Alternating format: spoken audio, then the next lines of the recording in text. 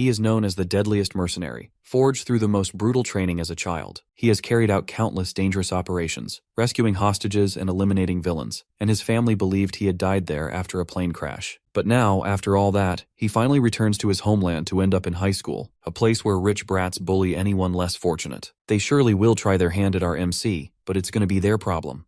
This story starts in a school, where the entire class is being introduced to this new handsome fella, who has just transferred into this school. The teacher mentions that he's been living overseas for a long time, and asks everyone to be friendly and help him settle in. All the girls in the class can't help but blush at how hot he is. Even the bullies in the room can't resist sneering, while the other students with average looks feel a pang of jealousy at the new guy's good looks. The teacher directs him to an empty seat at the back of the room, and he makes his way over, ready to get settled in his new spot. As the new guy walks to his seat, we spot a redhead guy named Jae-hyung, and we can tell that he is feeling absolutely annoyed. Let's face it, he's just jealous that this new guy is stealing the spotlight with his looks. The big guy seated behind Jae-hyung gives a subtle signal. Jae-hyung quickly catches on to what his friend is trying to say, and decides to take action. He extends his foot out, aiming to trip the new guy as he walks by. But Jae-hyung's plan doesn't go as smoothly as he'd hoped, because this new guy quickly halts, leaving Jae-hyung gritting his teeth in frustration. He had timed his foot extension perfectly, but it still didn't work at all. Meanwhile, the new guy, who goes by the name Jin by the way, just gives Jae-hyung a death glare for his pathetic attempt, though he does not say a word. The scene then flashes back to Jin's past, where we see a blonde guy advising Jin to avoid getting into fights once he returns to Korea. Jin lets out a sigh and responds that he's already aware of this much. The senior perks up to hear this, and curiously asks about how Jin knows. Jin then explains that he wouldn't enter any combat situation without having enough intel about his surroundings. Well, it looks like Jin's response isn't exactly what the senior was expecting to hear, because it sounds way too hardcore. But Jin continues, sharing his wisdom from years of experience. He explains that making a rash decision could cost him his life, and such a mistake would be a rookie move. This makes the senior even more uncomfortable, and our boy goes on to remind his senior that he has survived plenty of battlefields over the past 10 years, because he knows his stuff. Suddenly, Major Kang, the senior, tells Jin to stop and clarifies that he wasn't referring to all this strategic nonsense, but rather, he does not want our boy to engage in fights because he wants to prevent the poor offender from getting beaten up badly. In the present moment, Major's advice lingers in our boy's mind, so he does not say anything to the bully in order to avoid fighting. The teacher then notices Jin standing there idly and asks if everything's okay. Jin simply flashes a pleasant smile, saying he is good, and continues past Jae-hyung, ignoring him. Jae-hyung snickers once again, thinking Jin is just a wimp afraid of getting picked on. Even the guy who tried to trip him earlier smiles, pleased with Jin's reaction. Once Jin reaches his seat, the teacher tells one of the students to help him get ready for the first class. With that, the teacher leaves after wishing Jin a good time studying. The student sitting next to Jin quickly introduces himself as Youngchan Park, and our boy returns the gesture, introducing himself as Ijin Yu. Youngchan then nervously glances over his shoulder to make sure no one's watching, and leans in to whisper to our boy that he saw what Jae-hyung was trying to do. He explains that Jae-hyung Lee is a troublemaker, but there's also another bully to watch out for, which is Hyuk-jin Ju, who's just as bad. Jin takes a closer look at both of the troublemakers, while Youngchan further reveals that the next class is math. Jin thanks his new friend for the heads up, and Youngchan is relieved to see that our boy isn't just another bully. He tells our boy to feel free to ask him anything, and he'll do his best to help out. The math teacher arrives and instructs everyone to open their textbooks. He starts solving math problems on the board. Some students are busy taking notes, while others look utterly bored. Jin takes in the scene, noticing that Youngchan is diligently paying attention, while some students are dozing off or messing around on their smartphones. He also glances out the window and sees a group of students playing in the playground. Jin's mind drifts back to his days as a mercenary. He remembers the heavy rain, feeling utterly exhausted and battered. The chaos of his past life, the constant roar of guns and explosions, seems to have left a permanent mark on his mind.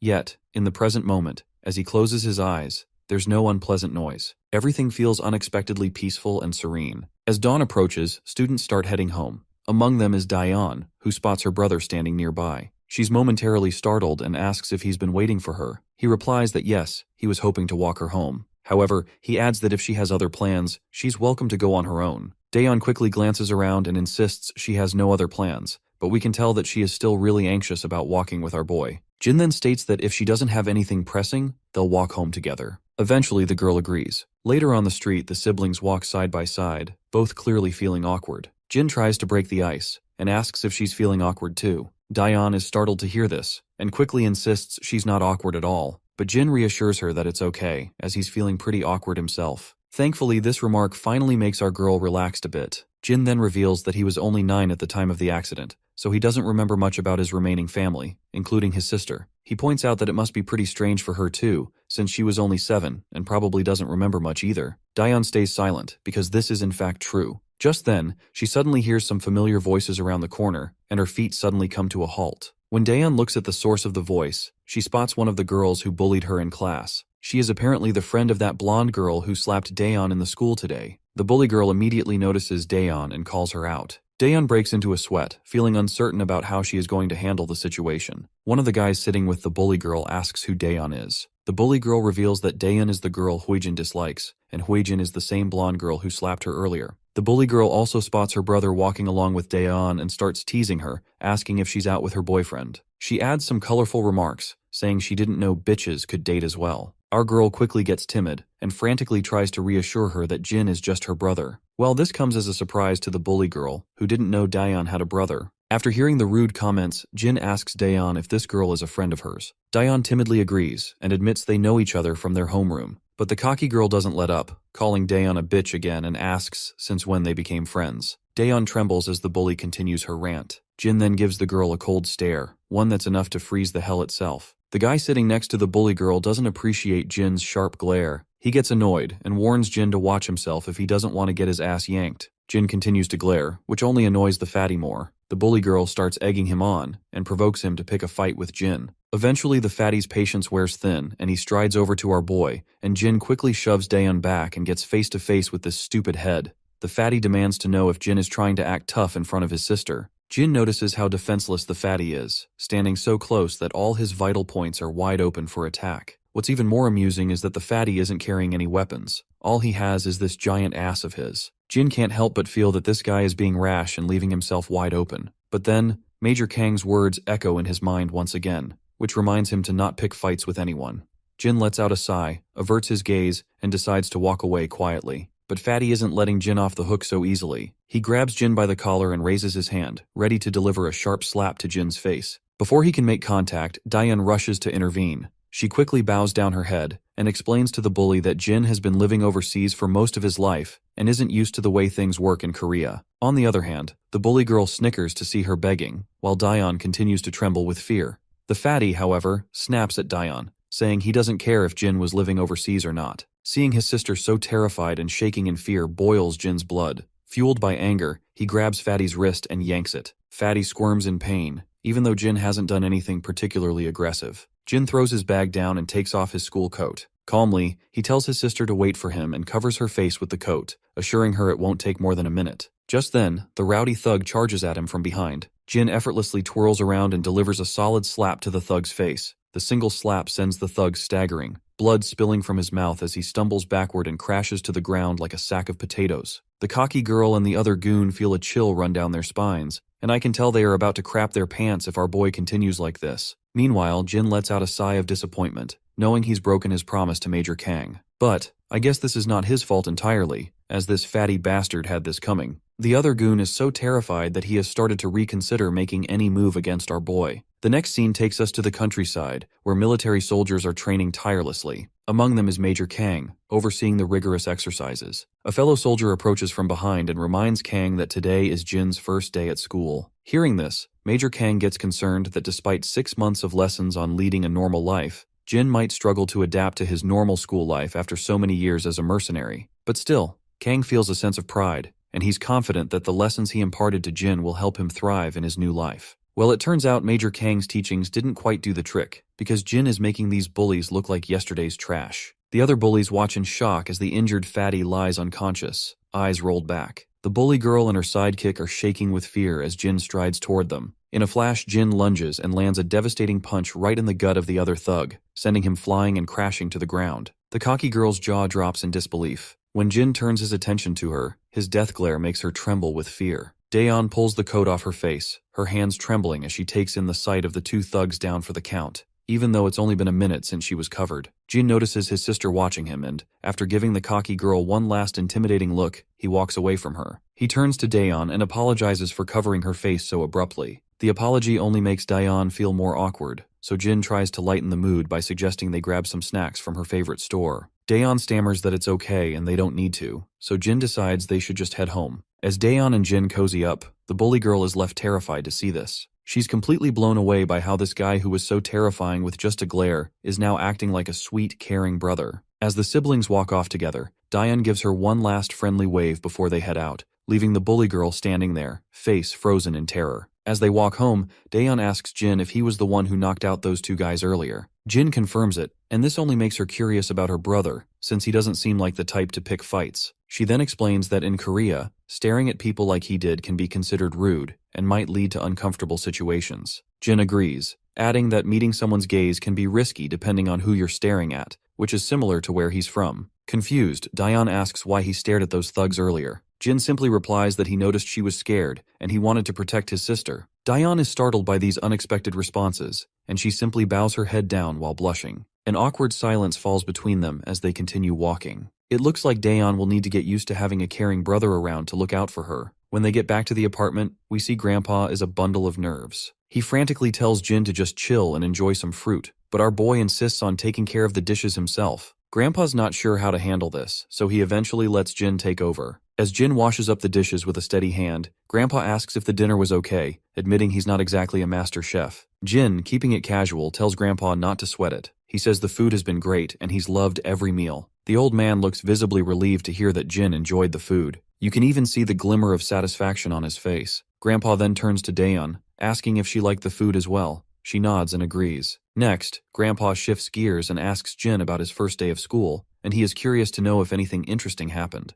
Jin hesitates for a moment, looking a bit anxious about answering. Daeon also feels a bit uneasy, reflecting on how eventful the day has been. But after a moment of pause, Jin admits that it was a good day. Grandpa's face lights up with genuine pleasure at hearing this, clearly relieved and happy. Once everyone hits the bed for the night, we find our guy still wide awake. His mind flashes back to when his grandpa first saw him, and he can almost feel how grateful his old man was to have him around. Jin's cold heart has slowly started to warm up after living with his grandpa and sister for a while. Then, his thoughts drift to the time he was stuck on that airplane before it crashed. Passengers were in a panic, and the emergency oxygen masks had popped out of the compartments. As everyone scrambled to put on their masks, Jin's parents focused on making sure their son could breathe safely. It was a terrifying day for him. Just as the plane began its downward plunge, Jin jolts awake in the present, leaping out of bed in shock and breathing heavily from this nightmare. His heart is racing, and he finally realizes it was just a dream. He glances at his clock and sees that morning has arrived. As he sits there alone, he hears rattling noises coming from the living room. He stands up and goes out, only to find his sister preparing breakfast for the day. He looks around and asks where Grandpa went. She tells him that Grandpa left for work at dawn. She explains that Grandpa took time off to be home when Jin arrived,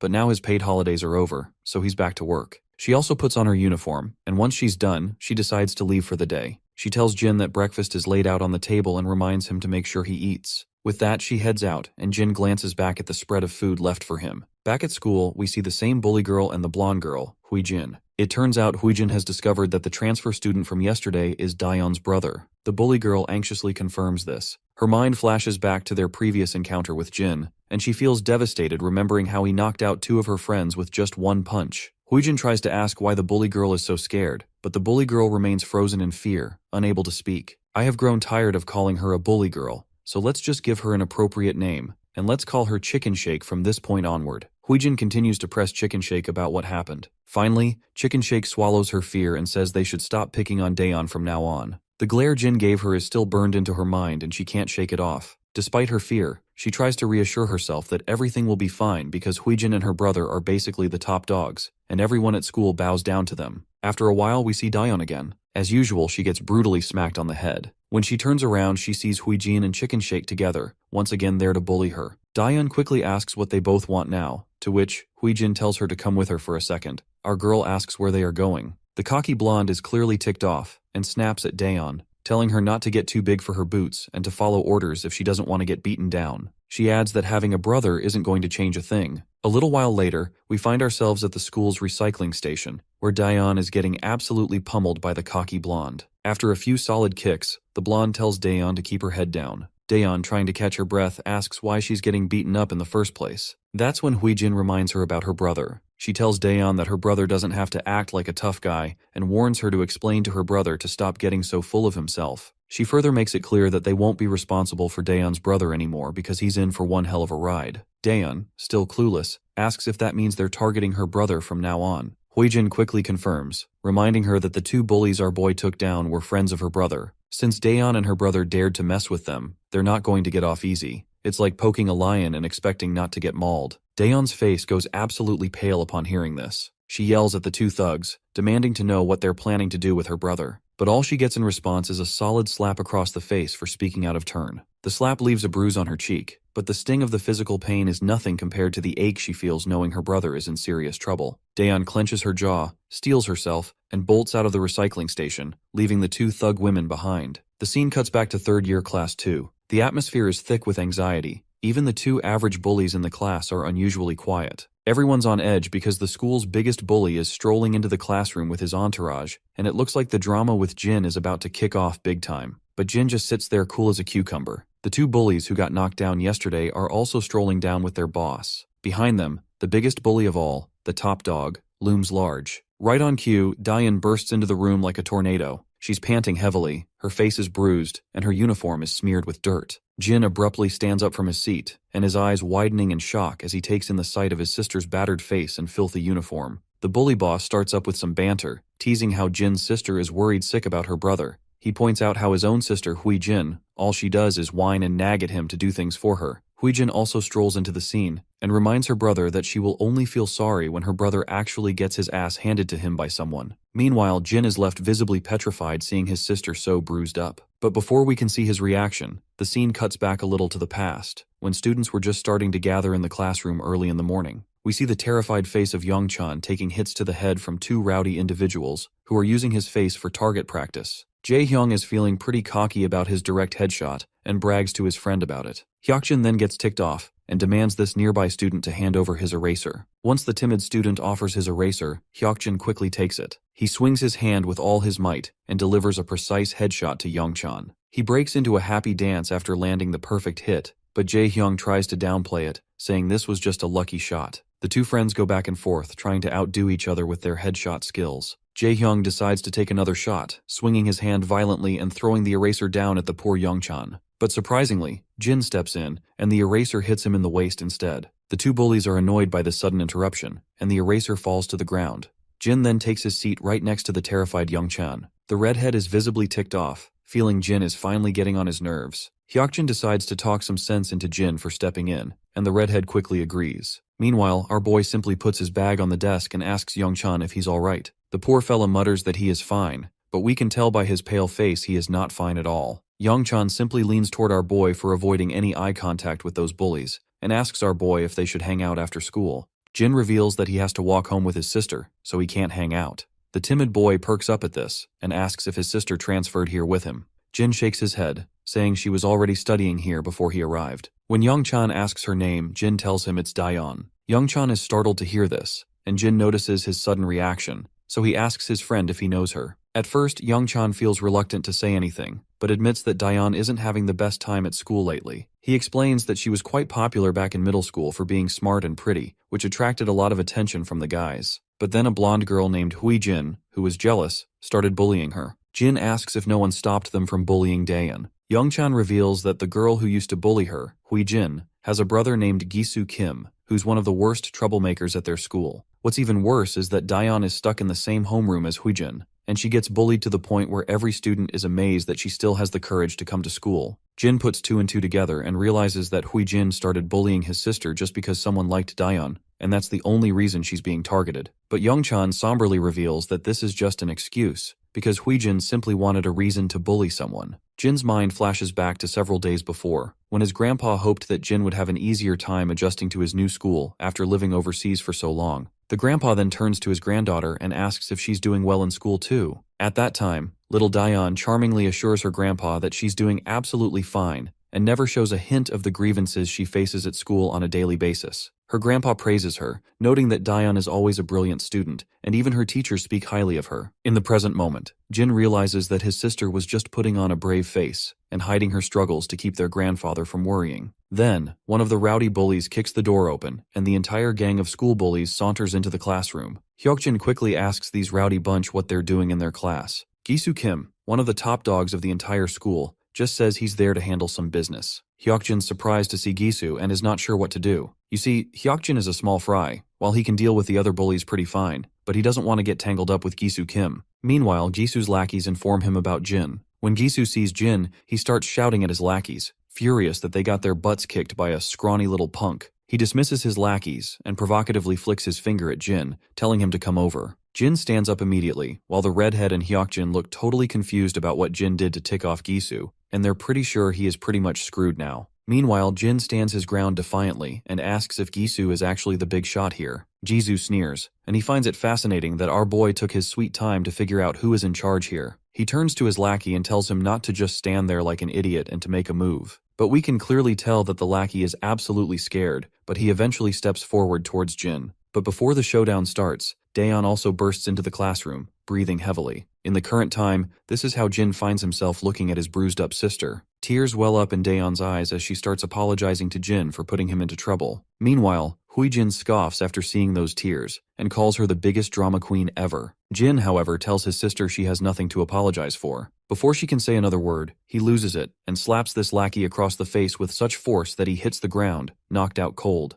The other bullies, who already know how hard Jin can hit, start to tremble. With one lackey down, Jin turns to his sister and says that these bullies are the ones who should be apologizing. The fatty charges at Jin with a clenched fist, but Jin effortlessly pushes his hand away. When he spots the exposed throat, Jin delivers a brutal, precise smack to it, like a ninja, leaving the bully spitting and coughing before collapsing to the floor. The other lackey, shaking with fear, tries to land a hit on Jin. Jin responds with a crushing blow to his ribs, and with lightning-fast reflexes, sends the lackey tumbling to the ground. Meanwhile, Gisu's confidence has finally started to fade away, as he sees our boy effortlessly taking down his bullies like they're nothing. The local lackeys of this class, who are still in their beta stage, stand there wide-eyed and expressionless. Even Huijin and Chicken Shake are freaking out, completely losing their composure. After taking down the last two bullies, Jin turns to Gisu and makes it clear that his sister has been suffering because of these thugs, and he's not about to stand for it. Gisu finally decides to speak, sneering as he admits that Jin is not a pushover after all. With a smirk, Gisu swings his leg with lightning speed toward Jin's face, but Jin effortlessly blocks the kick, leaving Gisu absolutely stunned, because he did not expect our boy to react so fast. Nonetheless, Gisu quickly swings his other leg, which is also blocked by Jin quite easily. Jin seizes Gisu's leg, pulls him closer, and delivers a brutal punch to his face. The punch sends blood spraying everywhere as Gisu crashes to the ground like a rag doll. His nose and mouth are bleeding, and he looks up in horror at Jin, who towers above him like a goddamn Death Reaper. Without hesitation, Jin swings his leg again, striking the bastard in the face with a powerful kick that sends more blood splattering.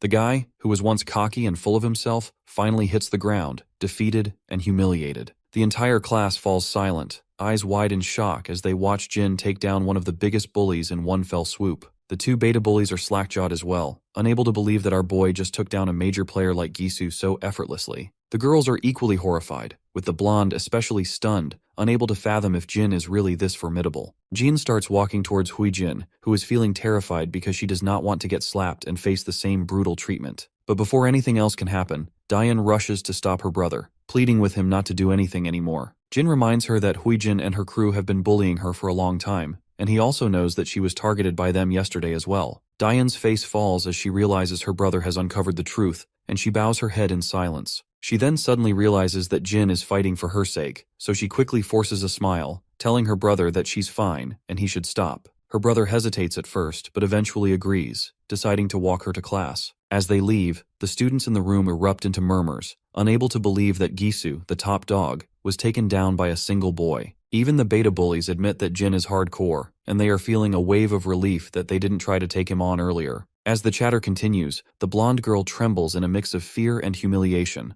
unable to process her defeat. Meanwhile, as Jin and Daeon walk together, she expresses her shock at how good her brother is at fighting, but then starts apologizing again. Confused, Jin asks what she's apologizing for. Daeon explains that it was her fault he got dragged into this mess. She feels responsible for the fights he had to endure, both yesterday and today. Jin gives Daeon a reassuring smile, telling her she doesn't need to apologize for anything, because this is what families are for, to protect each other. He then begins to explain that back where he used to live, everyone only looked out for themselves. They didn't care what happened to others as long as they weren't the ones suffering. But even those people would act differently when their own families were involved. That is when the scene cuts down into the memory lane, to a chaotic battlefield, with smoke and explosions tearing through the area. Gunfire and bombardments echo from both sides. In the middle of the madness, we see a younger Jin, caught in the mayhem. Among the carnage, he spots one of the opposing soldiers desperately trying to save his little daughter, shielding her from a man who is holding his gun right over their faces. Even in the middle of the violence, the sight of that soldier risking everything for his child left a deep impression on Jin. It made him question what family truly meant and why it was so important. In the current moment, Diane points out that he barely remembers her,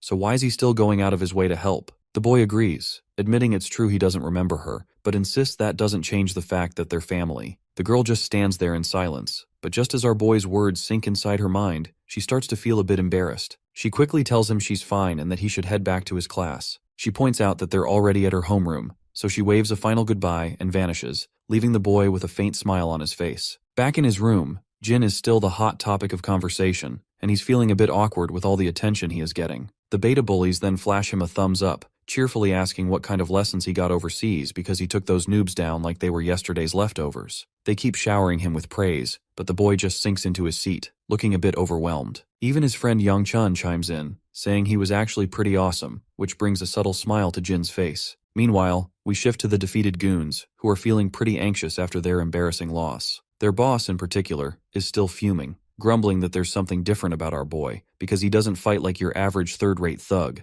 His sister tries to cheer him up, reminding him to stop sulking and pointing out that their loss was just a fluke, and Jin just caught them off guard, so she suggests they should try to catch him later. But the bullies stay silent, because they've learned the hard way that our boy is a powerhouse not to be messed with. Still, the blondie reminds her that he's just one guy, and they shouldn't let some dude take us down like this. Her brother finally shuts her up, telling her if she's itching for a fight, she can go take on the boy herself if she thinks it's so easy. Of course, Huijin doesn't like the way her brother's talking to her, so she snaps back that he shouldn't take his frustration out on her just because he got his butt handed to him by some random guy. Her brother is absolutely furious, and it's clear Huijin's words hit him hard. He is seething in anger because we all know that she is speaking some uncomfortable truth. Huijin glares at him one last time, her eyes welling up with tears from the frustration of seeing her brother act like this. Quietly, she turns around and slams the door behind her as she leaves. As she stomps down the corridor, Chicken Shake catches up with her from behind. Meanwhile, Blondie is absolutely fuming. It's incredibly frustrating for her that all those bullies couldn't handle just one guy. She slams the door open as she storms into the classroom,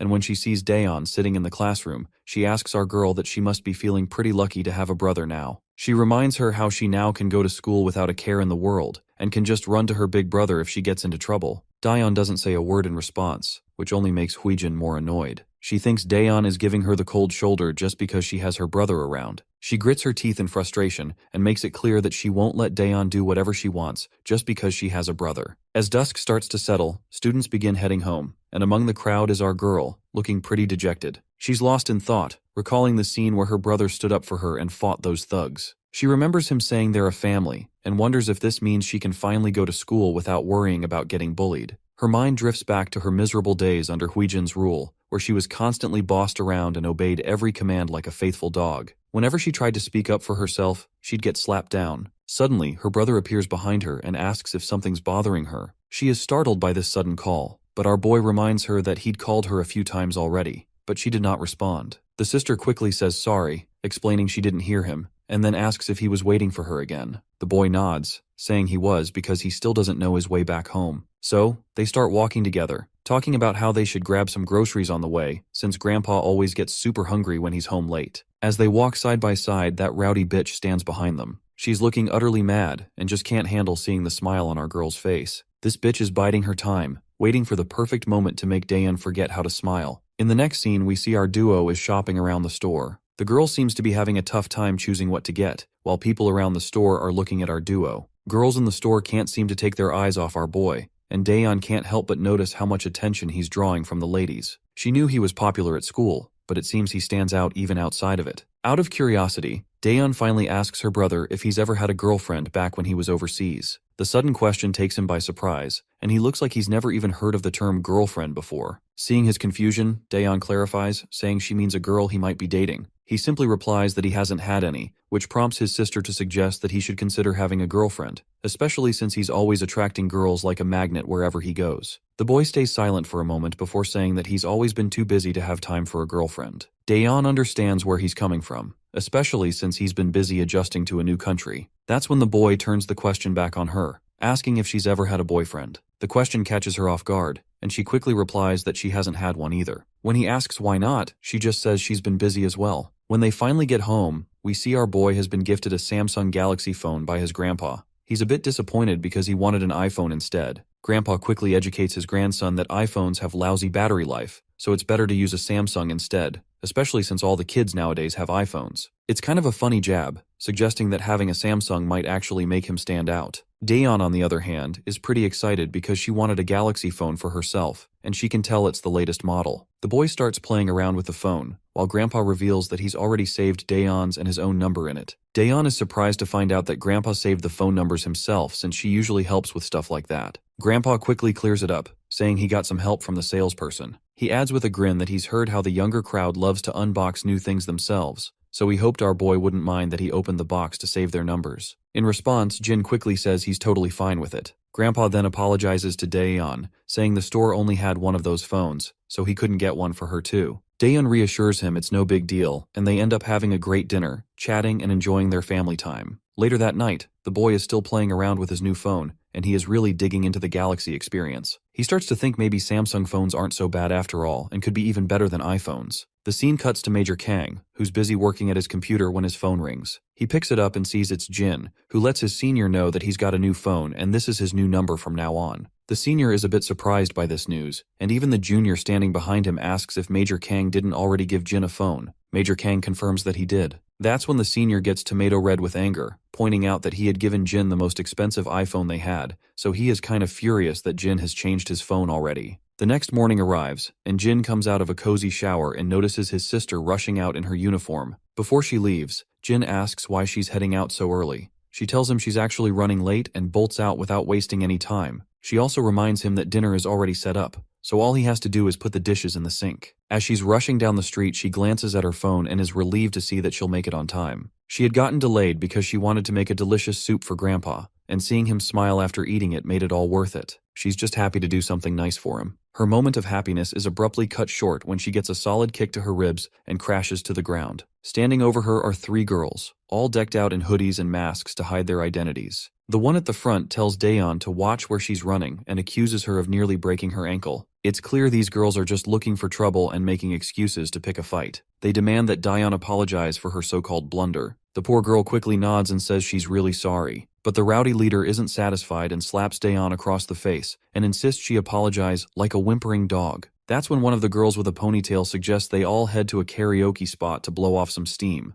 Another girl quickly agrees, saying that they definitely need to relax and have some fun. The ponytail girl crouches down to meet Daeon at eye level. With a smug grin, she invites our girl to join them in their karaoke session, and she is sure that they are going to have a blast there. The second Daeon hears that voice, she instantly recognizes that this is Huijin Kim, and she is definitely here to make our girl's life miserable. Before she knows it, they're all at a dingy karaoke place. The manager, catching sight of these shady-looking girls, can't help but feel uneasy. A while later, we see the manager again, who is pacing nervously toward the room where those girls had their karaoke session. He mutters to himself about how rowdy kids have gotten these days, and wonders what kind of mess those ladies might have left behind, because in their entire karaoke session, all he heard was loud screaming noises. The manager turns the lever and opens the door, only to find Daeon sprawled on the floor, clearly beaten up. Thankfully, she's conscious, and starts to slowly get up. She fumbles with her things, her hands shaking as she gathers her stuff. The manager is utterly confused to see this unexpected sight and decides to call an ambulance,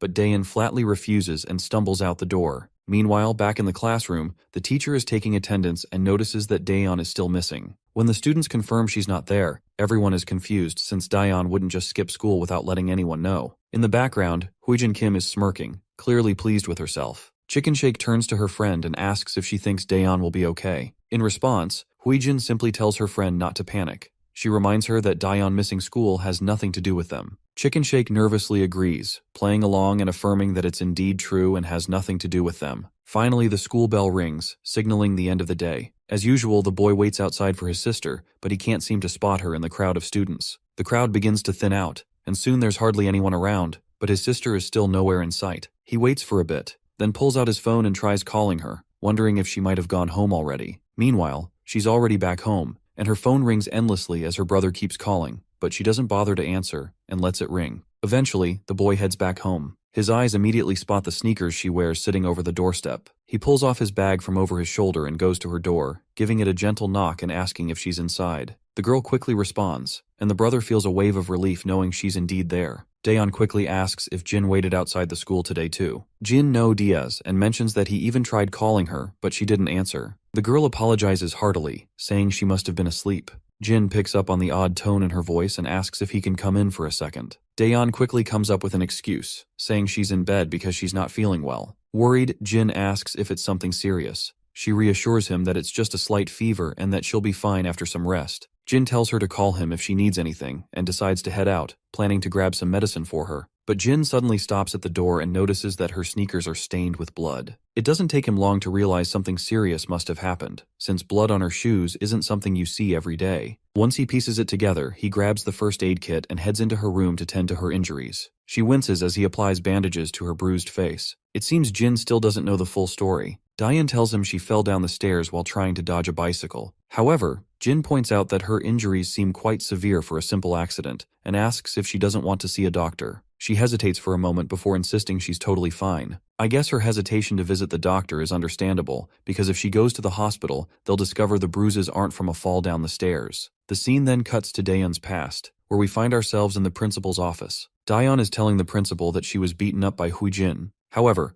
Huijin flatly denies the accusations. The police are also involved in the case, and Daeon insists that Huijin was the one who beat her up. She explains that Huijin was wearing a mask and hat, but she recognized her voice and is certain it was her. Besides, Huijin has a history of bullying her at school. But then Huijin, with a sly smirk, asks how Daeon can accuse her when she didn't even see her face. The principal questions Daeon if she saw the face of the person who assaulted her. Daeon responds once again that the assailant's face was covered, but she's sure it was Huijin. At this point, Huijin's mother bursts with anger. She angrily accuses Daeon of calling the police and treating her daughter like a criminal over a ridiculous accusation. The principal tries to calm the furious mother down, but she refuses to listen and makes it clear that she won't calm down. Meanwhile, Huijin's confidence crumbles as she realizes that no one seems to believe her, despite her certainty that Huijin was the culprit. Even the police officers are skeptical. The mother demands that Daeon apologize to her daughter immediately for the accusation, but our girl stands her ground and tells the woman that it was indeed her daughter who assaulted her. The arrogant mother is infuriated by this and decides she will take the matter up with Daeon's parents. She demands our girl to bring her parents to the school right away. This just breaks Daeon's heart. She feels tears streaming down her face involuntarily, while the villain who assaulted her laughs and walks away unpunished. In the present, she feels trapped in the same situation she faced in the past. She believes that raising her voice without solid proof is futile and is determined not to offend her grandfather, who has always been a supportive figure for her. Suddenly, Jin notices her tense expression and puts his hand on her forehead, asking if she's really okay. The girl responds, albeit weakly, that she's fine. Jin points out that while her bones aren't broken, the bruises are pretty severe and will hurt for a few days. She nods, and finds it surprising that he's actually quite good at this patching up stuff, because she can tell the bandages are perfectly placed. She then becomes somber, remembering their grandfather. She's worried he might get upset about all this, especially since he has a weak heart. This news comes as a surprise to Jin, and the girl further reveals that their grandfather takes pills to regulate his heart health. In response, Jin promises her that he'll make sure their grandfather won't catch whiff of this predicament, and tells her to just get some sleep. As he begins to walk away, she calls out to him from behind. With a pleasant smile, she thanks him for all his help, and Jin reciprocates with the same warm smile. But once he's gone, her smile fades.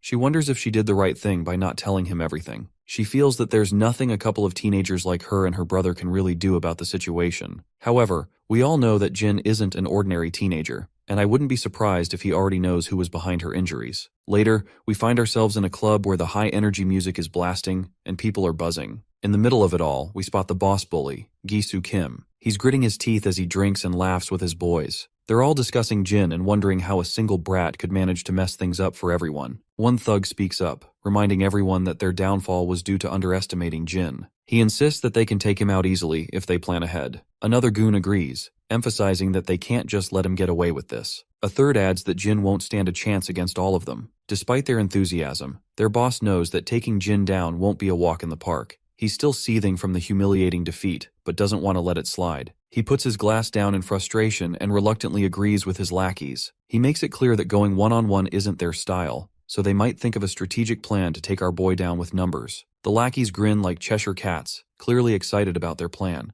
This rowdy bunch may think they've got it all figured out, but they're nothing more than a pack of hyenas destined to get their comeuppance from Jin sooner or later. Just as they're planning their next move, Gisu's phone rings. The caller ID shows it's from someone labeled Little Bitch. It turns out to be his little sister, and it seems like even Gisu agrees with us that she indeed is a bitch. Anyway, she starts yelling at him, asking why he's just sitting around at the club. Gisu tells her to either say what she wants or he's hanging up. The girl insists that he owes her big time. Gisu confusingly asks what she's talking about. She then reveals that he roughed up Daeon earlier today. She tells him they can't let the siblings get away with it, or they'll lose their authority in the whole school. Her brother, feeling a bit proud of his sister, tells her she did a good job. He reveals that they're also planning to get payback on Jin. Just then, someone walks into the club. As the bullies turn to see who it is, they realize it's Jin. He appears to be there to settle some business. Gisu gets absolutely furious at the sight of Jin casually walking into his turf, but Jin just walks toward their table with a calm demeanor. Gisu then feels somewhat relieved that they don't have to hunt Jin down anymore to get their revenge. However, Jin isn't there for a friendly chat either, and without wasting any time, he grabs one of the lackeys by the face and slams him down hard against the edge of the table. Another lackey charges at him, but Jin's hand moves so fast that his single punch shatters all the ribs of the attacker. The bully leader and his lackeys grit their teeth seeing their goons go down. The rest of the crew charges at Jin, but my guy just stays cool as a cucumber.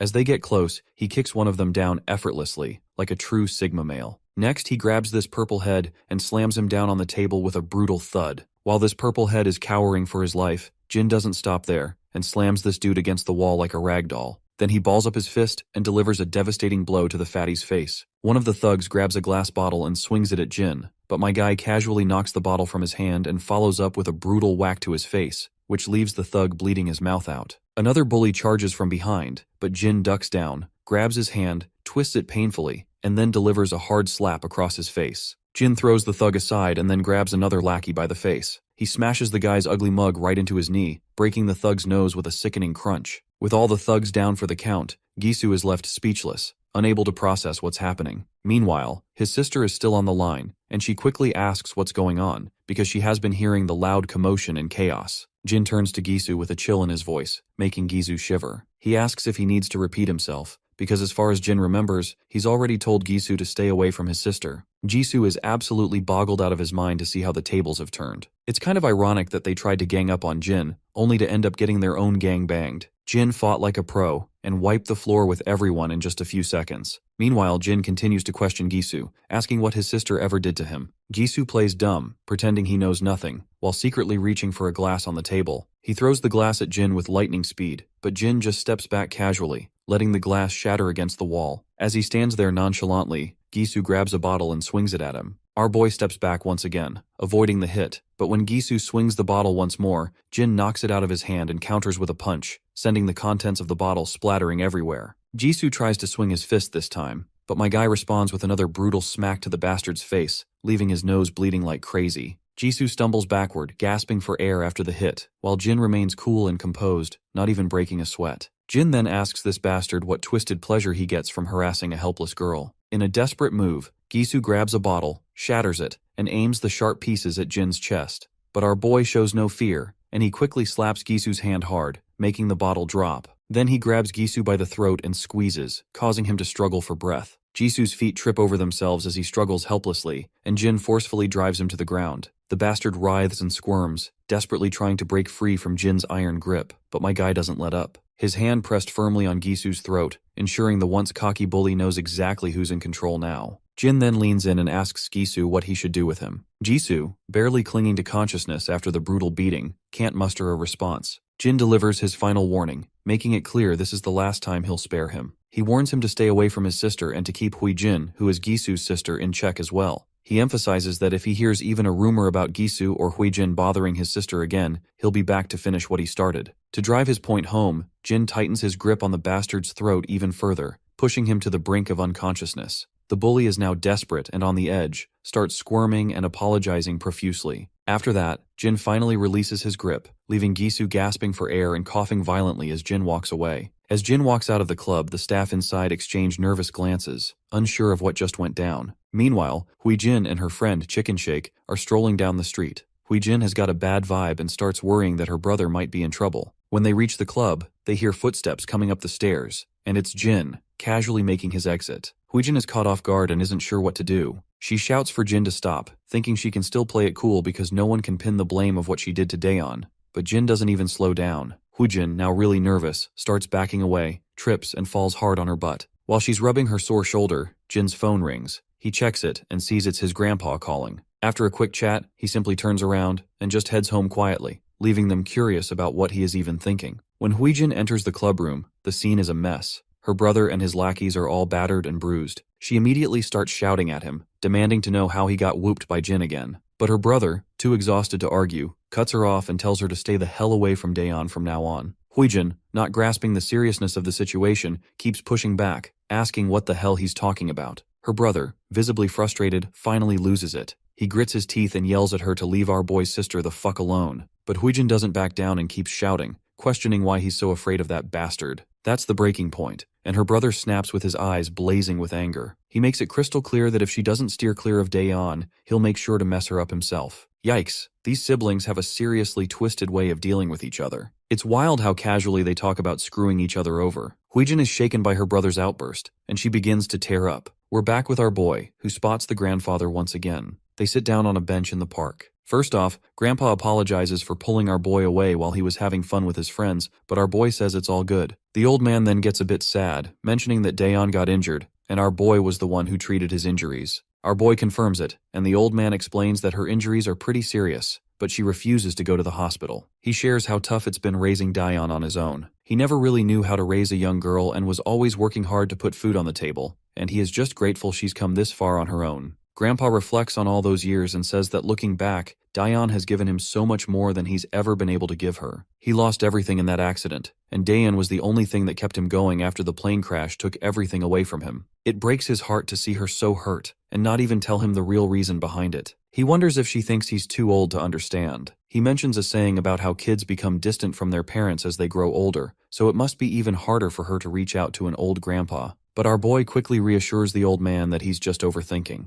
He points out that it's clear how much Grandpa loves Daeon, and he's sure Daeon loves him just as much. He tells Grandpa to stop worrying so much and promises that he'll look out for her at school. Hearing this, the old man is finally a bit relieved and genuinely happy that Daeon has a brother-like figure in her life. The next scene shifts to Omnia Medical Examination Center. Inside, we see Gisu with his injuries finally patched up. He's getting an earful from his father, who's clearly disappointed in him. His dad doesn't hold back, making it clear that Gisu deserves every one of those injuries because, as he puts it, if you're going to play stupid games, you're going to win stupid prizes. The arrogant mother starts yelling at her husband, clearly outraged. She reminds him that their son is in the hospital, and this is all he has to say? She tells him to go find the brute who did this and yell at him instead. She also points out that the same brute busted Huijin's arm too. Honestly, it's a real mess. Huijin is a bitch to the point that she even pinned the blame of her own mishap on our boy. We all know that she tripped and banged up her shoulder, but instead of taking responsibility, she's blaming him for everything. The angry father finally calms down and lets out a deep sigh. The concerned mother tells her son to just focus on resting and recovering. As they start to leave, the mother grumbles about making the kid who hurt their son pay if she ever gets her hands on him. Once they're gone, Gisu finally asks his sister why she had to tell their parents everything. He explains that by doing so, she's just made things worse for him. He feels humiliated that people will think he ran to their parents like a whining brat after getting beaten up. His sister then asks how she was supposed to hide the fact that her brother was in the hospital and that her arm was broken. Gisu gets pretty ticked off and demands to know if Jin was the one who did this to her arm. She remembers how she tripped and fell, but she doesn't mention that to him. Instead, she just says that Jin was responsible. It's messed up how she's shifting the blame so shamelessly. She then quickly stands up and tells him to just stay here and get better. She says she'll make sure they realize once and for all who they're dealing with. Jisoo sits there, unsure if they should mess with our boy again. Meanwhile, we're back with their parents. The woman reveals that she's just spoken to Mr. Cha, but her husband asks why she's complicating things and tells her to let the school handle it. The woman responds that it's Saturday already, and she doesn't want to sit back and twiddle her thumbs waiting for them. She starts yelling, pointing out that the school won't deliver real justice for what was done to their kids, and they'll likely only settle for a suspension or expulsion at best. The husband continues to argue, saying she has no business going to Mr. Cha to handle this personally. The woman reveals that she already knows Mr. Cha and that he's been handling his dirty work for years. Meanwhile, Huijin is eavesdropping and feeling pretty smug about her mother contacting Mr. Cha. She knows that Mr. Cha is the scary gangster who works for her father, and she's sure this will put an end to those troublemakers once and for all. The scene shifts to a rundown place where a man is fidgeting with his lighter, clearly on edge. Two goons walk by, looking pretty disappointed. They grumble about being ordered by their boss to handle some teenage drama, and none of them are thrilled about it. Even the boss himself isn't thrilled about dealing with this kid's squabble. But hey, a job's a job, even if it means wading through a mess of teenage nonsense. The scene flashes back to a time where a luxury Mercedes is zooming down the road. Inside the car, Mr. Cha, the mafia boss, takes a call from the woman. She fills him in on how her daughter's hand got fractured, and her son got beaten up by some teenager. She's insisting that he needs to handle it. Cutting back to the present, Mr. Cha is puffing out smoke from his cigarette, clearly fuming. He's beyond frustrated that he has to deal with this kind of nonsense as well. The scene transitions back to the quarters, where our boy is sitting before his computer, still lost in thought about his encounter with the Gisu. He's wondering if these guys are really going to let it go. Suddenly the doorbell rings. He hears his grandpa arguing with someone at the door. It turns out that the people at their doorstep want to see Jin. The intimidating man outside claims they just want to talk to Jin for a bit. Grandpa, concerned about the late hour, questions what could be so urgent. Our boy steps out of his room, telling his grandpa that he'll be back soon after he hears what they want.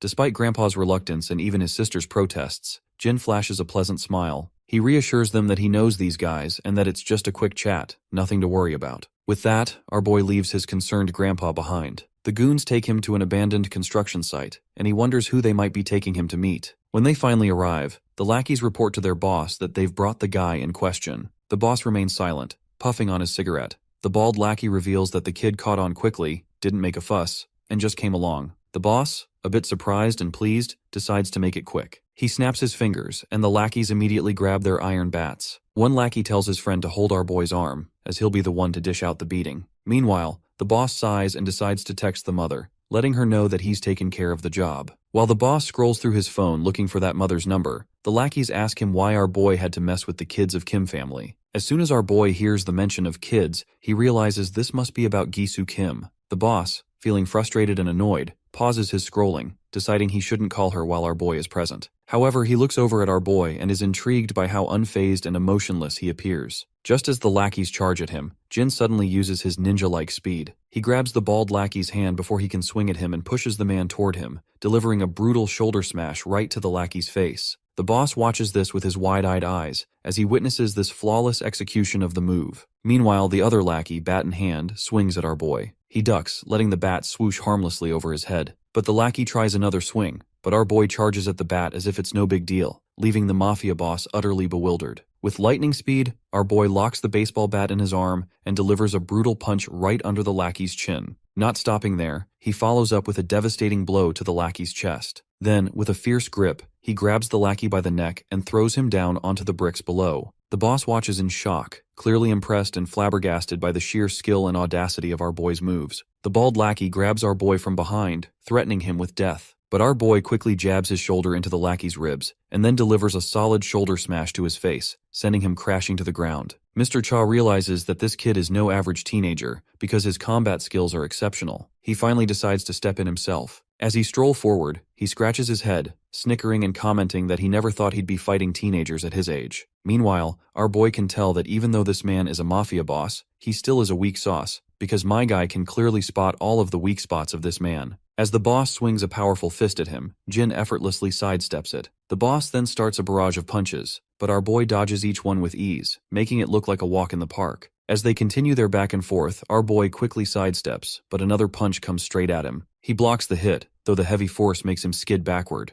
The mafia boss sneers, impressed that he managed to block that one as well. Meanwhile, Jin checks his wrist where he took the punch and his hand winces from the aching pain. He realizes that the mafia boss predicted his movements and delivered the punch with precision. On the other hand, the mafia boss's curiosity has finally peaked, and he asks Jin who he really is. Jin casually replies that he's just a high school student. The boss isn't buying it. In his mind, he figures this kid must have some serious skill and experience to fight like this. Jin takes his stance. With a grin, the boss says he's up for sparring further, and balls up his fist to deliver a blow to our boy. Our boy quickly deflects an incoming punch and tries to throw one of his own, but the mafia boss sidesteps it effortlessly. The boss then attempts to attack, but our boy grabs his hand and swings a punch towards his gut. The mafia boss reacts again, causing our boy to end up landing a hit right to his face instead. Mr. Cha is absolutely annoyed after taking that hit right over his face and tries to swing another punch at our boy. Once again, our boy deflects the attack and, locking eyes with his opponent, delivers a brutal blow to his face. He follows this up with a series of powerful punches, knocking Mr. Cha to the ground, leaving him feeling utterly humiliated by a teenager. It's surprising to see a mafia boss who relies more on his fists than on guns. Anyway, once Mr. Cha is defeated, he grins, noticing that our boy doesn't seem rattled at all by the fight. He doesn't know where this kid came from,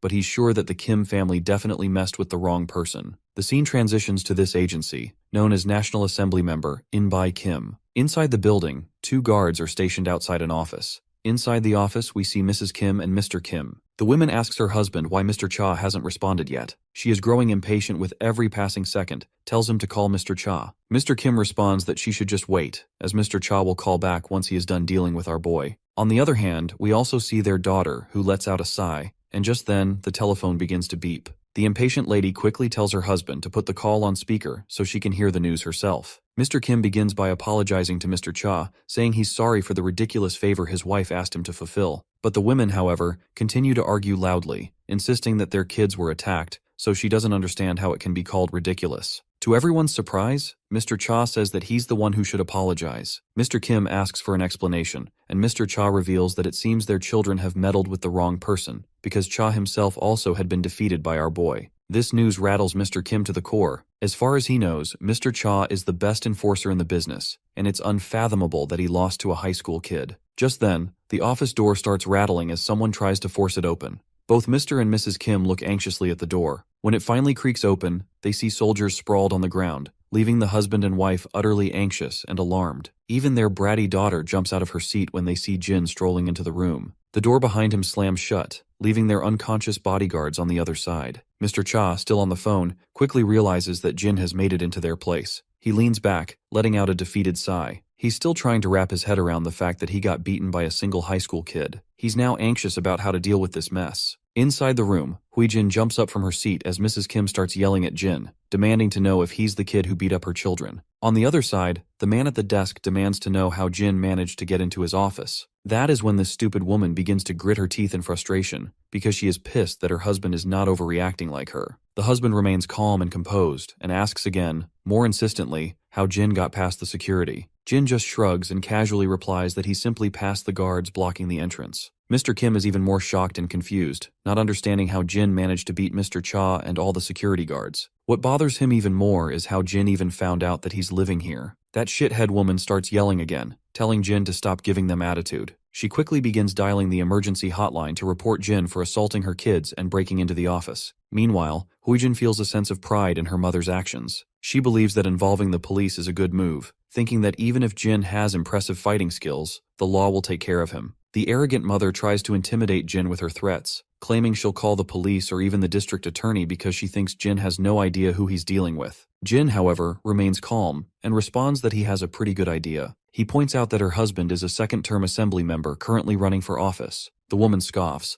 asking Jin if he knows so much about their status, then why did he assault her kids? On the other hand, Hui-jin smugly sneers, feeling satisfied that they've cornered Jin, and faintly tells him that it's game over. The authorities pick up the call, and the lady starts yelling into the phone, demanding that the officers reach Kim's office right away. But before she can say anything more, she falls silent when she hears something unexpected. Apparently, Jin plays the full footage of the karaoke room where Hui-jin and her lackeys assaulted her sister. The undeniable evidence leaves Hui-jin speechless, her eyes widening in shock as if they might pop out of their sockets. Mr. Kim stays silent, feeling utterly devastated. The screams of Daeon begging for forgiveness echo through the room, as the trashy ladies continue to beat her to a pulp. Seeing the concrete evidence, Mrs. Kim's jaw drops, and she quickly hangs up the hotline, saying she'll call them back later. On the other hand, Hui-jin starts yelling at Jin, demanding to know how he got those files. Jin remains silent for a moment, and then the scene flashes back to the outside of the Kim's residence. Inside one of the rooms, Jin is seen sneaking around the house. He opens a laptop and copies all of the data onto a pen drive. In the present, Mr. Kim grits his teeth in frustration, feeling that his kids are a total disappointment. But Hui-jin quickly tries to reassure her father, explaining that she had a good reason for everything. Mr. Kim, however, angrily tells her to shut up. Jin then reveals that he also has files involving Gisu Kim. He explains to the Kims that their children always save videos of their conquests. He states that he has dozens of clips showing their violent behavior, beating up kids at school, extorting money and valuables from their victims, and even the latest clip of his sister being assaulted by a group of girls at karaoke. Hui-jin is shaking like a leaf with all these truth bombs exploding around her, but her mother quickly jumps in to defend her daughter, claiming that our boy is just trying to threaten them and that he won't get away with it. But Jin reminds her that he didn't start this mess, and what he's doing now is hardly a threat compared to hiring a bunch of gangsters to attack him, and makes it clear that he has recorded all of it too. The father facepalms in utter disappointment and asks our boy if he did all this just because his kids assaulted his sister first. Jin responds that, as a parent, they have the right to take their children's side at all costs, so as a brother, he will do whatever it takes to protect his sister as well. The man understands where he's coming from and points out that they'll cover her treatment and offer a hefty settlement to make amends. But our boy makes it clear that this isn't necessary. The father is puzzled and asks what he means by that. He then inquires if Jin would like his kids to apologize to his sister. Hearing her father, Huijin grits her teeth and thinks to herself that she'd rather bite her tongue and bleed to death than apologize. On the other hand, our boy makes it clear that an apology won't undo the time his sister spent in fear and pain. So he insists that if they really want to compensate him, he wants his sister to never have to see Jisoo or Huijin Kim again. This demand rattles Huijin's nerves, but her father quickly agrees, stating that he'll have his kids transfer schools or perhaps even send them abroad to study. Naturally, the mother and daughter let out a piercing scream in protest, but the father quickly shuts them down and turns his attention back to our boy, asking if this would be enough to satisfy him. Our boy states that he wants them gone from the school starting tomorrow. In response, the father says he'll inform the school, and once that's settled, Huijin begins to cry, and her tears flow out involuntarily. Just as our boy starts to leave, the father quickly stops him and reminds him that, since he agreed to the demands, he'd like our boy to delete all of the videos he found. Our boy shoots the old man a death glare, and the father can tell from the intensity of his eyes that this kind of deadly glare doesn't belong to a high schooler.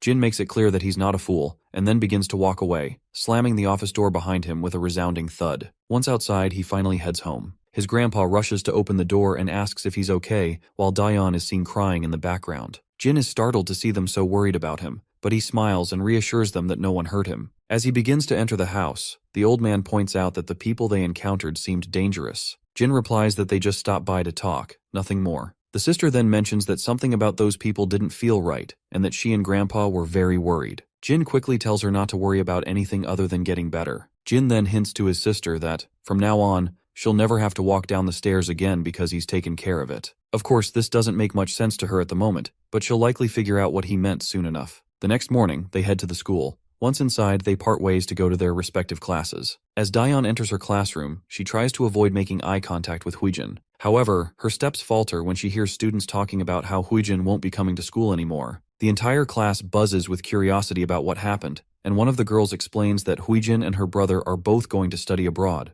This news hits Daeon like a thunderbolt out of blue, because her biggest obstacle is finally quitting school. The words Jin had said about taking care of the stairs she had fallen down replay in her mind. She quickly realizes that he must have known about Huijin's transfer all along. Daeon rushes out of the classroom in order to talk to him about this. When she finds him and calls out to him, he turns around, but as soon as she tries to speak, she's at a loss for words and remains silent. Jin simply smiles and says, "See you later," leaving Daeon to tear up. She manages to reciprocate with a soft, "See you later," before she breaks down, her emotions overwhelming her. A while later, we find ourselves in an apartment where a blonde girl is asking her friends if it's true that Huijin is moving overseas. One of the other girls confirms that it's true, saying she was shocked when she first heard but has no idea why they're leaving suddenly, as Huijin never mentioned anything about moving abroad. The blonde girl then turns to Chicken Shake, who is sitting silently and seems too preoccupied with herself to respond. One of the girls snaps her out of her reverie and asks if she has nothing to say about it. This rattles the timid girl to her core, and the blonde girl asks her directly if Huijin is really moving overseas, figuring that since they're in the same class, Chicken Shake might know more about it. Timidly and nervously, the girl confirms that it's true, and that their teacher announced it to the class earlier. The blonde girl then asks if she tried reaching Huijin directly. Chicken Shake admits she did, but Huijin didn't pick up the call. Hearing this, all the girls start to believe it might be true. Meanwhile, Chicken Shake nervously checks her phone, biting her nails in anxiety. The last message she got from Huijin was that her mother was going to take care of our boy, and ever since, Chicken Shake has been freaking out, wondering if Huijin's sudden move has anything to do with him. Just then, Huijin herself arrives in the room, looking absolutely furious. The girls are shocked to see her, and Huijin just takes a seat on the sofa, grumbling about how she barely managed to sneak out of the house. The girls ask Huijin if she's really moving overseas. Frustrated, Huijin grabs her head and says it just happened, but she explains she'll be back after one semester. We then flash back into the past, where her dad told her to spend a semester abroad, promising he'd sort everything out by the time she gets back, because he doesn't want those videos going public either. She keeps this part to herself though, and the other girls just laugh and tease her, saying she's going to enjoy her vacation. The blonde sneers, clearly annoyed by their attitude. Another girl asks why the sudden move and if Gisu is going too. Huijin simply says it's a family matter, and she doesn't need to go into details. The redhead girl then asks about Daeyeon and her brother, curious about how things went and if Gisu managed to beat our boy or not. Huijin tells them not to ask, insisting that Gisu probably has handled the situation already. However, we all know that she just doesn't want to admit that her brother and his lackeys got thoroughly defeated by our boy, as it would be too humiliating. She grows even more agitated thinking about how pleased Daeyeon will be to see her leaving the school. This irritation sparks an idea in her mind, and she decides to mess with Daeyeon one last time, asking her friends to help with her plan. Her friends question whether it's really necessary, and even Chicken Shake jumps in shock and expresses her reluctance. But Huijin insists they should consider how cocky Daeyeon will be without anyone to bully her. She plans to deal with Daeyeon before she leaves Korea, wanting to make sure she gets her revenge. Chicken Shake grows increasingly anxious and terrified as Huijin continues to reveal her twisted plan. Huijin gets cocky, boasting that Daeyeon's grandpa is a security guard somewhere, and she plans to have her mom get him fired. She believes this will teach Daeyeon a lesson not to mess with anyone from the Kim family. This is seriously messed up. Daeyeon is just an innocent girl, and Huijin's plotting is enough to make anyone sick. But before this trash woman can act on her disturbing thoughts, her face goes pale when she sees a figure standing before her, cloaked in a hoodie with a mask over their face. It doesn't take long for her to recognize that it must be Jin. However, Jin pulls a classic Uno card move and asks her who Jin is, questioning how she can be so sure when he's wearing a mask and she can't see his face. He casually explains that he's just here to check if everyone's having a good time and is quite pleased to see that everyone from the karaoke room video is present. One of the girls starts trembling and asks what he's talking about. That's when the boy reminds them he's referring to the place where they all filmed his sister getting beaten up. Huijin's face turns ashen as she realizes he might have been there waiting all along just to mess with her. Chicken Shake is visibly sweating and trembling, clearly aware of what might come next. The other two girls just sit there, utterly silent. The boy starts to shut the door, asking why no one's singing, since he thought everyone here loved to scream along to loud music. With that, he slams the door shut, leaving us with no clue about what he might do next. The scene takes us to the hospital, where the Kim family is gathered. The father, In-by Kim, is clearly annoyed, asking where Huijin went. Her brother explains that she stepped out to say goodbye to her friends. In-by's irritation grows as he asks why she left when she was supposed to stay put until they had everything sorted out. Just then, a guy bursts into the room, quickly turning on the TV and telling his master he needs to see what's going on. On the screen, it's clear that our boy has already made the videos of what Huijin did go viral. The footage is spreading fast, and the situation is quickly becoming a public spectacle. The entire Kim family falls silent as they watch the news. The reporter continues to drop bombshells, revealing that there are dozens of violent videos circulating, with many more incidents likely unrecorded. Civic groups and politicians are now proposing a special bill to bring the culprits to justice. Gisu starts to lose his composure, and the reporter adds that the nation is especially appalled by the revelation that the culprits are the children of candidate In-by Kim. It's clear that the father is in deep trouble, and it's all thanks to his outrageous wife who pushed everything to this point. Given Huijin's plan to make our grandpa jobless, it seems they're getting exactly what they deserve. We cut back to our boy being grilled by Mr. Cha, who demands to know why he went ahead with his plan when he had already come to terms with the Kim family. Our boy's mind flashes back to the past, where we find him learning all about the Kim family's deep political connections. He reveals that it was highly unlikely everything would have gone smoothly, so he did what he felt had to be done. In the present, he admits he did not honor the agreement they had. Mr. Cha questions whether he really thinks the Kim family would just let him walk away. Our boy confidently asserts that he's probably the last thing on their minds right now. It seems our boy might be right. The reporter continues to drop more bombshells, revealing recent evidence of In-by Kim's involvement in money laundering, bribery, and election fraud. The evidence is so damning that even his fellow party members are calling for a strict investigation, with everyone trying to cut ties to avoid any damage to their party. As soon as Mr. Kim hears this, he slumps down on the bed like a lifeless doll. Back with Mr. Cha, he seems to suspect that our boy has dug up some data about his past as well, and Cha does not want to get exposed to the law just like the Kim family. So he quickly asks who our MC really is. Our boy responds simply, saying he's just an average teenager. Mr. Cha smirks at this ridiculous remark, noting that nothing about Jin is average. The scene shifts to the classroom, where the girls are feeling anxious and blushing as they see Jin. They whisper among themselves, trying to muster the courage to approach him and ask him something, but everyone remains too shy to make a move. As Jin sits lost in thought, his phone rings. It's Daeyeon, letting him know that she can walk home by herself today and telling him to take a break and hang out with his friends. Jin is puzzled by the concept of hanging out and wonders how to go about it. Just then, one of his friends, Young-chan, pops up and greets him.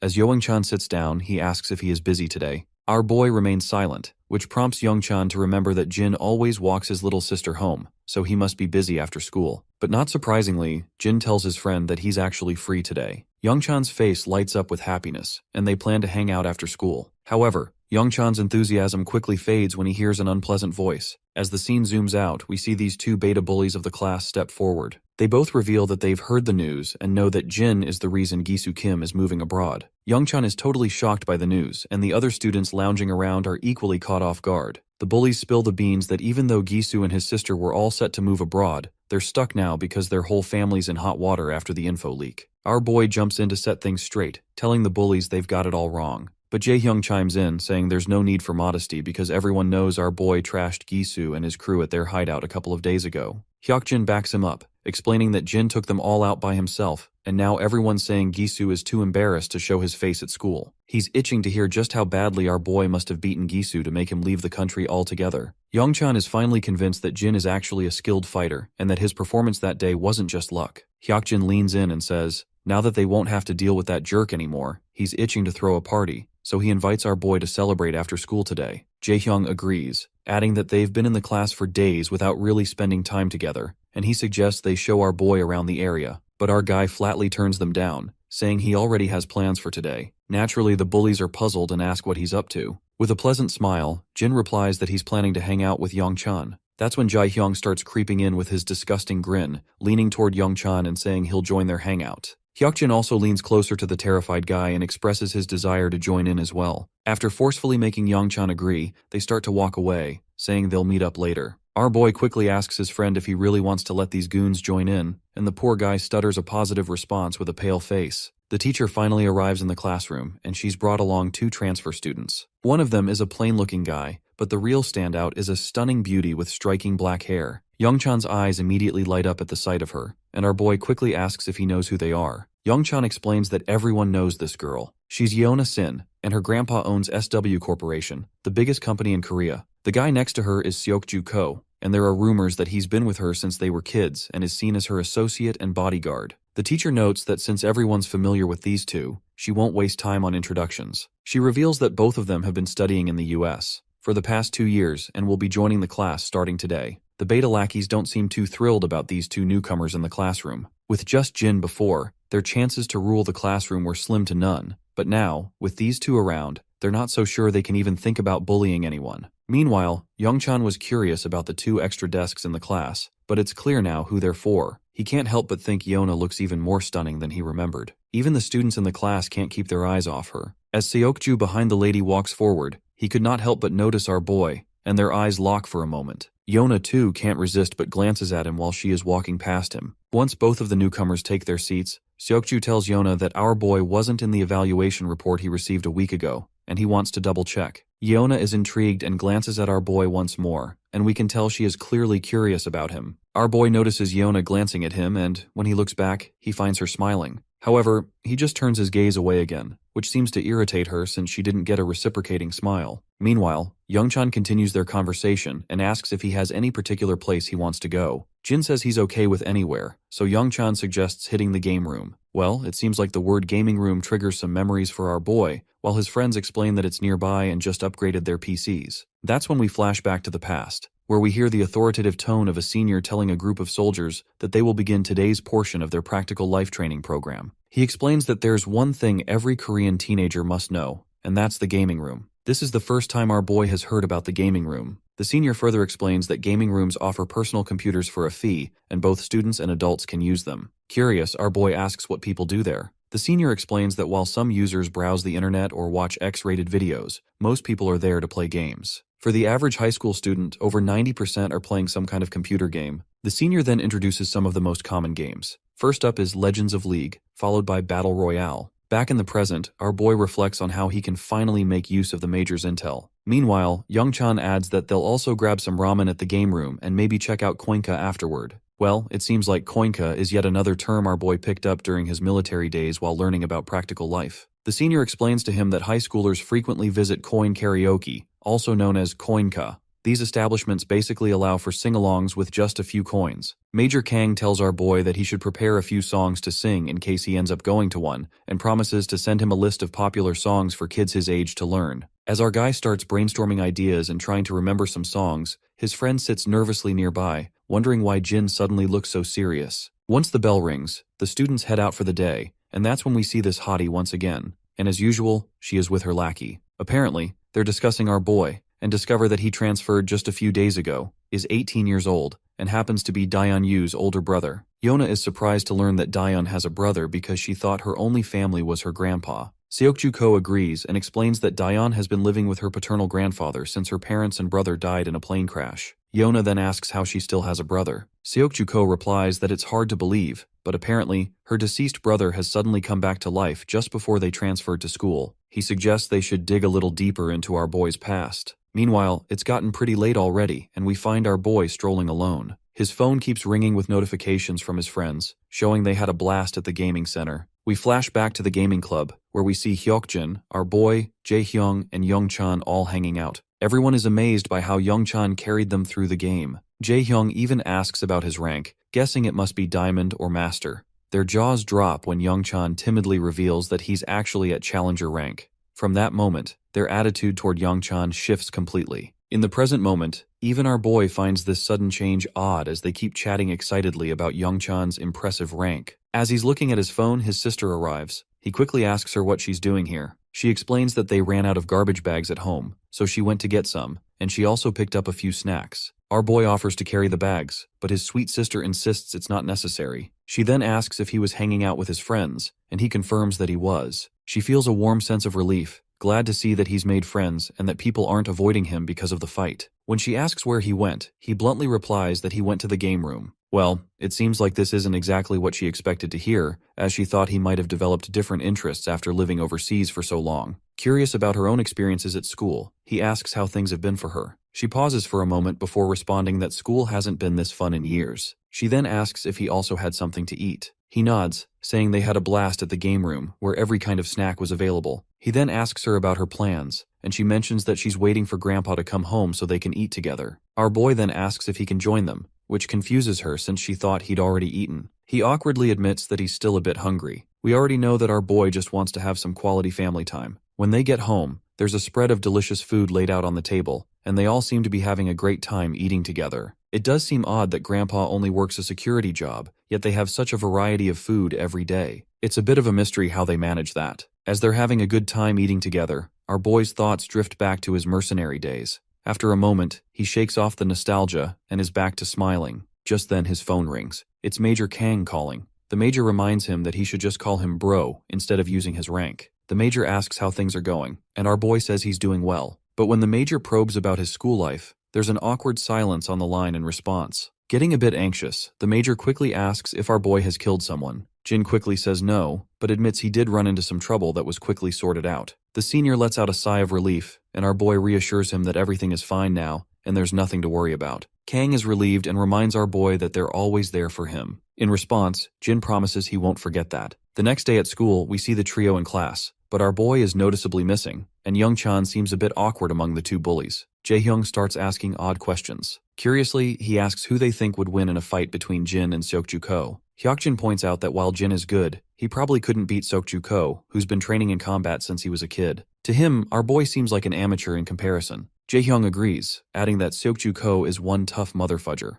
Youngchan then asks if it's true that Seokju-ko fought against 20 dudes and won. Blonde quickly corrects him, saying it was actually 30 guys. The number leaves Youngchan momentarily stunned. He even forget to breathe for a second. Brownhead explains that when a group of street thugs was harassing Yona Sin, Seokju-ko took them all out. He says it started with 10 guys, but they kept coming. By the time 30 guys showed up, Seokju was still going strong. He walked off without a scratch while the 30 thugs were left unconscious on the street, like discarded toys. The timid boy then asks about the rumors he heard, about Seokju catching the kidnappers who took Yona. He's heard that the people behind it were all retired soldiers. The blonde quickly confirms that the story about Seokju-ko catching the kidnappers is probably true as well. He insists that Jin doesn't stand a chance against Seokju because he is on a whole other level. It's sometimes hilarious to think that teenagers in these Korean manhwa are taking down entire gangs single-handedly, making the government and all those intelligence and law enforcement departments look like they're just wasting taxpayer money. In the meantime, our boy suddenly stops in the corridor when he comes face to face with Seokju. Without wasting any time, Seokju asks him straightforwardly what he's doing here. Confused, our boy makes it clear that he doesn't understand what he is getting at. Seokju simplifies his approach and asks why he is lying about his identity. He mentions that he's heard our boy had a hand in Gisu and Huijin Kim moving away. Jin clarifies that he did have some beef with Gisu, but he had nothing to do with their departure. That is when Seokju points out that he checked with the school our boy supposedly attended overseas, and they've never heard of him. Things seem to be heating up, but before we get our boy's response to Seokju, the scene shifts to Daeyeon. She's approached by Yeona, the stunning girl from earlier. After a while, the two ladies are catching up, and Daeyeon mentions she didn't know Yeona was back in Korea. Yeona explains that she just started school the day before and is actually in her brother's homeroom class. Daeyeon perks up in surprise. Yeona then points out that she doesn't remember Daeyeon mentioning having a brother before. Daeyeon explains that everyone thought her brother had died in the crash with her parents 10 years ago, but he survived. They only found out about his survival about 6 months ago. The scene flashes back to the past again. Daeyeon has just returned home and finds her grandfather frozen in place while holding the telephone receiver. Tears are streaming down his face as he reveals the shocking news that Jin is alive. This revelation leaves Daeyeon stunned, and it's how she learns about her brother's survival. Back in the present, Yeona asks why no one didn't know about her brother all these years if he was alive but didn't reach out. Daeyeon explains that Jin lost his memory in the crash, and it was only recently that he started to regain some of it, and someone helped them locate and reconnect with him. Yeona, clearly skeptical, finds it hard to believe. Daeyeon confirms that Jin only has faint memories of having a grandfather and a younger sister. After the interrogation, Yeona flashes a pleasant smile and comments that their grandfather must have been overjoyed to get his grandson back.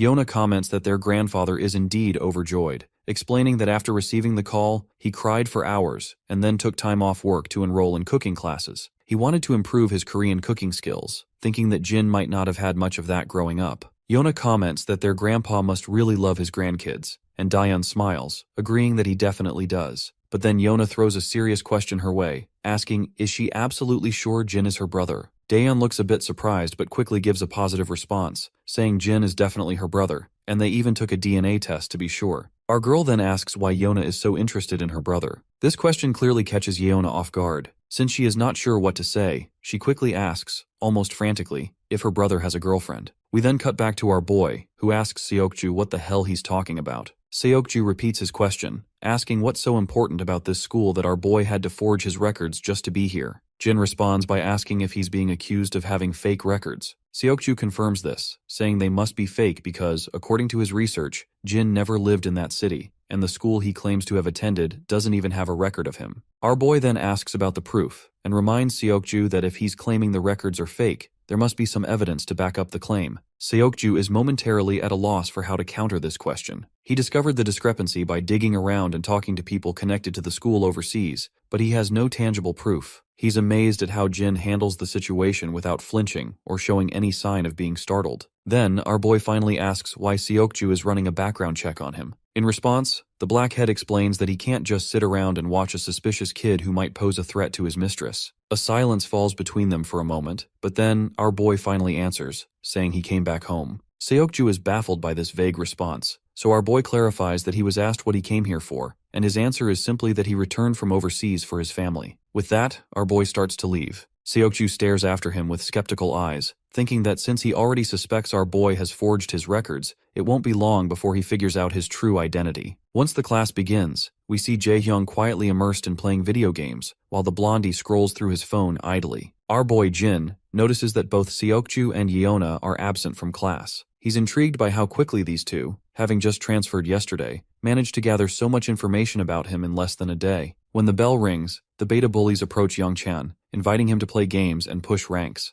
They also invite Jin, but he declines, mentioning it's his grandpa's birthday today. The bullies decide to hang out themselves, and Youngchan is on board with that plan. Meanwhile, we're back with the Black Beauty, where Seokju is filling her in on the situation. He's convinced that Jin has definitely forged all his records and even questions the authenticity of the DNA test. Seokju further mentions that his research dug up some pretty rough stuff about his sister, Daeyeon. Apparently, she's been getting seriously bullied by Gisu Kim and his sister for the past 2 years.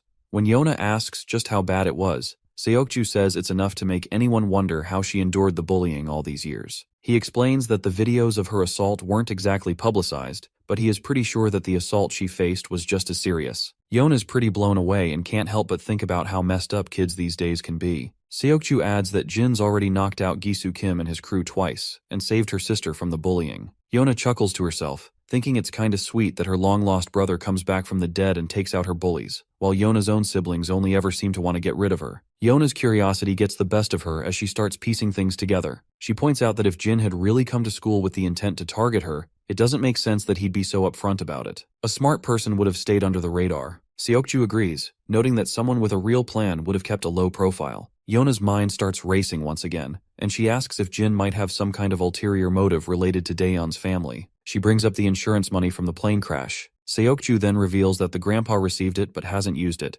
making it grow over the years. Furthermore, grandpa returned the share of money which he got for Jin's death, since he was alive. But there's still a substantial amount left, so there is still a possibility that he might be after the money. Yona connects the dots and highlights that if Jin might actually be after the money, then it could mean Daeyeon is in danger from her own brother. The scene shifts back to the grocery store where our duo can be seen shopping, and as usual, Jin is drawing a lot of attention from the girls around. While they browse for items, Daeyeon takes a deep breath and admits she hesitates to ask, but her curiosity is overwhelming, so she desperately wants to know what his life was like after the crash. Our boy remains quiet for a moment, and the girl starts apologizing frantically, saying he doesn't have to answer if it's uncomfortable. But he just smiles and reassures her that it's okay. He begins his story, explaining that he was deeply traumatized and could barely think straight. He did whatever he could to survive in a place where he didn't even speak the language, staying constantly busy just to get by. The girl falls silent, absorbing this heavy revelation. Then she starts to chuckle and asks if he was too busy to have a girlfriend during that time. He nods, agreeing with a laugh. She then reveals that she was surprised to learn he's in the same homeroom as Yeona, something Yeona herself had mentioned to her. Jin is surprised to hear this, and quickly asks her if she knows her. Daeyeon explains that Yeona was really nice to her before she moved to the US, and she had missed her a lot. So, when she saw her again today, it was a happy reunion. Then, with a playful grin, Daeyeon reveals that Yeona even asked her if he has a girlfriend. And of course our boy just gives a somewhat typical reaction upon hearing this. Later, back at home, the birthday celebrations are in full swing. The siblings present their grandpa with a gift.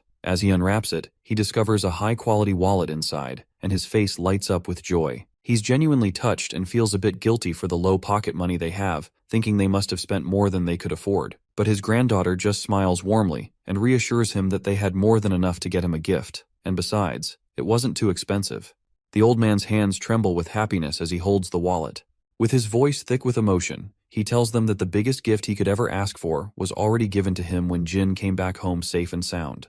Nothing could ever top that. Suddenly, the sound of a phone ringing grabs everyone's attention. Daeyeon rushes to her room to answer it. While she's chatting on the phone, Jin tries to eavesdrop quietly. That's when he hears the girl mention she's heading out to the convenience store for a bit. The old man questions why she's going out at this late hour, and it turns out she is heading out because Yeona stopped by for a quick chat. Well, we can tell that Jin definitely senses something is off. Later that night, Jin is digging into his computer, trying to uncover all he can about SW Corporation, which Yeona's family owns. He's curious why Yeona seems so interested in him, and why they're running a background check on a random transfer student like him. Jin reflects on his conversation with Seokju when suddenly he hears a call from his grandfather. When he steps into the living room, his grandpa mentions he's heading out for a bit too. Our boy asks if he's going after Daeyeon, and the old man kinda agrees. He adds that he just needs some fresh air. Jin smiles and tells his grandpa to stay put, and he'll go check on her instead. But the old man insists on going out by himself. Jin then reminds him about the early job he has in the morning, and finally, our boy decides to head out on his own. Later, we see both girls chatting away about their studies and other topics. Yeona shares her experiences studying abroad and suggests that Daeyeon consider studying outside as well. In response, Daeyeon admits she never really thought about it before. When Yeona asks why, Daeyeon explains that it costs a lot, and she'd need to be away for several years, which means she wouldn't get to be with her grandpa for a while. Yeona finds this a bit strange, so Daeyeon further elaborates, explaining that she doesn't want her grandpa to be alone, especially since he's not in the best of health these days. However, she's grateful that her brother is always around, as his presence really helps her feel better. Meanwhile, Yeona's having a hard time bringing up the real reason she came over, since Daeyeon seems to really trust her brother. She's not sure how to bring it up without causing problems. We then flash back a bit, where Seokju tells Yeona that someone from the supposed overseas school confirmed that Daeyeon's brother never attended there. They even looked at his photo and verified he was never a student. Plus, the current resident at his false address gave solid proof that he never lived there. Seokju's also checking out some other leads, so Yeona decides she needs to meet with Daeyeon to discuss what they've found. But Seokju reminds her that while they have proof the records were forged, they can't yet prove that he isn't Daeyeon's real brother. Yona's concerned because the records from the decade he was missing are basically fake. Since she's now living with him, it's a big deal that can't be ignored.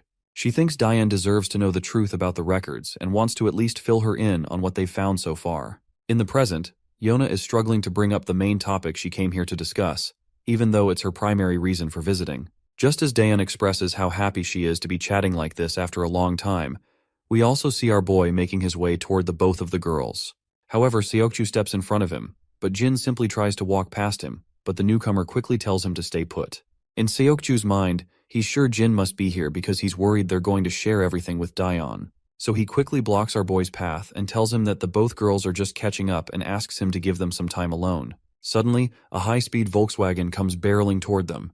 Before anyone can react, the car slams into both of the boys, knocking them down like bowling pins. They hit the ground, as the Volkswagen screeches to a halt right where the two girls are sitting. Jin tries to stand up, but it's clear he's severely injured, especially around his head. As he struggles to focus, his groggy eyes catch sight of some shady people from the van trying to abduct both of the girls. Without wasting a second, Jin starts sprinting like a madman. But his efforts are in vain. The kidnappers have already taken the girls, and there's no way he can outrun a car, so they're left behind, helpless. The both of them quickly look at each other and, in their anger, grab each other by the collars. But after exchanging a few heated words, they realize neither of them is behind the abduction, so they let go. The black-haired guy immediately pulls out his phone and calls the security team at SW Corporation, urgently reporting that Yona has been kidnapped. He tells them to track her down using the security footage. Meanwhile, Jin starts walking off, and the black-haired guy quickly asks him where he's going and if he's actually not behind all this. Jin simply replies that he doesn't have time to argue with anyone. Seokju points out that SW Corporation security is already on it and will find the girls soon. Until then, Jin will need to stick with him so they can confirm his identity. But our boy makes it clear that he's going to find his sister, and if Seokju wants to follow him, he can gladly do so. Seokju starts to get the sense that Jin might not be involved after all. But then our boy suddenly stops and humorously asks Seokju if he brought his car with him.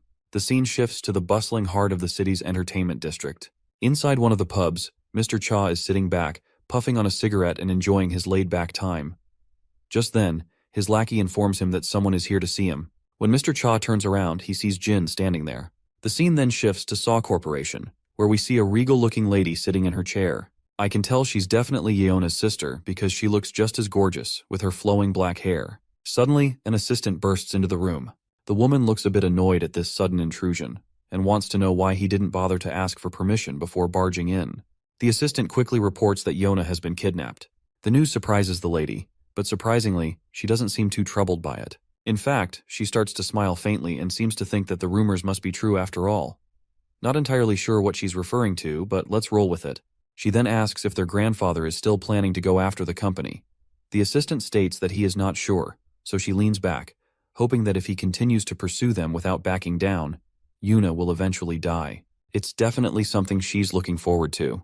The scene transitions back to the pub, where we pick up the story with our main character meeting with Cha, and Seokju is also tagging along with him. Seokju already seems to know about Cha as he recognizes him from their database, and is curious about how our boy knows this gangster. Cha starts by asking what our boy wants. In response, Jin simply says he needs some intel. Cha lights up another cigarette and scoffs, asking why he would bother to help him. Our boy cuts to the chase, revealing that the granddaughter of Saw Corporation has been kidnapped.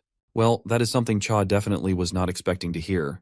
However, he quickly brushes it off, saying it's not their problem and that they don't deal with such issues because it would be incredibly risky to mess with Saw Corporation. Our boy asks if Cha has any leads to offer, but the mafia boss makes it clear that there's no reason for him to share anything, especially since he's already in a difficult situation thanks to our boy.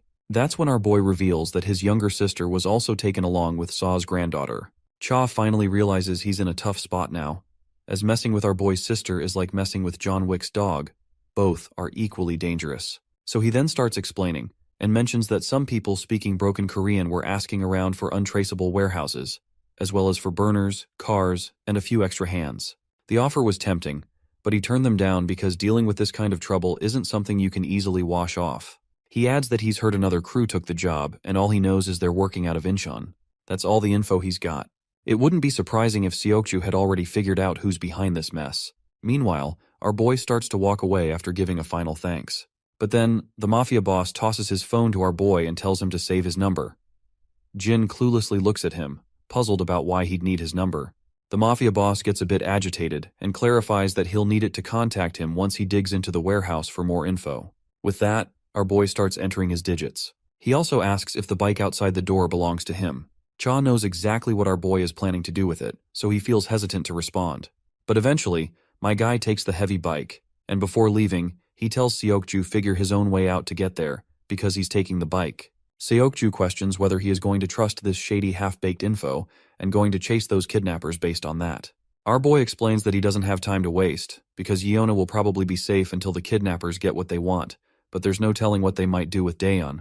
Seokju gets the logic behind Jin's reasoning and stays quiet, and he can tell that he is a quick and sharp thinker. Seokju then tells him that he's already passed the info to his security team and will follow him in his car. Jin just gives a cold response, saying Seokju can do whatever he wants. With that, he puts on his helmet, revs up the gas pedal, and speeds off through the streets.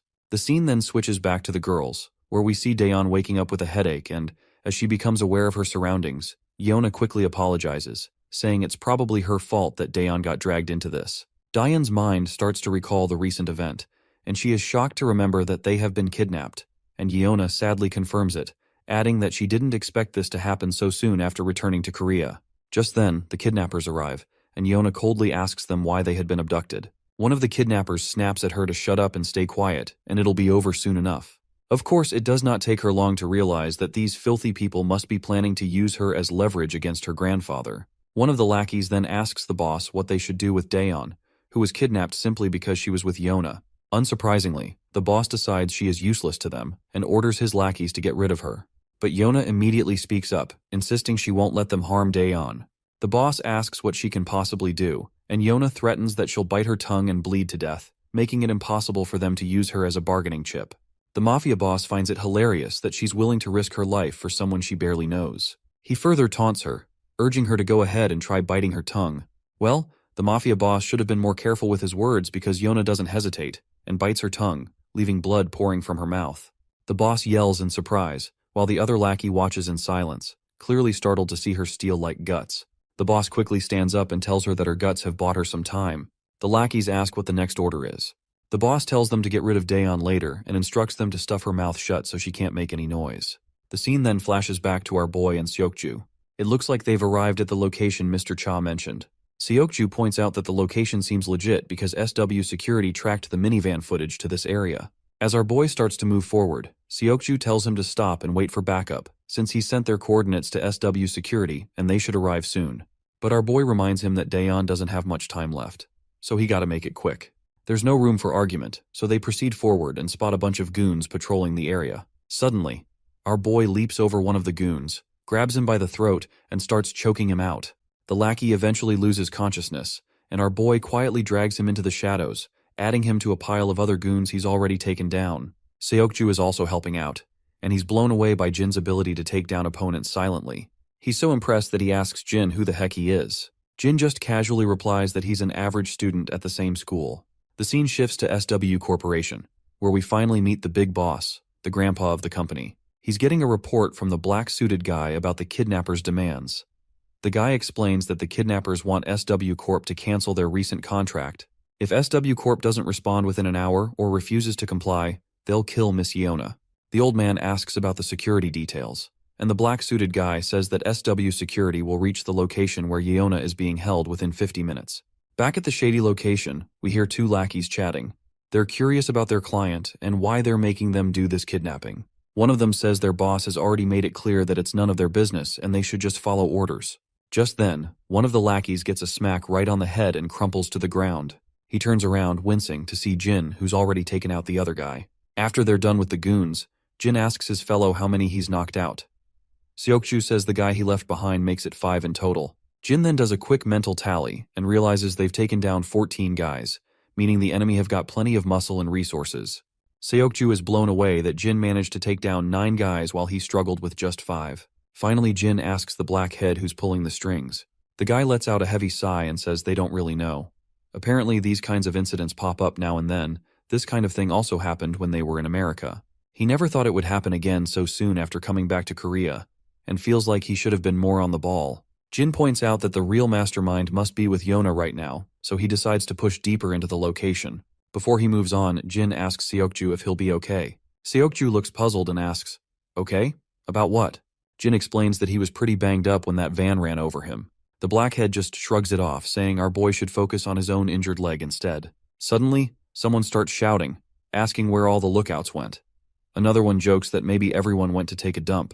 But then another questions why they'd all need to take a dump together. As they walk forward, they finally spot their guys lying unconscious. Before the confused goons can figure out what's happening, Jin delivers a brutal knee smash to one's face. Jin then turns to the thin mustached goon, grabs his hand, and delivers a savage kick to his leg, followed by a brutal smack to his head. With that, both goons are out cold. Jin decides to split up, but before they part ways, Seokju calls out to him. When our boy turns around, Seokju says that once they're out of this mess, he owes Jin an official apology. Back with the boss, he's hearing the commotion outside and tells his lackeys to check it out. We see our ladies with their faces covered in clothes to keep them from screaming. As Jin walks down, he runs into the lackeys. The guy in the mask points out that he has seen Seokju in pictures, so he can confirm that this brat definitely is not him. He then questions our boy how he came inside. Jin stays silent in response, and he quickly figures out these are the guys behind the kidnapping. Meanwhile, the masked guy orders his lackeys to just get rid of this brat. Just before we see Jin take out the goons, the scene cuts to Seokju, who's hiding in the storeroom, looking around cautiously. There, he finds both ladies tied up, and thankfully, no one else is around, so he figures they must all be out looking for Jin. He sneaks over to the girls, quickly pulls the mask off Yona's face, and she asks if the security team has arrived. Seokju tells her they're on their way. Yona is shocked to hear this and asks how he found them out here. That's when the mafia boss chimes in, and he is thoroughly pleased to hear that the security team won't be arriving anytime soon. The boss then says he must be Seokju from SW Corporation, and he's heard a lot about him. He adds that this brat has been quite the pain, always lurking around Yona and ruining their plans.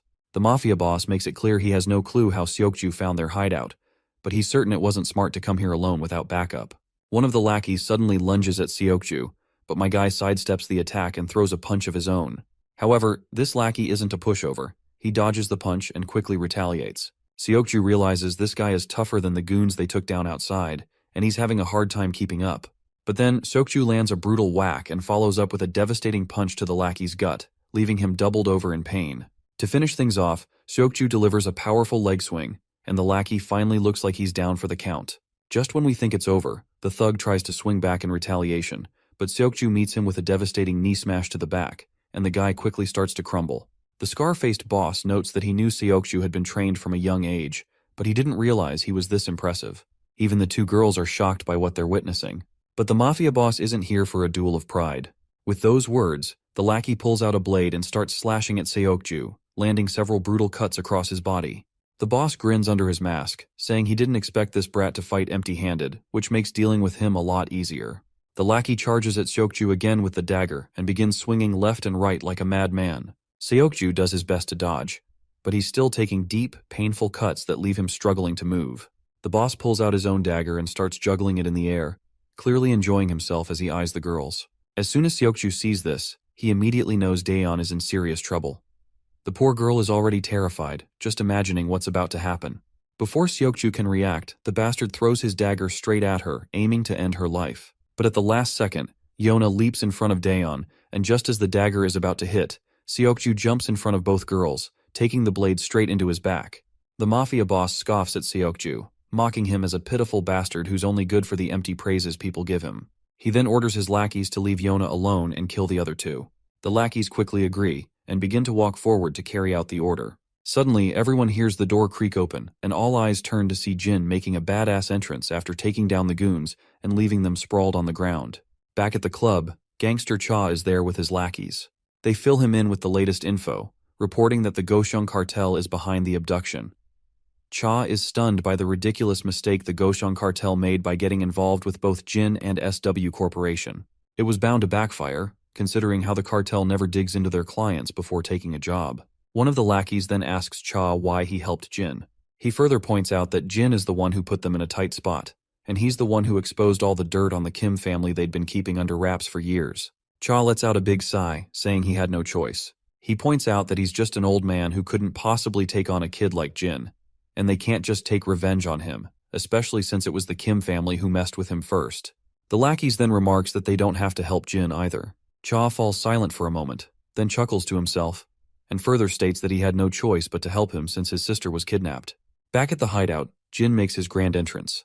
The lackey leader asks who this guy is, while Yona is stunned to see him. Dion is also shocked to see her brother, and when she mentions this out loud, the mafia boss overhears and realizes Jin is her brother. The boss bursts into laughter, nearly losing his breath. He finds it hilarious that he kidnapped a girl, and now her adorable brother is here trying to save her. He finds the whole situation quite amusing. Meanwhile, Jin turns to his sister and asks if she's okay. Daeon starts to cry, her tears streaming down as she begs her brother to just get out of here. Meanwhile, Yona is heartbroken seeing these two siblings dragged into this mess because of her. She shouts at the lackey leader and offers to cooperate and tells them to let everyone else go in exchange for her cooperation. The mafia boss snaps back, asking why he should do her any favors. Yona falls silent, realizing she doesn't have much leverage. Seokju, battered and bruised on the ground, watches Jin with a mix of admiration and amazement.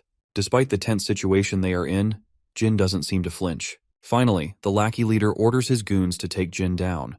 He says they've already given him enough time and it's time to finish this. The lackey steps forward, dagger in hand, ready to take down Jin. But before he can make a move, Jin quickly deflects the attack, grabs the lackey's wrist, and drives the dagger into the lackey's own chest. The mafia boss is utterly stunned by this turn of events, and Seokju watches in shock as well. Dion is also blown away by the sight of her brother's skill, and her brother quickly tells her to close her eyes. The girls quickly comply, shutting their eyes tightly. Jin then slashes the lackey, leaving deep, bloody gashes across his body. Blood splatters everywhere as the lackey collapses to the ground, covered in his own blood. Yona is still trying to process what just happened, because it's all too overwhelming for her. Meanwhile, Seokju is left in absolute awe, realizing Jin isn't just swinging his knife around aimlessly. Instead, he has expertly severed the lackey's muscles and ligaments to neutralize him. The mafia boss is also quite amazed to see this, and comments that he doesn't seem like a brother at all, but more like a bodyguard. Jin keeps advancing toward him, and the boss retracts his previous statement quickly. He admits that Jin must be more than just a bodyguard because no ordinary kid could wield a knife like that and maintain such a cold gaze. He then brushes it off, saying it doesn't really matter because he's still planning to kill Jin anyway. He swings his dagger at him, but my guy quickly ducks down with a godspeed, and the boss keeps on swinging his dagger left and right. As the mafia boss lunges at Jin with his dagger, Jin easily blocks the attack with one hand and swings his own dagger at the boss. The boss, quick on his feet, steps back just in time to avoid the brutal hit. The two engage in a deadly dance of blades, each strike more vicious than the last. But this time, Jin's blade finds its mark, slicing through the boss's hand, leaving it temporarily useless. The mafia boss, now in pain and disbelief, demands to know who Jin really is. But my guy remains silent, his expression unreadable as he prepares for the next round. Without hesitation, the mafia boss charges at Jin again. This time, Jin effortlessly grabs his wrist, and with a quick motion, slashes through the boss's other hand. After delivering a few brutal cuts, Jin follows up with a crushing punch to the lackey's face, leaving him staggering backward with a bloodied nose. The mafia boss, now enraged and desperate, grabs a gun and aims it directly at Jin. But before he can pull the trigger, Jin throws his dagger with deadly accuracy. It embeds itself in the boss's shoulder, causing him to wince in pain. Seizing the moment, Jin launches himself at the boss with lightning speed. He delivers a devastating slap under the boss's chin, sending him crashing backward like a sack of potatoes. The mafia leader, now thoroughly beaten, collapses to the ground, his pride and power shattered. The others watch in stunned silence as Jin stands tall like a total badass, his presence alone making Yona and Seokju tremble slightly. Jin steps forward, gently telling his sister to open her eyes. When she does, she sees him standing right there, a reassuring smile on his battered face. Without missing a beat, he tells her he's here to take her home. Yona is momentarily shocked by his injured appearance and places her hand over his wounds, asking if he's okay. Jin, with a warm smile, reassures her that he's fine, despite the injuries. His calm behavior and comforting words make her emotions overflow, and she starts to cry uncontrollably. Jin does his best to comfort her, his own heart aching to see her so upset. Yona is deeply moved by the compassion Jin shows for his sister, observing them with admiration. The next day, we are at SW Seoul Medical Center. Jin sits quietly in the corridor, his handsome face drawing the attention of passing nurses.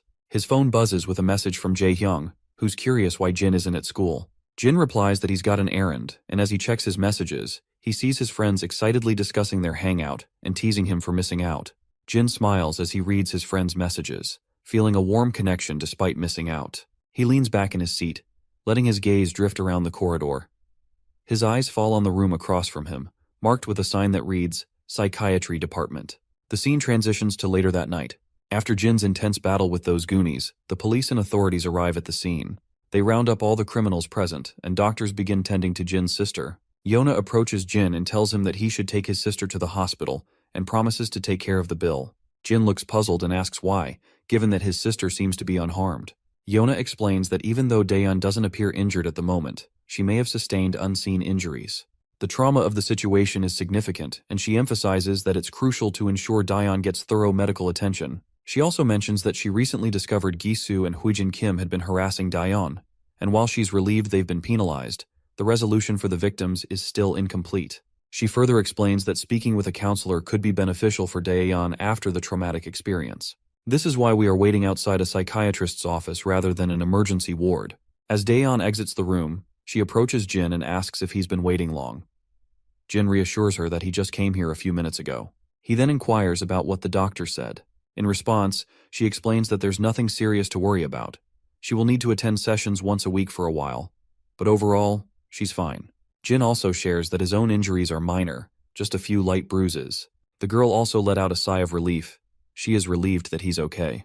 Jin's mind drifts back to how she was so emotional after being bullied, a tough reminder of everything she went through. She calls out to him, and he flashes her a smile, asking what's up. She just smiles back and says she forgot for a moment what she was going to ask. But inside her head, we can tell she's hesitant to bring up her question. The scene shifts back to earlier when the doctor was checking on her well-being. In the background, she overhears soldiers talking, completely amazed that a kid took down most of the kidnappers on his own. It just doesn't make sense to them. At that moment, Daeyeon is just as stunned by what the soldiers are saying. She's curious about how Jin can fight so well and what his life was like before coming back to Korea, but she can't make herself ask her any of these questions. As they walk down the corridor, they run into Yeona. The moment Daeyeon spots her, she lights up with happiness. Upon seeing each other, Yeona quickly asks her about how the therapy went. Daeyeon says it went well and mentions she heard Yeona covered the bill for her treatment, so she tells her she really didn't have to do that. Yeona waves it off, saying it's no big deal, and reminds her friend that she's the one who got her into this mess. She then apologizes to her sincerely. Daeyeon laughs it off, saying she's already apologized plenty. Besides, Yeona herself was a victim too. That's when Jin notices a massive bodyguard standing behind Yeona with a seriously intimidating look on his face. Despite the intense stare he is giving our boy, Jin remains totally unfazed. Yeona then turns to Jin and asks if he's had his checkup. Our boy quickly says yes, and Daeyeon chimes in, saying she had to drag him there. He only agreed to go after she threatened not to go to the hospital herself if he didn't. Daeyeon then asks about Seokju, and Yeona confirms he's in the same hospital. Daeyeon appears really eager to see him, and decides they should stop by before leaving. Even though she is excited about the visit, we can tell Jin's feelings are less clear. Still, they end up visiting Seokju, and Daeyeon makes sure to thank him for saving her from the blade. Seokju is a bit startled by her sudden gratitude and stutters, saying it's no big deal. She then asks Seokju if he's feeling better, and he replies that he's indeed feeling much better now. Meanwhile, Jin isn't too happy seeing his sister getting cozy with Seokju. He just stands there in silence, clearly uncomfortable. Even Yeona and her bodyguard notice that Jin seems to be troubled. Daeyeon then hopes Seokju recovers quickly. With that, they decide to leave. Yeona waves them goodbye, and they walk away through the main door. Once they're gone, the bodyguard is deep in thought, remarking how hard it is to believe that someone like this seemingly scrawny kid could take down a bunch of people at once. It's just unbelievable. Yeona chuckles and admits she's pretty amazed herself, but she isn't sure if it's something that would even surprise a pro like the bodyguard. The bodyguard shrugs and says it's not just about the kid beating up a group of guys, because there appears to be something way deeper about our boy. The bodyguard explains that our boy quickly and quietly neutralized over 10 guards, which is no easy feat. Even a trained pro would struggle to do that without some kind of backup. What's even more mind-blowing is that he didn't kill any of them. He just made them unfit for combat. And judging by the cuts on the 2 men found in the cargo container, his knife skills are insanely advanced, especially considering those guys were retired soldiers, not just a bunch of common thugs. He wraps it up by saying that, based on Seokju's report and the state of those thugs, it's pretty clear that Jin Yu is a highly trained pro with a ton of combat experience. Both Seokju and Daeyeon are completely blown away by this. A while later, we catch up with Daeyeon and Jin. Daeyeon quickly apologizes, feeling really ashamed that she always seems to need his help. Jin tells her she doesn't need to apologize at all, and that he should be the one thanking her. Daeyeon is startled to hear this, and Jin continues, saying he understands what it feels like to have a family now. You see, it is for the first time in his life he put someone else's safety above his own without any calculations, something he'd never experienced before coming to this country. So, he's starting to get what family really means. We then see the same woman with short black hair again, and I will say it once again, she's likely Yona's sister, and she looks utterly distraught that Yona was rescued safely. The reporter details that there is suspicious rumor going around.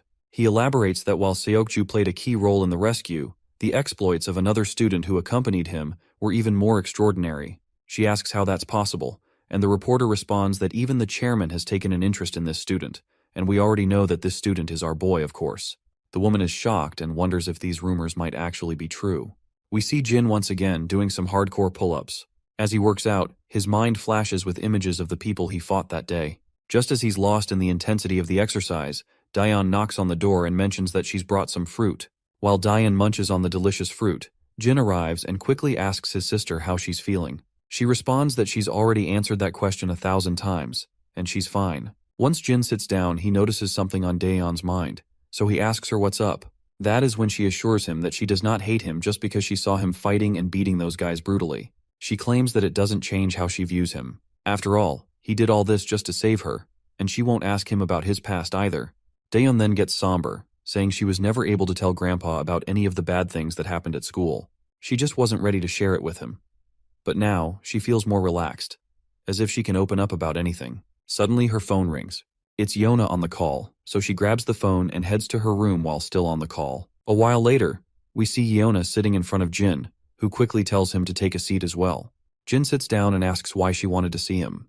Yona explains that she wanted to apologize for putting Daeon in such a dangerous situation. Even though she's already apologized before, she wanted to say it to him personally. She explains that Seokju will also come to apologize in person once he's better. She also wants to thank Jin for saving her as well. Jin makes it clear that he only went to rescue Daeon, not Yona. She shrugs, saying that it doesn't change the fact that she was saved thanks to his intervention. Once she's finished, Jin asks if there's anything else she wanted to say. Yona admits that she also wanted to let him know that they will stop investigating his background, so she is hoping that he is not too mad that they tried to dig into his past. She then lets out a sigh and explains that she couldn't ignore the fact that all of his documents were forged. After a recent kidnapping attempt in America, it raised some red flags for her. She's been in many tough situations since she was little because of who she is. She says that although they never figured out the truth behind his fake records, she won't be investigating it further. Jin starts to leave, saying if there's nothing else, he'll be on his way. Yona looks startled and asks if he could spare a couple of hours because her grandpa wants to meet him and thank him in person. While Jin is heading back, he replies that there's no need for that since he wasn't there to rescue her in the first place. Yona falls silent, and Jin heads home, walking down the dimly lit, gloomy alleys late at night. As he walks, we see a familiar person over that street. As the scene zooms in, we see that this is one of Mr. Cha's lackey, who has been brutally shot in the gut, and it does not take long for our boy to recognize who this man is. The man is barely holding on to his life, but makes sure to start berating Jin, blaming him for putting his gang in danger. He explains that they were already struggling after Jin exposed the Kim family. Then, their boss also helped our boy by tipping off the location of the Goseong cartel, which stirred up trouble between the Goseong cartel and their gang. Mr. Cha's turf is now under attack. His friends and lackeys have already been killed, and the Goseong cartel leader made sure to personally visit Dushik Cha. When Goseong finally faces off with Cha, he throws a verbal jab, asking why he doesn't just give up before making a fool of himself in front of his men. Cha responds with a jab of his own, pointing out that he's already sent most of the crew on a weekend off. Yet Goseong brought his entire platoon of lackeys. Then another guy in a coat chimes in and tells Cha that he really shouldn't have stirred up trouble by messing with the Kim family. And when it was not enough, he tipped off Goseong and his men recently. Our gangster throws another brutal jab, and this time, Goseong himself loses his cool, and he is going absolutely bonkers to what just Cha said. He furiously orders all his lackeys to charge at Cha, and the gang rushes at Cha like a pack of wild dogs, ready for a fight. But our beloved gangster isn't just any weakling. He deftly ducks, letting a punch zoom past over his face, and retaliates with a devastating blow that leaves his attacker reeling. Another lackey tries to swing at him, but ends up taking a brutal hit right under the chin, crashing to the ground in a pool of blood. Goseong grits his teeth in frustration while Cha continues to drop lackeys as if they're mere flies. Suddenly, Cha takes a brutal jab with a stick from behind. He groans in pain but quickly recovers, throwing a punch in return that sends his assailant crashing down for the count. Even though Cha manages to take out a bunch of guys, the sheer number of lackeys is overwhelming. It's clear that despite his skill, he won't be able to take them all down like this. Our beloved gangster takes his stance, knowing he's up against copious amounts of people, and is furious that Go Seong brought so many guys when he knew Cha does not have most of the men in the club. He can't help but smirk when he thinks about our boy, and wonders if he has saved his little sister by now. With the speak of the devil, Jin arrives outside the club. The lackeys standing guard tell him to get lost, but Jin isn't about to take orders. He delivers a brutal kick to one of them, sending him crashing to the ground and leaving the other two speechless at Jin's audacity. He then dismounts from his bike, and the two remaining lackeys try to take a swing at him. But Jin effortlessly grabs one's hand and delivers a devastating smash to his face, leaving blood splattering everywhere. The remaining lackey tenses up at the sight and ends up taking a heavy kick to his gut. With both goons taken care of, he moves further into the club, only to find a brutal scene of dead bodies. As he advances, a group of arrogant thugs orders him to leave.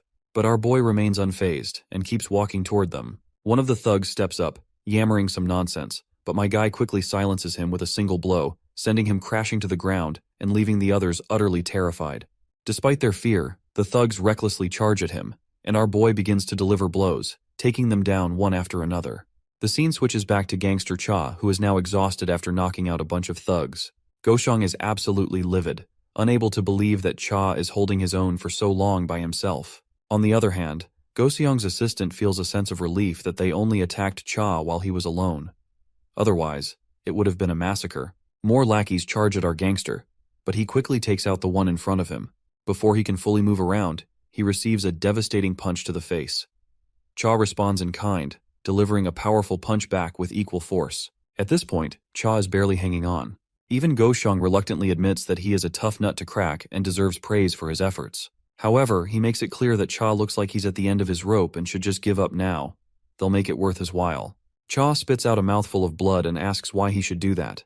Wiping the blood off his face, he decides he's going to finish what he started, no matter what. We can tell that the big cheese is not impressed by Cha's gutsy display, and the swarm of lackeys surrounding the place are visibly shaking to hear his bold statement. Suddenly, there's a commotion at the entrance, with the lackeys screaming their heads off. Goshong, bewildered, asks what the hell is going on and why his men are screeching like dogs. They turn around, initially seeing nothing, but then they hear footsteps. Out steps Jin, and the entire crowd of lackeys is stunned to see a kid in their midst. Cha is equally shocked to see him, and quickly asks what the hell he is doing there. To which Jin casually responds that he's just there to return the motorcycle he borrowed. Well, Cha was literally not expecting to hear this kind of crap while they are surrounded by death itself. Meanwhile, Goshong's assistant sneers once he realizes that Cha knows this kid, so he promptly orders his lackeys to take Jin down as well. The lackey proudly complies, and begins to walk toward our boy as if he is about to scold the toddler. Cha then tells them that it would be better if they just leave him alone. But the assistant insists they can't just let Jin go since he's seen everything. Cha snaps back once again, saying they should pray to God that Jin feels generous enough to let them go, not the other way around. The assistant has no clue what this stupid head is yammering about, but he soon gets a wake-up call when Jin takes down one of his guys with a single punch. Our boy then follows up with a kick that cracks another lackey's leg and a headbutt to another, sending him sprawling. One of the thugs tries to swing a bat at Jin from behind, but Jin quickly grabs his hand and delivers a brutal smash to his face, leaving him bloodied. The bat clatters to the ground. Goshong is completely blown away by Jin's display, and Cha just smirks, saying it's their fault for not listening earlier. He adds that even though Cha himself is tough, he wouldn't stand a chance against this kid. The big cheese simply commands his lackeys to take Jin down, and they quickly charge at him. But as usual, Jin effortlessly takes them down, making them look like amateurs in the process. Growing impatient, the big cheese shouts at his lackeys to stop letting a little punk beat them. But just as he's about to make another command, he suddenly falls silent when he sees Cha charging at him. At this point, Goshong is pretty sure things are about to get even messier for him. Shortly after, the big cheese and his lackeys are all on the ground, looking like they've kissed the dirt, while Cha slumps back, utterly exhausted. Jin strides over to him, and when Cha looks up, he sees the wreckage of the fight. People scattered around like discarded wrappers, with Jin standing triumphantly. Jin starts heading out, casually saying that Cha has now paid his dues. Cha is shocked and still trying to wrap his head around how this kid is so fixated on the same bullcrap after all this. He then asks if Jin saved his sister. Jin calmly replies that he did, and it's all thanks to Cha. The next scene shifts to a hospital room where one of Cha's lackeys suddenly jolts awake. As he looks around, he spots Cha on the other side of the room, all patched up, but clearly still in rough shape. The lackey is stunned to see his boss there, and Cha quickly tells him to stop calling him boss while they're in the hospital. Confused, the junior asks how his boss ended up here. Cha casually mentions he got roughed up and just took a cab to get treated. The lackey then inquires about Go-seong and the rest of the lackeys. Cha, with a nonchalant shrug, says he took care of them all. The junior simply can't believe it and calls this BS, prompting the senior to get a bit annoyed and asks why his junior thinks he'd lie. The lackey suggests it's probably because he is too embarrassed to admit he got beaten by Go-seong. Cha then asks if he happened to have met Jin yesterday. The junior perks up and confirms that he did indeed meet him. He further explains that he got ambushed by the enemy team while he was heading out of the club, and after getting brutally wounded, he found our boy and yelled at him. He charged at Jin out of anger, but after receiving the first hit, he fainted and doesn't remember anything else. The boss explains that Jin probably knocked him out to get him to the hospital. Cha then continues, saying that inside the club, he was overwhelmed by the sheer number of enemies. That's when Jin showed up, took them all out in seconds, and then told him he'd paid his dues before simply walking out. The lackey finds this absolutely admirable and thinks it's really badass, to say the least. The senior agrees, acknowledging that Jin is indeed quite impressive. The lackey then asks his boss if he has any clue who this kid really is. The senior points out that Jin claims to be just an average teenager, so he figures they'll have to take his word for it. In the next scene, we see a football heading straight toward Jin, and he catches it effortlessly. The referee immediately announces it as a handball, leaving everyone on the playground absolutely shocked. His friend, visibly annoyed, reminds him that he's not supposed to grab the ball because he's not a goalkeeper. Jin is confused about why he's getting an earful, apologizes anyway. Suddenly the bell rings, and Jin's friends call out to him, asking if he has time to hang out since today is the only day Youngchan doesn't have lessons after school, and they're planning to do some gaming together. Jin tells them to go ahead, and that he'll meet them at the location later, because he needs to walk his sister home first. His friends are a bit bewildered and ask if he's started to babysit his sister again. Jin explains that she's not feeling well lately. Blondie decides to save a spot for Jin, and meanwhile, Daeon is preparing to leave her class. She's thinking about making kimchi stew for Jin because he loved it the last time. However, she's unsure if he can handle spicy food, so she's considering making a milder soybean paste stew instead. Suddenly, she hears a buzz of excitement from the other girls in her class. They're all gathered by the window, swooning over Jin. Some find him hot, while others are hoping he'll become their boyfriend. The girls even turn to Daeon and ask if her brother is dating anyone. Daeon is caught off guard by their dripping enthusiasm about her brother, so she hesitates, and then reluctantly says that he mentioned he's not dating anyone. As the ladies dash back over the window, Daeon smiles faintly, clearly pleased that her brother is well known among the girls. Walking outside the school, she wonders why Jin doesn't have a girlfriend, and if he might not be interested in girls at all. Suddenly, she hears some voices nearby and discovers that it's Jin with his friends. Startled, she quickly tries to greet them as politely as possible. One of the more bashful lackeys blushes at her cuteness and just waves in response to her greeting. The boys decide to head off to the game room, hoping Jin will meet them there. Once they're gone, Daeon asks if Jin is hanging out with his friends. He confirms that he is, but adds that he'll stop at home first. When she asks if it's because of her, Jin explains that he just left something at home, but she still insists that she can walk home on her own since it's still bright outside. However, Jin claims that he really needs to pick up something he left at home. She then points out that he doesn't need to go out of his way for her, just like she told Yona when she offered to have security escort her. All she wants is to lead a normal life. Jin stays quiet, but agrees to her request, saying he'll do as she says, though he suggests they still walk home together from time to time. Daeon pouts, saying he worries too much, but Jin explains he's not just worried, he actually enjoys their walks. In the end, she finally agrees to keep walking with him. As they're walking, Jin suddenly stops when he spots that same woman with black hair which we suspect to be Yona's sister. Anyway, she greets Jin, but he doesn't bother to respond to her greetings. Meanwhile, Daeon is just as clueless about the woman with the black hair. The woman then pretends to notice Daeon for the first time, puts on an exaggeratedly concerned look and says she must be the one who went through so much because of Yeona's abduction. Daeon is seriously confused by now and asks who she is. The woman introduces herself as Yeona's cousin and says she's here to thank Daeon for helping Yeona, and offers to treat her to dinner if she has some time.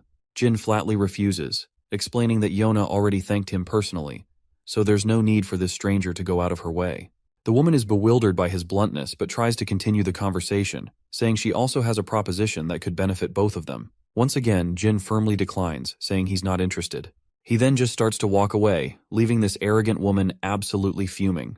But before he's completely out of sight, Daeon makes sure to bow her head and give her one last polite nod. Meanwhile, the lady is seething with rage and her guard asks if he should bring him back forcefully, but the lady says no. It seems her ego's been bruised more than we thought, and she's practically boiling over with anger. Next up, we're in the gaming room where everyone's glued to their TV screens. While they're all deeply immersed in their game, Youngchan decides it's time to take a dump. As he's heading down the hall, he accidentally bumps into a cocky punk. This guy immediately starts threatening Youngchan, barking at him to watch where he's going. Youngchan, poor guy, is practically shaking and stumbles out an apology. But Mr. Cocky isn't done. He's about to slap Youngchan across the face. Just in the nick of time, Jae-hyung bursts onto the scene and saves his friend from getting slapped. Jae-hyung strides over cockily, telling the cocky punk to get over it, because there's no need to make a scene over a little shoulder bump. He quickly spits out the lollipop he was sucking and locks eyes with the punk, and tells him to not take them for a bunch of goddamn scaredy cats. The punk's nerves are clearly rattled by Jae-hyung's deadly glare, and my guy continues to stare him down and demands this crazy punk why the hell he is staring. Once the punk is thoroughly intimidated, he finally walks off with whatever pride he has left. Jae-hyung lets out a puff of air through his nostrils, looking pretty pleased with himself. On the other hand, Youngchan still appears to be in shock, watching his friend and reflecting on the turn of events. It's a bit of a shock to him, considering Jae-hyung used to be the one bullying him, and now he's the one coming to his rescue. Orangehead tells them they'd better hurry, or Hyokjin will start giving them grief for being late. So, they head toward the toilet, while Youngchan still can't believe his eyes that this dude saved him. When they finally return, Hyokjin asks why taking a dump took so long. Orangehead explains there was some idiot trying to mess with Youngchan.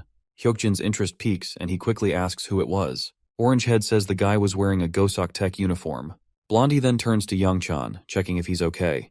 The timid fella simply replies that he's fine, because nothing had happened since Jae-hyung interrupted just in time. Orangehead decides it's time to just dive into the game.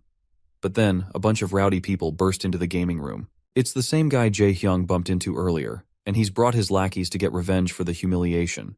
Hyokjin is completely absorbed in his game, and doesn't notice the people standing over his left shoulder. When he finally looks up, he sees a bunch of goons towering over him, and the leader of the gang quickly tells him to step outside. Both Hyokjin and Jae-hyung realize that shit is about to get real, and Youngchan is shaking, terrified just thinking about what's coming next. Once they head outside, Youngchan is trembling with fear, feeling utterly terrified because they've gotten into this mess because of him. The cocky guy from before starts bragging about how Orangehead was all talk and no action, claiming it'll be easy to take down him and his other friend. But our Orangehead doesn't back down. He mocks the cocky guy, pointing out how he was scared and walked off quietly earlier, only to come back with his lackeys. The cocky guy doesn't appreciate the jab and gets furious. He tries to land a punch on Orangehead, but Jae-hyung quickly ducks and delivers a brutal punch to the cocky guy's face, showing him who's boss. The cocky leader staggers backward, and Youngchan, on the other hand, is practically panicking, convinced it's all his fault they're caught up in this mess. That's when Jae-hyung speaks up, telling his terrified friend that he doesn't need to feel guilty about anything, because these bastards are the ones who should be sorry. Those words absolutely melt Youngchan's heart, because seeing his friend looking so badass while saying that is almost overwhelming. But then, Hyokjin chimes in, pointing out that it's the exact same line Jin used a while back, and even the way Jae-hyung said it had the same energy. He jokes that he basically copied Jin, and now he feels like he needs to bleach his eyes after seeing his copycat friend in action. Orangehead starts blushing, feeling totally embarrassed, and admits that Jin looked so cool when he said those words that they stuck in his head, and he couldn't help but repeat them. While the trio is caught up in their own back and forth, they momentarily forget they're actually facing off against a gang, and they are too distracted to pay much attention to the goons. But soon enough, the lackeys charge at them, because they are not here just to be simply ignored in the middle of the fight. The Orangehead stands his ground. As soon as one of the thugs reaches him, he delivers a powerful kick to the guy's gut, sending him stumbling backward. Another goon tries to swing at him, but Orangehead responds with a brutal whack, taking him down. Youngchan, who's not exactly a fighter, is more or less panicking on the sidelines, unsure of what to do. Hyokjin, however, is in full battle mode, taking down goons left and right. He turns to Youngchan and tells him to stay back and just watch from behind. Orangehead agrees, pointing out that while Youngchan might be a pro gamer, he is out of his element in this fight, so they have got things under control. Youngchan is completely blown away by this. He can't believe they're fighting because of him, and yet they're telling him to stay back. The goons are squirming and quivering on the ground after taking a serious beating. Our boys, on the other hand, are starting to struggle a bit, exhausted from the fight and outnumbered. Eventually, Jae-hyung takes a solid hit to the gut and feels the pain. He's sure that he is screwed because the cocky guy is about to land a punch right on his face, but before the punch can connect, Youngchan jumps onto the cocky guy, grabbing him tightly like he's found his brother from another mother. They both crash to the ground, and the cocky guy starts shoving Youngchan aside. But Youngchan holds on tightly despite the fear. That's when Orangehead takes his chance and swings his leg, delivering a devastating blow to the cocky guy's head. The impact leaves Youngchan a bit teary-eyed from the sheer brutality he's just witnessed, something he's never experienced before. Orangehead stands tall, looking like a boss after giving the cocky guy the final kick. He glances at the guy who's clearly down for the count. Hyukjin can't help but jab at Orangehead, noting how Youngchan had to step in to save the day. Orangehead quickly gets embarrassed and defensive, saying he was just about to take the guy down himself. They turn to Youngchan, who's on the verge of tears. Orangehead immediately asks if he's okay. The timid fella quickly reassures him that he's fine and apologizes for causing all this trouble. The scene shifts to our boy finally making it to the game room, only to find it empty. He tries calling his friends, but no one picks up. Just then, he hears someone calling his name. He turns around to see his friends, who eagerly tell him he missed all the action. The beta bullies start bragging about how they just whooped some Goseok Tech guys. They head inside, and as they climb the stairs, they point out to Jin that while he might not be familiar with the Goseok Tech guys, they're pretty tough, but not a match for them. As they head into the gaming room, they're shocked to find a bunch of people lying unconscious on the ground. The beta lackeys are blown away by the sight and quickly ask who took down all these Goseok Tech guys. Our boy casually points out that he came looking for everyone and was jumped by these guys when they saw his uniform.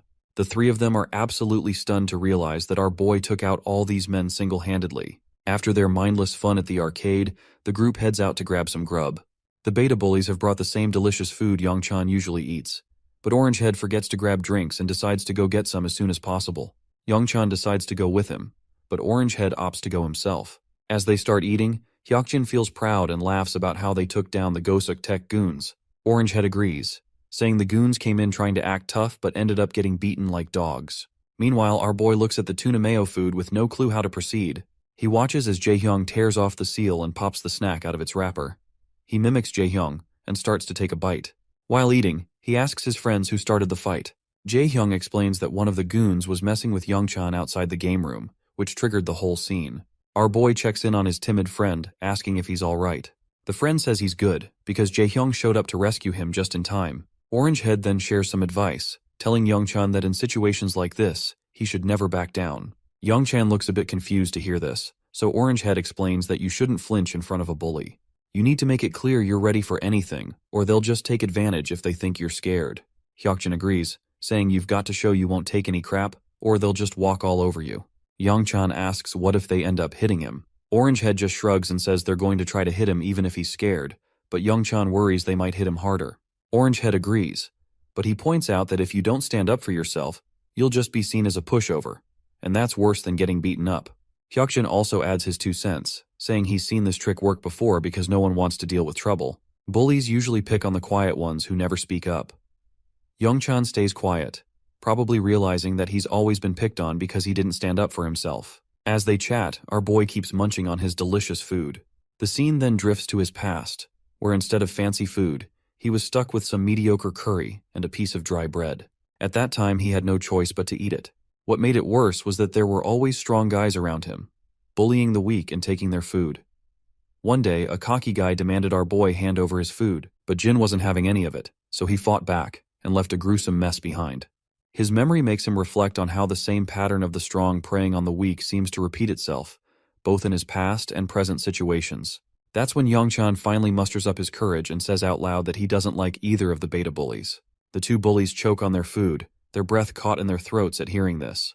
Youngchan continues, saying he hates them because they bullied kids in class, including him. Orangehead looks curious and asks when they even bullied anyone. He points out that they only joked around sometimes, nothing more. The blondie also agrees, saying that they never physically hurt anyone in class or made anyone do their dirty work. Compared to some of the other guys, like Gisu Kim, they're practically saints. But Youngchan stands firm, saying that even though they might just be joking or playing rough, it's still a form of violence to others. The beta bullies are stunned, because they are not sure what to think of it.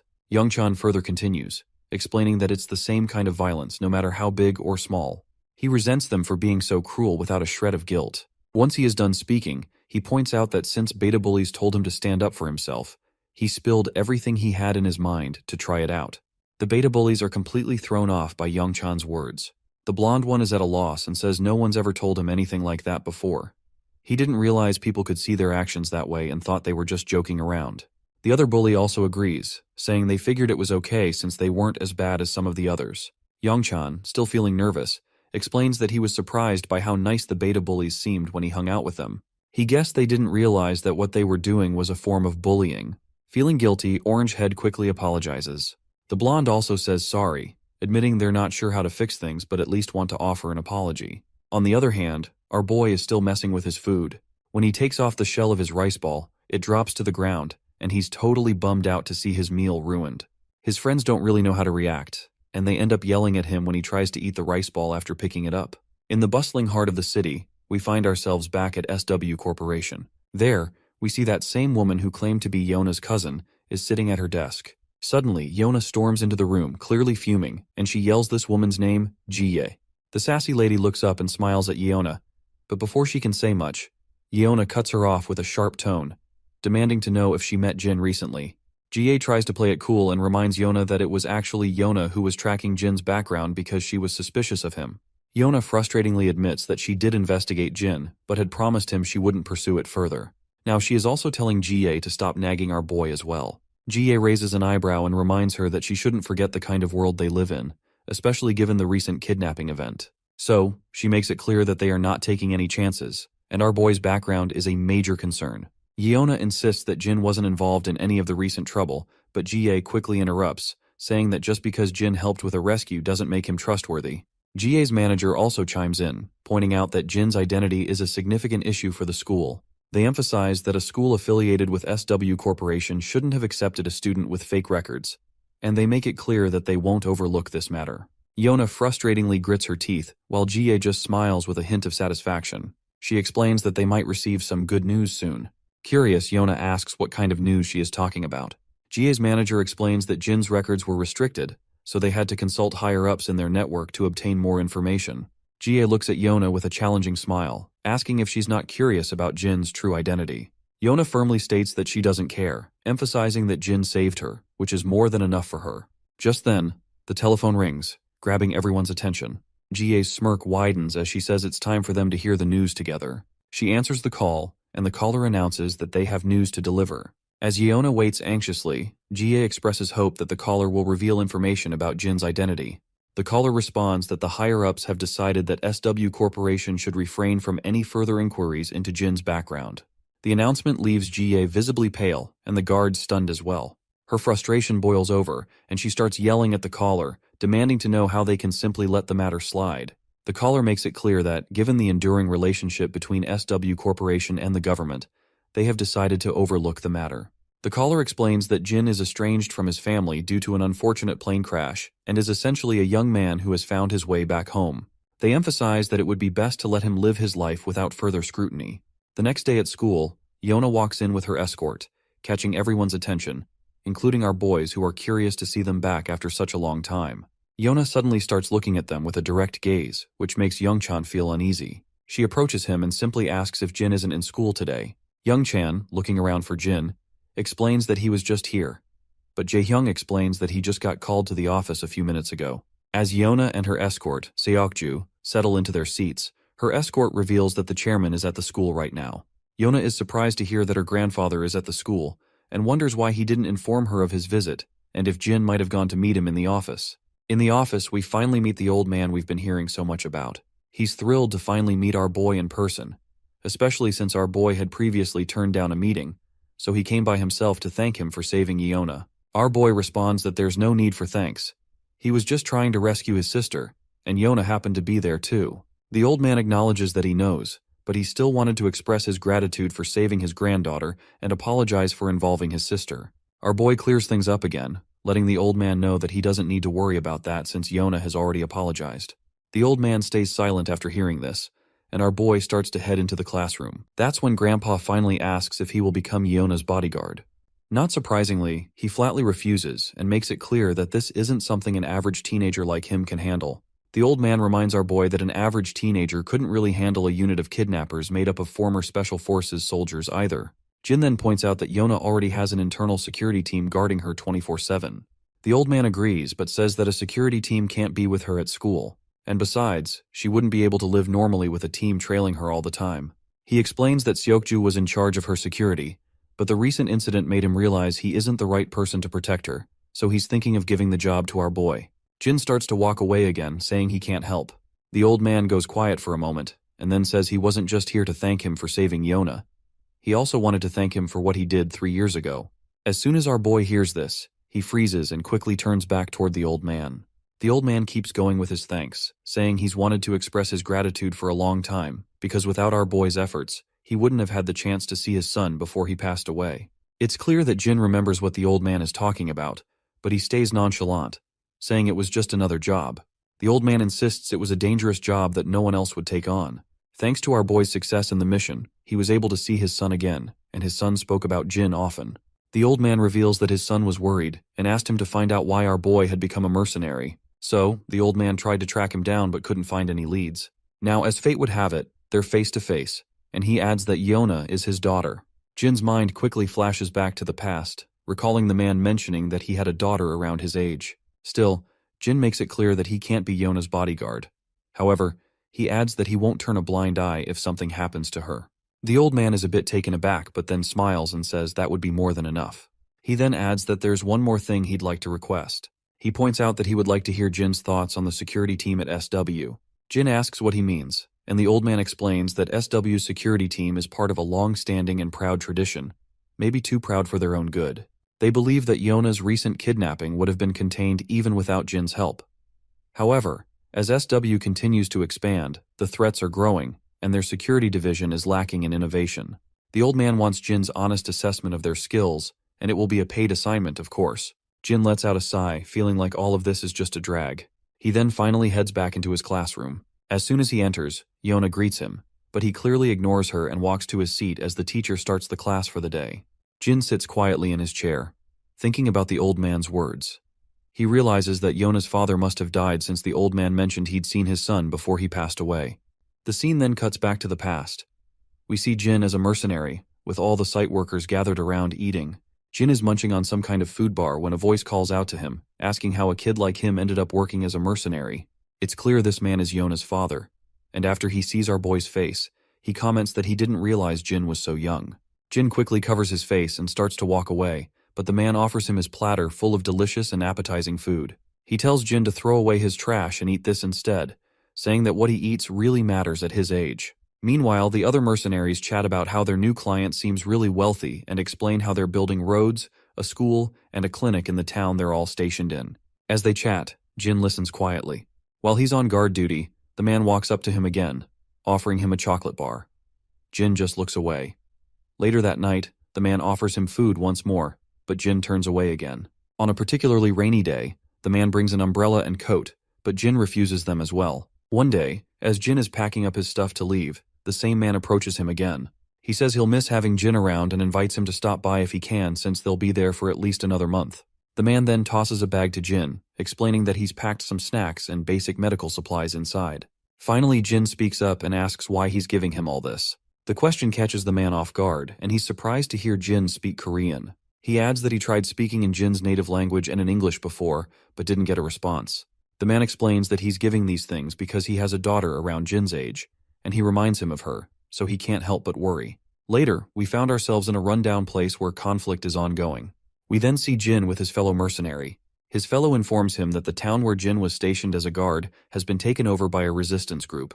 He explains that they were waiting for the foreigners to finish their construction so they could take over the buildings, and most of the people at the site had been killed.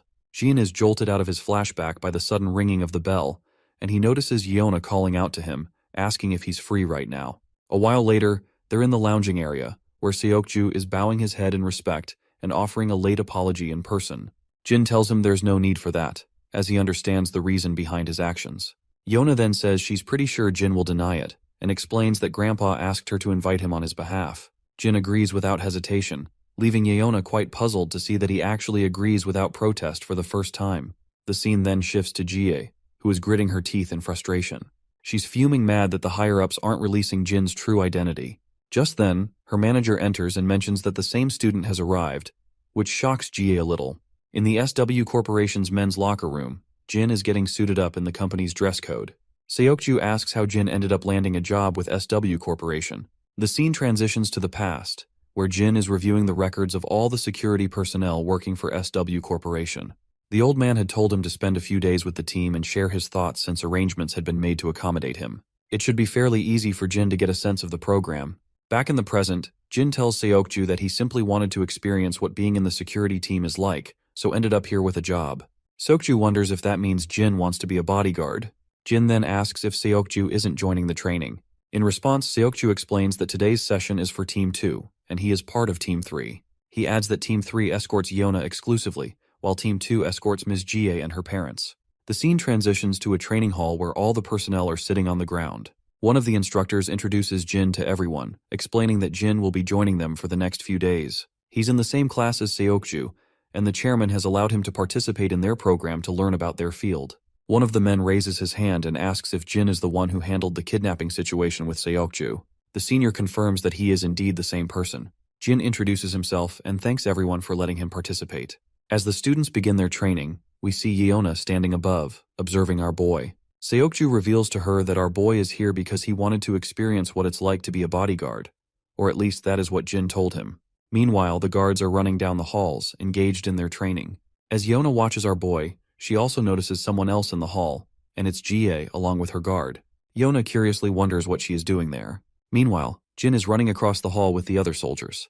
The senior leading the pack takes a quick look back and sees that Jin is keeping up well, so he decides to pick up the pace, running even more intensely. After several rounds, all the soldiers are completely out of breath, and the senior looks utterly exhausted, as if he might faint any moment. Jin, however, looks as if nothing has happened, taking just a simple, casual breath. The senior reveals to us that they've run enough to make anyone faint, but Jin kept up the whole time and even looks like he could handle 20 more laps. They move on to other intense exercises, and Jin excels at those as well. From the sidelines, Yeona is absolutely blown away by how Jin outperforms everyone, leaving them struggling to keep up. Meanwhile, Jie just sneers, saying it's just basic training, and still Team 2 is falling way behind this kid. As our boy stands there, the senior is wondering where in the hell they found this kid. He's questioning if he's been trained somewhere before because he's just too good. Then the senior notices Jie standing nearby, and his face goes pale as soon as he makes eye contact with her bodyguard. He realizes he's going to catch flack from Jie and her bodyguard later for falling behind compared to a high schooler. Suddenly, one of the juniors raises his hand and points out that he's heard this student played a critical role in Miss Yona's rescue, so he wants to test the kid's skills himself. The senior gets angry and asks if he really wants to spar with a high school kid, yelling at his junior for being out of his mind. But the senior finds himself completely blown away when the kid himself volunteers to fight and says he doesn't really mind. The senior, completely at a loss for words, scratches his head in frustration and reluctantly agrees. He tells his juniors to get the protective gear for our boy. Before long, our boy is decked out in his gear, and the other guy facing him gets suited up too. Yona wonders if this will be okay, and Seokju points out that it's hard to say, given how tough the other guys are. Even Jai thinks it would be pretty hilarious if this high school kid actually won. She mentions she's heard the kid has extraordinary fighting skills, but her bodyguard assures her that he's still no match for his men, because these guys have been highly trained in all sorts of combat, long before they started working at SW. The senior tells both of them to just take it easy, especially telling his junior to go a bit easy on the kid, and the junior agrees. The senior then tells them to get ready, so the junior takes his stance and reminds our boy that he's not against those chumps he has beaten before, so he better be careful. Our boy doesn't even flinch at the jab and simply takes his own stance. As soon as the senior signals the start of the fight, the junior lunges at our boy with an incredible burst of speed and swings a punch right at his face. But our boy quickly steps back. The junior swings again with full force, but Jin dodges effortlessly once more. Yona, growing anxious, points out that the soldier wasn't supposed to go that hard during a sparring match. But the soldier, however, keeps coming at Jin, swinging his fists left and right. Jin continues to dodge every attack effortlessly. Then, Jin quickly kicks the junior's leg, causing him to stagger. Seizing the moment, our boy balls up his fist and throws a brutal punch. But the soldier quickly raises his hands to block, avoiding a direct hit. The fatty mocks our boy for his futile attack and gets ready to hit him with a punch of his own. But Jin quickly deflects the incoming fist and counters with a brutal blow right to the bastard's face. That display of power leaves Yona breathless, and even her guard finds it pretty impressive that Jin struck precisely where the fatty's face was exposed. As the fatty writhes in pain, Jin grabs him by the head and delivers a vicious knee smash to his face, leaving him bloody and beginning to collapse to the ground. Jie is absolutely blown away by what just happened, while Jin stands there as the clear winner, with his opponent slumped unconscious on the ground. He removes the protective gear from his head, and both the senior and the other soldiers are stunned by the turn of events. Seokju notes that they were clearly instructed to take it easy, but this was just too intense. Jie speaks up again, questioning if this kid is really the 19-year-old they claimed he was. Meanwhile, her bodyguard is fuming at the top of his head, as Team 2 is part of his crew, and he is not at all happy to see one of his soldiers going down like flies after being beaten by a teenager. The other soldiers drag their incapacitated buddy off the ground, while Jin remains the center of attention. By now, the senior has no doubt about Jin's role in saving Yeona from the kidnappers. Meanwhile, Jie's bodyguard is giving his soldiers death glares.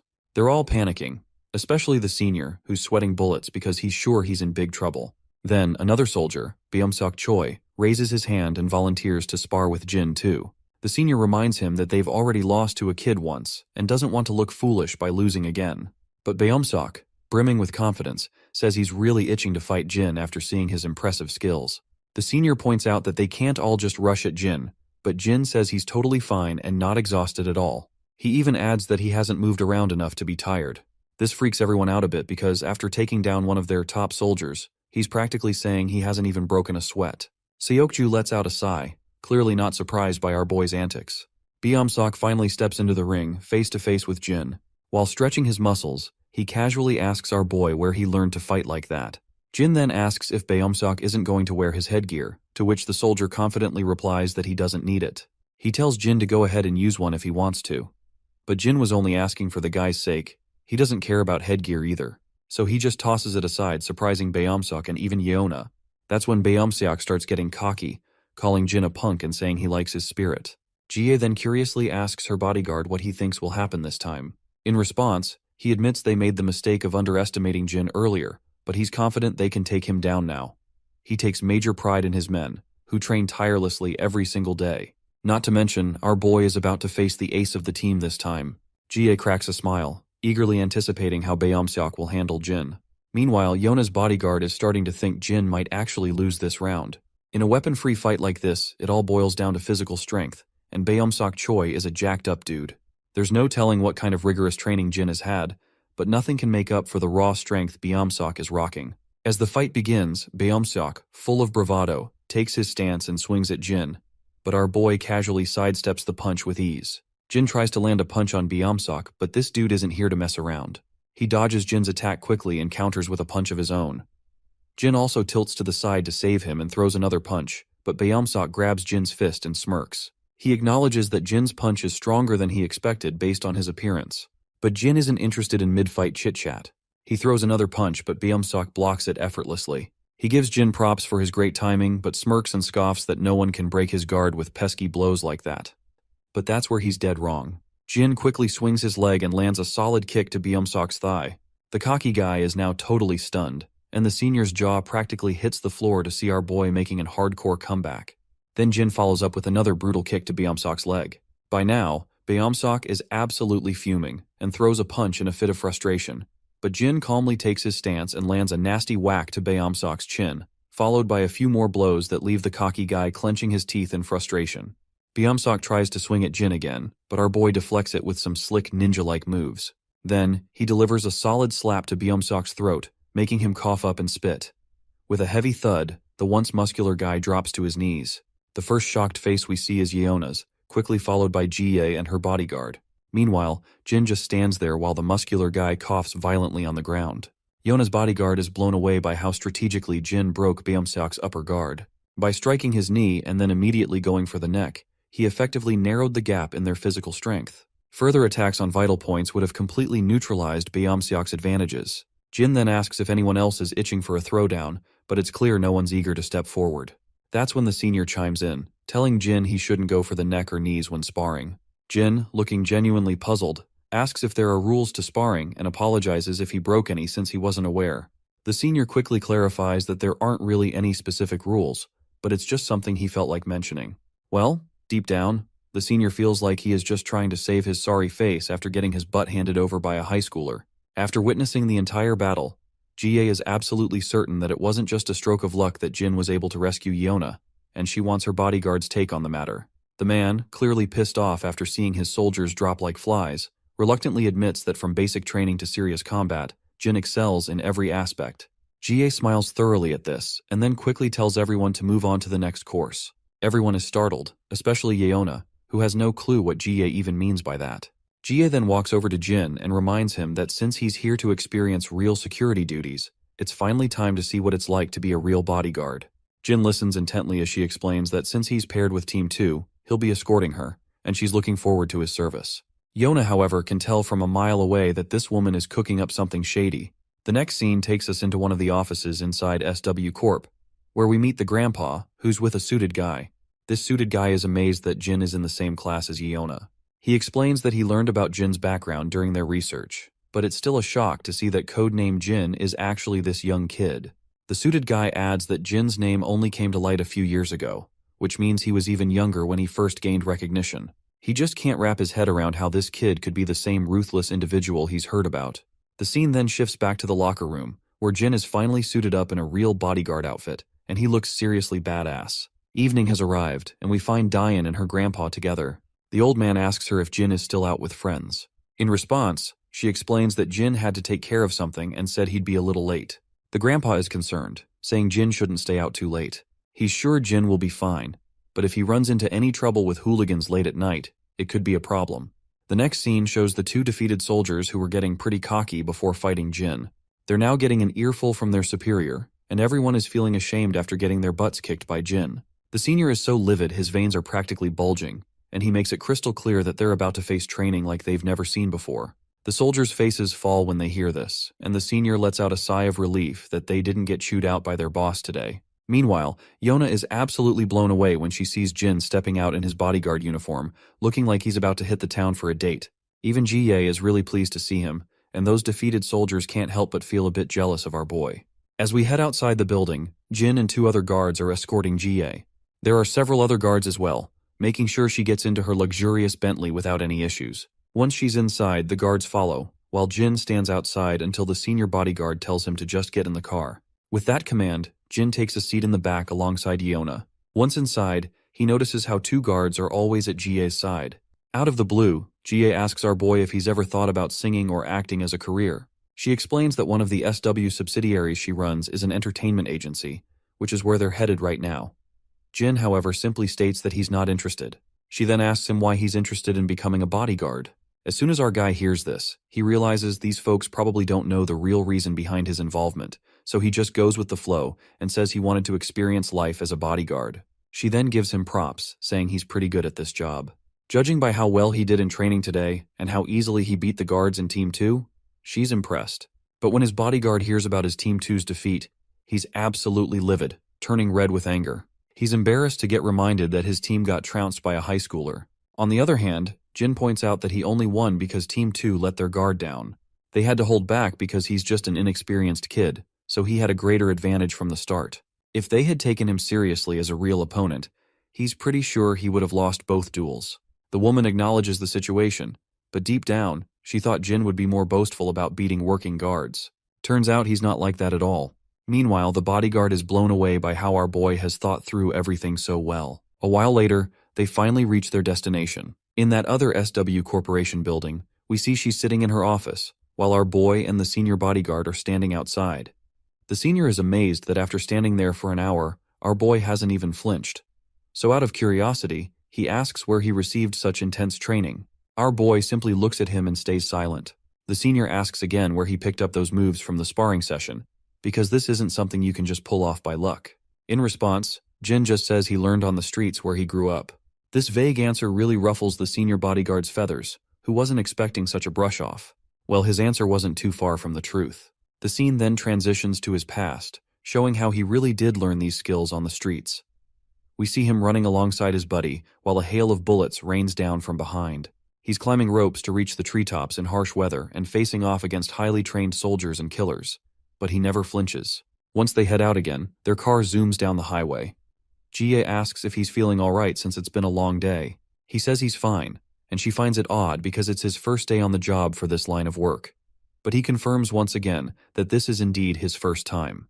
Meanwhile, the senior bodyguard reflects on how this is typical of our boy.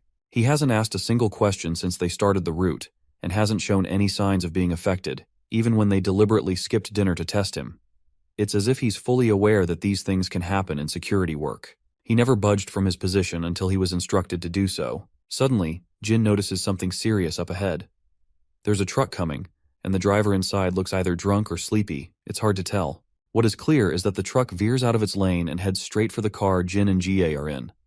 The truck skids across the road and crashes into their car. Once the car comes to a stop, the bodyguards from the other car rushes over. The airbags have deployed, and the senior bodyguard quickly checks the back seat, asking if GA is all right, and what he sees there blows his mind.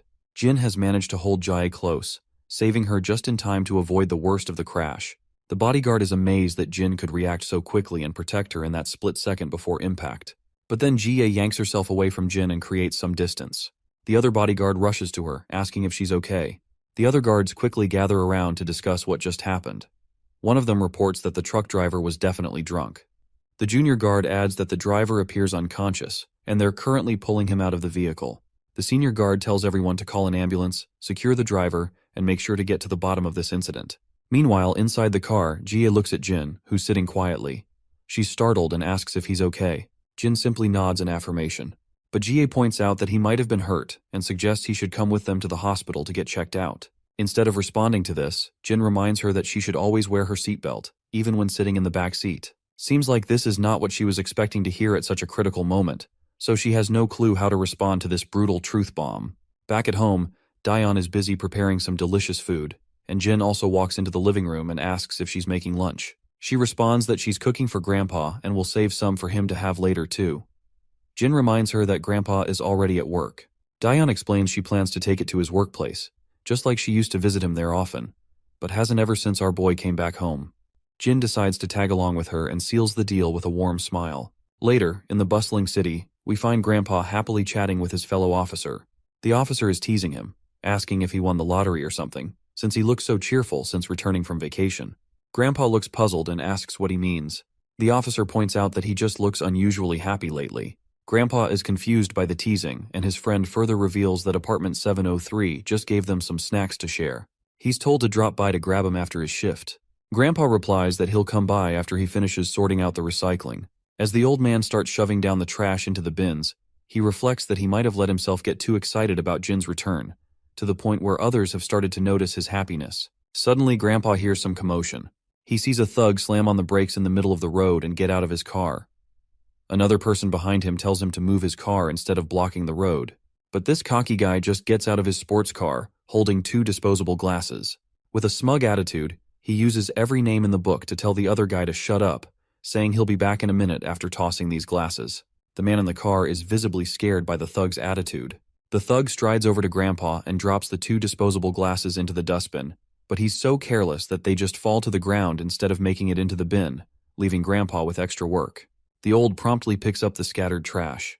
Meanwhile, the thug's girlfriend, who's still in the car, tells her boyfriend to throw this bag of trash as well. Reluctantly, he grabs the trash bag and throws it from a distance, not bothering to walk over to the bin. As expected, Grandpa ends up picking up the mess left behind by the inconsiderate duo. The thug zooms out of the place in his car, and just as Grandpa is busy putting the garbage to its rightful place, he hears a familiar voice and turns to find his children arriving to visit him. Although Grandpa is thrilled to see his children, he still asks what they're doing there. They reveal they brought lunch for him, but he insists they shouldn't have gone to the trouble. He can just buy something nearby.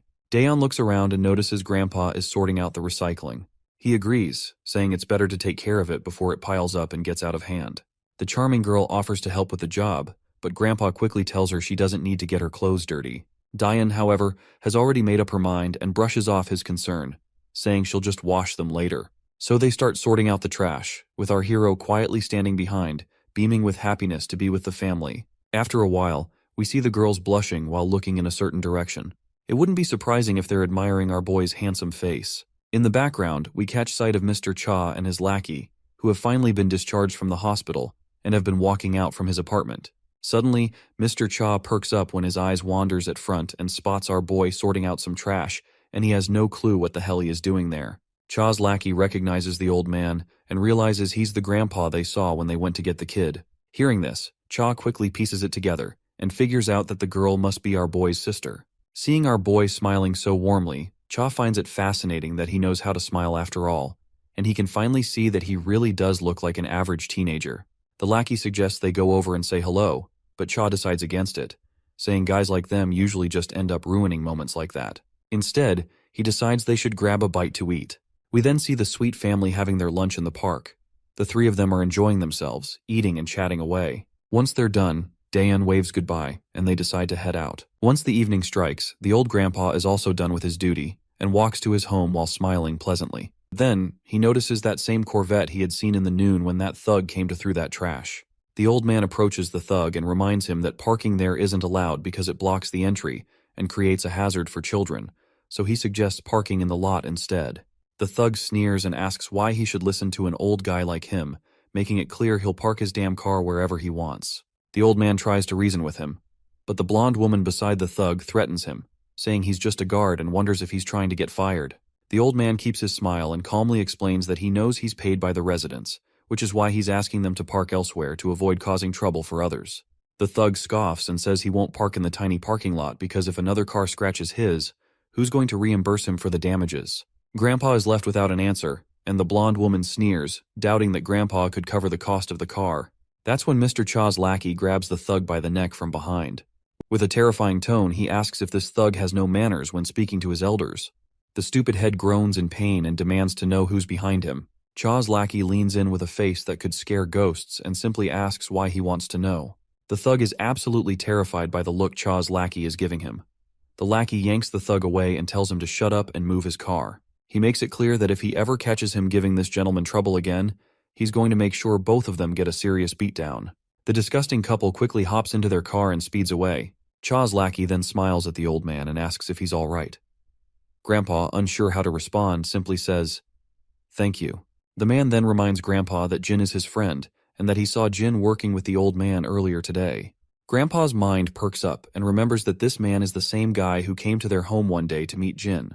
The scene cuts to Mr. Cha's turf, where the lackey meets up with his boss. Cha's in good spirits despite his fractured hand, glad he can still enjoy a drink with his other hand. The lackey mentions that if he hadn't stepped in, Grandpa would have had even more trouble from that little punk. Cha chuckles and gives his friend a nod for his solid work, noting how disrespectful punks can be these days. Suddenly Jin barges in abruptly and he looks quite terrifying at first glance. Cha immediately starts sweating to see our guy this serious, because Jin is the last person he would want to mess with. He asks Jin why he's giving them this insane look. By the way, we've been referring to this man as Cha's lackey for a while now. Since we don't know his name yet, let's give him one and call him Muscle Man. Jin pulls out his phone and shows a selfie of Muscle Man with Grandpa. Grandpa also had told our boy that one of his friends lives in the apartment where he works. Muscle Man starts blushing, feeling pretty pleased as well as embarrassed with himself. Meanwhile, Jin looks absolutely furious and asks Muscle Man if this is some kind of threat. Cha and his lackey are terrified that Jin is taking this the wrong way, and they definitely don't want to get on the bad side of our MC. As our boy's anger boils over, Muscleman starts to stagger and quickly tries to explain that it's just a gesture of goodwill, begging Jin to listen before taking any action.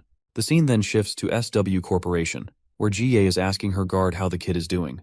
The guard remains silent for a moment, but then points out that the kid should be finishing up his training session with Team 3. GA then asks if Jin was taken to the hospital to get checked out and what the doctor said. The bodyguard reports that Jin had a few bruises but nothing serious to worry about. GA reflects on how Jin saved her just in time, and we can tell that she has a soft spot in her heart for him. She tells her bodyguard to check in on Jin just in case, as you never know what symptoms might develop after a car accident. She's concerned that if the media finds out the crash was staged and Jin gets hurt, it could create a real problem.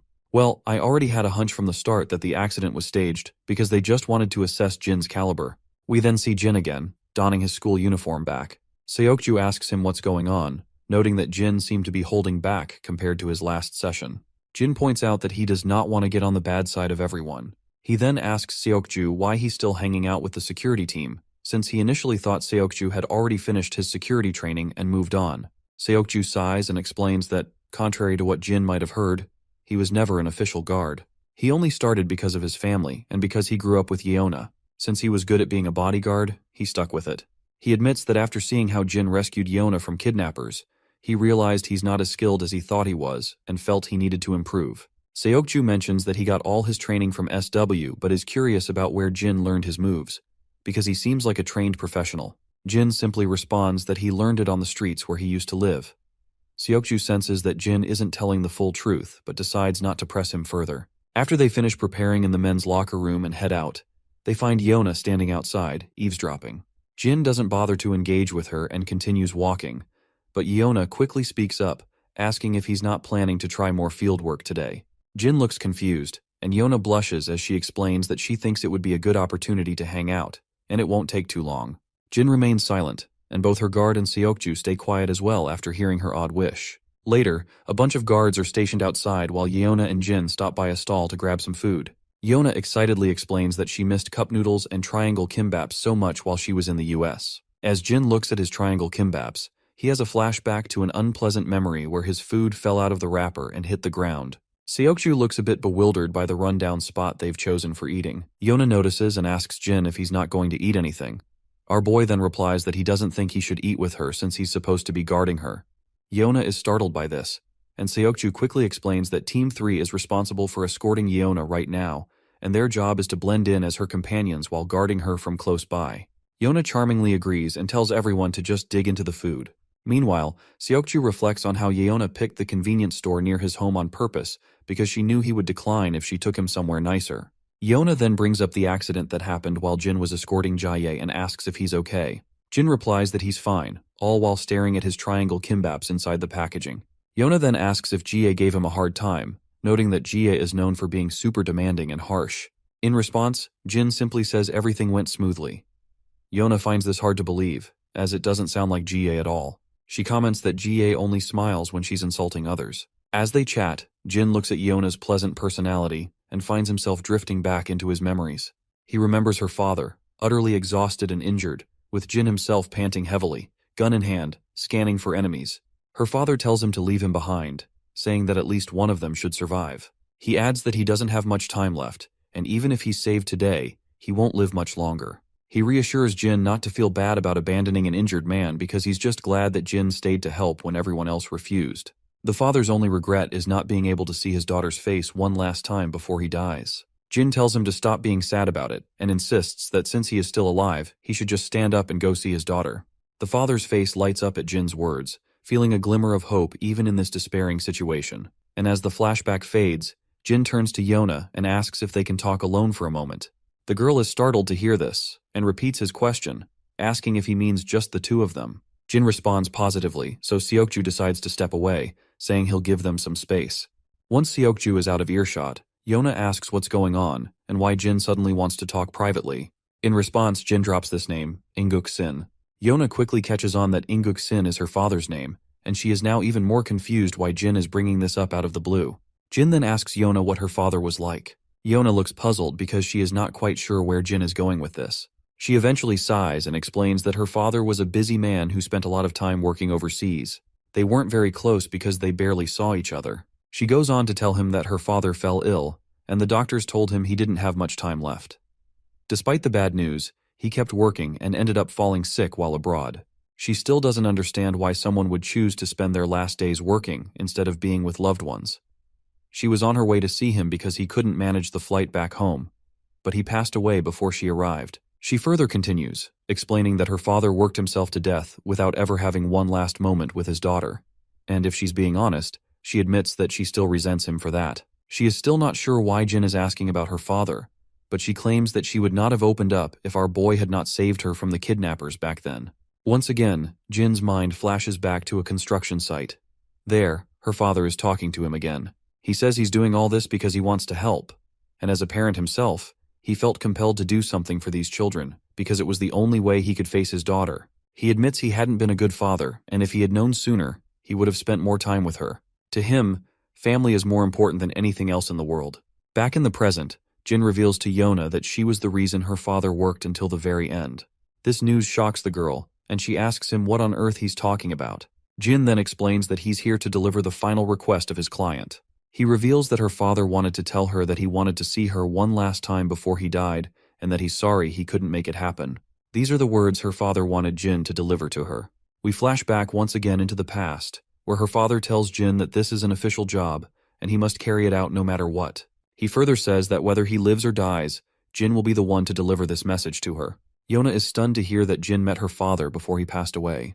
After dropping this bombshell, Jin simply grabs his bag and begins to walk away, leaving Yona wide-eyed.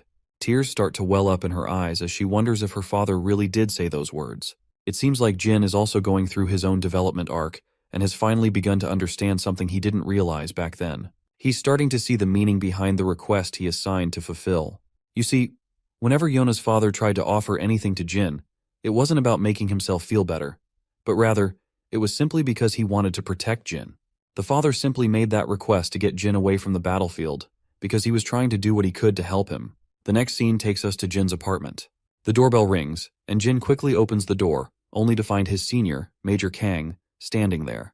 Later, they sit down in the living room at the dining table, and Jin's grandpa is thrilled to finally meet Major Kang in person after only talking on the phone before. Major Kang apologizes for not coming sooner to say hello. He explains that he returned to Korea with Jin, but wanted to give him some time to reconnect with his family first. Grandpa finds it surprising that Major was here in Korea all along, and states that he was eager to thank him in person. He remarks on how shocked he was to learn about all the things Major Kang had done for Jin. Earlier, the old man had thought Kang was just an embassy employee, not the very person who brought Jin home. Major Kang happily explains that they wouldn't have survived without Jin's help either.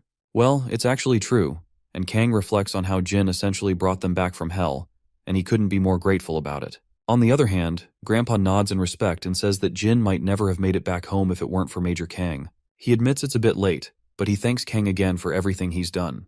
Major Kang starts to sweat and looks a bit anxious, quickly waving off the thanks and saying there's no need for it. Nevertheless, Grandpa is curious and asks how a military officer ended up meeting Jin. Major Kang feels confused initially, as he is not sure what to say, but soon collects himself and explains that Jin was their guide when they were deployed overseas. He got them out of a tough spot, and Kang says they definitely wouldn't have made it out alive without Jin's help. Grandpa then invites Major Kang to stay for lunch, noting that it's almost noon. Major Kang happily agrees, and as he munches on some fruit, he turns to the little girl and asks if she's Jin's sister.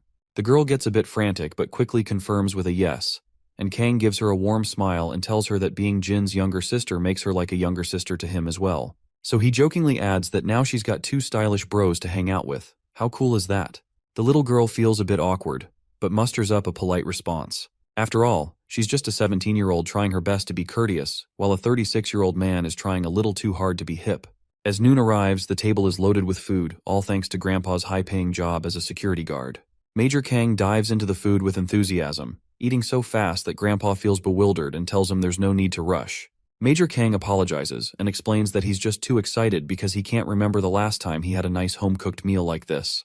Grandpa then asks if Kang's mother is no longer with him. Kang replies that she's alive but not very good at cooking. He and his father prefer to eat out instead, which spares them the awkwardness of pretending to enjoy her food. Kang gets a bit emotional and adds that the mess hall was the best part of being in the military, and he knows that sounds a bit tragic. Both Grandpa and the girl give an awkward smile, while Jin quietly continues eating his food, being the good guy he is. In the next scene, Jin and Major Kang are hanging out outside. Kang expresses his happiness at seeing Jin and mentions that the other boys also fondly remember him. Jin's mind flashes back to all the pleasant memories of his fellow juniors being kind to him, and a genuine smile spreads across his face. He then asks his senior what brings him here all of a sudden. Kang explains that he was out on business and thought he'd stop by to see his junior since he had a few days off after finishing his assignment. He's really glad to see that Grandpa and Jin's little sister seem so nice. Jin smiles back to hear this, and Major Kang beams back at him with the same energy. As the senior stands up to leave, Jin asks if he's heading out already. Kang nods, saying it's already a bit late. Major Kang further states that he would love nothing more than to sit and catch up, but he has to go meet his fiancée. This news takes Jin by surprise, and he asks if his senior has gotten engaged already. Kang confirms this, and Jin is left staring, unsure how to respond. Seeing Jin's flat reaction, Kang gets a bit agitated and annoyingly asks if Jin is jealous of his senior finally finding someone. Jin quickly denies it, while Kang explains that it's a bit of an old-fashioned arrangement since their parents set them up. He admits he's kind of glad about it, especially since he's always too busy with assignments to date much. As Kang waves goodbye, he tells Jin to take care of himself. Just as he's about to leave, Kang suddenly stops and calls out to Jin. Our boy quickly responds to the senior's call, and Kang cryptically asks if he has found the answers he was looking for. To understand what Kang is referring to, the scene flashes back to a time when Jin asked his senior about what family is all about. At that moment, Kang found the question really hard to answer and remained silent. Back in the present, Jin confirms that he still doesn't fully understand what family is all about, but he's starting to get a sense of it. Kang is pleased to hear this and gives Jin a heartfelt goodbye. We then return to the SW Corp, where GA apologizes to her visitor for calling him at the last minute, explaining that she didn't have enough time to see him elsewhere. Well, to everyone's surprise, the visitor appears to be Major Kang himself, and he quickly reassures her that there's no problem at all. In fact, he's the one who called her out of the blue and is just glad she could spare some time for him. As she takes her seat, she comments that she's heard Major Kang has been dispatched overseas a lot lately, so it must be quite busy for him. The man scratches his head and modestly says he's sure he's not as busy as she is, as he's just scrambling around trying to be useful. She tells him not to be so modest, knowing well how tight his schedule is. Kang grins sheepishly in response, while she thinks to herself that she never imagined she'd end up with a military man, and they wouldn't have even met if their parents hadn't arranged it. She then wonders how many times they've seen each other, and Kang responds that it's exactly 14 times. She then points out that this much time is just far too little given the fact that they had been engaged for over a year. She then remembers another think, and she states that she has a favor to ask. The man quickly perks up and tells her to just say the words. That is when she slides across the profile of our boy, and when he looks at the document, she points out that it's about this boy in the picture, and she wants him to look into his records.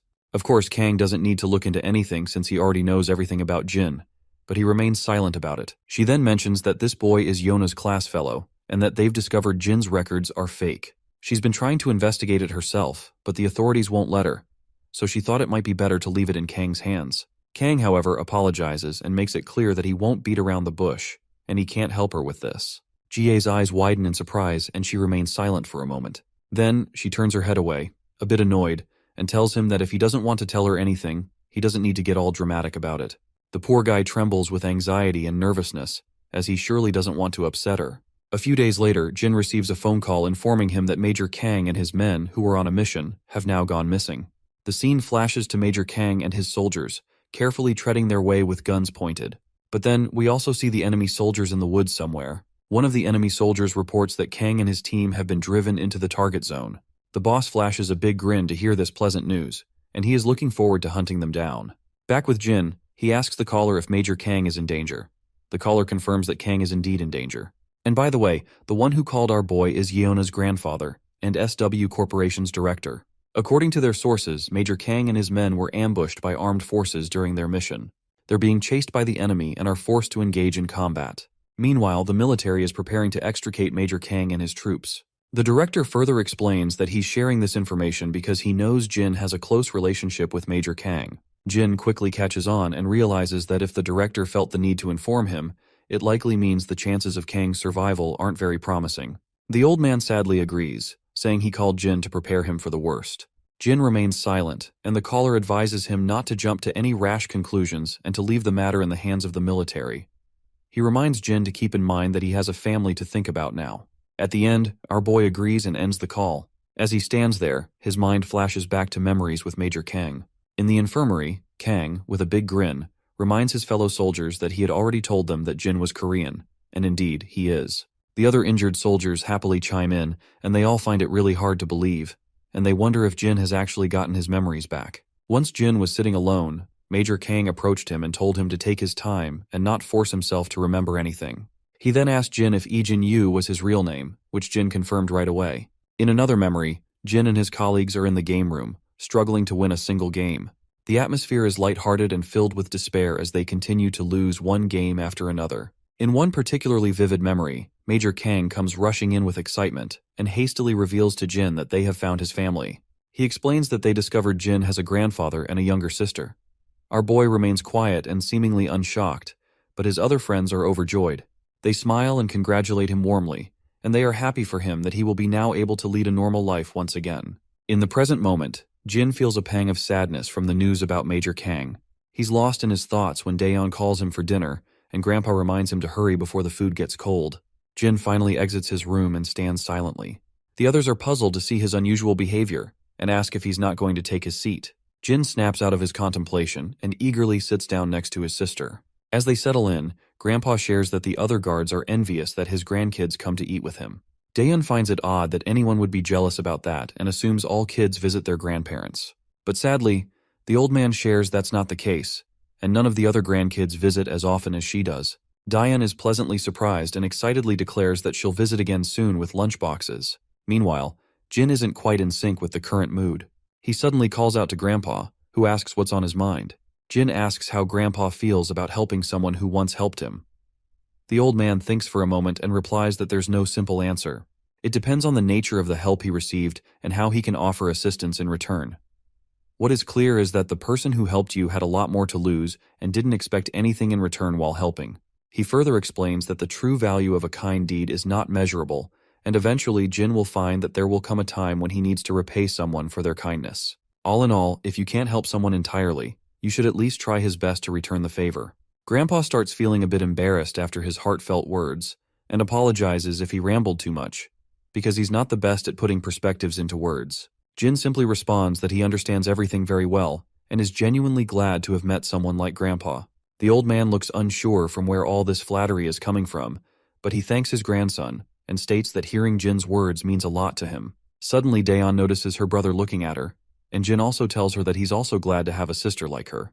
Daeon goes silent for a moment, then blushes deeply, because she is not the type to handle this much flattery all at once. Later, once Jin gets into the room, he talks to his senior, and lets him know that he is going to help Major Kang, and he appeals to his senior to please make any arrangements if he can. Well, it seems like the director isn't too sure about sending our guy into the fight, but it looks like he doesn't really have a choice. The next scene cuts back to the woods, where we see Major Kang completely exhausted, taking deep breaths to catch his breath. He then instructs everyone to rest for a bit and tells one of the soldiers, Seokun, to scan the perimeter, while Ji-seok and Sucheol are sent to check how close the enemy is. One of the soldiers speaks up, mentioning that everyone is pretty wiped out, and Gwangsik has lost a lot of blood. But the senior responds that they've got to reach the next checkpoint to wait for rescue. The soldier asks if they can even make it since they're almost out of rations. The senior feels agitated and begins gritting his teeth. The scene then cuts to the enemy base, where one of their soldiers reports to the boss Kang's party is close to giving up. The boss says he's impressed they've lasted this long, and he admits that he would have suffered greater losses if Kang's party would not be burdened with protecting civilians. Plus, Major Kang in his time is also unfamiliar to this land as well, which gives this eye patch bastard an edge in this fight. Suddenly the man's eye begins to throb under his eye patch, and he can't help but feel agitated as the image of our boy flashes through his mind. Looks like our guy is the one who took this bastard's eye. Later, we see a plane zooming through the skies, and inside, our boy sits in his soldier uniform, gun in hand. It's clear he's familiar with the land he's headed to. You see, this region is known as Grian, one of the places where Jin had operated as a mercenary before. Before he boarded the plane, the director's assistant explained that Major Kang and his men were deployed to extricate a group of researchers gathering data on the region's minerals.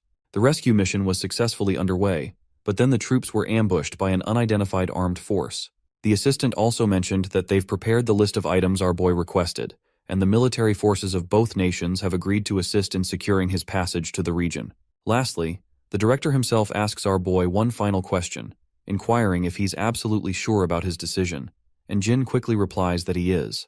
With that, we're back in the plane, and the sirens start blaring as they reach the checkpoint. It's finally time for our boy to jump into action. The scene cuts to the school where the lecture is going as usual. Our beta bullies are slacking off, and not surprisingly, Young Chan is busy taking notes. Yona, on the other hand, is puzzled and wondering why Jin isn't in class and hasn't responded to her messages. We're back in the woods again.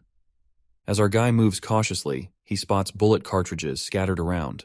Scanning the area, he realizes that Major Kang hasn't made it to the second foothold. But after seeing the remnant of the battles here, he figures that the Major might have moved on to the third foothold from the second foothold already. Meanwhile, in the dense woods, soldiers are exchanging heavy fire. Major Kang is reloading his magazine while the enemy keeps up a relentless barrage. One of the enemy soldiers is even armed with an RPG. Seeing this, Kang is momentarily shocked, but he does not waste any time and quickly takes aim at the soldier with the RPG and fires, hitting him right in the head. The RPG also detonates for some reason after the soldier is shot in the head, creating a massive explosion and sending debris flying everywhere. Many enemy soldiers are down, and Major Kang and his squad continue their relentless barrage of bullets. Once all the current soldiers are dealt with, those hiding behind hesitate to advance and eventually retreat. Kang quickly calls for a status report. The soldier reports that no one else has been injured, but their ammunition is running low. It's hard to say for sure, but they might not have enough for another skirmish. Kang then asks how far the next foothold is. The soldier replies it's about 8 kilometers southwest, with an estimated travel time of 3 hours and 20 minutes. Kang isn't thrilled to hear this, because covering that distance on foot with civilians and wounded men, especially in such a dense jungle, is far from easy. The soldier also notes that the enemy seems to be using a pattern of ambush and retreat instead of launching a full-on attack. Kang grits his teeth after realizing that the enemy is deliberately trying to wear him down from the start, and they are even ready to sacrifice as many men as it takes to achieve their objective. He reflects that these men aren't fighting like trained soldiers, but are being strategically deployed by someone skilled in tactics. The attack seemed random at first, but after a few skirmishes, Kang noticed a pattern. The enemy's pursuit forced him to retreat from the first foothold to the second, and now they're driving him back from the second foothold as well. Also, the enemy is chasing him down as if they are already familiar with the path. His best option now is to defend the third foothold and hope that the rescue party arrives in time. No matter what it takes, Kang is determined to get his men back home safely. Back at the enemy base camp, a soldier reports to his leader that the enemy is following the predicted course, and he has already positioned the troops to block their way. The man with the eye patch grins, not surprised by this development. After all, there aren't many routes the enemy could have taken. Suddenly, a mercenary bursts into the tent, asking how many more of his men will have to die needlessly. He questions why the eye patch guy won't just let them charge in full force instead of sacrificing themselves just to retreat. The eye patch then shoots this mercenary a deathly glare, causing him to tremble and fall silent immediately. The eye patch's aura becomes even more intimidating as he explains that they are up against a highly experienced special forces unit, and charging at them without a strategic maneuver would have already decimated all their troops, leaving them with no men to fight and no territory to call their own. But then, the eye patch man starts smiling again and returns to his normal behavior. He assures his mercenary friend that none of them will matter to him from this point onward. With those chilling words, someone shoots the poor man in the head, and he falls to the ground. I guess he really won't have to worry about anything from now on. The leader exits his tent, and we see that other members of the mercenary group have also been captured. He finally gives the green light to hunt down Major Kang and his party, but also orders his soldiers to dispose of these useless fools before they go. A while later, we see Kang's party, all looking exhausted.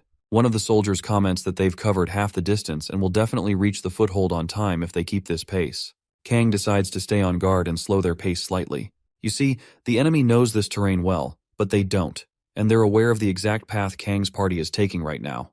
Back with the eye patch man, he's practically brimming with joy. He's reveling in the hunt and eagerly anticipates the moment he'll capture his prey, just when they think they've escaped. He can barely contain his excitement, imagining how the fools will feel when they realize they've been screwed from the start. He's so thrilled that he orders his soldiers to inform the others that their prey will be arriving soon. Meanwhile, Kang and his party make their way through the terrain and come across the slaughtered bodies of the mercenaries scattered on the ground. Every one of them is dead, and Kang is left bewildered, with no clue about what's happening. It seems like our boy is the one who took all those soldiers down. Back at the enemy base, a soldier delivers some bad news to the leader. Apparently, the Alpha unit was waiting for the ambush, but they've lost contact with them. The boss is jolted in shock, demanding to know how this could possibly be true. The soldier explains that they've tried multiple times to reach the Alpha unit but have been unsuccessful. The eye patch man grits his teeth in frustration and angrily asks about the Delta unit, demanding to know if they are right behind the Alpha unit. The soldier replies that the Delta unit is closing in on the target, with almost 2 kilometers left to go. The boss orders his men to get in touch with the Delta unit and ensure they catch the prey no matter what.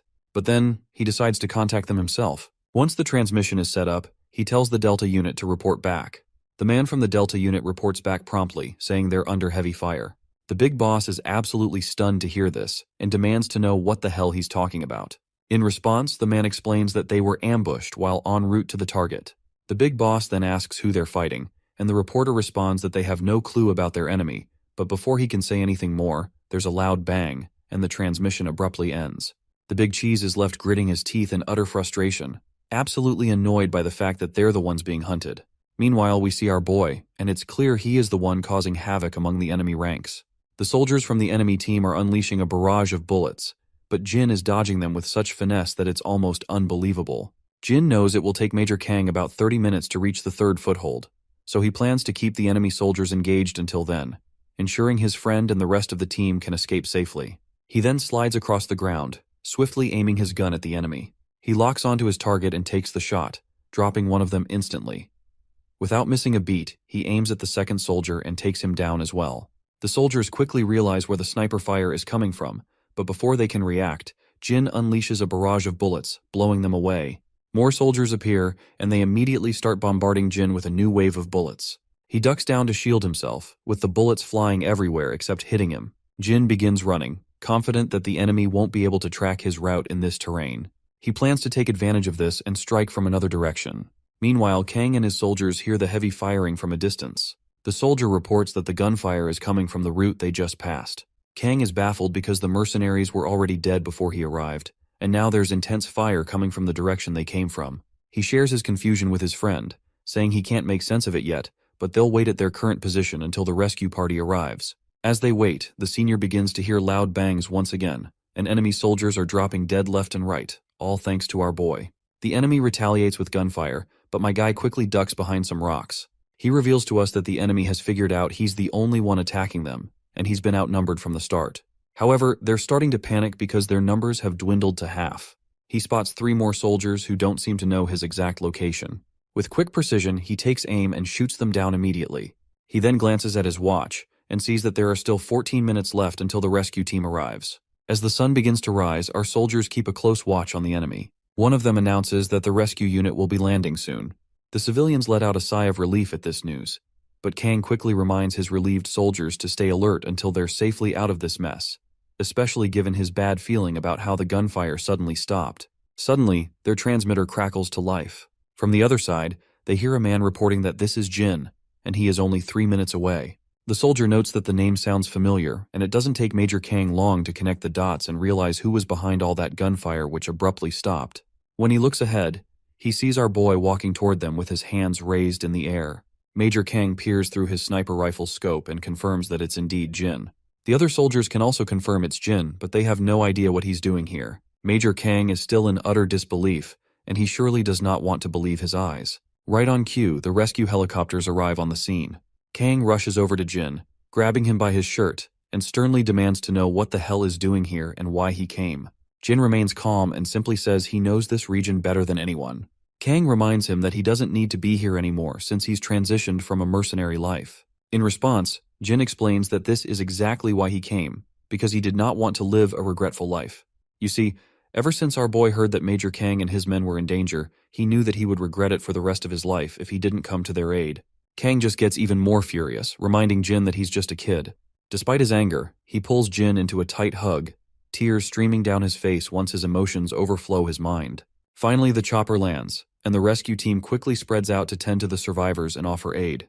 Meanwhile, back with the eye patch guy, his lackey reports that the Alpha unit has been wiped out and 17 out of 20 Delta troops are dead.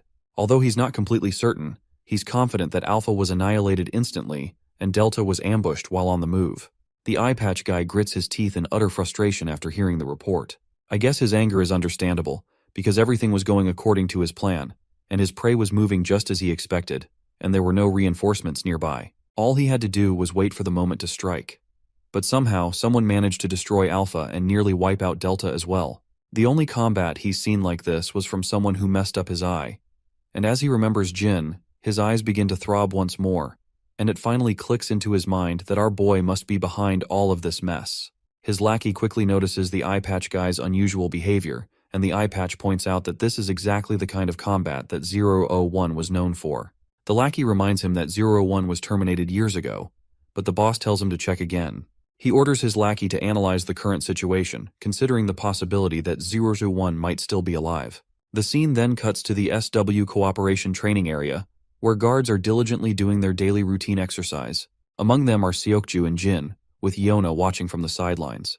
The training involves some running and rope climbing. Seokju seems unable to take his eyes off Jin, likely because he struggles to keep up with him. After the rope climbing, the next exercise is desk jumping. Seokju and Jin stand shoulder to shoulder, ready for the challenge. As they start running at an incredible speed, Jin effortlessly outpaces his fellow, leaping over desks with such ease as if he was born for it. The spectators on the sidelines, including Yona, watch in awe, marveling at how Jin seems to excel at everything he does. Once they finish the course, the group takes a moment to catch their breath. Seokju is panting heavily from exhaustion, but when he glances at Jin, he's shocked to see that Jin hasn't even broken a sweat. In the men's locker room, Seokju continues to observe Jin, and he is fascinated by his prowess. That's when he notices a spot of blood on Jin's arm and points it out. Jin also takes notice of the bloodstain but quickly brushes it off, saying it's nothing, and simply puts on his school coat. Seokju, however, is blown away, realizing that only a deep wound would bleed like that. Yet Jin managed to outperform everyone in training despite the injury. Seokju then speaks from the heart and points out that whenever he looks at Jin, He feels like he's been stuck in a small pond his whole life. He doesn't know much about our boy, but he's sure that Jin is not an ordinary Joe, and it's clear that he has been at this game for a long time, especially after witnessing how he rescued Yeona, and how he nailed the entire training session. He further explains that since he was young, everyone told him he was a prodigy, but seeing Jin has pushed him to confront his own limits, which is pretty damn frustrating. He makes it clear, though, that he won't let our boy outshine him in training. Jin then asks him if that's why he was keeping such a close eye on him. Seokju feels a bit awkward after being called out, but Jin points out that it's pretty hard not to notice when Seokju has been trying to outdo him in every training session. Still, our boy admits he gets it and understands that Seokju can't help but compare themselves since they're the same age. Seokju stays silent after hearing this, which just confirms that he's definitely comparing himself to Jin. Anyway, our boy then asks Seokju if it's true that he's more than just Yeona's bodyguard, and that he's been trained as her aide since he was young. Seokju points out that he's not sure who told this to our boy, but it's kind of true. His grandfather is the chief secretary to the chairman of SW Corp, and his dad works alongside him as an aide.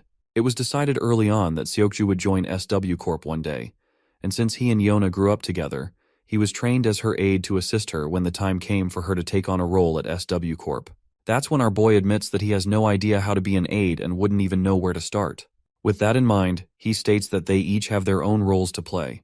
Just as our boy is walking away, Seokju quickly catches up and says he's not going to let Jin beat him in training or sparring. Jin looks at his friend and just smiles. After all, a bit of healthy competition and rivalry never hurt anyone. Once they get out of the men's locker room, Yeona is waiting outside as usual. She gives both of them props for a well-done training session and then turns to our boy, asking if he's been busy lately since they haven't seen him at school for a while. Jin simply says he had something to take care of. Yeona stays silent for a moment, and then suddenly his phone rings, and the caller ID says, "It's Major Kang." Our boy answers the phone, and Major tells him that the doctors just reported that Gwangsik's operation went smoothly, and there's nothing to worry about. Jin is quite pleased to hear this, and Major further goes on to say that if they hadn't gotten back in time, Gwangsik might not have made it. So, he's alive thanks to our boy. Kang thanks him twice, saying that if Jin hadn't been there to save them, the whole unit would have been in danger, and the other guys in the group are just as grateful. The other guys in the background start showering our boy with gratitude. But then Major Kang gets serious and tells him that he doesn't want to see him out in the field again. He kinda admits that it's a funny thing to say after Jin just saved everyone's asses, but it doesn't sit right with him, and points out that Jin has a family now and a new life ahead of him. But our boy gently reminds the Major that it was because of him that he found that family in the first place, so he's pretty sure he made the right call by stepping onto the battlefield. Major Kang can't help but crack a smile, and he thanks Jin once again for making the right decision. Jin then hangs up after saying goodbye, and when we look ahead, we see Yeona standing there with a clueless look on her face. She seems a bit startled, probably because she's never seen him smile like that before. Yeona then frantically asks Jin if he needs to hurry back home, to which he replies that he doesn't, because his friends are waiting for him at the game room. Intrigued, Yeona quickly says she wants to go there too, but it seems Seokju isn't sure if they should head over. Eventually, they make their way to the game room. When our boy steps inside, he's momentarily startled by the scene in front of him, and Seokju and Yeona look just as confused. The game room is a complete mess. Peripherals are scattered on the ground, and one of the staff members is busy trying to clean up the aftermath of what looks like a fight. Seokju asks the manager what happened, and the annoyed manager explains that a group of kids in uniforms, like theirs, were gaming quietly until a bunch of kids from another school came in and started a full-blown brawl. It ended up in a huge mess, and now they're trying to clean up the chaos. Well, it looks like our two beta bullies and Youngchan might have gotten themselves into some serious trouble, and Jin seems to have a pretty good idea of what just went down. We finally catch up with Youngchan, who's running at full throttle. Even though he's out of breath, he dashes down the streets and quickly slips into one of the dark alleys. While hiding in the corner, he's absolutely terrified as the thugs who were chasing him continue their search. To understand how Youngchan ended up in this mess, let's rewind a bit. We see the entire gang of thugs surrounding the beta bullies. The bullies are trying their best to fight back, but they're hopelessly outnumbered. The orange head tells Youngchan to just run, and the blonde one even tells him he shouldn't tell Jin about this. So it looks like this pussy has abandoned his friends in the middle of the fight and is now trembling at the thought of how those beta bullies are going to handle an entire gang of kids from Gosok Tech. His phone rings abruptly, which scares the hell out of him, and it's our boy Jin calling. Back with the beta bullies, Jae-hyung knocks out a thug with a single punch, but then gets hit by another guy. He quickly retaliates with a kick to the gut, sending the thug tumbling backward. Meanwhile, the blondie is also taking down thugs left and right. After taking down a lot of these guys, the duo looks completely exhausted. However, the number of thugs they're facing is overwhelming. One thug stands behind his lackeys and mocks our duo, saying their effort wasn't half bad, and that he finally sees some truth to the reports of his boys getting beaten. Apparently this man is infamous Inchin-gu, and he is the top dog of Goseok Tech, and even our beta bullies had never thought in their imaginations that they would have to go against the infamous Inchin-gu and his goons one day. Jaehyung throws a jab of his own, telling Inchin-gu to stop yapping and face them. Incheon is clearly annoyed to hear this, and responds with a furious glare, while Orange Head continues to taunt him, asking if he's afraid of embarrassing himself in front of his boys.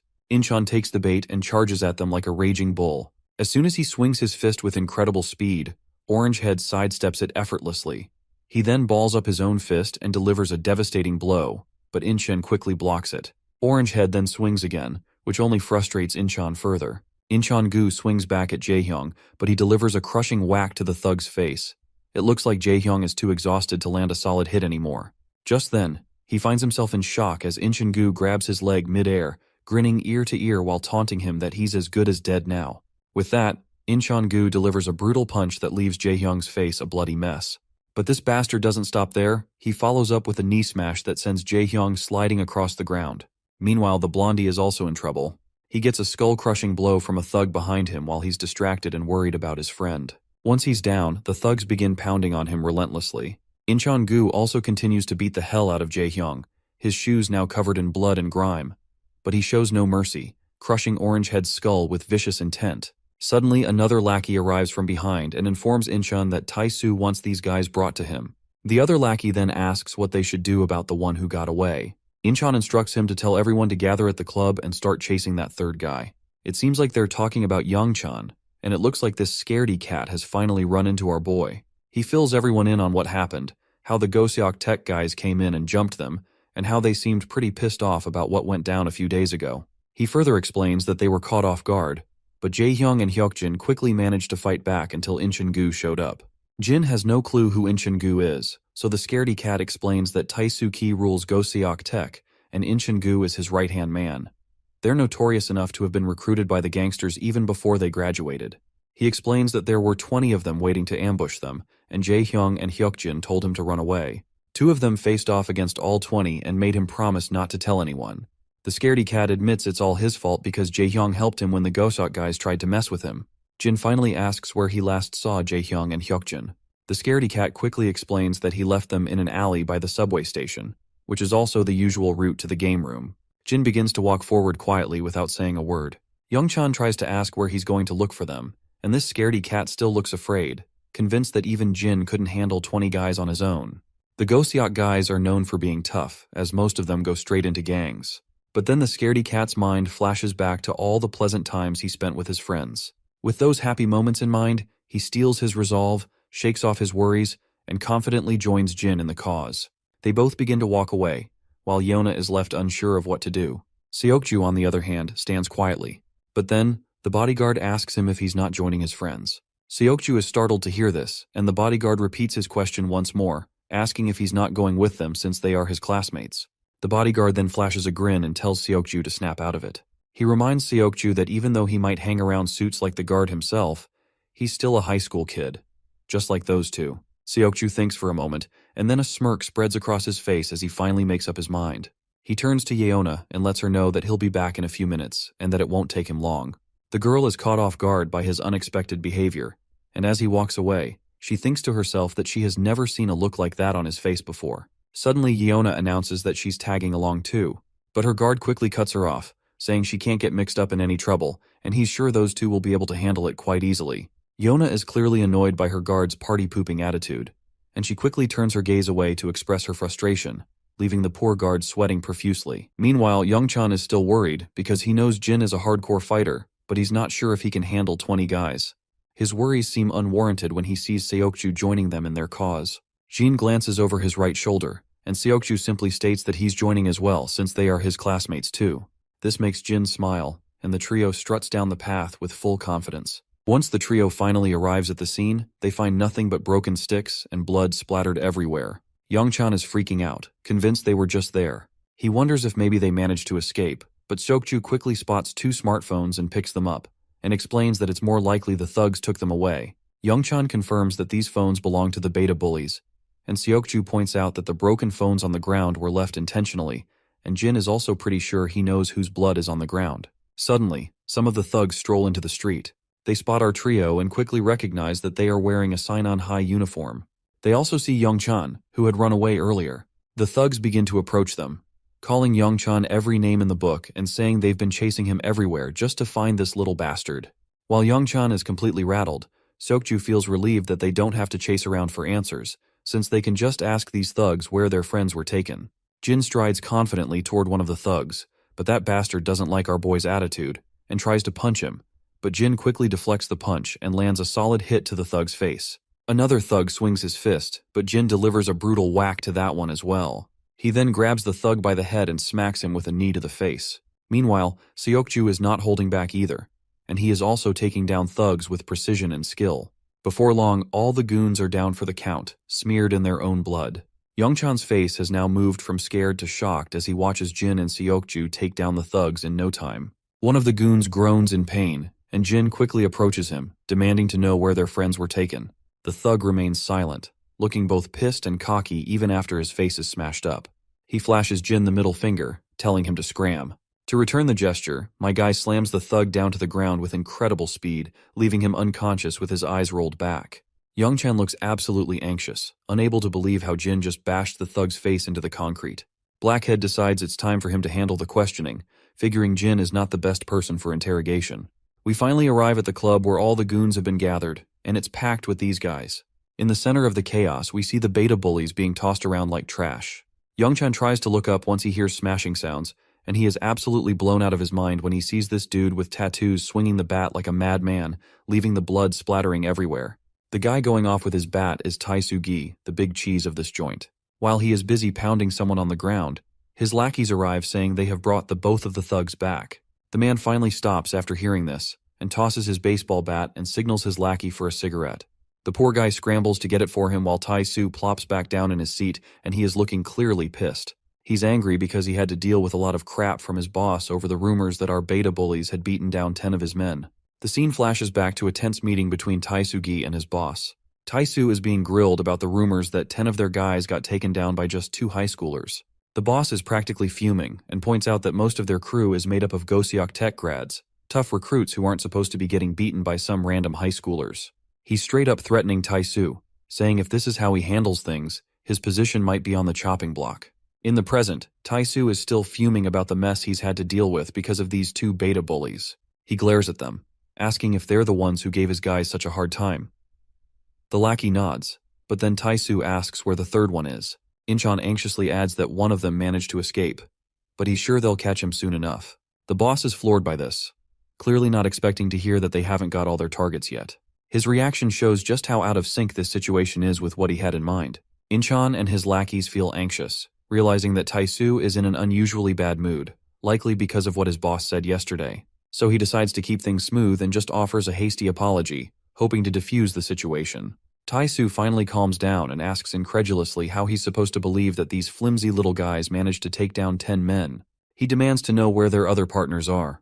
Jae-Hong just tells him to screw off, and gets a solid kick in the face for using foul language. Meanwhile, Tai-Su is blowing off steam by puffing out smoke, and his lackey keeps beating both of our guys.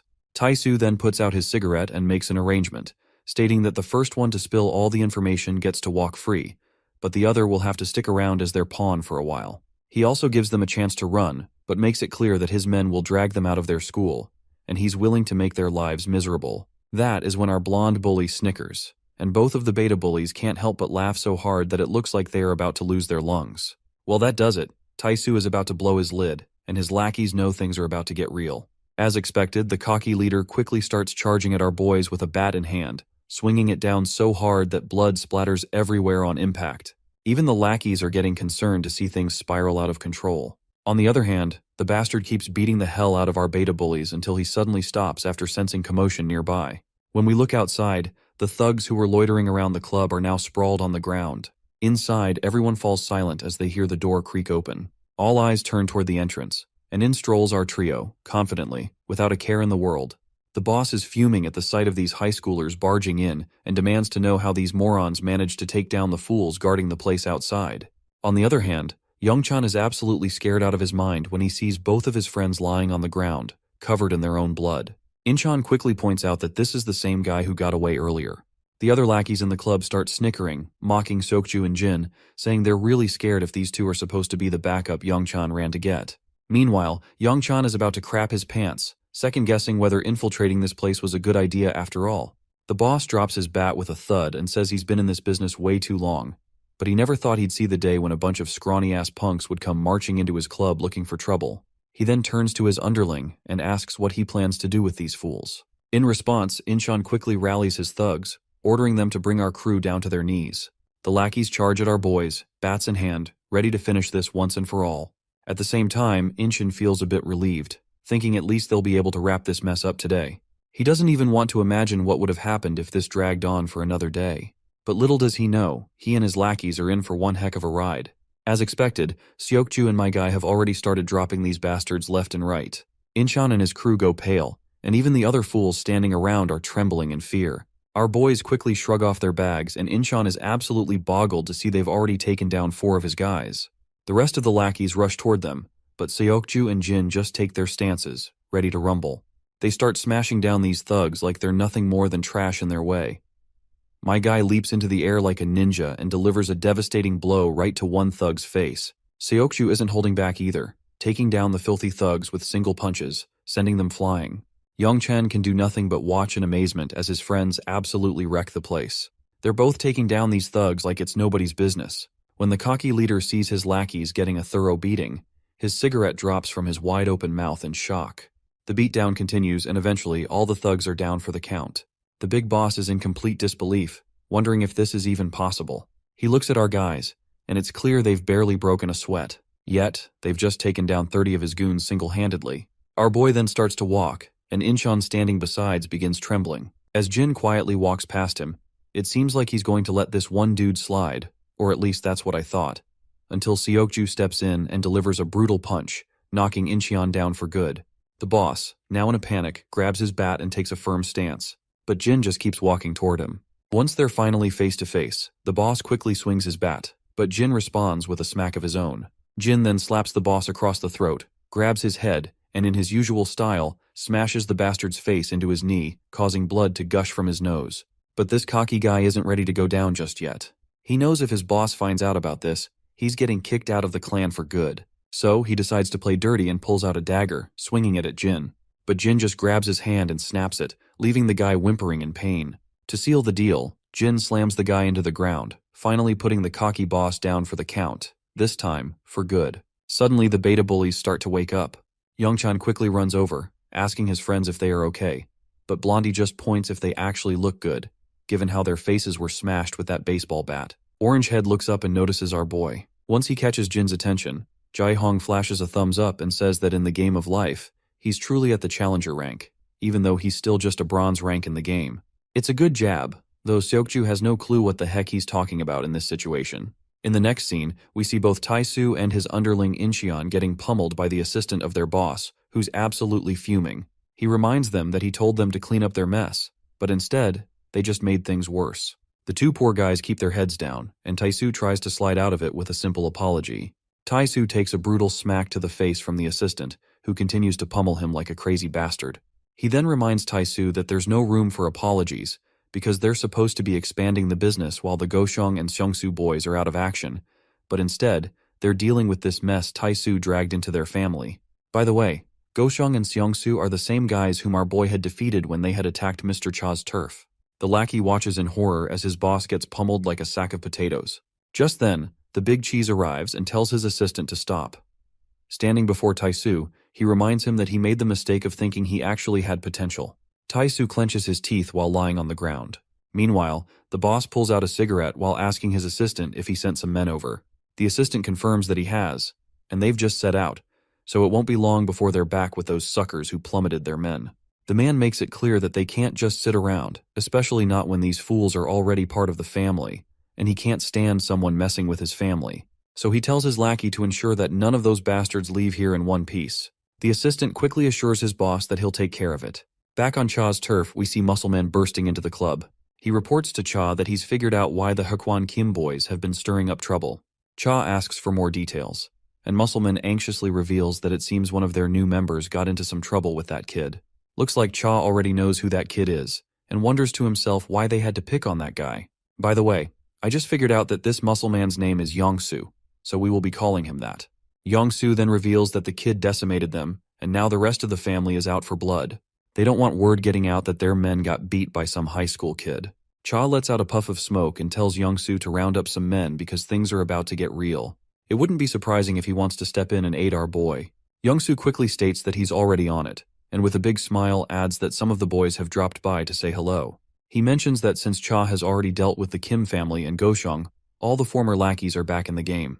Cha starts to stand up, chuckling to himself. He points out that these damn fools are back and just looking for an excuse to have fun and get drunk. He opens the door to find all the lackeys lined up, all glad to have their boss back. Cha stands tall, appreciating the crew and saying he's also glad to see everyone back. He acknowledges it's been a while since they had a blast together, but he suggests they tackle one quick job before catching up over some drinks. Later on the streets, Yona and Seokju find themselves suddenly surrounded by a group of thugs. The leader of the thugs smirks, clearly pleased that they didn't have to search far to find them. He mockingly apologizes for crashing their date, but warns that he's taking both of them with him. But before the thugs can make their move, a fleet of cars screeches to a halt around them. Out step a group of guards clad in sharp suits, quickly surrounding each and every thug. It's clear SW Corp has sent in reinforcements, and Yona's personal bodyguard looks absolutely furious at the sight of these lowlifes, and without a second thought, he grabs one of the thugs by the head. We all know that these thugs are as good as dead. Even Yona can't help but feel a bit sorry for these fools, and they have no idea what they've just walked into. Later, we see a bunch of Cha's lackeys with bats, demolishing everyone around in the area. We also see Cha strolling into the familiar club, the same place where our boy and Seoku had taken down those 30 men. The leader of this gang is clearly in shock to see Dushik Cha there. Even the two lackeys standing behind him are absolutely blown away and terrified, realizing they're facing the boss of the Dushik gang, who is the toughest gangster in this part of town. The boss struggles to believe it and asks Cha why he's here, reminding him that they never touched any of Cha's men, so there must be some kind of misunderstanding. Cha calmly reminds him that he should have just let the kids sort it out among themselves, because he finds it a bit childish for an adult to get involved in such matters. Of course, the boss of this area is shocked to hear this and asks what the hell that even means. But then, it quickly clicks in this mind, and he asks if Cha is here because of our boy. Cha smirks and replies that since the boss of this turf has gotten involved with that kid, it makes sense for him to step in as well. Later, we find Daeon enjoying some delicious noodles and drinking down all the savory soup. She feels really refreshed and happy. Jin watches her with a big smile, glad to see his sister so happy. Daeon feels a bit awkward after showing too much excitement and quickly responds that she hadn't had cup noodles in ages, so she was just a bit excited. But Jin reminds her that he hadn't said anything about it. Just then, his phone rings, and it's Mr. Cha calling. Jin picks up, and Cha immediately asks what he's up to. Jin explains that he's having some ramen outside a convenience store. Cha then highlights that ramen isn't exactly a grown-up meal and offers to treat him to dinner sometime, suggesting they go for some real nice barbecue.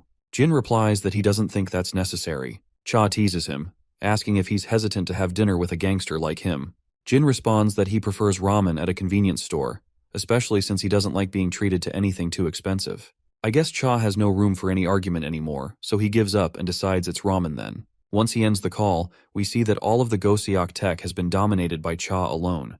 The next day, as the school bell rings, the beta bullies quickly stand up from their seats and turn to Young-chan, eager to play some games. By the way, did you notice how the beta bullies always wear casual clothes, while the rest of the kids in the class follow a specific dress code? Is this a Korean thing, or did the writer just want them to stand out? Anyway, Young-chan glances at Jae-hyung's fractured hand and asks if he's even in any condition to play games. Orangehead quickly raises his hand and starts flicking his fingers around, saying he's damn sure he can still play because all his fingers are okay, so he can use a mouse just fine. Young-chan is baffled by how Orangehead is trying to flex his broken arm, while our boy finds it a bit admirable. Blondie then warns Orangehead not to use his injury as an excuse during the game, because he already knows that he is going to blame his arm after he plays poorly. They then turn to Seokju, asking if he wants to join them. For a moment, Seokju looks startled, but Jaehyung promises that snacks will be on him today as a gesture of thanks for all the help. Seokju is quiet for a moment but then agrees to go. In the end, Yeona also expresses her desire to join them. Blondie checks if she's sure about going to the game room, and she confirms it, wondering if it's a problem for her to tag along. Seokju then turns to our boy and asks if he's still at bronze rank. Our boy confirms that he achieved bronze a while ago. Seokju beams with pride, leaving everyone a bit puzzled by his reaction. Without further ado, he starts walking forward, ready to head to the game room. Jin can't shake the feeling that there's something off about Seokju. Despite this, they all enjoy themselves in the game room, with Yeona observing quietly behind them. Jae-hyung, in particular, is getting a lot of flack from his friends for being terrible at the game, and he is almost worse than Jin himself. After some intense gaming, they grab snacks from the game room's canteen, continuing their fun while munching on chips and other goodies. Yeona keeps glancing at Jin, her attention clearly focused on him. It's evident that something about him is capturing her interest. Eventually, they decide to head out. As Jin walks down the path, his phone rings. It's Daein calling, and once he picks up the call, the girl quickly asks him if he is going to have dinner outside.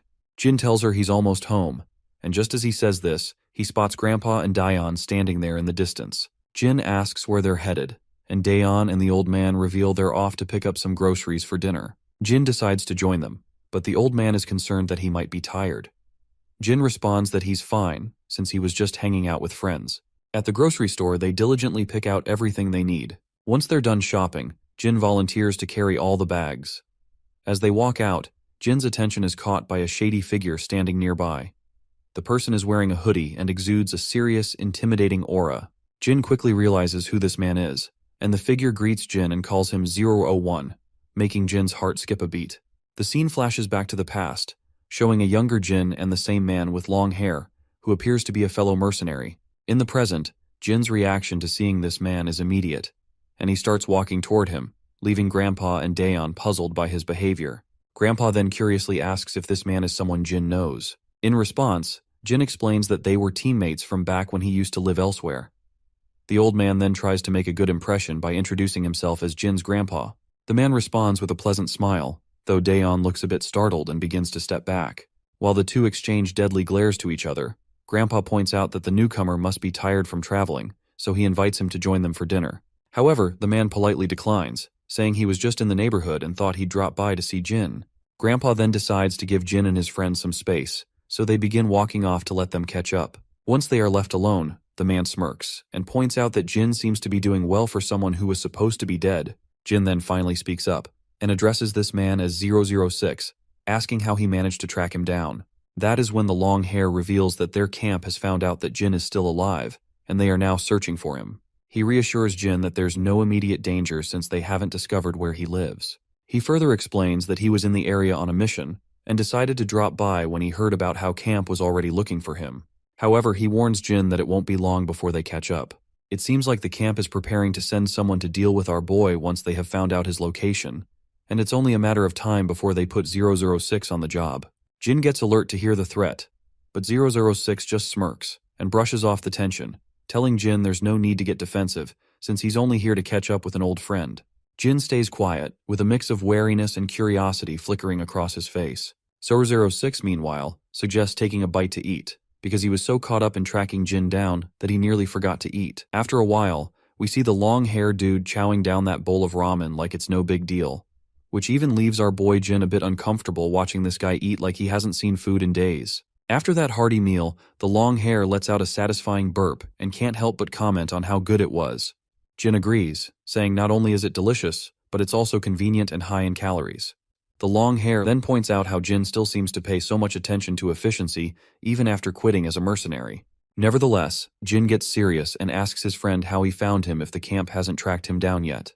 To which, long hair replies that he already knew Jin was alive because he knows him like the back of his hand. He then asks Jin if he's gotten his memories back, and our boy quickly says yes. 006 then mentions that even 032 probably knows Jin is alive too, though he can't predict how he would react since the news of our boy's death hit him pretty hard. Our boy then asks him why he has not informed 032 about this. The blondie replies that the fewer people who know the better, even if it's someone close. Jin then points out that he figured he would eventually realize he was alive, but didn't expect him to keep it secret from the camp. The blonde just snickers and says he didn't expect this much from himself as well. That's when the scene flashes back to the past, where everything is on fire and soldiers are advancing. The explosions are massive, and we see Jin lying low on the ground with his gun in hand. The blonde guy walks over to him, crouches down, and rubs the ground, noticing blood on the grass, which is a clear sign that someone just cleared through the area. But Eventually, he just goes back, leaving our boy there in the hiding and crawling down over the grass. In the present, the blonde admits he has no clue why he did not take our boy back to the camp when he found him back then, but he's kind of proud of his decision. He explains that they were trained like dogs, forced to obey the camp's commands, but he felt a strong camaraderie with Jin. But then the blonde gets pretty annoyed, crushing the can he's holding, and demands to know why Jin didn't stay hidden for good. Jin responds that he had no choice. The blonde then wonders if getting his memory back has changed him, or maybe living in a place like this did. He just can't quite decide if it's for better or worse. Suddenly, Blondie's phone rings, and he promptly pulls his phone out of his pocket. After picking up the call, he doesn't say a word, and after listening to the caller, he simply puts the phone back. The smile on his face makes it seem like the camp might have already tipped him off to take Jin out. As expected, he grabs that chopstick from that empty bowl, and after snapping one and sharpening it, he swings it down at Jin. But Jin quickly grabs his hand, stopping the sharp piece of wood just an inch away from his eye. The bastard then tries to swing his other hand, but my guy quickly stops that too, and the second piece of wood halts right before it hits his neck. While they're locked in this deadlock, the blonde apologizes, saying he had only come to say hello today. But the camp found out sooner than expected, and just gave him orders to wipe him out. Jin kind of agrees, saying it can't be helped since orders are orders. Suddenly, a girl walks out of the grocery store, and when she looks over, she spots these two guys who are, surprisingly, tidying up the place. She can't help but blush, noticing how handsome they both look. After they put the trash into the baskets, the blonde comments that this is probably not the best place to carry out the task on such short notice. The blonde then starts walking away, and before leaving, he points out that he likes this version of Jin better, saying he's sure it's an improvement. He quietly walks off, and the scene cuts to the SW Corporation. Inside the training hall, we see Seokju engaged in some hardcore exercise. Suddenly his phone rings, and when he checks, he sees it's Jin calling. Seokju quickly picks up and asks what's going on since it's rare for Jin to call him. That's when Jin says he needs a favor, and states that he needs access to some surveillance footage in the area because there's someone he wants to track in real time. Seokju is startled by this unexpected request, and explains that he'll need clearance from his superiors, which will take some time, and tracking someone's location is difficult. Seokju then asks when he needs this, and Jin replies that he needs it right now. The reason behind this urgency is that if 006 is in charge of this mission, he might go after Grandpa and Daeon first. But he does not say this to Seokju. Seokju is utterly bewildered, because he has no clue how he's supposed to pull this off. The scene then transitions back to Cha's club, where the first thing we see is Cha's face. His lackey Yongsoo reveals that Jin came by asking to borrow the motorcycle, so he let him take it. Cha's face turns to annoyance when he realizes his only bike had been taken by our boy. His lackey then asks if he shouldn't have let Jin borrow it, to which Cha replies that it's absolutely fine. Besides, he never even rides it anyway. Yongsoo then anxiously admits that he was scared shitless when Jin showed up so late at night, and after encountering Jin so many times, all the kids in school uniforms make him jittery these days. We then see Jin zooming down the road on the heavy bike. That is when Seokju reports back, saying he's just sent the location to Jin and that the target hasn't moved for a while, so it should be accurate. Seokju looks absolutely exhausted after scrambling to prepare all the info on such short notice, and he could not help but point out that he is noticing something sketchy about the guy Jin mentioned. He seemed too aware of the surveillance cameras and kept changing directions, which can only mean one thing: he's trying to cover his tracks. He then further asks Jin who this man is and why they're tracking him down. Jin replies that it's something personal. Well, Seokju isn't surprised by this response, because he had already figured as much. Once he hangs up, he thinks to himself that Jin is definitely up to something and needs to be on the move quickly to save time, as Jin asked for the halfway point of the man's route. Seokju also reveals that he tried to gather more info on this newcomer, but couldn't find anything more about the foreigner on his own. Once Jin reaches the location, he stops and looks around, thinking that 006 must have arrived just recently, because if he had more time, he would have already attacked his family. And just as he thinks about this, the images of Daeon and his grandfather flash through his mind, and he's determined not to drag this out since he has people he needs to protect. Meanwhile, we finally see 006 preparing his guns and loading his magazine. Suddenly, his phone rings with an unknown caller. He picks up, and the caller reveals that they've just found out 001 is alive and in Korea. Before the caller can say more, 006 quickly cuts him off, saying he has been with Jin since their early training years and knows everything about him. He further explains that he just finished a job in the region and came to check if the news about Jin's survival was true. He makes it clear that he can't sit back knowing a traitor is alive and doing well. The caller then tells him he'll have to do whatever it takes to take Jin out, pointing out that there's no one better for the job than him. It turns out the caller is the same eye patch guy we've seen before. He warned 006 to be extremely careful, as Jin was called 001 for a reason. Blondie then mentions that a long time has passed since their early days, and the eye patch guy agrees, saying Jin is bound to be rusty after hiding in the shadows for so long. With that, he ends the call, saying he'll wait for good news. As soon as the call ends, Blondie glances at his phone screen, and his eyes widen as he notices Jin approaching him from behind.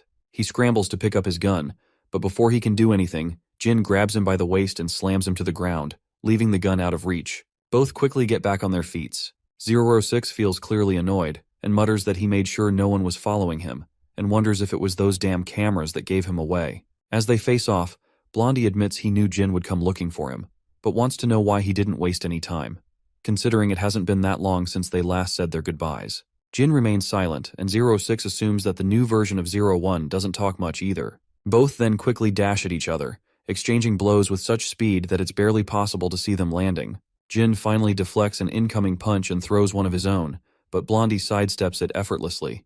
However, Jin follows up with a powerful shoulder smash that sends Blondie staggering backward. Just as Jin attempts to kick him, Blondie grabs Jin's leg and slashes it down with a dagger, which is a pretty scummy move, not gonna lie.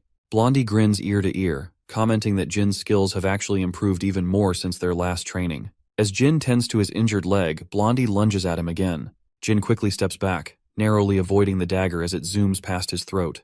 They engage in an intense dance of hack and slash, with Blondie doing his best to tag Jin with the blade. Eventually, Jin manages to take the dagger right into his shoulder. But before Blondie can attack again, Jin ducks down, grabs Blondie's hand, and gives it a satisfying twist, sending the dagger flying into the air. Blondie then kicks Jin in the chest, causing him to stumble. He then quickly reaches for the gun, and once he has it in hand, he tries to take aim. However, he soon gets stabbed by his own blade, which jabs into his shoulder. Blondie continues to fire a barrage of bullets, even as Jin dodges and runs around. The pistol eventually runs dry, and Blondie grits his teeth in frustration. He quickly throws the empty gun away, grabs his suitcase, and starts running. Jin is wide-eyed to see this bastard running, because if this man escapes, his family will be in danger, so he pushes through despite his injured leg and chases after him. As he dashes out of the shelter, he sees Blondie trying to flee on Jin's own bike. Jin feels hopeless when he sees his enemy getting away on his Hayabusa. His mind then flashes to the image of his beloved sister and grandpa, who are smeared in blood.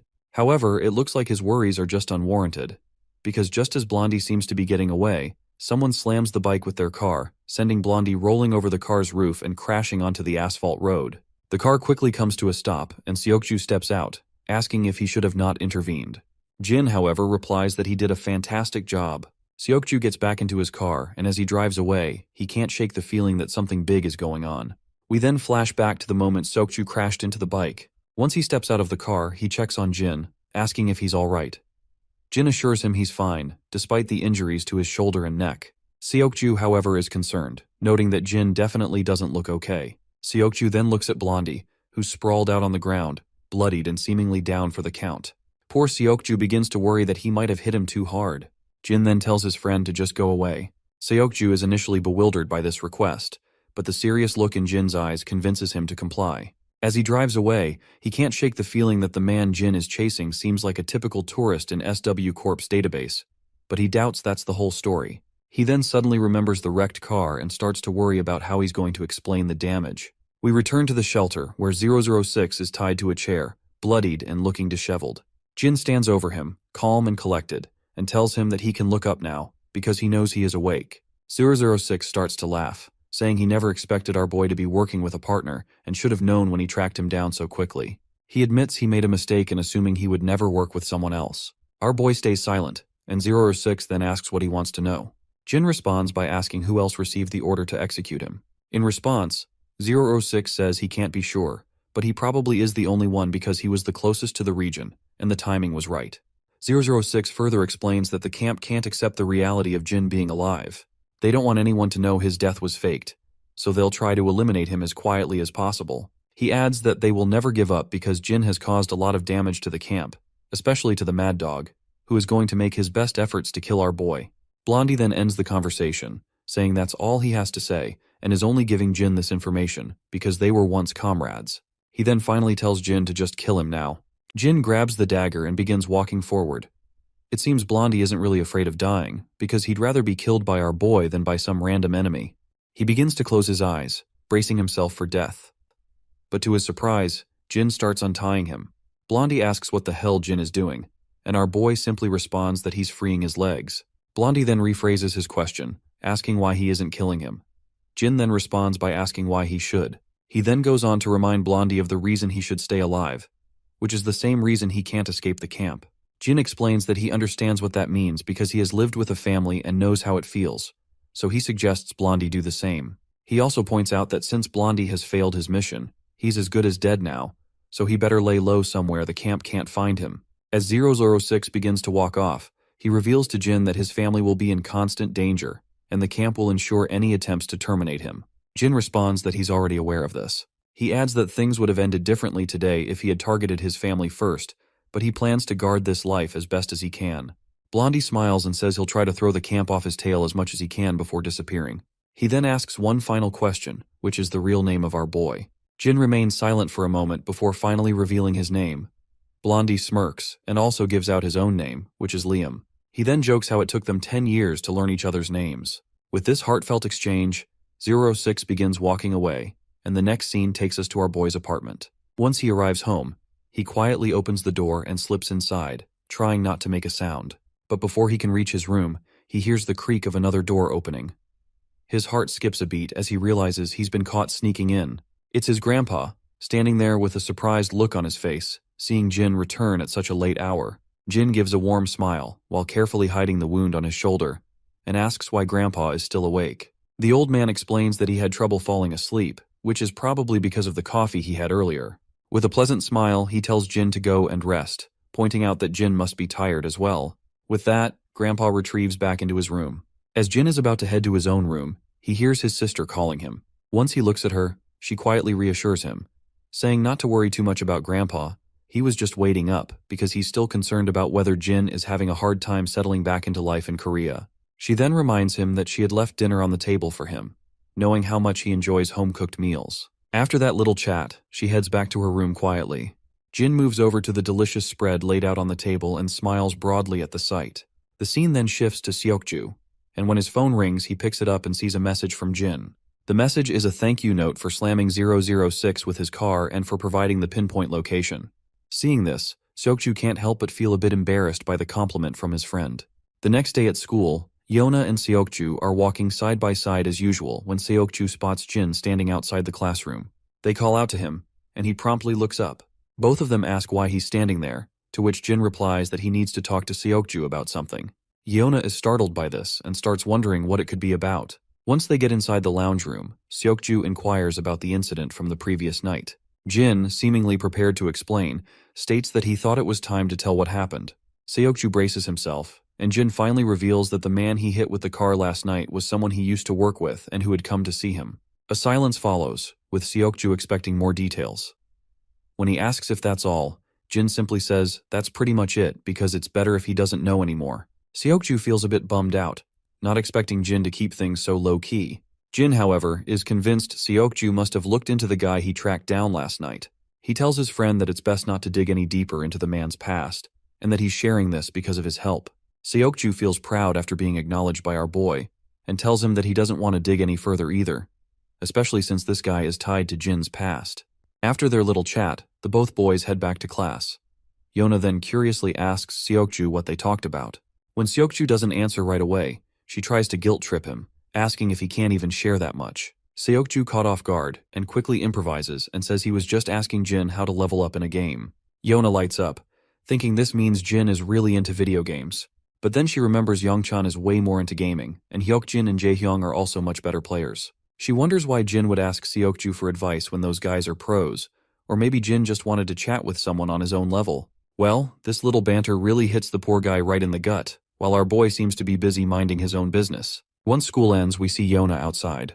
She's making notes about their groceries and wondering if she should buy some fruit since it's been a while since Grandpa had any. Suddenly, someone calls her name. When she looks up, she notices a boy standing in front of her who doesn't look like anyone from their school. Once he has her attention, he asks if she goes to Sinan High School. Yona quickly confirms that she does, and the boy then says he was kind of wondering if he could get her number. Not surprisingly, this startles Yona, who has no clue how to react. She starts to panic, while the boy reassures her not to be scared or feel pressured, saying he just wanted to get to know her. Eventually, Yeona turns him down as politely as she can, and it seems like the boy takes it in stride, though he does look a bit disappointed. A big guy from behind comes up and mocks the boy for getting rejected so quickly. That's when the boy shows his true colors, getting all cocky and sternly reminding her that all he asked for was her phone number. Before he can harass Yeona any further, he gets a brutal slap across the face. The one who delivered that stinging slap is none other than Jae-hyung, who is accompanied by 2 other friends. The boy turns around, demanding to know who slapped him, but he just gets another slap from Jae-hyung for acting so tough. After feeling the sting of the slaps, this lowlife realizes that dealing with these guys is a terrible idea. Meanwhile, Hyokjin is giving the other goon chills with just his glares, and the 2 bullies decide to leave, trying to salvage whatever dignity they have left. Orangehead lets out a sigh of disappointment seeing these bullies, then happily turns to Daeon, asking if she's all right. The girl says yes and starts bowing her head frantically, but Jae-hyung feels embarrassed and quickly tells her that there's no need to say thank you. At the other block of this street, we see people freaking out as they spot a group of thugs strolling down the streets. And surprise, surprise, it's Tae-soo-gi, along with his underling Incheon and the rest of his lackeys. They're casually strolling down the area, and wouldn't you know it, the same guy who tried to harass Daeon is with them, clearly bringing in Tae-soo as backup to get revenge on our beta bullies. By the way, this harasser's name is Tae-shong, and he apparently is the brother of Tae-soo-gi.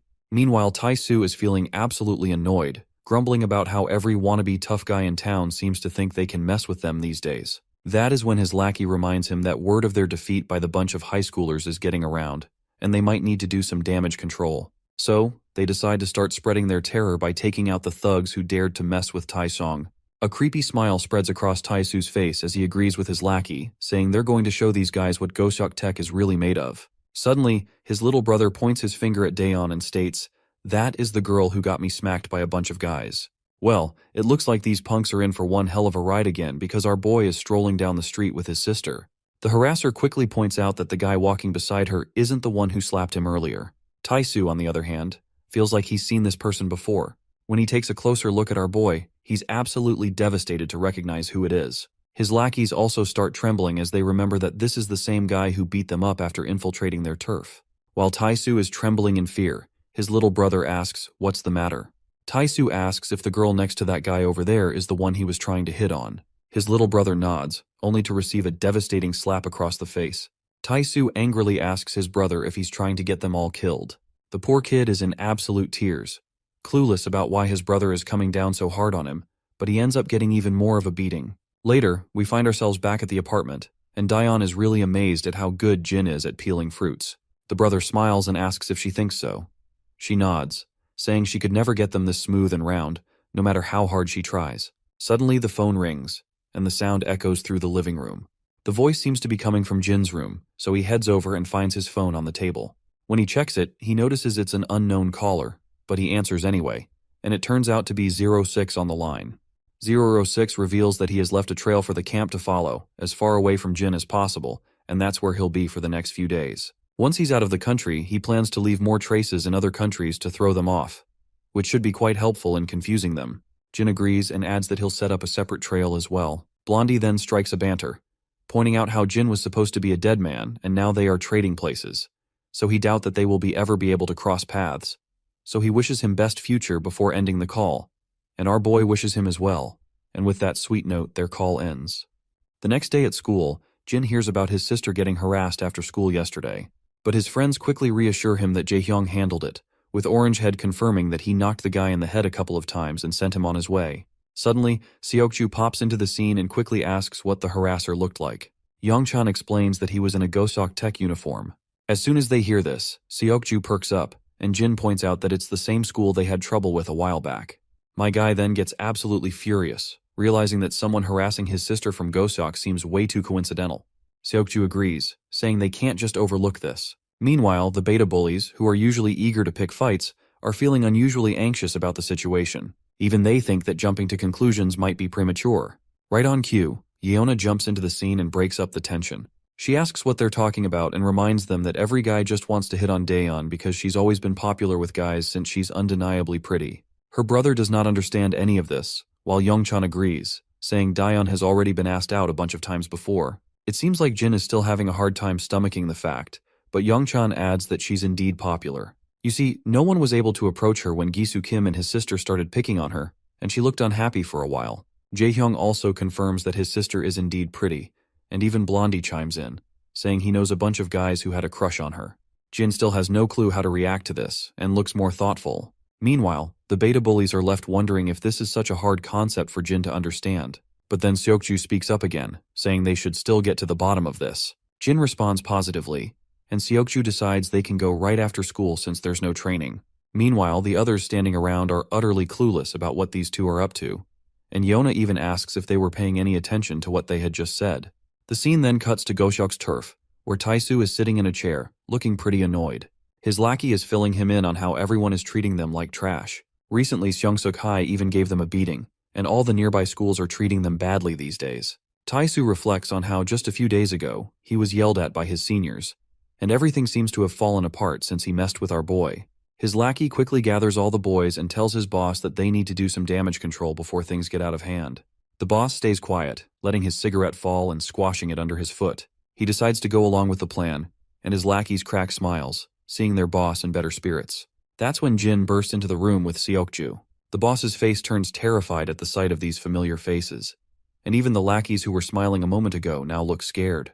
Everyone steps aside as Jin heads straight for the boss. He suddenly stops and asks Taisu why he harassed his little sister.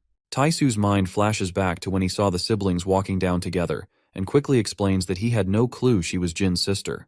Of course, Taisu's response only boils Jin's blood, and even Seokju starts exuding a deadly aura. The boss quickly begins to scream, saying that the encounter with his sister was purely coincidental. He further explains that his little brother just tried to talk to her because he saw her on the street and didn't know she was Jin's sister until now. Our boy is intrigued to hear this, and the man further explains that his brother didn't mean anything by it. Now that they know who she is, he'll make sure his brother doesn't go near her again. Jin remains quiet, while the gangster still looks terrified. After exchanging final glances, Jin and Seokju begin to walk away. Once they're outside, they slam the door behind them, and the boss quickly tells his lackeys that they'll think about damage control another day, and he is confident his lackeys will understand. Once outside, Jin meets up with his friends. They ask what was said, and he reveals that it was indeed a coincidence, and that the guy who talked to Daeon is Taisu's younger brother. Jaehyun is rattled out of his mind to hear this, and his soul nearly leaves his body when he hears this. Meanwhile, Yona reminds them that she had already told them there was nothing to worry about. But Jin states that he still plans to keep a close eye on them for the time being. After all, they can't just take their word for it. A while later, Jin is sitting with Mr. Cha, who looks at his ramen and the other strange stuff and remarks that it's been a long time since he had food like this outside a convenience store. He suggests they should have just bought some good barbecue instead. Jin, however, denies the suggestion, which annoys Mr. Cha. The gangster then brings up that he heard our boy had borrowed his motorcycle again. Jin admits he did and promises to return it later that night. However, Mr. Cha tells him to keep it, saying he'll just leave it sitting there anyway. Jin insists on returning it, and Mr. Cha sighs, telling him to do whatever he wants. Once Cha gets a lot of noodles onto his chopsticks, he begins to slurp down the deliciousness with gusto. On the other hand, Jin is politely enjoying his triangle food, while Mr. Cha can't help but notice how Jin looks like an average teenager. But on the other hand, this same kid totally destroyed the Kim family single-handedly, and also dealt with the SW Corporation like a pro. Suddenly, Mr. Cha calls out to Jin, asking what exactly he does every day. Jin simply replies that he goes to school, just like any normal kid. Of course, Mr. Cha had expected this kind of response, but it's not what he wanted to hear. The scene then transitions to SW Corp, where the chairman is standing and peeking through the window. It's always funny to see that classic manhwa scene where the rich boss stares out of the glass window from their office. Meanwhile, the director's assistant reveals that many have voiced concerns about SW Corp being a bit too aggressive in its expansion. The director just shrugs and says that things get a bit chaotic when people start looking out for their own interests. They're taking all the necessary precautions with their expansion, but they can't avoid making a few enemies along the way. The assistant also agrees, and points out that their aggressive tactics are causing SW Corp some trouble with some pretty shady organizations, and the SW Corp advisors have also noticed some suspicious activity from other companies lately. In the next scene, Jin's sitting with the director, who offers Jin to have tea. But our boy politely declines, saying he's good. The director then asks how working with the security team has been for him. Jin says it's been fine. The director moves on to ask how he's liking the school, and Jin responds that it's nice. Finally, the director asks if there's anything they can do to help him with anything, and Jin says no in response. Our boy then asks if that's all the director wanted to talk about, and, if so, he's heading out because training is about to start. The old man happily tells him he can go, so Jin gets up from his seat, bows his head respectfully, and the director returns the gesture, leaving his assistant a bit bewildered because he finds it weird that the director is paying respects to a kid. Nevertheless, Jin starts to walk out. Later, we see all the guards diligently training in the hall. Amid their exercises, we catch up with Jie and her bodyguard after a long time. Her guard notes that Jin doesn't stand out like he used to. Jie gets curious and asks more about Jin. The bodyguard responds that while Jin doesn't stand out as much as he used to, he's definitely quicker and more athletic than their men. He's certain that Jin is quite experienced because his skill level can only be achieved through rigorous training in combat, so there's no doubt that he's received a lot of professional training. After hearing this, Jie's interest in Jin is piqued. She explains that although he's young, he's quietly endured harsh training, and the men have all warmed up to him as well.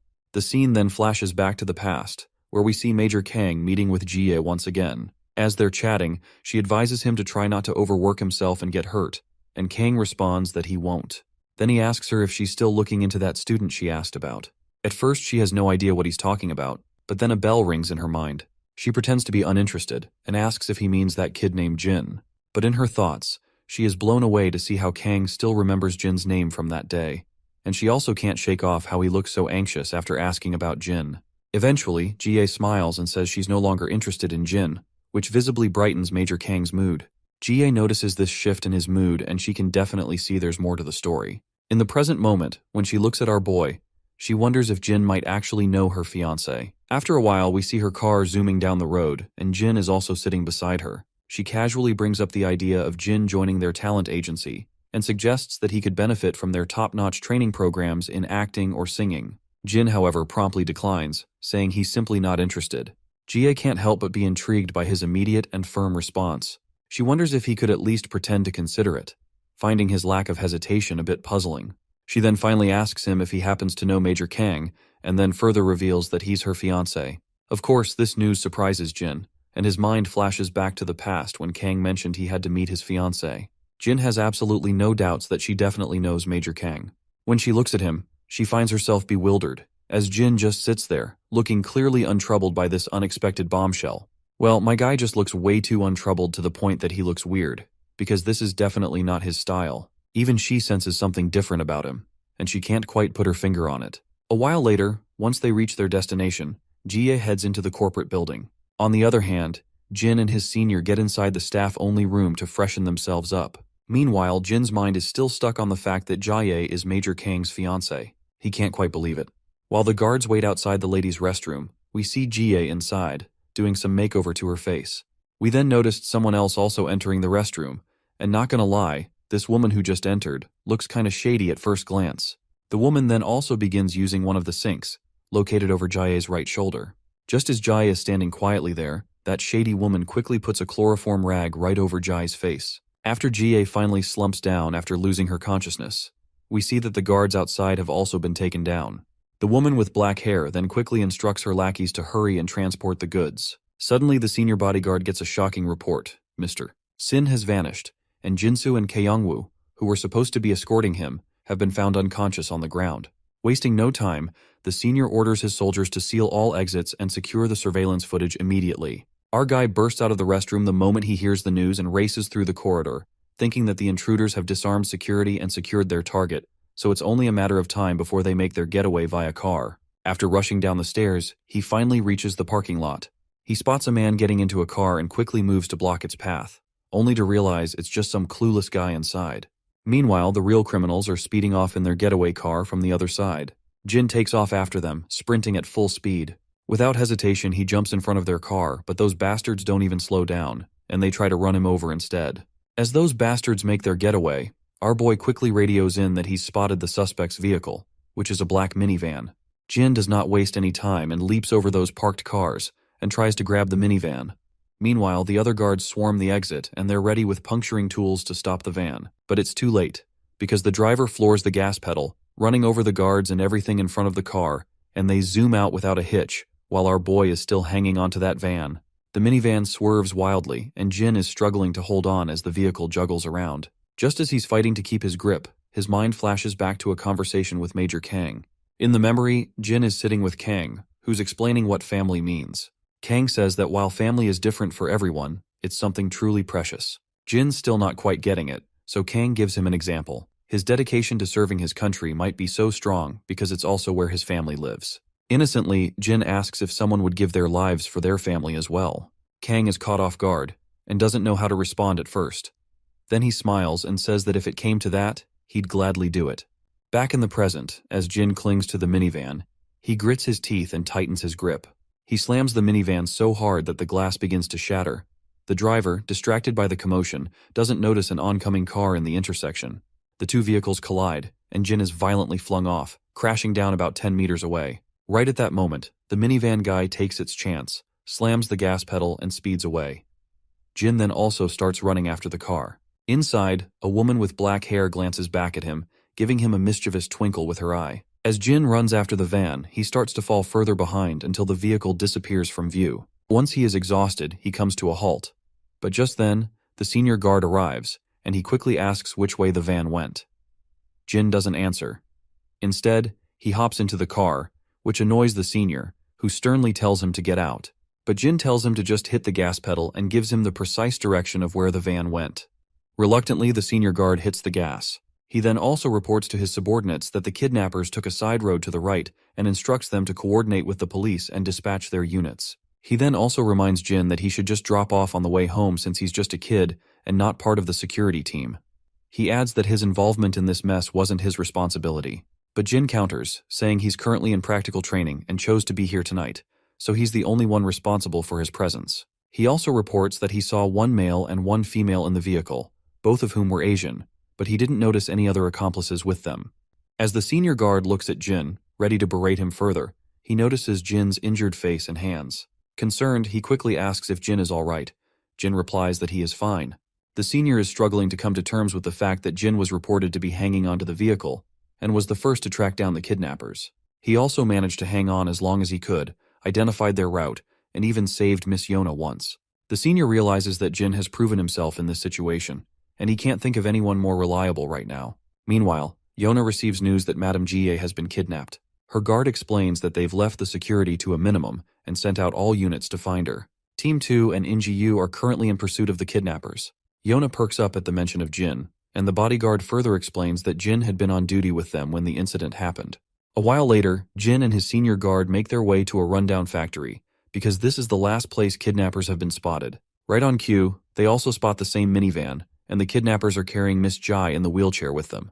Senior knows that they don't have time to wait for reinforcements, so he tells Jin to stay put. As he steps out of the car, he's shocked to see a group of scruffy individuals emerging from the minivan, each armed with a sharp knife. Jin also gets out of the car and insists that they can't wait for others to arrive. The senior then reminds him that this isn't like training since it's real combat. Jin responds quickly, saying he doesn't mind. This response triggers a flashback for the senior, who recalls the shock he felt when the team leader of Team 3 revealed that our boy is a professional fighter. The gorilla even confirms it once again, saying that based on everything he's seen, this is at least his conclusion. Back in the present, as our boy strides forward confidently, the bodyguard finally decides to head down further. He tells Jin that he'll take care of things inside the shelter, so he better not let those filthy swine beat him. Just then, one of the goons tries to stab the senior, but our guy quickly sneaks up on the bastard from behind and delivers a devastating blow to his face, causing the dagger to drop from his hand. But before he can catch a break, another sucker swings his dagger at our boy. But once again, my guy throws this sucker down this sucker backwards, and Jin himself quickly grabs that fallen dagger from the ground and stands back to face off these stupid heads. The thug who lost his dagger scrambles back to his feet, only for his boss to start berating him, because he is not thrilled to see his grown men getting beaten down by a punky punk like this. He then berates Jin, questioning if they even let kids carry knives in their security detail. The other goons start to walk off, telling their buddy to handle Jin while they go after the senior. But it looks like they've seriously underestimated him. Their jaws drop when my guy grabs another thug and snaps his hand with a satisfying crunch. One guy tries to stab Jin, but he quickly flips the script, grabbing the thug and slicing his belly open before driving the dagger into his shoulder. As the thug drops to the ground, the others start to feel a little scared. When Jin gives them a deadly glare, they finally get the message that this kid is a bodyguard for real. Jin charges at the remaining goons, slicing through them left and right. One by one, he takes them down until only one thug is left. The last goon quickly blocks Jin's attack, As he swings back at Jin, my guy grabs his hand, slashes his belly with the other hand, kicks his leg out from under him, and holds the knife to the thug's throat. But instead of slitting his throat, he uses the back of the dagger to knock the thug out cold. Meanwhile, the kidnappers inside the shelter are still hauling Miss Jai along. The lady is frustrated that security is catching up faster than they expected. Her accomplice reports that they've alerted the client that they've secured the target. She explains that it's a bit early, but they'll have to move to the next location soon since the security team will be closing in. With the speak of the devil, the leader of Team 2 bursts in. The male kidnapper quickly tells his associate that he's the head of the security detail for their target. While the senior grits his teeth, glaring at the kidnappers, someone tries to sneak up on him from behind. But the senior quickly sidesteps the attack, and as the bulky thug charges at him again, the senior grabs his hand and delivers a solid punch to his face. Another goon rushes at him with a dagger, but the senior quickly takes him down as well. Just when it seems like the senior has the upper hand, the situation takes a sharp turn. Despite his skill, even the most seasoned fighter is no match for a gun. One of the kidnappers pulls out a gun, its barrel gleaming under the dim light, and points it directly at Jai's head. They coldly warn the senior that they won't hesitate to pull the trigger if they have to. The threat hangs in the air like a deadly promise, and the senior could do nothing other than express his frustration with his twisted face. The man makes it crystal clear that she'll die the moment he moves, so the senior doesn't budge an inch. Then, these scummy kidnappers drill a hole into the senior's shoulder with a single bullet, making his face go as pale as a ghost from the pain. Meanwhile, the jerk who just pulls the trigger is oddly fascinated that the senior barely flinches. The woman beside him tells him to just finish the job, insisting they don't have time to waste. So, the man decides to pull the trigger again, while the senior takes one last look at Jie, preparing for his final moments. Just as the monster is about to pull the trigger, the senior asks Jie for forgiveness. But before he can die in this dramatic scene, two daggers come flying out of nowhere, piercing the man right in the hand. On the other hand, the woman in black is dodging left and right, while Jin rushes toward Jie, grabs her wheelchair, and starts dashing down with full throttle. The goon is completely bewildered by this, and the other senior's face also goes pale. Meanwhile, the goon starts shooting bullets again as Jin tries to get as far away as possible. At that moment, the senior takes the trigger-happy soldier down with him, and they both crash to the ground. Jin glances at his senior, who quickly tells him not to look back and just run. Without wasting any time, Jin speeds up with the wheelchair and keeps moving forward. A while later, Jie begins to groggily open her eyes. But before she can react, someone covers her mouth from behind. Thankfully, it's just Jin. He tells her to stay quiet, and once she nods in agreement, he moves his hand away. The woman then asks where she is here since she was just in the bathroom. Jin points out that she'll feel dizzy for a while because of the sedative. That's when her mind flashes back, and she remembers she'd been kidnapped. Jin confirms it, saying that he and the team leader arrived first and that security is on its way with the police. Jin looks around to make sure no one is nearby, and he is kinda relieved that she's awake, which will make it easier to move her. But he knows they won't have long before someone finds them in this dead-end corner, and the worst part is that the enemy is armed. Meanwhile, Jie wonders if her kidnapping has something to do with the new acquisitions in the SW Corporation expansion, though she had nothing to do with those deals. She looks at Jin and yells that he's hurt, but Jin brushes it off, saying he's totally fine, but Jie isn't buying this crap because she can see that his shoulder is banged up, his fingers are injured, and, to top it off, he's not even her bodyguard. She's confused about why he'd go out of his way to help her, and is surprised at how dependable he's turned out to be. Just then, they hear that familiar voice of that woman, which is the same one who is behind this kidnapping. She's walking toward them, gun in hand, and tells Jin to come out right now. She threatens that if this drags on too long, they won't hesitate to kill the hostage. She further insists they better wrap this up peacefully and save the hostage before things get worse. Jie feels terrified to hear this threat, and quickly stands up from the wheelchair, thinking she can't let this boy get dragged into this any further. Despite his skills, he's just a teenager, and she feels she needs to step up and protect him. Before she can do anything reckless, Jin signals her to stop and cryptically gestures something with his fingers, which just goes way over my head. But it seems like Jie can understand what he is trying to say, so she stands there in silence, and Jin eventually steps out from his hiding spot and raises his hand quietly. The kidnapper woman is sure Jie must be behind that container. She reflects on how she couldn't believe it when she saw our boy hanging from the van even though he is just a kid. She then mocks him, saying he's probably seen too many action movies because, in reality, even a hero can get killed. I guess she's right, because no matter how brave you are, you're no match for a gun barrel pointed straight at you. But Jin remains calm even with the gun trained on him. Jie eventually comes out, yelling for her to wait. As soon as the kidnapper woman looks in Jie's direction, Jin takes his chance. He throws the blade over at her hand, injuring it badly. Before she can catch her breath, another dagger zips past her, and right at that time, Jin jumps over her, and they both fall off to the ground, and her gun also slips from her hands. She quickly grabs one of the daggers tucked near her thigh and tries to swing it at Jin, but he backs away just in time, and they both put some distance between each other. The woman then launches herself at Jin, and their deadly dance of hack and slash begins. After a fierce exchange, she takes a brutal hit to her gut and goes tumbling backward, her gun falling to the ground. She quickly spots her gun, grabs it, and aims it at Jin with a smirk, thinking she finally has the upper hand. But Jin moves fast and grabs the gun, twists it out of her grip, and now the gun is pointed right back at her. The woman is sweating and utterly confused about how this just happened. Meanwhile, Jie is blown away by Jin's moves, while our boy just stands there, cool as a cucumber. The woman smirks again, saying he must have watched a lot of movies. She then pokes fun at him, pointing out that while he might be able to fight, she questions whether he really has the guts to fire a gun. She admits that bodyguards might practice target shooting, but shooting a living person is a whole different ballgame. But well, she's dead wrong about that, and Jin doesn't hesitate for a second before putting a bullet right into her thigh, causing blood to spatter out. The woman is absolutely stunned, unable to believe he didn't think twice before pulling the trigger. What baffles her even more is that his eyes remain dead still after firing the gun, as if he's grown used to it. She has yet to figure out how could a boy from such a peaceful country know how to fight like this. But when she looks at him closely, she recognizes those eyes and feels a chill run down her spine as she realizes that he's code 001. Before she can say anything further, Jin slaps her across the face with the gun, knocking her out cold and letting her fall to the ground. Jie is completely blown away by how effortlessly Jin takes her down, as if it's no big deal. Meanwhile, back with the senior, he seems to have finished dealing with his adversary as well, though he looks severely injured, with blood dripping from his shoulder. Sadly, the senior finds himself surrounded by a bunch of goons. The bastard from before gets back on his feet, puts his hat back on, and retrieves his gun from the ground. A bulky guy swings a punch at the senior, but the senior quickly deflects it and lands a punch of his own. Suddenly, the bastard aims his gun at the senior and admits that he underestimated the head of security for the SW Association. He acknowledges that they wouldn't have been able to kidnap her if they hadn't waited until the end of his shift. On the other hand, it looks like the senior is on the brink of giving up. He fought here solely to buy Jie and Jin time to escape, but he can't be sure if they got away since that woman went after Jin. For some reason, though, the senior has a gut feeling that Jin will handle it, and he feels surprisingly confident about that.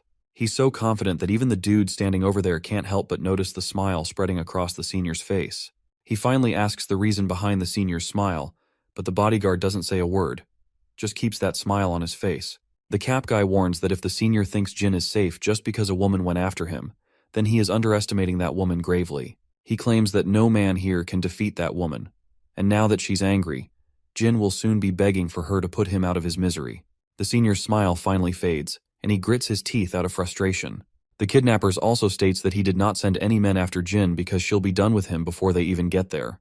The cap guy then starts to squeeze the trigger of his gun, telling the senior to focus on saving himself because he's about to die. Suddenly, a bullet drills a hole into the cap guy's hand, and blood splatters everywhere. He staggers backward and his gun falls to the ground.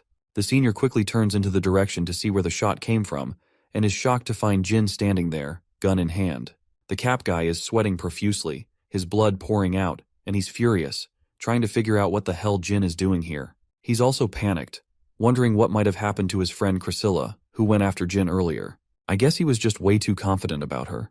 On the other hand, Jin shoots another bullet and puts it into the cap guy's thigh, then turns and aims the gun at the senior. For a moment, the senior's heart skips a beat, but before he can react, Jin starts firing.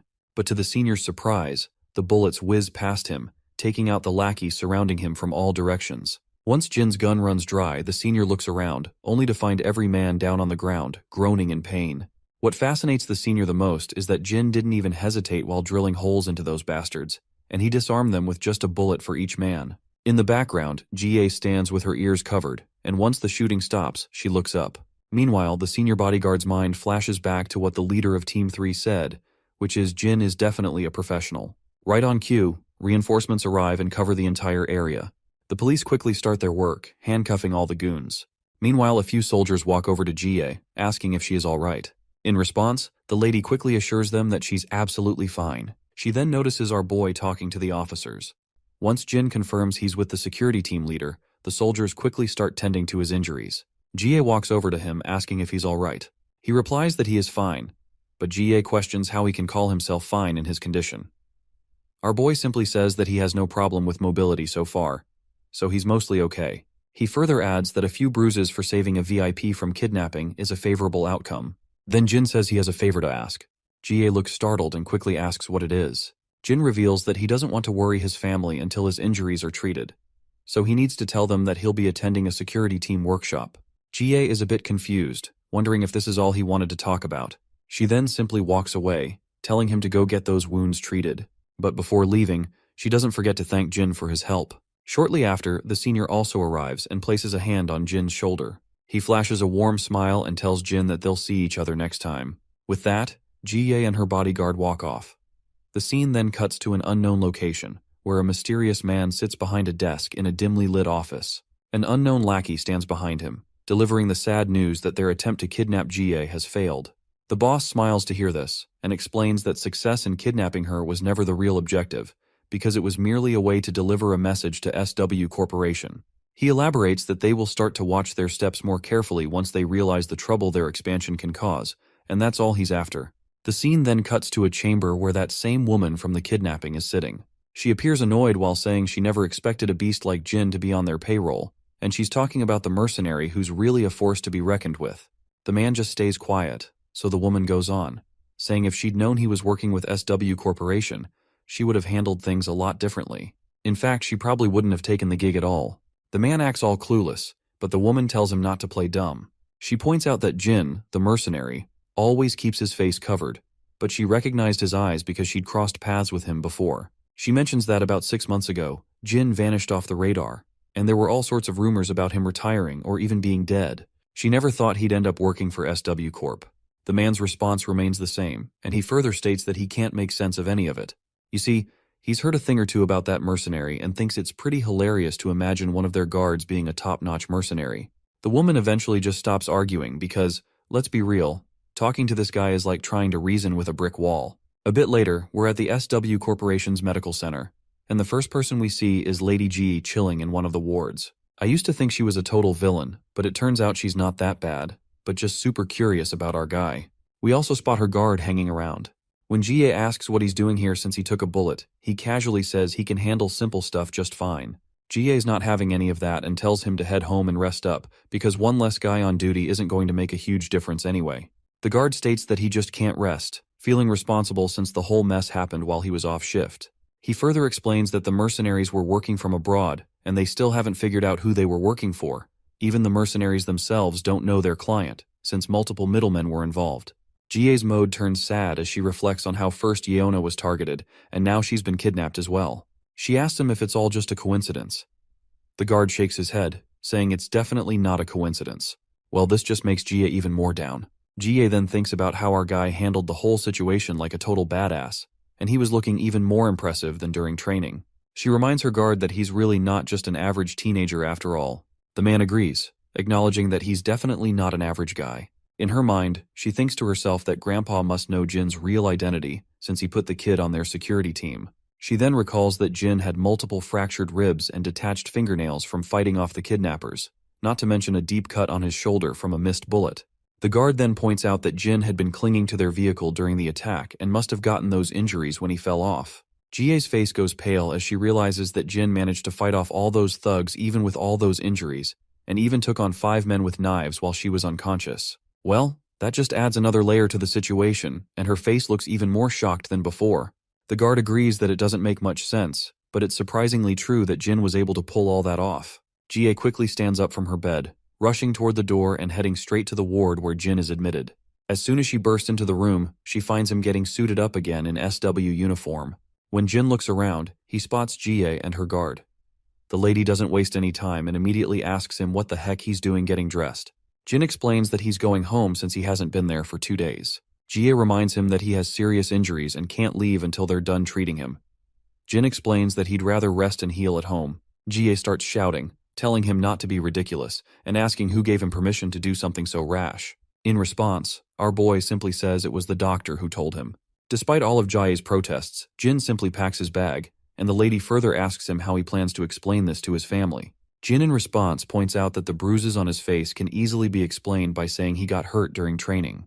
GA is annoyed to see how this guy has an answer for everything. She then tells her guard that she needs a moment alone with Jin. Once the guard steps out, she tells Jin that she wants him to come work for her after he graduates. Our boy looks at her, and GA states that there's nothing in it for him if he stays with Yeona because, as she puts it, she's just a child. She goes on to explain that Yeona only has her inheritance from her parents, but she doesn't have the means to secure her own future. GA, on the other hand, claims she can guarantee our boy a safe and secure future. After a moment of silence, Jin says he has one question. Hearing this, GA assumes he's probably curious about the salary, so she quickly tells him not to worry, as she'll make sure he's paid more than he can imagine, with plenty of extra benefits on the side. But Jin flatly refuses to have such thoughts, and instead asks what she meant by him staying with Yeona. The woman remains quiet for a moment, then abruptly asks if he's dating Yeona, to which Jin flatly says he's not. But GA thinks to herself that Yeona always waits for him during training, which probably means she has a serious crush on him. Anyway, she tells him to come and work for her when he graduates, promising to make his family happy and get him a good job right away. Jin seems to find the offer tempting, but he doesn't say much in response, and just tells her that he'll think about it. Later, back at the apartment, we see Yeona and Grandpa, and they both get utterly shocked when Jin explains that he got hurt during training. Grandpa asks if it's something serious, to which Jin reassures him that it's not, stating that it's just blisters on his fingers, and the doctor said it wasn't anything to worry about. The old man then asks his grandson if the security team he's working with is really what he wants to pursue in the future. Jin doesn't give a definitive answer, only saying that it's what he's interested in for now. Grandpa reminds him that even if it's what he feels like doing right now, he can always change his course if he finds something else he's passionate about down the line. Since Jin is still young, Grandpa adds that he'll support him no matter what he chooses to do. Jin smiles in response and agrees with his grandpa. Grandpa then feels a bit awkward and asks if he suddenly jumped into a heavy topic. He mentions that high school seniors are often worried about their future careers and wonders if he might have busted his chops. Yeona snickers at this and reassures Grandpa that he didn't say anything wrong. Jin, meanwhile, has no idea what busting chops even means. The scene then transitions to a familiar camp where we see that same eye patch guy. His lackey reports that 032 went off course without notifying anyone, and suspects it might be because he heard the news about 001 being targeted for elimination. The eye patch guy just scoffs, calling 032 a fool. He says that no one should let their emotions dictate their actions when one of their brothers gets killed, which is precisely why he believes that having a family is absolutely useless. Meanwhile, we catch a glimpse of a mysterious man who might very well be 032. It wouldn't be surprising if he came to Korea to meet our boy. The scene then cuts back to Jin, who is stretching his fingers to make sure they're working properly. His mind flashes back to a memory of the kidnapper woman who seemed to recognize him as someone familiar. He has no clue who she was, but if she knows him by his mercenary name, maybe she isn't related to the camp. Suddenly his phone rings, and when he looks at the screen, he sees that it's Yeona calling. A while later, Jin finds himself outside a convenience store. Not surprisingly, Yeona is there too, and they have heaps of triangle kimbap spread out on their table. The girl then quickly points out that she didn't have dinner and was craving triangle kimbap, but Seokju still thinks to himself that this much food seems like a lot.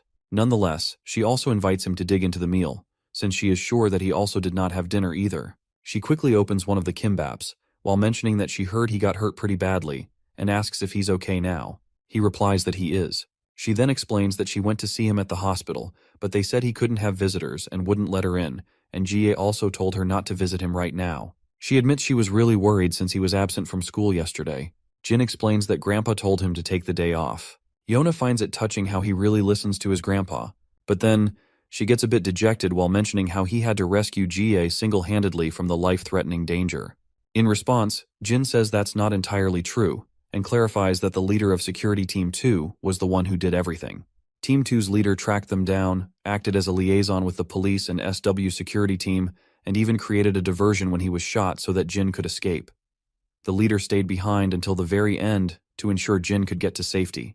Without his support, our boy admits he wouldn't have been able to do anything for GA.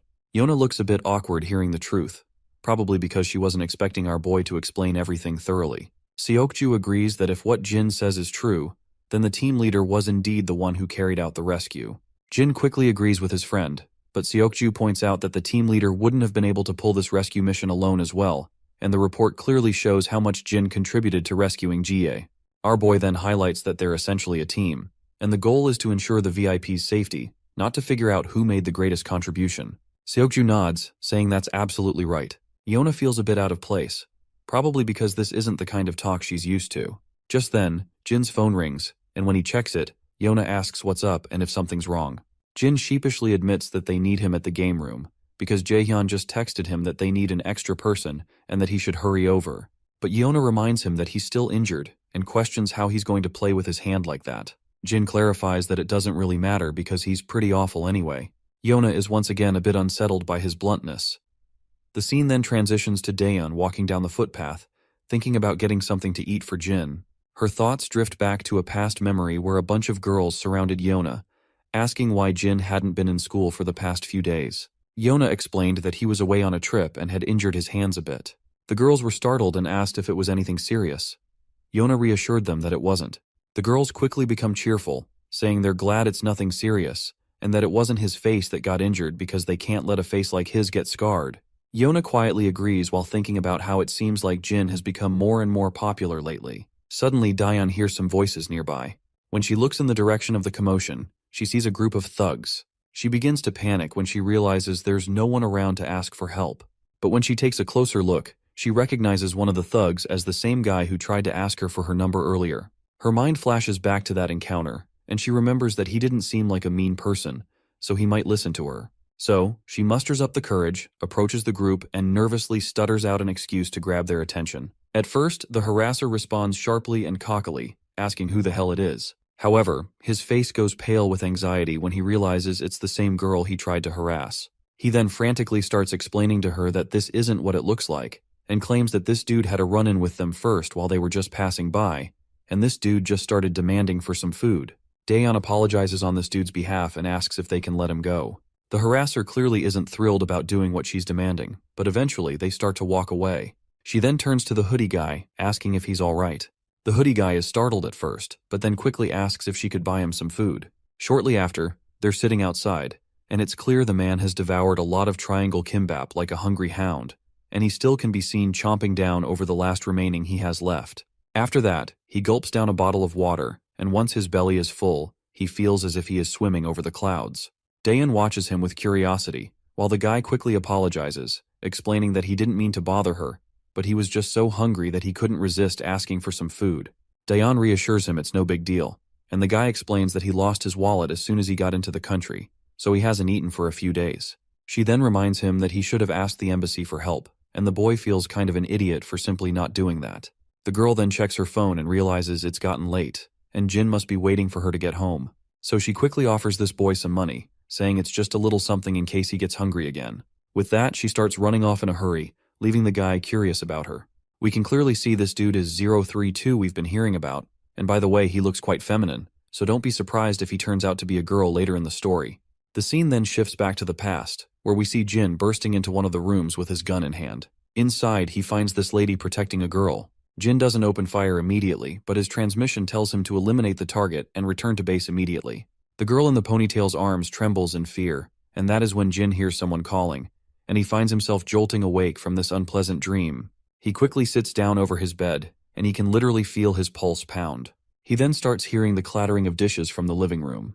He heads outside and finds Yeona and Grandpa there. The old man looks at him and asks why he's up when he should still be resting. Jin replies that it's time for him to get back to school. Grandpa insists that resting and getting better is more important right now than worrying about his studies. Yeona then also gestures to him quietly from behind to just do as the grandpa is saying. And without a doubt, Jin agrees with his old man with a pleasant smile. Before heading out, the old man mentions that he'll be home late tonight because his colleague, Mr. Lee, isn't feeling well, so he's covering his shift. Jin then asks Daeun why she's leaving so early.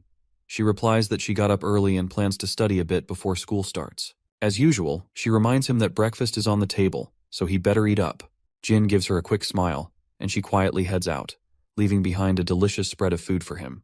Later, we find ourselves outside, and as Jin strolls down the street, his phone rings with a notification, and it's Jaehyung texting, urging him to make his comeback to the team as soon as possible. Just then, Yeona also joins the chat and tells Jaehyung to count her in as well. But Jaehyung brutally turns her down, saying she should start practicing with bots first. Just as Jin smiles at the lively banter between his friends, we see 032 walking down the other side of the road. Our boy's smile fades when he spots him, and he is sure that something about the figure seems familiar. He quickly dashes toward the guy, but 032 slips into a back alley. Jin picks up his pace and dives into the alley after him. Once inside, he can't spot the guy in his sight. He follows the path further and ends up at a construction site. After climbing up one of the buildings, he scans the area and soon spots his old friend, who's now holding a gun and aiming right at him. Femboy doesn't hesitate and opens fire, sending a barrage of bullets toward him. But our boy quickly dives behind a nearby wall for cover, while his previous injuries are still hurting. Femboy starts walking toward our boy, and he can't help but remark about how long it's been since they last met. Earlier, he admits that he was a bit startled to see someone trailing him, but he's even more surprised when he found out that it was our boy. That is when it finally hits Jin that this dude is 032. The hoodie guy keeps walking forward and points out that he already knows 006's habits, so it's no surprise to him that our boy is still alive. He finds it fascinating that he did not have to look around to find our boy. Jin then asks if the camp sent him to eliminate him, but this question just goes above the femboy's head, and he has no idea what Jin is talking about. Jin, on the other hand, already knows that the camp would never send anyone to finish the job which 006 failed to complete. But the femboy just tells our boy to shut the hell up since he's not their leader anymore. Despite this, Jin keeps pressing for more info, asking if the camp didn't send him. Then he must have run out from the camp without anyone's permission. Femboy simply responds that none of this should matter to a traitor like him. He claims that he doesn't want to hold any resentment towards our boy, but his circumstances are forcing him to do so. But he does mention that 006 was his only family, the only person who looked out for him in that hellish camp. While 032 is rambling on with his sentimental talk, Jin quickly throws a metal projectile at him, hitting the gun in 032's hands. Distracted, 032 loses focus, allowing Jin to jump over him, and they both crash to the ground. 032 quickly tries to break free and aims the gun right at Jin's face, but Jin reacts fast, kicking 032's hand and sending the gun flying. Not missing a beat, 032 pulls a dagger out and tries to slash Jin with it. Their back and forth is so quick that it's hard to follow, but eventually Jin grabs 032's hand, balls up his fist, and lands a punch on his face. But 032 blocks the punch with hands and retaliates with a kick, hitting Jin right where he's already injured. Our boy asks if 032 has reported everything to the camp, but 032 dodges the question, asking since when Jin became so talkative. He reminds Jin that he's no longer their leader, so he doesn't have to answer him. Right now, Jin is just a target. After those words, he pushes Jin back and swings his dagger at him. When they both take a step back, it's clear that Jin has been cut across his belly. Meanwhile, back at school, the teacher is giving the lecture as usual, but Daeon is lost in thought, hoping Jin isn't skipping breakfast. She worries that he needs to eat well to recover quickly. Back in the fight, Jin and his old friend continue their squabble. As the dagger comes at Jin again, he quickly grabs 032's arm and delivers a brutal punch right to his face. The hoodie guy slides backward after swinging his blade, and he is absolutely huffing and puffing. Jin's side hurts from the cut as he asks 032 one more time if he's reporting everything to the camp. Once again, the femboy dodges the direct questions and wonders why Jin is suddenly talking so much. He then makes it clear that he won't tell anything to a traitor who killed his friend 006. Afterwards, he swings his blade again, but Jin quickly jumps over him, landing a brutal punch to his face. Jin follows up with a series of powerful swings, eventually landing a devastating blow to 032's belly, sending him staggering backward. On the other hand, 032 notices the gun over his left shoulder. Before he can grab it, Jin dashes down, but 032 manages to pick up the gun and aims it straight at Jin. Jin reacts quickly, grabbing the gun by the barrel and redirecting the bullets to ricochet harmlessly into the ceiling. Once the firing stops, Jin pins the femboy to a pillar, and the guy starts groaning in pain. Jin then asks him if he's here out of loyalty to the camp or to avenge 006. The femboy doesn't respond and instead slams his knee into Jin's belly, then points his gun at him again. He begins firing another barrage of bullets, but Jin quickly ducks behind the pillar, trying to shield himself from the onslaught. The femboy grits his teeth and keeps shooting, determined to take our boy down. Jin looks back and sees 032 moving away. As soon as he tries to follow this bastard, he is left struggling behind due to his wounds, with one last cut bleeding intensely. In desperation, he calls his friend Seokju, and when the blackhead answers, his face goes pale upon hearing Jin's request for surveillance data of the area. Seokju quickly starts moving, and Yona notices him heading out of the classroom. Once outside, he asks Jin why he's getting involved in something so messy again. Nevertheless, he tells Jin he'll call him back in a few minutes and advises him to just send him the physical description and location he wants to track. Once the call ends, we find ourselves outside, where the femboy is strolling down his path, and he's absolutely annoyed, thinking that if our boy hadn't been busy asking all those questions, he could have killed him multiple times. He also notices that Jin has gotten way stronger ever since the camp days. He then recalls how our boy was asking him if he is here to take revenge for 006's death, or if he has been sent by the camp.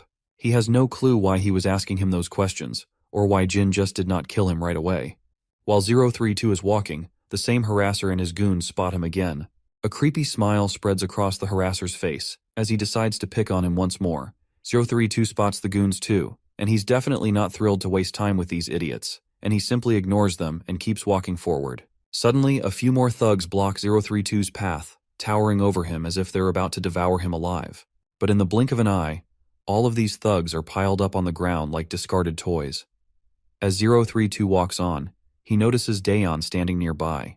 When their eyes meet, the girl quickly recognizes him as the same guy from before. The man starts rummaging through his pockets, pulls out a note, and hands it to her, thanking her for her earlier help. He says it's all he has right now but promises to pay back the rest soon.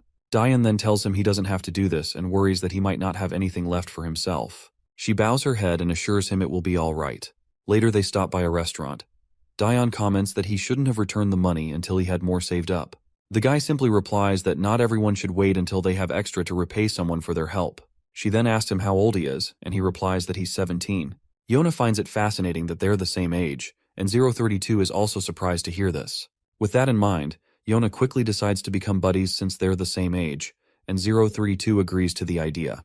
It's hilarious to see that she's trying to make friends even though she doesn't even know his name yet. She then asks if he's from overseas, and he confirms that he is, saying he's traveling right now. When she asks if he's traveling with friends, he says he's on his own. Yona is intrigued by this, finding it fascinating that he's traveling alone. She asks how many countries he's been to, and he admits he's not exactly sure, but probably he's been to almost 20 countries. As they're chatting it out, Jin finally arrives as well, but slows down when he sees 032 sitting there, and his eyes nearly pop out of his sockets when he realizes that he is sitting with Daeon. But Jin doesn't rush in immediately. Instead, he stands silently behind the wall while his sister and the guy continue their chat. Daeon asks how long he's been in Korea. The guy is initially silent, but eventually says he'll stay until he's finished with what he's doing here. She smiles and remarks that he must be staying nearby since she ran into him again. The guy confirms it, and states that he had some business in this area, but he also guesses that she must live around here as well. He then feels a bit awkward about asking such an obvious question, but Daeon reassures him that she doesn't actually live there. It's just her school is just around the corner. Suddenly Jin dashes in, and before 032 can react, our boy grabs him and throws him down onto the ground, leaving him in pain. Jin then picks up a chopstick from the bin and tries to jab it into 032's face.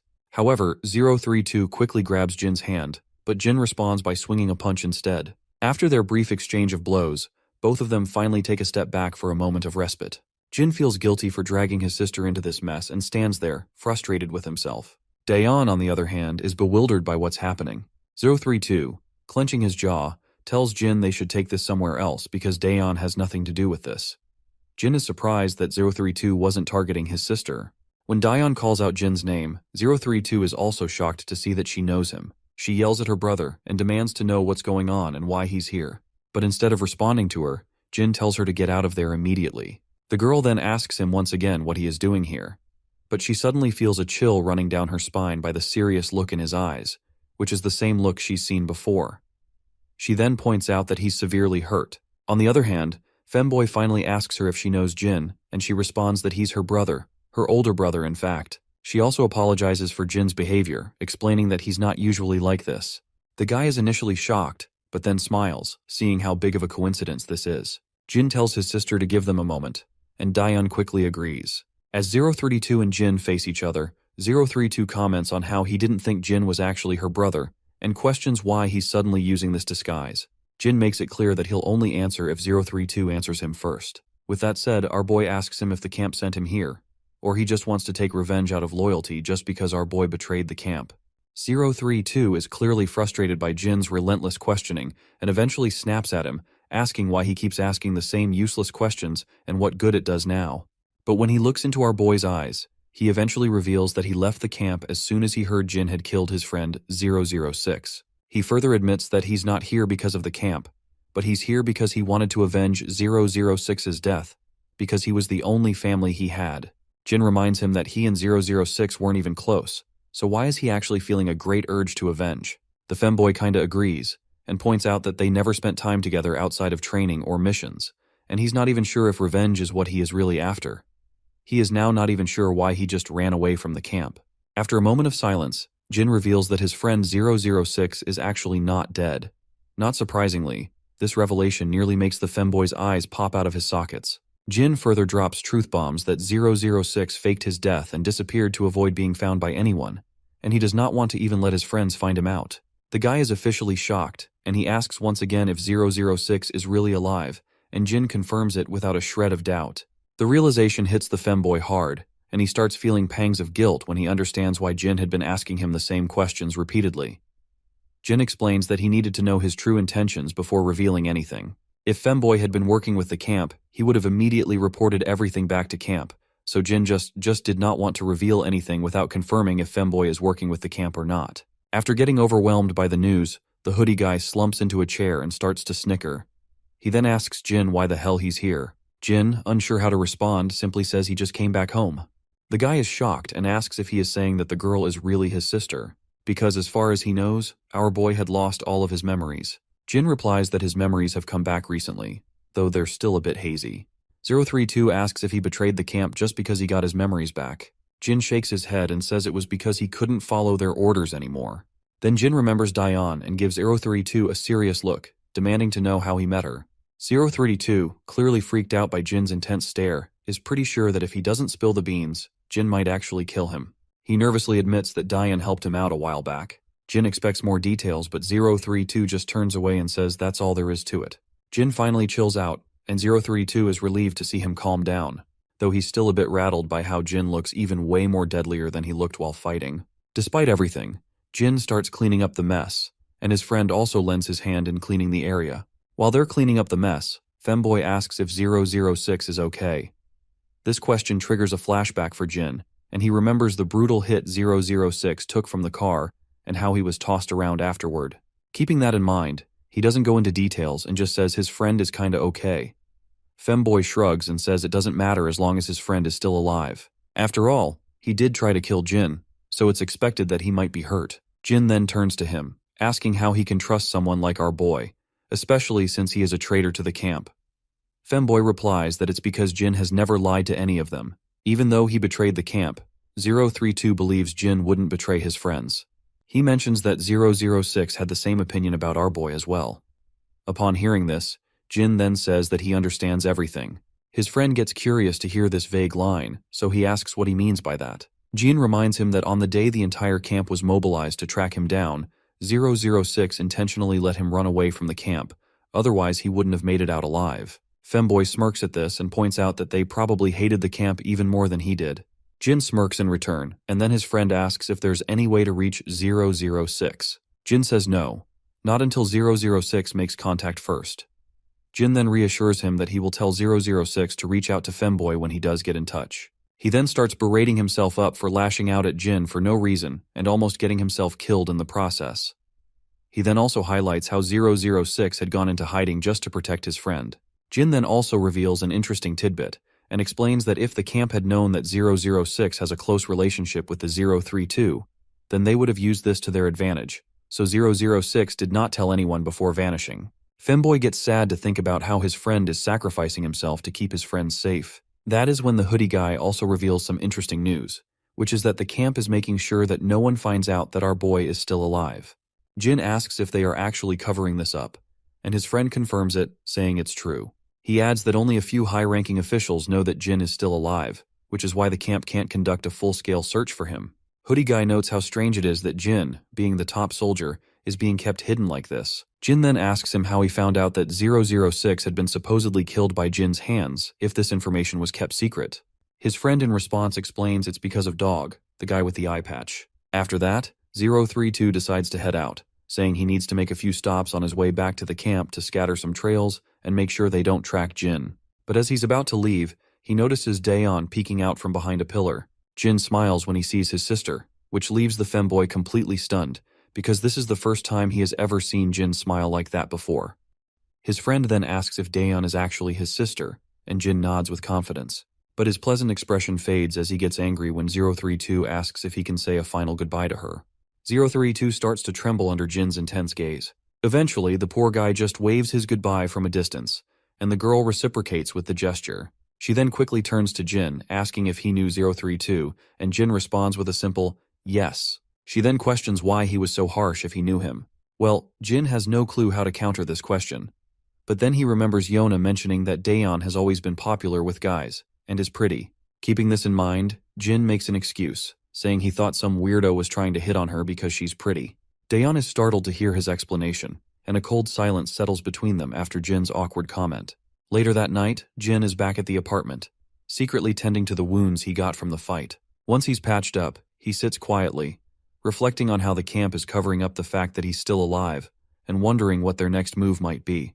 We are back with our femboy once again, and he is still preoccupied with thoughts of Daeon, trying to figure out if she really is Jin's sister. Suddenly, he notices something in his apartment and quickly pulls out his gun, aiming at the front. A voice calls out, telling him to take it easy. Once this mysterious man appears from the shadows, femboy sees a bald guy standing there, which leaves him momentarily stunned. The bald guy tells him to put the gun down before they talk. Femboy finally relaxes his muscles while the bald man looks around and asks if this is where he is living right now. He then questions if he has managed to kill our boy. Femboy counters it, asking this stupid head if taking down Jin looks like a walk in the park for him. The hoodie guy then inquires what he is doing here. The shady figure replies that he's just handling some business. But before the femboy can react, the bald man slips a dagger out from his sleeve and quickly plunges it into the femboy's belly. As he drives the blade deeper, he says he's here to teach him a lesson and to take this bastard out for disobeying the camp. The poor guy trembles as he asks if the camp really ordered his elimination. The big guy confirms, but only if he refuses to go back to the camp. He then yanks the dagger out from the chest and swings it again at the hoodie guy, giving a nasty cut across his thigh. The poor guy groans in pain, and he is further thrown away backwards, landing on the floor. The bulky bastard hovers over him, while complimenting him for his great agility. The poor hoodie guy is losing blood fast from his belly wound, and he demands to know what the hell this sucker is trying to achieve by doing all this. The baldy coolly replies that he's taking care of things while he has the chance, because he always waited for this moment to kill him. Now that 006 is out of the picture, he is sure that no one can save this femboy from getting killed by his hands. Hoodie guy then throws a jab at this bastard, stating that he did not know he was too scared of 06, and he finds it hilarious that this baldy had to ambush him like a coward. Of course, this little jab really ticks off the gorilla, and his anger takes over. He quickly swings his dagger at the boy. But then, femboy pulls out his own dagger and lands a nasty cut on the gorilla. Now the gorilla's even more enraged, and swings back at the femboy, and while the poor guy's doing his best to keep up, his wound starts to throb. The gorilla then lands a punch to his face, sending him crashing to the ground. As the femboy quakes in pain, the gorilla strides over to grab the gun from the ground. He aims it at the boy and reminds him how much effort the camp put into training him, and how it's all about to go to waste as soon as he pulls the trigger. But the boy just mocks him, telling him to stop being jealous and get better instead. With that, the gorilla pulls the trigger, and the gun drills a hole into the boy's thigh, leaving him collapsing to the ground like a rag doll. Seeing him in shambles, a creepy smile spreads across the gorilla's face. It's clear he thinks no matter how many jabs are thrown, he's the one who's going to come out on top tonight. But surprisingly, despite all the cuts and bruises, the femboy retaliates. He's back in action and throws his dagger at the gorilla's face. While the gorilla is momentarily distracted, the boy makes a run for it, and he quickly dashes out of the room. The gorilla starts shooting a barrage of bullets, but the boy finally makes it outside. His legs are trembling as the bullets make his wounds bleed even more. The gorilla chases after him, but all he finds is a trail of blood, because our femboy has long disappeared into the shadows. He continues to follow the blood trail, and as he's about to turn right in the corridor, femboy suddenly grabs his hand and lands a crushing blow to his face. Before the gorilla can react, the boy pulls the magazine out of the gun and throws it right in the gorilla's face. After those humiliating hits, the big guy gets even more ticked off and recklessly swings his dagger, but he completely misses his mark. As surprising as it is, the blows this bastard took weren't from the femboy, but rather, they were from our boy, who just gave this bastard a run for his money. The gorilla's face goes pale when he realizes it's our boy. Without wasting a moment, Jin charges at him and delivers a devastating crunching blow to his face, leaving it all bloodied. The gorilla tries to attack again, but Jin hits him with more strikes to the belly and seals the deal with brutal knee smashes. But he doesn't stop there. He slams the gorilla's face into the concrete wall, and with his face all bloody, the wall is smeared with blood as well. Finally, the cocky gorilla drops to the ground. Once the fight is over, we see the femboy sitting on the ground with his injuries, asking Jin why in the hell he is even here. Hearing the voice, our boy turns around, looks at his friend, and then starts to walk away. He grabs this bag full of goodies from the ground and offers them to a femboy, saying that his sister told him he was broke, so he brought this to him. Femboy takes a look and finds food supplies. He starts laughing, teasing our boy for being such a softie, and asks what's changed him so much. He wonders if he's hurt his head or something, but then realizes that our boy has been like this all along. The scene shifts to the SW Corporation. We see our boy sitting before the director. The old man points out that the man he brought in turned out to be an international fugitive. He mentions that arranging what was requested will be straightforward since many countries want to claim him. He wraps it up by saying they'll make sure he spends his days imprisoned, isolated from society. It sounds like they're talking about the gorilla who attacked them, and I guess that bastard really deserves for all the mess he has caused. The old man mentions he presumes the gorilla is connected to our boy's past. For a moment, Jin stays silent and admits he wasn't directly involved. But yes, the connection is there. The old man says he won't dig any deeper, but assures Jin to come to him if he ever needs help. Jin simply nods, stands up, and leaves without saying much more. The assistant chimes in, saying he was startled when our boy called for help, especially when it involved such a serious criminal and gunshots on the scene. As Jin walks out of the corporation building, his mind drifts back to his injured friend, who is barely hanging on. Jin quickly pulls out his phone, saying he knows someone who can get the femboy treated somewhere safer. But the femboy insists he can handle it himself because he just needs to stop the bleeding and disinfect the wound. Jin, however, points out that he needs proper treatment. The femboy mentions it'll take too long, and the camp might get suspicious. Jin is shocked to hear this, and asks if his friend is returning to the camp.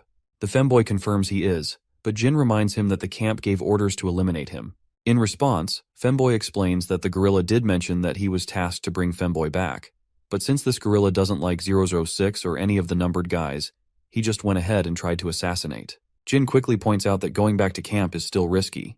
The femboy just snickers, saying since the camp believes 006 is dead, it doesn't make sense for them to kill him just because he went off looking for Jin.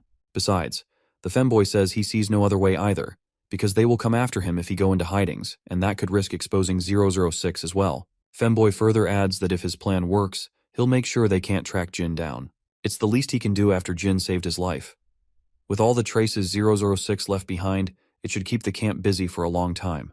He tells Jin he hopes he'll make it and manage to protect his real life. Suddenly, Jin is jolted awake from his flashback when Lady Jai calls out to him.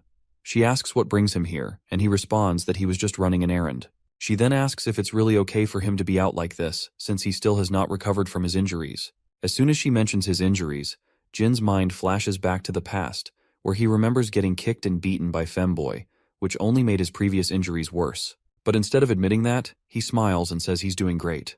The girl smiles back and asks if he's free now, suggesting they grab something to eat. It seems like she's taken a liking to him, and even though she has a meeting to attend, she'd rather have dinner with Jin. But unfortunately for her, Jin turns her down, saying he has to head straight home since he already has dinner plans with his family. It seems like she wasn't ready to be turned down by a kid, and she's clearly feeling the heat of the situation. To save her face, she quickly comes up with an excuse, saying she remembers she has some work to do as well. Meanwhile, the guard behind her looks completely pale after hearing her blunt lies. After all, the meeting was the only reason they were here. Suddenly, the girl asks if he'd be interested in taking a part-time job, guaranteeing that the money will be worth it. Once again, Jin turns her down, saying he's not interested.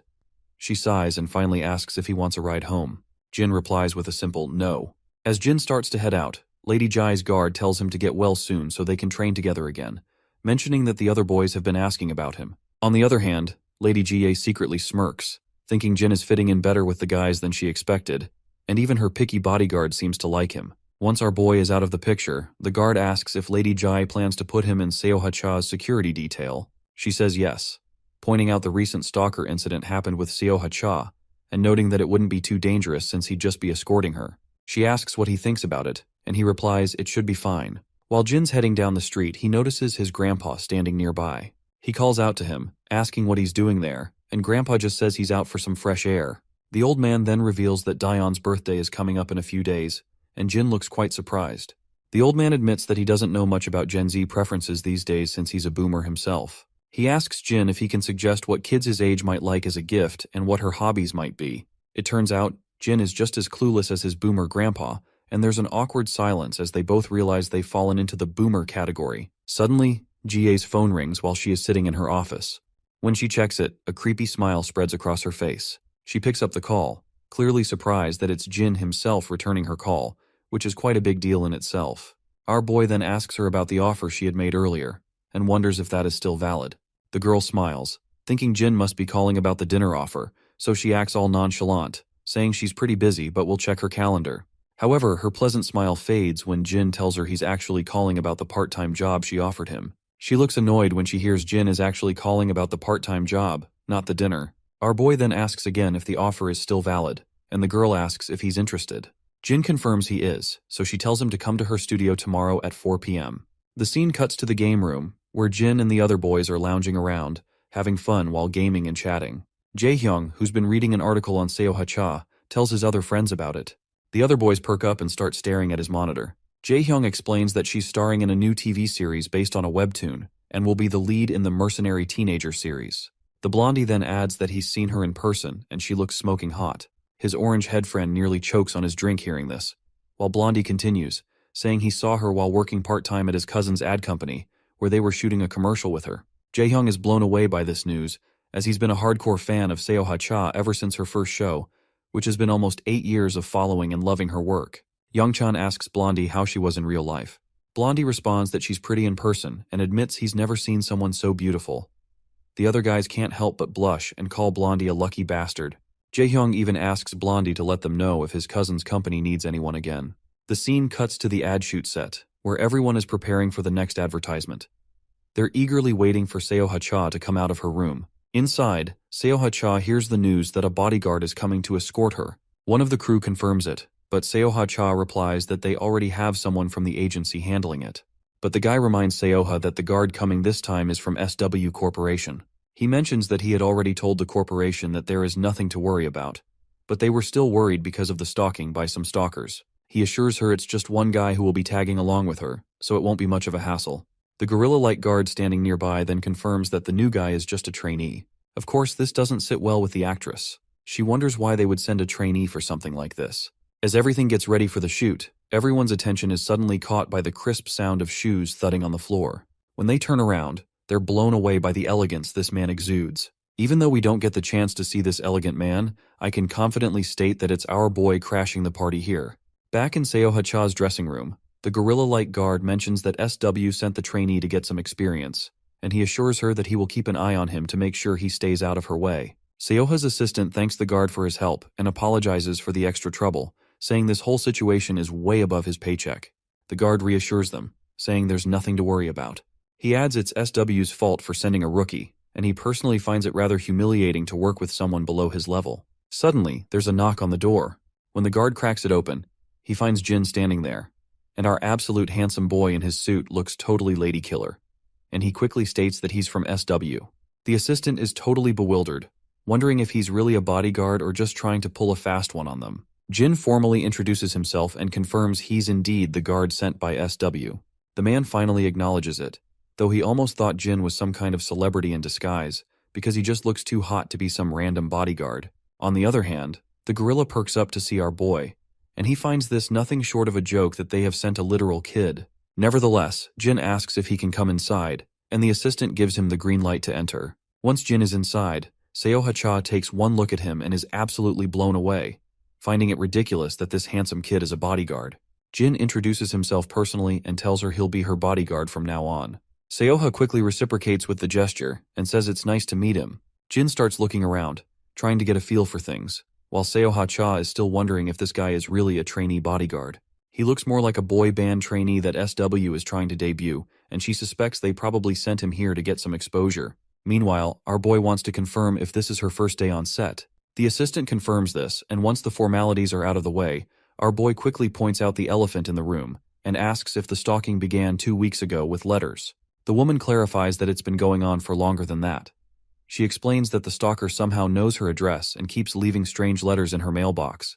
It's gotten worse recently, but it's been happening for a while now. She adds that this is common in this line of work, so SW shouldn't worry too much about it. After that, the actress begins to ask how old he is, And that is when our boy's mind flashes back to a time when his senior told him that revealing his age would only make people doubt his abilities. So, in the present moment, he simply replies that it's a secret. At that moment, the gorilla from before calls our boy from behind and says he wants to have a quick chat outside. Once they're out, the gorilla starts by asking if he is a security trainee from SW. Once Jin hears this, he realizes that this is what these guys must have been told, so he just rolls with it, confirming that it's exactly right. The gorilla tells Jin to simply stand aside and watch how it's done. He's confident that he already has things under control. He then starts berating our boy, saying he has no idea why SW would send a runt like him because security is no joke, and practice drills won't cut it in real-life situations, so he tells him he better stay out of the way until his shift is over, and then go home. Jin finally speaks up, asking if the gorilla is Cheol-young Kim from the Security Brothers agency. The man grabs Jin by the neck, telling him not to dodge the question. He warns Jin that if he thinks they're messing around, he'd better listen up if he wants to get out of here in one piece. With that, he flings Jin against the wall and walks off, clearly annoyed. Just then, the actress steps out of the room, asking if Jin's okay. He says he's fine, and she apologizes for this goofball gorilla, saying he's from her agency and can be a bit rough around the edges. She even mentions that she told them she didn't need a bodyguard. Jin doesn't say anything, and the actress enthusiastically starts to ask if he's still in school. Jin responds that it's confidential. Suddenly, her assistant calls out, telling her it's time to head to the set. Before heading out, the lady reassures Jin to just take it easy, saying that nothing's going to happen. With that, she leaves him standing there as she walks out of the scene. The next scene cuts to Jie, who's wondering if he made it to the studio okay. The guard asks if she's talking about Jin, and she confirms. The guard then explains that he received word that Jin has actually made into the studio without any hitch. Jie then asks if sending him there was a good decision since he hasn't fully recovered. The guard says it's all right, pointing out that threats and stalkers are pretty common for celebrities. With Seo Cha's level of fame, she's had her fair share of them. Her agency recently assigned a personal bodyguard for her, so Jin won't be too busy. Jie agrees, explaining that this is precisely why she sent him there, to let him take it easy while he recovers. And who knows, he might even complain about how boring it is. The guard then smiles at Jie and says he doesn't think Jin is the type to let himself get bored. Jie finds this good news and uses the term cakewalk to emphasize how easy this job is going to be for Jin. The guard reluctantly agrees, saying she's precisely right. Jie, on the other hand, feels proud of herself for using Gen Z slang, which makes the guard awkward as he watches her bask in her own sense of accomplishment. As people are gathering in for the shoot, we also see the gorilla making another appearance. Despite the hottest actress sitting right before them, everyone's attention seems to be fixed on Jin, as they can't take their eyes off him. The big man then asks Jin why he left his post for so long, saying they're not here on a field trip. Jin replies that he was scanning the perimeter. The cocky guy starts fuming, questioning what kind of perimeter Jin is talking about, and what a kid like him could possibly know about this stuff. Suddenly, the director wraps up the shooting. As everyone is taking a moment of respite, Seo Cha's assistant offers her some water. Just as she's about to take a sip, her attention is grabbed by Jin, who announces loudly that he needs everyone to remain inside. The entire staff is all ears after hearing this request, and Jin continues, saying that the police will be arriving soon, and everyone in the studio must cooperate with the investigation. The actress is now thoroughly confused and asks what's actually going on. Jin then shows her an envelope with a tiny camera inside. She asks Jin what this is, and he explains that it's a spy camera he found in the waiting room. The news hits like a thunderbolt out of the blue, shocking both the gorilla and the actress's assistant, as well as the actress herself. Even the people standing all around start murmuring, wondering how a spy camera ended up hidden in her waiting room. The actress begins to tremble, and Jin continues, saying he checked the surveillance footage but didn't find any security cameras at the entrance of the waiting room. This makes it difficult to figure out who installed the spy camera. As usual, the gorilla is fuming, berating Jin for not revealing this sooner, but Jin doesn't give a damn about the gorilla's rage. He continues, saying that Ms. Cha didn't use the waiting room after he found the camera. He was just waiting so as not to disrupt the shoot, and no one has entered the room to retrieve the camera, nor has anyone left the studio. The gorilla's frustration reaches its peak. His nerves are practically popping out, and his mind is on the brink of exploding, and he's convinced Jin is trying to screw him over. He tries to snatch the camera from Jin's hand, demanding he hand it over. But Jin just steps back with such a nonchalant flair that it's almost unbelievable. The gorilla, clearly fed up, asks Jin what the hell he's trying to pull. Jin just says it'd be best if Miss Cha's assistant took the camera. The gorilla turns to the assistant and demands he let him take the camera so he can have his team stage it with the police. The poor assistant, clearly flustered, hesitates but eventually agrees. The gorilla snatches the camera from Jin's hand without a second thought, and everyone around is pretty unsettled by how this giant guy is throwing his weight around. As they step outside, the gorilla starts laying into Jin, asking why he didn't come to him first with something like this. Jin shoots back, wondering why he should have, especially since the gorilla had already said he did a thorough investigation when Jin asked if he'd checked the waiting room. The gorilla's rage hits a new level as he demands to know if Jin was aware of the camera when they spoke earlier. Jin confirms he was. This sends the gorilla into overdrive, yelling at Jin for not immediately reporting to his superiors. Jin makes it crystal clear that the gorilla is not his superior, and that's the last straw. The gorilla tries to slap Jin around, but Jin's not the kind of kid to just take that. He quickly stops the gorilla in his tracks. Fuming, the gorilla finally backs off, muttering that Jin would have been dead if it weren't for SW Corporation. Later, we see the van speeding down the highway. Inside, the lady and her assistant are having a chat. She asks how long it's going to take to figure out who planted that camera. The assistant says the forensic team is on it and should have some answers soon, but the lady isn't so sure. She mentions that they seem to think she was overreacting about something as little as this camera. The big man, ever the reassuring presence, tells her not to worry. He insists he will run his own investigation into the matter. While the actress looks sad and all, Jin glances at her but doesn't say anything. When they arrive at her home, she gets out of the car and Jin follows, but the assistant tells him to stay in the car as he'll drop Jin off at the nearest station. Jin, however, says he'll head back on his own. With the final exchange of goodbyes, the assistant drives off, leaving Jin standing there. Once the car is out of sight, Jin walks around the actress's house. That's when we see her sneaking out of her own house, wearing a mask and a cap. As soon as she steps out, she finds herself startled by the presence behind her and looks around, finding him standing by her side.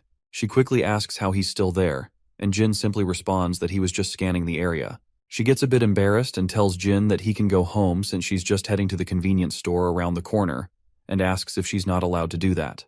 Jin responds that she's free to do whatever she wishes, and that's exactly why he's here.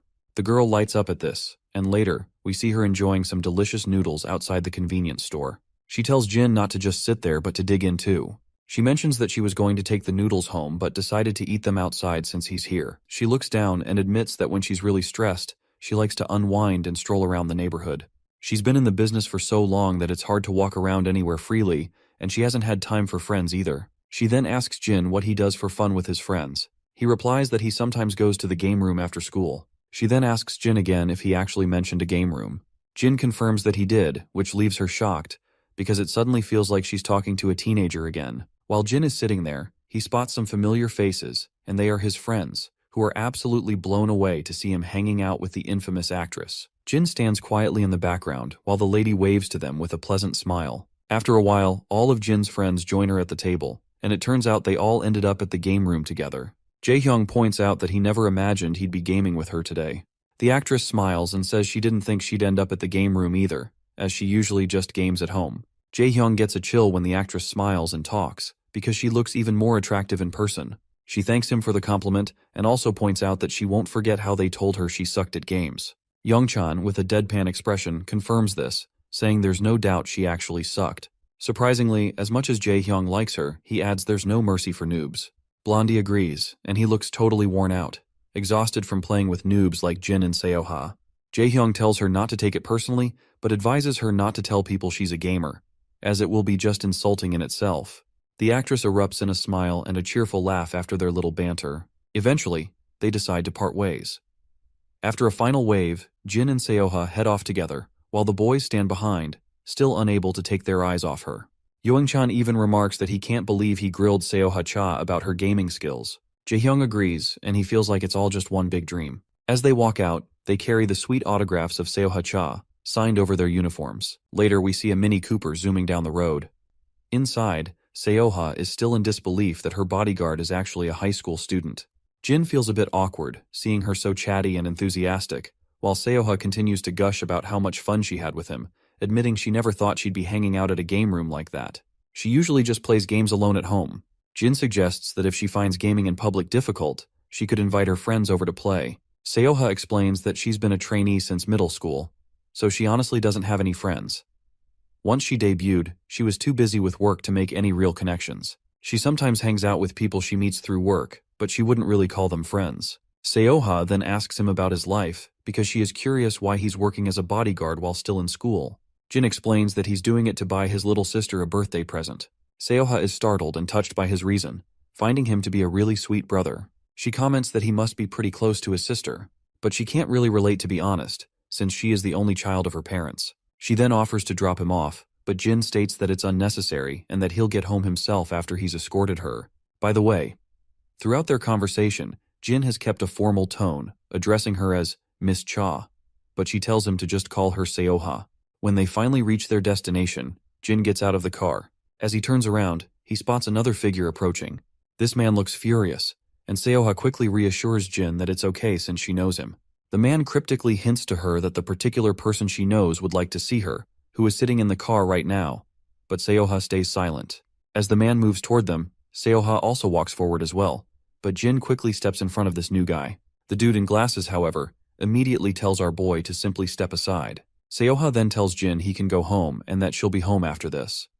But Jin insists on waiting, and Seoha is momentarily silent as she looks at his calm face. Eventually, she smiles and tells him to go home and get some rest. As she walks away, she looks a bit sad, thinking to herself that she can't drag him into this. Once Seoha is inside the car, the man starts berating her, asking why she didn't pick up his calls. He scolds her for not calling back even if she was busy. Seoha responds bluntly, questioning why she should even take his calls. The guy in the shadows seems baffled by her response and then smirks, warning her not to push him too far or she might regret it. He reminds her that he has his limits as well, and tries to justify his behavior by saying that the dates he went with other girls were all for business and should not be held against him. Seoha tells him she doesn't care about who he meets, since they broke up a month ago, which means he needs to stop contacting her and showing up like this. She firmly says she would prefer if he didn't call or drop by anymore. She starts to open the car door, but this jerk lunges at her, grabbing her hand and saying he's going to teach her a lesson about her place. He makes it clear that just because she's got a little fame doesn't mean she's some hotshot starlet now. Then he goes on about ruining a little actress like her and threatens to expose who her parents are. He then questions if she's really getting a reality check in the state she's in, but before he can say any more crap, my guy smashes his luxury car window. Glass shatters everywhere as our boy grabs the rich dude by the collar, yanks him out of his comfy seat, and throws him onto the asphalt, leaving him getting scraped up pretty badly. The girl is completely stunned by the scene, and our guy quickly tells her she can get out now. Once she's out of the car, he checks if she's okay. She says she's fine, but she seems more worried about the rich guy he just threw out. Meanwhile, the rich man is shouting at the top of his lungs, demanding to know who the hell he is. With a cool demeanor, Jin just says he's her bodyguard. The rich man is absolutely losing it, struggling to come to terms with the fact that he was tossed aside by some lowly bodyguard. He suddenly looks at his own bodyguard, who's groaning in pain on the ground. As his bodyguard tries to get up and apologize, the rich man tears into him with every insult imaginable. He then turns back to Seoha, reminding her that this isn't over yet. With that little threat made, he and his bodyguard scramble to their car and speed off. Seoha, still in shock, asks our guy what on earth he did that for, and if he even knows who that man was. It turns out he has no clue who the rich guy was. She then asks him what he was thinking, and he just says he was doing his job. He tells her it's time to go, and he will head out once he has safely escorted her to her home. Seeing his calm demeanor, starts to smile again and thanks him for his help before agreeing to go with him.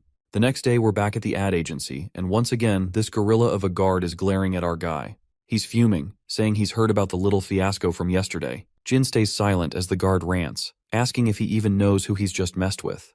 With his usual cool swagger, Jin responds that he does not care whoever it was, as he was just doing his job. The guard has absolutely no idea how to deal with this lunatic, and he is struggling to find a way to argue with this puny punk. He then jabs his finger at our guy, and explains that the man he attacked last night is the third son of the head of KP Group, and he's the head of marketing of Seoha Cha's agency. You see, KP Group recently became a major investor in Seoha Cha's agency, so not only did he screw over Seoha, but now her entire agency is at risk because of him, so he demands to know if he can see the consequences of his actions. He then further tells Jin to forget about whatever fantasy he has about being a big shot and advises him to quit before he ruins someone else's life. The gorilla and his two lackeys walk off. Later, we see the same bespectacled guy standing outside, while the rich dude who got taken down last night by Jin is sitting inside.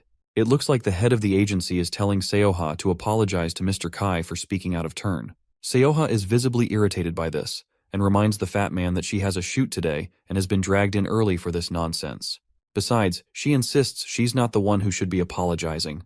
The agency director nearly chokes on his breath at her bold stance in front of Mr. Kai, The fat man looks pale and asks Seoha what's gotten into her. She remains silent while the director apologizes to Mr. Kai, saying he's terribly sorry, and that Seoha has been under a lot of stress with the stalker situation.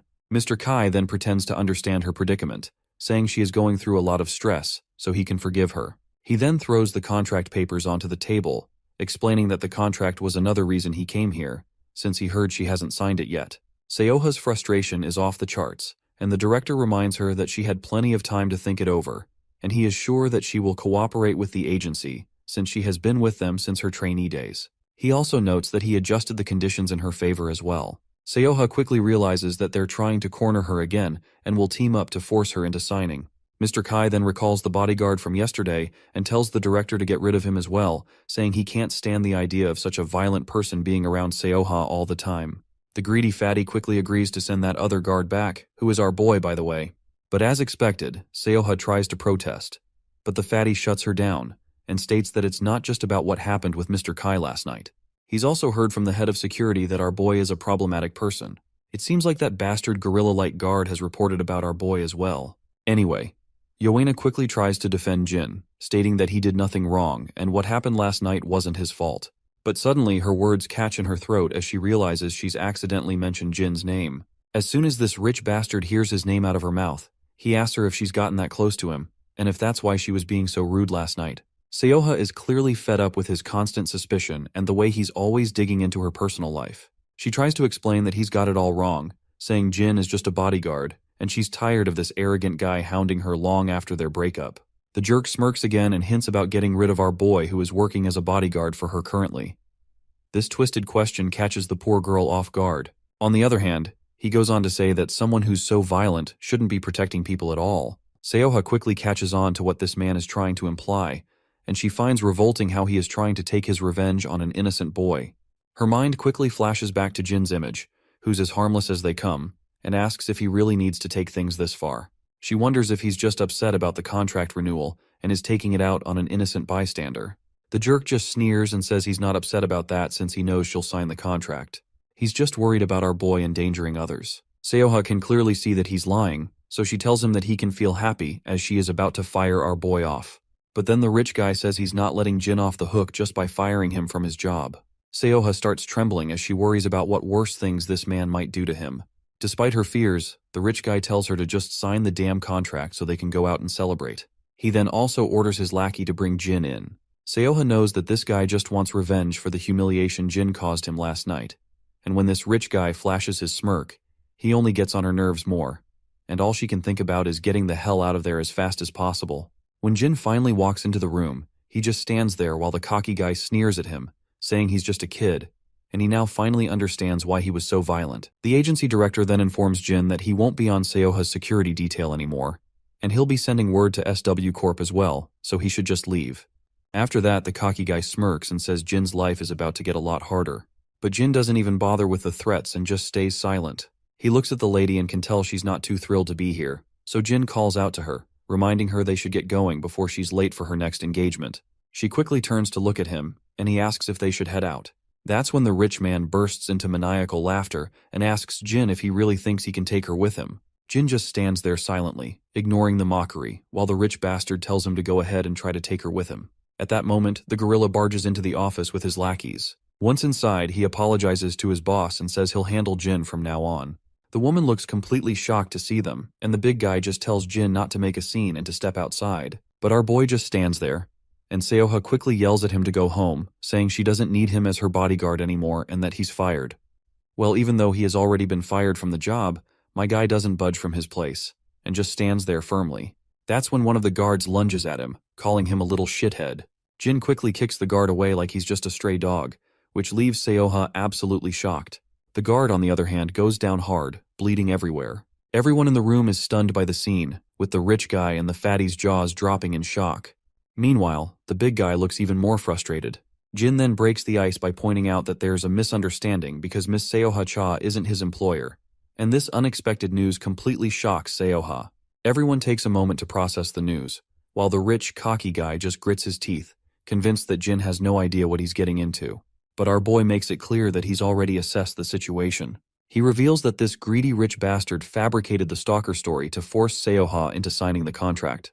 He even assigned a bodyguard to keep constant surveillance on her. Jin explains that Sterling Entertainment was nearly ruined due to bad management before KP Group's investment. Since Ms. Cha is the agency's biggest asset, both companies would face huge losses if she leaves. He also points out that she's received countless threats ever since she showed reluctance to renew her contract. The girl wonders how even Jin knows all of this. Just then, the scene cuts back into the past, into the game room, where everyone is angry at Jin for using his phone in the middle of everything. It turns out he's actually read all the messages on her phone. Back in the present, the cocky guy demands to know what Jin plans to do about it, even if he knows everything. Jin then turns to Miss Cha and asks what she wants to do. She remains silent for a moment, her eyes wide, struggling to find her voice. Tears start to fall as she says she doesn't want to be there anymore. The cocky guy, on the other hand, jumps out of his seat shouting. Just as he lunges at her, Jin delivers a brutal kick to his belly, sending him flying several meters away. The other guys in the room are absolutely wide-eyed at what they've just seen. The guard with glasses rushes to his boss, asking if he's all right. Meanwhile, the big guy charges at Jin, but Jin delivers a brutal punch right under his chin, making him gush blood and shattering his glasses, and leaving him staggered backward. Another guy tries to charge at Jin, but our boy quickly delivers a powerful punch right under his ribs. The big guy looks furious, but before he can react, Jin smashes him right under the throat, hitting his face with his knee and leaving him sprawled on the ground. The girl stands there, her mouth wide open, but quickly yells at Jin to watch out. A man on the other side tries to stab Jin with a stick, swinging it wildly left and right. In the end, Jin flicks the stick out of the man's hand, and it falls to the ground. With a swift move, Jin pulls his hand back and delivers a brutal smash right under the guy's chin. He then also makes sure to give a devastating kick, and the impact sends the man flying backward, crashing into the wall, and he lands sprawled on the floor. Jin then turns his attention to the last man standing, the agency director, who is already trembling like a leaf. Meanwhile, the rich guy, still shaking from the hit he took, asks Jin again if he has any idea who he's dealing with. He glares at our boy with a deadly look, making it clear that he'll make sure to wipe him out along with the lady. He vows to do whatever it takes to ruin him, but his words get stuck in his throat when Jae walks into the room with her escort. As she surveys the mess scattered around, she can't help but point out that she sent our boy here because it was supposed to be a cakewalk. When Miss Cha takes a look at Jae, it does not take her long to realize that she is the brilliant granddaughter of SW chairman, who took over their entertainment division and all their news ventures. As Jae walks into the room, she tells our boy that she'll clean things up here, and he can get on with his day. Our boy acknowledges this and tells Miss Cha it's time to go. The rich bastard is shocked to see Jae and asks what the hell she's doing here, but Jae doesn't respond. She simply sits down gracefully and mentions that she's heard he has some unfinished business with her dear friend. Both the director and the rich dude are completely baffled because they've clearly messed with the wrong person. Jae jokes with them, saying they can settle that unfinished business with her if they want, and she's totally down to reach some kind of understanding. Both the director and the rich guy are left utterly terrified. Meanwhile, outside, Jin walks forward with Jae following him from behind. As they walk, Jae wonders who this kid even is. Our boy then turns to her and asks where her next engagement is. The lady stays quiet for a moment, then starts to snicker under her breath before bursting into laughter. She can barely hold back her tears of laughter. Next scene, we're at Miss Cha's house. She's still lying in bed, looking like a complete mess. She somehow managed to sleep for 10 hours straight, which is wild since she usually only gets like 3 hours max because of her sleep disorder. She wonders if maybe all that sleep was because everything she was stressed about is finally gone. The scene then flashes back to the past, where we see Jae and Miss Cha sitting together. Jae explains that she's taken care of the legal mess with her old agency, and now she's free to choose whoever she wants to work with. Miss Cha points out that the dispute with the agency was only half the problem. Jae then reassures her that if she's talking about that filthy rich guy, Dongjin Ki, she has nothing to worry about. Jae figured out that he'd been threatening her parents, so she took the necessary steps already. Plus, KP Group has already confirmed that Mr. Kai was acting alone and promised no harm would come to her family. Seoha finds it fascinating how Jae just handled everything so smoothly, but she's curious and asks why Jae is going out of her way to help her. Jae admits that their affiliate has been interested in working with her for a while, but mainly, it's because Jin wanted to fulfill his duties as a bodyguard. In the present moment, that last line about our boy is still echoing in Seoha's mind. She quickly hops out of bed, and later, we see a van parked outside her house. When she steps outside, a bodyguard immediately greets her, introducing himself as Suhun Kang from SW Corp, saying he'll be on her security detail for the time being. She's both shocked and surprised to see a new man coming instead of Jin, so she asks this guy why our boy did not come. And sadly for her, the man explains that Jin has quit. Hearing this, she feels a wave of sadness, but she quickly puts on an awkward smile and greets her new bodyguard, and the guard could not help but to blush a bit. Later we find ourselves back at the agency, where Seoha is recording a podcast with another lady. Although she's smiling and answering all the host's questions, inside, her mind is stuck on why Jin suddenly quit, and she's pretty sad that he didn't even tell her before leaving.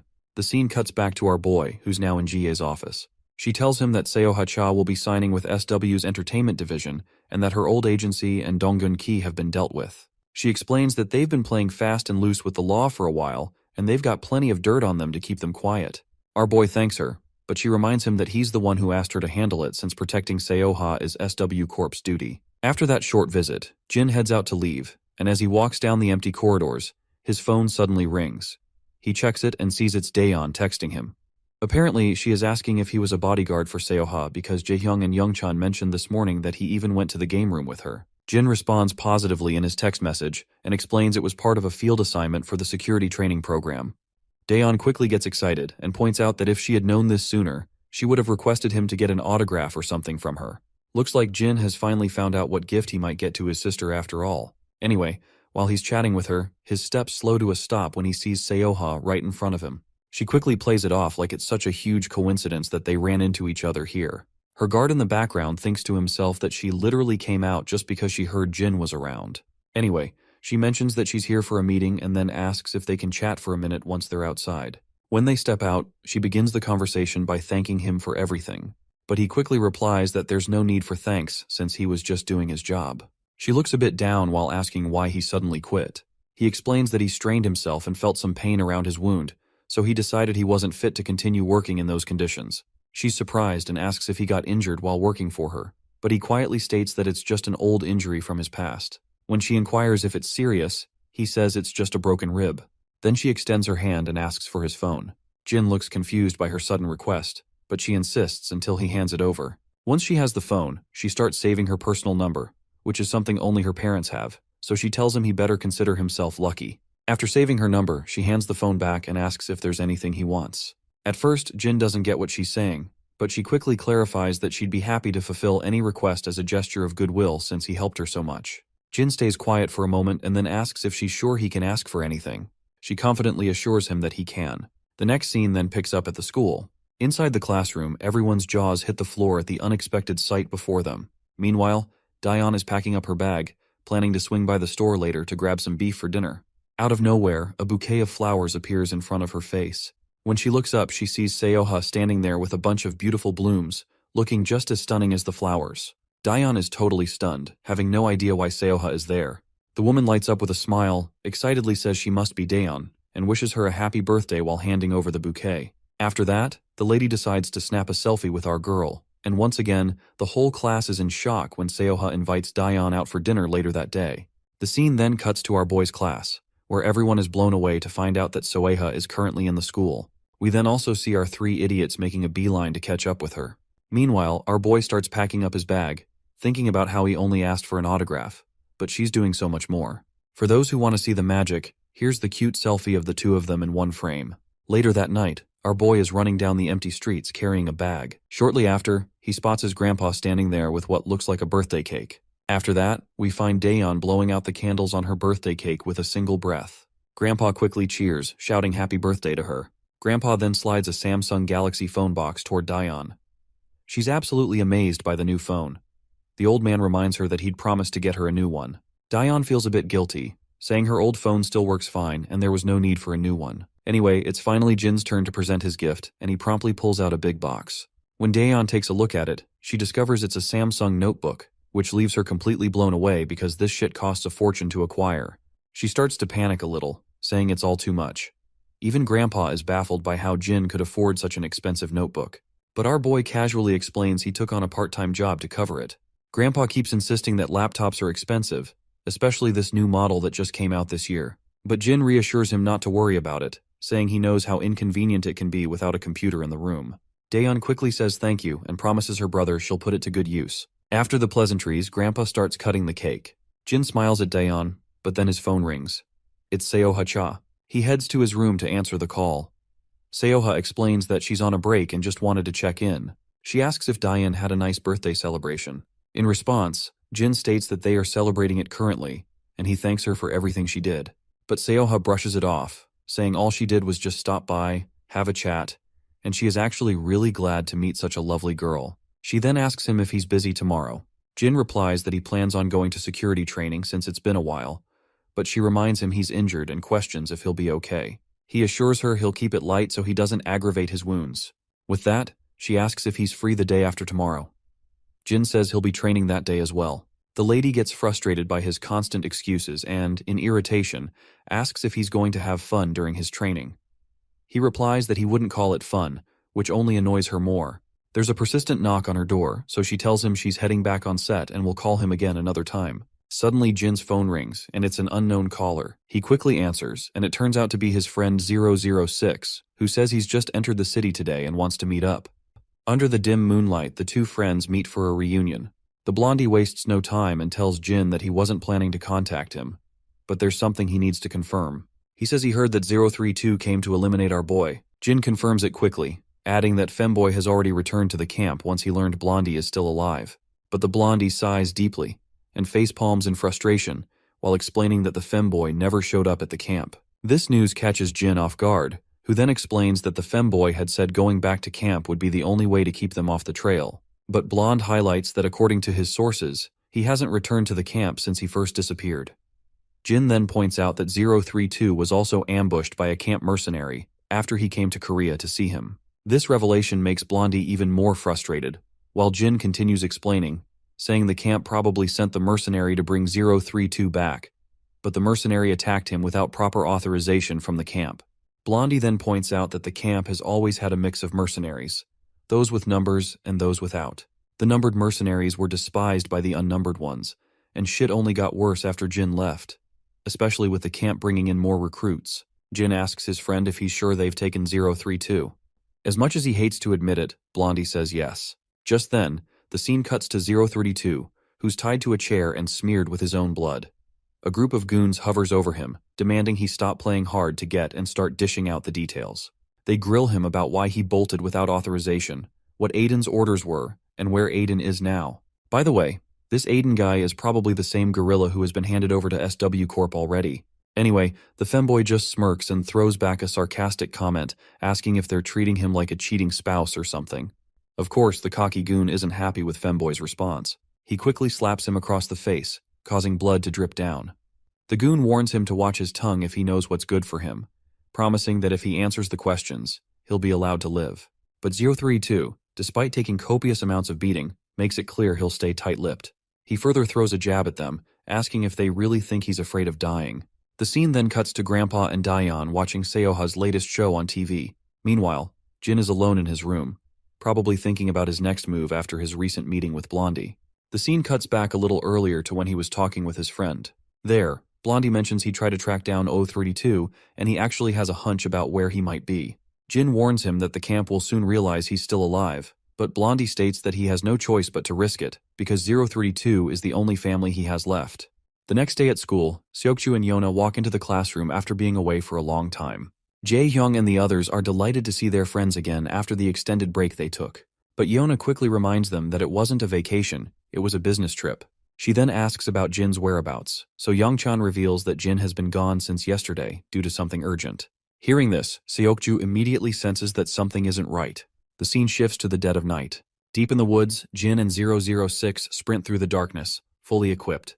They are heading toward the hideout where the mercenaries from the camp are supposedly keeping 032. As they run, 032 curiously questions Jin why he's tagging along. Jin simply replies that 032 is his teammate, and he's not about to leave his friends behind like that. 032 can tell Jin has changed a lot. He's become more considerate. Never in his life did he think Jin would say something like that. Let's move ahead to the hideout before our duo can. Inside, a group of mercenaries chat among themselves. The topic is Aiden. According to the camp, Aiden is still off the grid, and they know for a fact that he wouldn't go dark for this long unless something happened. The real problem is that they have no idea what orders he was given. To further rub salt on the wound, 032 refuses to talk about Aiden. They've started to hate these numbered mercenaries. To think the camp trained these kids so well that even after all the torture, 032 still won't crack. Fed up, they decide to finish him off. But before the bastard can pull the trigger, he gets drilled by a bullet. Looks like there's a new player crashing the party. A figure with a sharp physique steps into the scene. It looks like he is one of the numbered mercenaries, 004 if I have to be specific. The guy seems ruthless, and it doesn't take long for him to mow down every last fool who tries to take him on. Meanwhile, Jin and 006 finally reach the place, only to be met with a disturbing sight, bodies littering the ground outside. 032 recognizes some of the faces. They are mercenaries the camp recruited a few years back. Jin takes note of the clean and precise stab wounds. They're fresh, which means they had been killed just recently. He decides they need to split up and assess the situation carefully. Moving cautiously, they advance further, only to find more corpses along the way. Then, deep inside one of the rooms, Jin finally spots 032, tied to a chair. While 032 is unconscious, he is still breathing, which is good news. But something feels off about the dead bodies littering the ground. 2 enemies were shot from the front, while 2 had their throats slit. This fighting pattern seems oddly familiar, and it doesn't take long for Jin to realize that it's 004. 004 always found close combat thrilling, preferred melee weapons because it made things riskier. Before Jin can process further, gunfire erupts. 004 unleashes a barrage of bullets, forcing Jin to dive for cover behind a piece of furniture. The moment Jin spots an opening, he returns fire. But his bullets miss the mark, so 004 seizes his chance and throws a barrage of bullets of his own. This game of cat and mouse continues, with both of them trying to tag the other. Eventually, Jin manages to injure 004's fingers, forcing him to throw his gun. But that bastard just starts dashing at our boy without any weapon in hand, and my guy fires a barrage of bullets from the other side. Still, the bastard is fast and doesn't let those gunshots hit him. In retaliation, he throws his own dagger at Jin, which catches him off guard. Seizing the opportunity, that bastard quickly retaliates with his other dagger to jab our boy. But Jin saves himself by blocking the dagger with his own gun, and even kicks 004 hard enough to send him skidding across the floor. Yet, this isn't enough to wipe the sassy smile off this shithead's face. In fact, that little back and forth actually felt thrilling to him, and he wants more. While he thinks Jin's a great talent, it's a pity that he's about to be taken down. It looks like 004 doesn't recognize that the person he's fighting is actually 001, not some camp mercenary, especially since Jin's face is covered. So the bastard charges at our boy at full speed and tries to jab him, but his first attempt is fruitless. His second attempt also goes nowhere, yet the bastard keeps throwing sharp swings one after another. Then, our guy punches the bastard squarely in the face, but 004 responds by swinging his dagger again. Still, every attempt to jab our boy falls short, and he gets smacked in the face once more. Next, the blow 001 throws is so devastating that the bastard crashes and skids across the ground.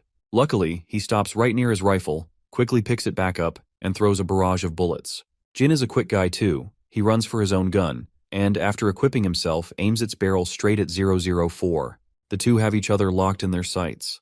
By now, even 004 can tell that the person he's fighting isn't weak sauce. There is no way he would not have recognized a mercenary this good, so he's curious about exactly who the man behind that mask is. But it soon dawns on 004 who his actual opponent is, and that thought just makes him even more riled up and ready to take Jin down. Though all that excitement goes over his head, causing him to take a direct bullet in his right arm. And the one who fired that shot is actually 006 over the window. Seeing that there are 2 people, 004 has no choice but to fall back. He breaks through the window and jumps out of the building in order to escape. Before Jin can catch up to him, the bastard is already speeding away in his Jeep Wrangler. The only thing they can do right now is figure out what the hell 004 was doing here.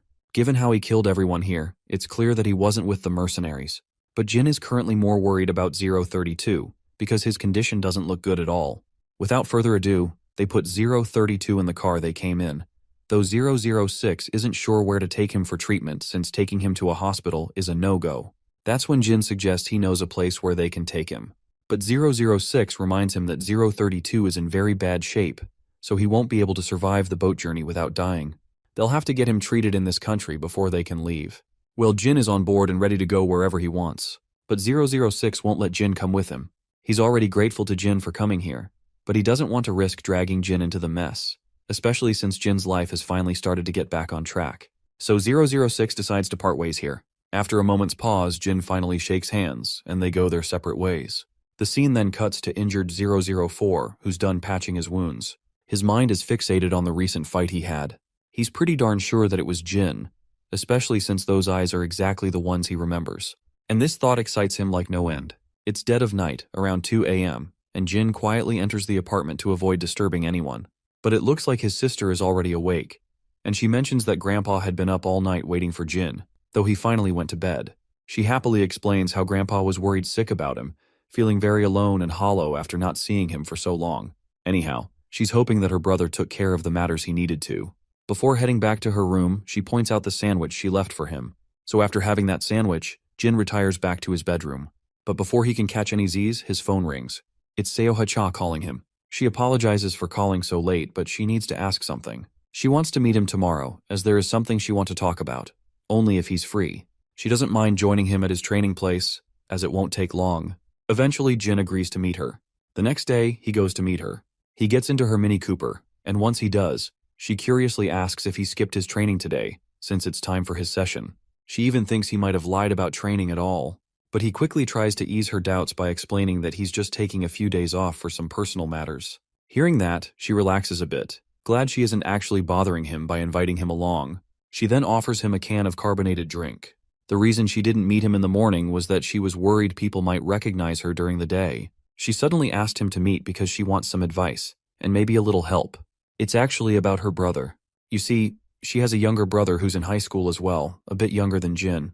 She thought he might understand him better since both Jin and her brother are teenagers. Well, it looks like she totally picked the wrong example of a typical teenager. Anyhow, she continues that her parents told her he keeps coming home with new bruises every day. When they ask, he simply says he was playing around with some friends. But if they probe further, he just goes to his room or even leaves the house. At first, she didn't think much of it since he's at that age, but she's grown worried. There might be something more serious going on. Jin asks if she's ever tried asking him directly. Miss Cha explains that whenever she tries, he won't come out of his room and doesn't answer her calls either. She reveals that she was pretty close to her brother before she started working, but after she moved out and got busy, she couldn't really be there for him. Their relationship was fine, but he started avoiding her about a year ago, so she wants Jin to try to find out the real reason behind his behavior. She doesn't really have anyone else to ask for help, besides Jin, especially since it might just spark weird rumors if she talks to someone else, which could make things worse for her. The next day, the scene shifts to MH High School, where students have begun pouring in. Inside the school, we see Jin walking down the corridor, prepared like a man on a mission. He's got a picture of Miss Cha's brother, Jin Woo Cha, who's a second-year student in this very school. Finally, he finds the man in question. But Jin is soon distracted by a group of girls insisting he take off his mask for just a second. While our boy isn't sure what to do, the girls eagerly wait for him to pull the mask down. He bails out by excusing himself, saying he has a cold. Yet the girls just keep staring at him, because even his voice has that effect on them. We then shift back to Jin Woo Cha, who, as soon as he enters class, faces some typical bullies. One loudmouth starts berating Jinwoo for coming in late. There's also a girl in the group who looks as unattractive as possible, and another bully with tattoos all over his arms. As usual, Jinwoo starts to feel sick just at the sight of these bastards. The gray-haired bastard once again calls out Jinwoo, and the poor guy quickly starts apologizing for arriving late. He says he wasn't feeling well, which is why he was late. But these excuses aren't going to cut it with this shithead, who's even angrier than ever. He finds it laughable that Jinwoo allegedly fell ill just because he punched him. Meanwhile, the other students do nothing but watch these assholes bully an innocent kid. Then the tattooed guy speaks. He rises from his seat and orders Jinwoo to hold his backpack up to his chest. When Jinwoo tries to argue, the bastard only gets angrier, throwing daggers with his glare like a baboon. Eventually, Jinwoo gives in and holds the bag as commanded. As he does, that tattooed bastard tries to execute a move he just watched on YouTube and kicks the bag hard. The impact is brutal, causing poor Jinwoo to crash to the ground. The bastard, on the other hand, is very dissatisfied with his move because it wasn't executed as cleanly as he wanted. He threatens Jinwoo, telling him to act like a good punching bag or else there'll be consequences. He orders him to pick up the backpack again. Jinwoo is devastated. He just can't take it anymore. Then the bully girl in the group starts feeling hungry, and the silver-haired guy, Sunghan, is hungry too. Hearing this, the tattooed guy decides to grab some food before starting their practice. So he sits back down and orders Jinwoo to bring them some food. The poor guy, with no option, just complies like a loyal dog. And that bitch even reminds him not to forget her milk coffee. As the poor guy rushes out of the classroom to get the goods, Jin stands outside. Seeing this boy in misery, a sad expression of Miss Cha flashes through his eyes. At that very moment, his phone suddenly rings. It's his sister texting him a thank you note for the gift he gave her. She's very grateful for it. That warm brother and sister relationship he shares only makes him want to help Miss Cha with her brother, so he finally decides to step in and help Jinwoo out. As Jinwoo picks up the ordered food, he reflects on how much he's grown to hate the school. Suddenly his phone rings. It's his sister, Seoha.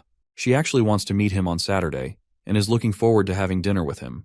Remembering his sister, his mind flashes back to the times when he was in junior school.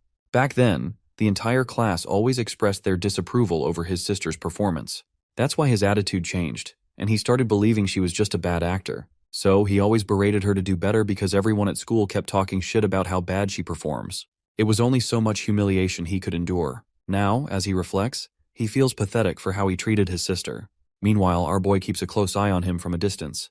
His phone rings once more, and again, it's his sister, who's come to learn that he skipped school. He quickly replies, but his excuses aren't cutting it. She was worried that something even worse might have happened to him. Suddenly, Jinwoo notices Jin standing right outside the convenience store, and he has no clue who this guy is.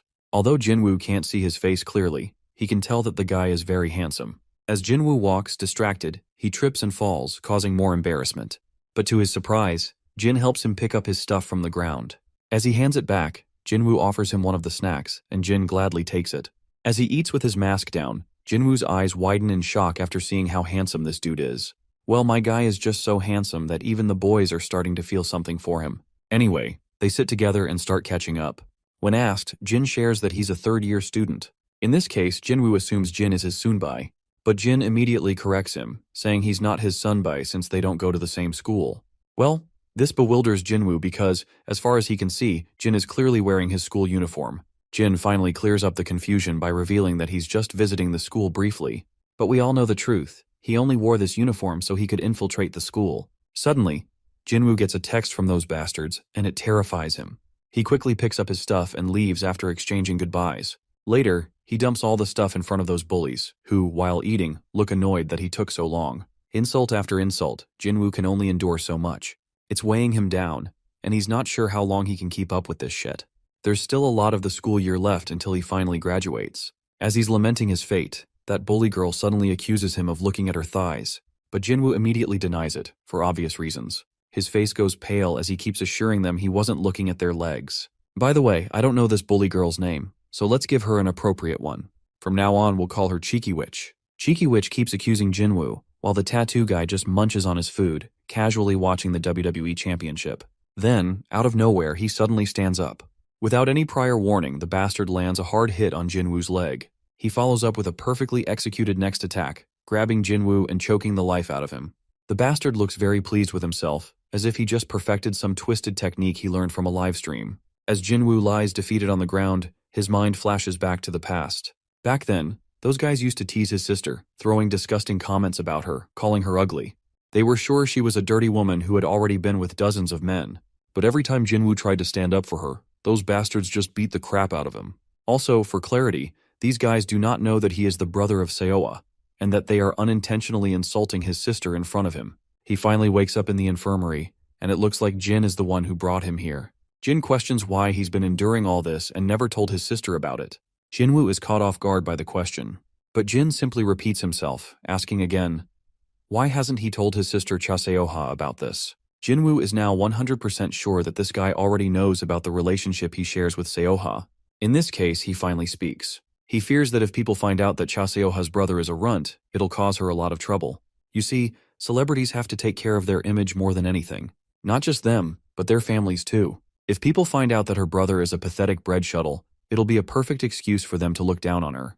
It doesn't matter how he justifies it, people will always find a reason to judge celebrities. Jin then asks why he didn't tell a teacher, but Jinwoo feels that it's not that easy for him. If reporting them was an option, he wouldn't be struggling like this. Even if he somehow gathered the courage to report them, it would only make things worse. They'd bully him even more, and if it became a big issue, everyone would find out that Seoha's brother is pathetic. The point is, nothing would get resolved, and it would only bring his sister more trouble. The only thing he can currently do is stay silent and don't let people know that he is Seoha's brother. Jin asks him what his plan is from now on. The room falls silent, but suddenly Jinwoo's phone rings. It's the bullies again, demanding more food. Now that he's seen their message, they assume that he must have woken up, so they start mocking him all over again, telling him to have fun in the infirmary and all that shit. He feels hopeless. The only thought in his mind is to graduate as soon as possible. Later, Jin leaves the infirmary, and it turns out he had been recording everything He already sent it to Seoha. She's devastated to learn what her brother has been going through. At first, she thought he was just going through puberty, distancing himself because he didn't like her. But she never imagined he was living such a miserable life. She even starts blaming herself. But Jin believes it's not her fault. And it's not Jinwoo's fault either. With those words, he hangs up the call. His mind drifts back to the moments he shared with his sister. And this only fuels Jin to help Seoha mend her relationship with her brother. So, he puts his mask back on and gets ready to venture out once again. We transition into Jinwoo's class, where the entire student body is glaring at him. The bullies in particular surround him, smugly demanding to know why the hell he's here and what he wants. But my guy doesn't say anything. He lets his fists do the talking. One single hit is enough to leave his opponent dazed. Another dumbass charges at him recklessly. He gets smacked too and sent flying. Finally, Tattoo Guy takes his eyes off his phone and glares at our boy. The other bastards charge at him, but one by one they all get smacked and drop like flies. Cheeky Witch and her friend stand there in utter disbelief, witnessing something they never expected. Meanwhile, my guy stands tall, surrounded by the fallen. Tattoo Guy finally puts his phone away and gets up. He has no idea who this bastard is, but now he's itching to fight, especially since he wants to test out the new techniques he just learned from a live stream. The big guy takes his stance and initiates the fight with a punch, but my guy just ducks, dodging effortlessly. Frustrated and bewildered, Tattoo Guy clenches his fists and throws another punch. This time my guy blocks it. Then, he follows up with a brutal elbow smash of his own. Tattoo Guy's face is a bloody mess, but he refuses to back down. He charges again, only to get wrecked by a gut-wrenching punch straight to the stomach. To finish him off for good, my guy locks his arms around the bastard's body and throws him down with precise execution. The idiots standing around go pale, completely stunned. They have no clue what the hell just happened. Even the bastard on the ground is left gritting his teeth in rage. But soon enough, more guys crash into the classroom, looking pissed. They're especially annoyed that their guy, Youngsik, just got his ass whooped. The gang leader steps forward, questioning Youngsik about who this punk is. Of course, Youngsik has no clue. He just stammers that this bastard showed up out of nowhere and started wrecking shit. The gang leader then addresses our boy directly, wondering who the hell is this guy, and why is he here. But my guy doesn't respond. That silence pisses off the gang leader even more. He thinks that this piece of trash is ignoring him. Now he's itching to rip off that mask my guy is rocking. The dumbasses charge all at once. But my guy moves fast. One eats a brutal elbow to the face. Another gets his cheeks clapped, literally. Youngsik somehow manages to stand up again. He screams at his goons to gang up on our boy. Of course, they all rush in, thinking they're about to overwhelm him. But we all know who's really about to get wrecked here.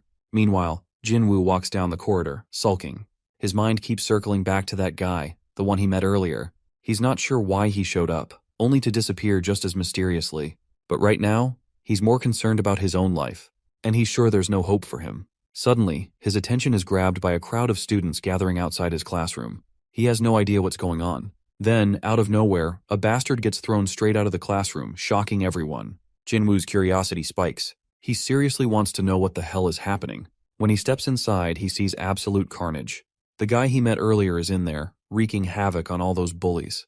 By now, even Youngsik is beyond curious, wondering who the hell is this guy. He's never seen anyone in this school with that kind of aura. The shithead starts cowering when my guy begins walking toward him. He demands Jin again to reveal his identity and why he is doing this. But Jin just finds the question ridiculous. Coming from a guy who bullies others for no reason, he has no right to ask why Jin is doing this. Jin stares into Youngsik's soul and makes it clear that if he ever hears about him bullying anyone again, he'll come back. And next time, it won't end like this. Youngsik starts to think that maybe this sucker is friends with someone they messed with. But he's too dumb to take the hint. Instead, he keeps running his mouth, throwing jabs at our boy. He keeps yapping until my guy has had enough. He grabs the bastard by the face and slams him into the ground. And he doesn't stop. Again and again he smashes his face down. The students watching are horrified. Finally, my guy warns him to don't ever threaten anyone again. Then, without another word, he leaves. The whole room is left in stunned silence. Jinwoo also stands there in complete disbelief. Never in his wildest imagination did he think someone like that guy even existed. Youngsik acted tough, but even he was nothing against this guy. Suddenly, Youngsik notices Jinwoo standing nearby. And just like that, Jinwoo panics. Youngsik, on the other hand, glares at him and starts cursing. He seems totally pissed. And from the looks of it, he's more than ready to beat the crap out of him. But before poor Jinwoo faces anything, my guy storms back into the classroom, grabs the bastard by the head without warning, and throws him over the desks, leaving him utterly bruised and battered. To drive the point home even further, Jin grabs one of the bastard's fingers and snaps it without hesitation.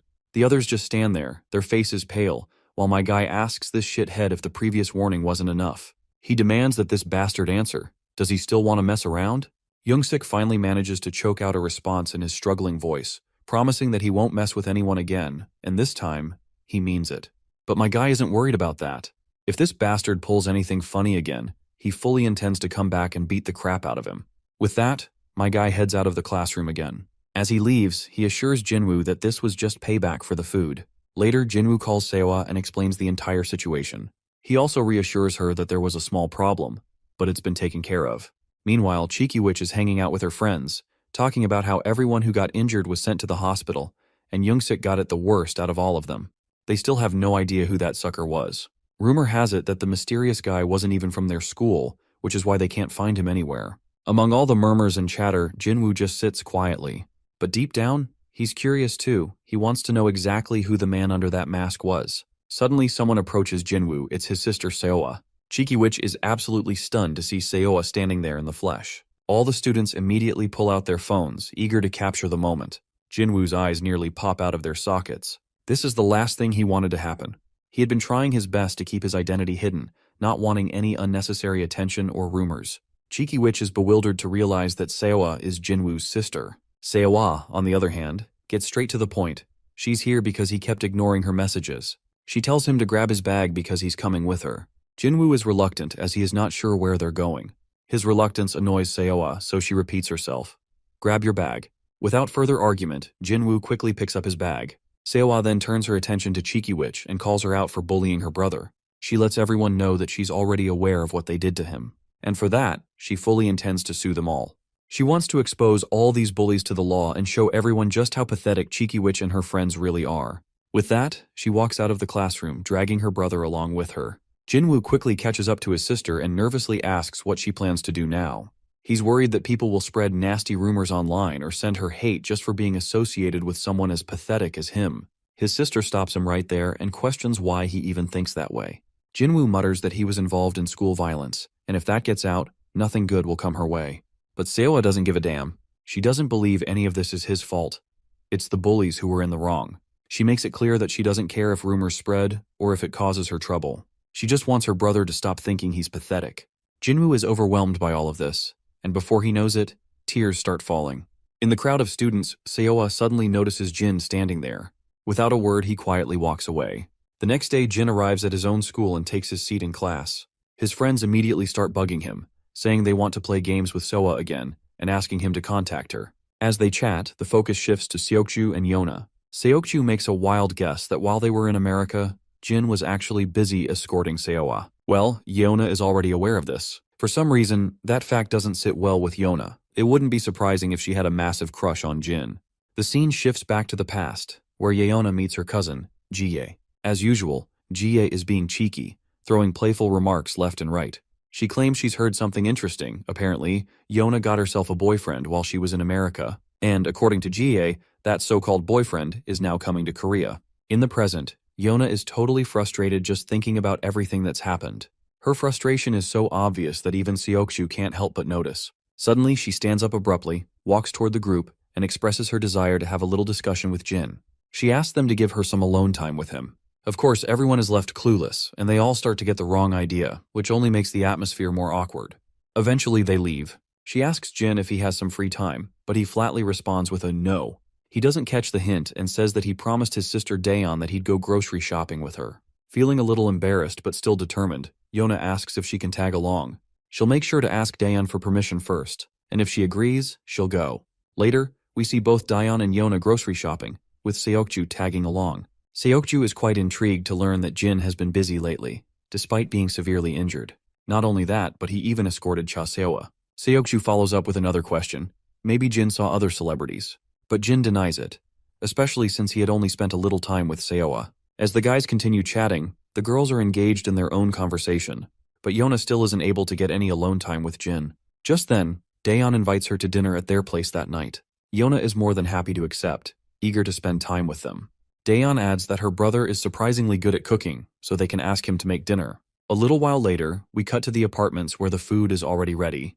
The spread looks lavish and appetizing, and even Yeona and Seokju are mesmerized by the food in front of them. Daeon stretches a proud smile across her face as she revels in her brother's cooking skills. By now, Yona is genuinely curious. She wants to know who taught Jin to cook like this. Jin simply shrugs and says he just copied how they did it on YouTube. Though it's a bit awkward, everyone spends some quality time eating and chatting together. Once they finish eating, Yona can barely sit because of how much she's eaten. She notices Jin carrying the dishes and quickly volunteers to wash them. Daeon tries to stop her, but Yona has already made up her mind, for obvious reasons. She wants some alone time to talk with Jin, and this is her only chance. She struggles to tie her apron, and Jin unexpectedly helps her. This catches her off guard. She thanks him, her cheeks turning pink. Jin proceeds to help her wash the dishes. As they do, Seokju is finally happy for Yona. She's finally getting the time she wanted to spend with Jin. The scene then shifts to SW Corporation. Inside one of the meeting rooms, we see all of SW Corp's bodyguards. Their boss introduces the VIP guest who is supposed to visit today, Lewin's Bailey. As the third in line of the Bailey group, he's here to establish contact between SW and the Bailey group. Yona will be at the forefront, so the escort duties will be led by everyone present.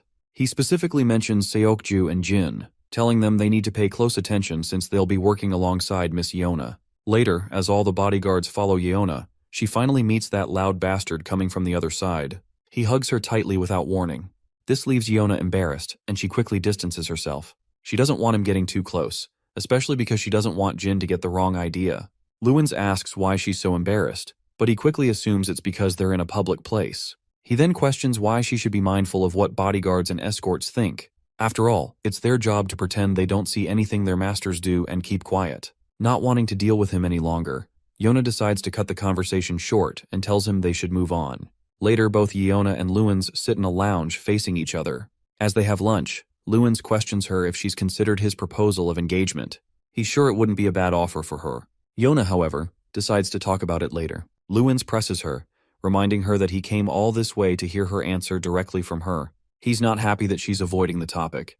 Yona reminds him that she already gave him her answer, so she doesn't understand why he's being so persistent. Lewins glares at her coldly and tells her to acknowledge her decision. He then throws some jabs, reminding her that she has no real position or power within SW. She may have a good reputation within SW because of her father, but compared to her relatives, she hasn't done anything noteworthy. And so, SW doesn't like it when she tries to do anything on her own. His brutal words devastate Yona. He keeps pushing, forcing her to reconsider. She's barely holding it together. Even Seokju can sense her distress. While Seokju doesn't step in to help, Jin finally steps up.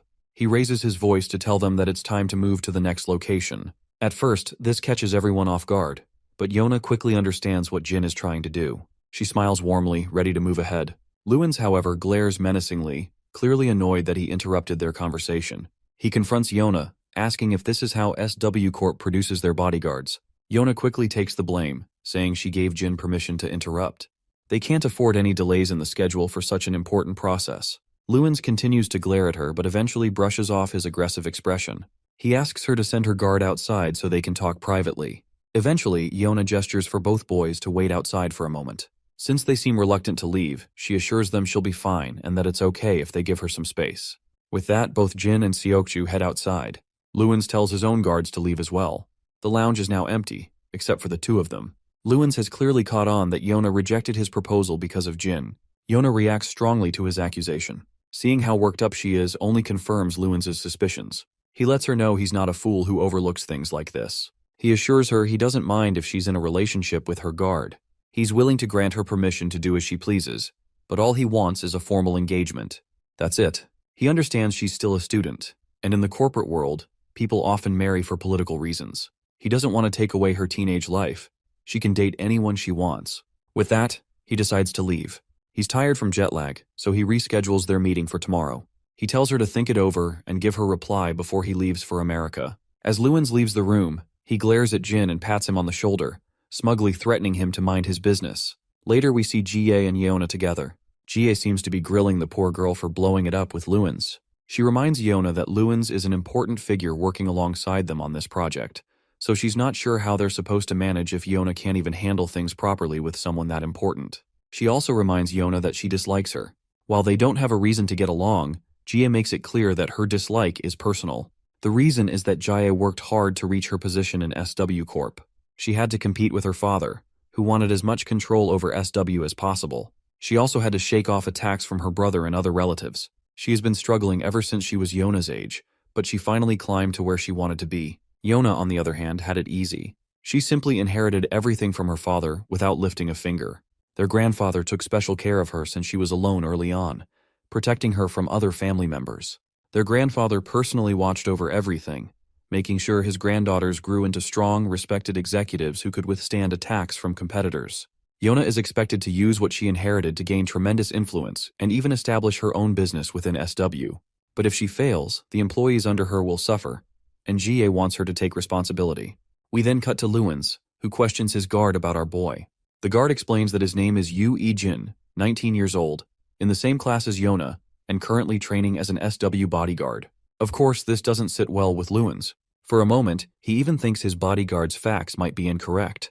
But the guard confirms it without hesitation, stating that he couldn't conduct a more detailed investigation due to lack of time. But the information is valid. Luins is really on edge here. He can't stomach the fact that she kept him around at a meetup with him. The scene transitions to SW Corp, and in one of the VIP lounges, we see Yona and Luins, along with other big shots. Not just them, guards are also present in the meeting room, and our boy is standing among the crowd. The meeting finally concludes. Luins turns to Yona, telling her there's a place he wants to visit now that the official business is over. Curious, she asks him which place he is talking about. But before we hear his response, we cut to GA, who is mumbling to herself. Apparently Luins has summoned her to meet him, because he wants to demonstrate just how incompetent SW Corp's bodyguards are, and he wants her to witness it. Once she arrives at the meeting place, she sees Yona and Luins locked in a stare-down, like a rap battle is about to go down. It looks like there's some serious tension between them. Luins called SW Crop guards incompetent, and Yona wants him to take back what he said. But that bastard believes he wasn't wrong. As far as he knows, the two bodyguards Yona always has around her are students, and one of them is an understudy. But Yona insists that Jin is not an understudy. Luins keeps throwing jabs at her about SW Corp's security team. Finally, one of Yona's senior guards speaks up on her behalf. He explains that SW's security team doesn't operate the way Luins thinks. While he understands the reason for Luins' misunderstanding, their team is made up of tested and competent people, including those two bodyguards. But Luins remains sassy with his words. We can tell that this bastard is intentionally pushing SW Corp's buttons, because he wants to initiate a sparring session with SW Corp. So he throws down the gauntlet, challenging her to a sparring match, his bodyguards versus hers, to see just how competent SW Corp really is. But Yona already knows what this bastard is plotting, so she doesn't respond immediately. So he tries to provoke her, wondering if, perhaps, her bodyguards aren't as competent as she claims. Besides, it will benefit both sides if they get a chance to train with each other. But Yona makes it clear that she's not about to make a decision like this on her own. After all, bodyguards are here to protect them, not to put on a show. GA seems pretty satisfied with Yeona's thorough response to the provocation. Even Seokju looks pleased. Luins, on the other hand, is finally out of arguments. He then shifts his attention to our boy, pointing out that Jin is the reason this situation escalated in the first place. He tries to provoke Jin, sneering at how he's hiding behind the very person he's supposed to protect, which, even for an understudy, is a pretty low standard. But we all know Jin isn't the type to act on impulse, so he stays quiet. Luins then throws a jab at all of the SW Corp's bodyguards, calling them third-rate and claiming they're nothing but an embarrassment to their master. Of course, not all of the guards are as composed as Jin. They quickly take the bait and are ready to fight Luins' bodyguards. But the senior bodyguard of Team 2 remains composed and responds wisely. He makes it clear that they are here to protect their client, not participate in sparring matches. If his team gets injured, they won't be able to carry out their duties. That's when GA catches everyone's attention. Being the senior, she grants Team 2 permission to engage in the duel. Now they are free to make a choice whether they want to fight or not. Many of them are eager to prove themselves. But Luins isn't happy about this. The only reason he wanted this sparring session was because of Jin. If Jin isn't participating, then it's pointless. To his surprise, Jin steps forward. Yona tries to stop him, but Jin reminds her that he's part of Team 2 as well. And just like that, Jin ends up facing a bodyguard representing Luins.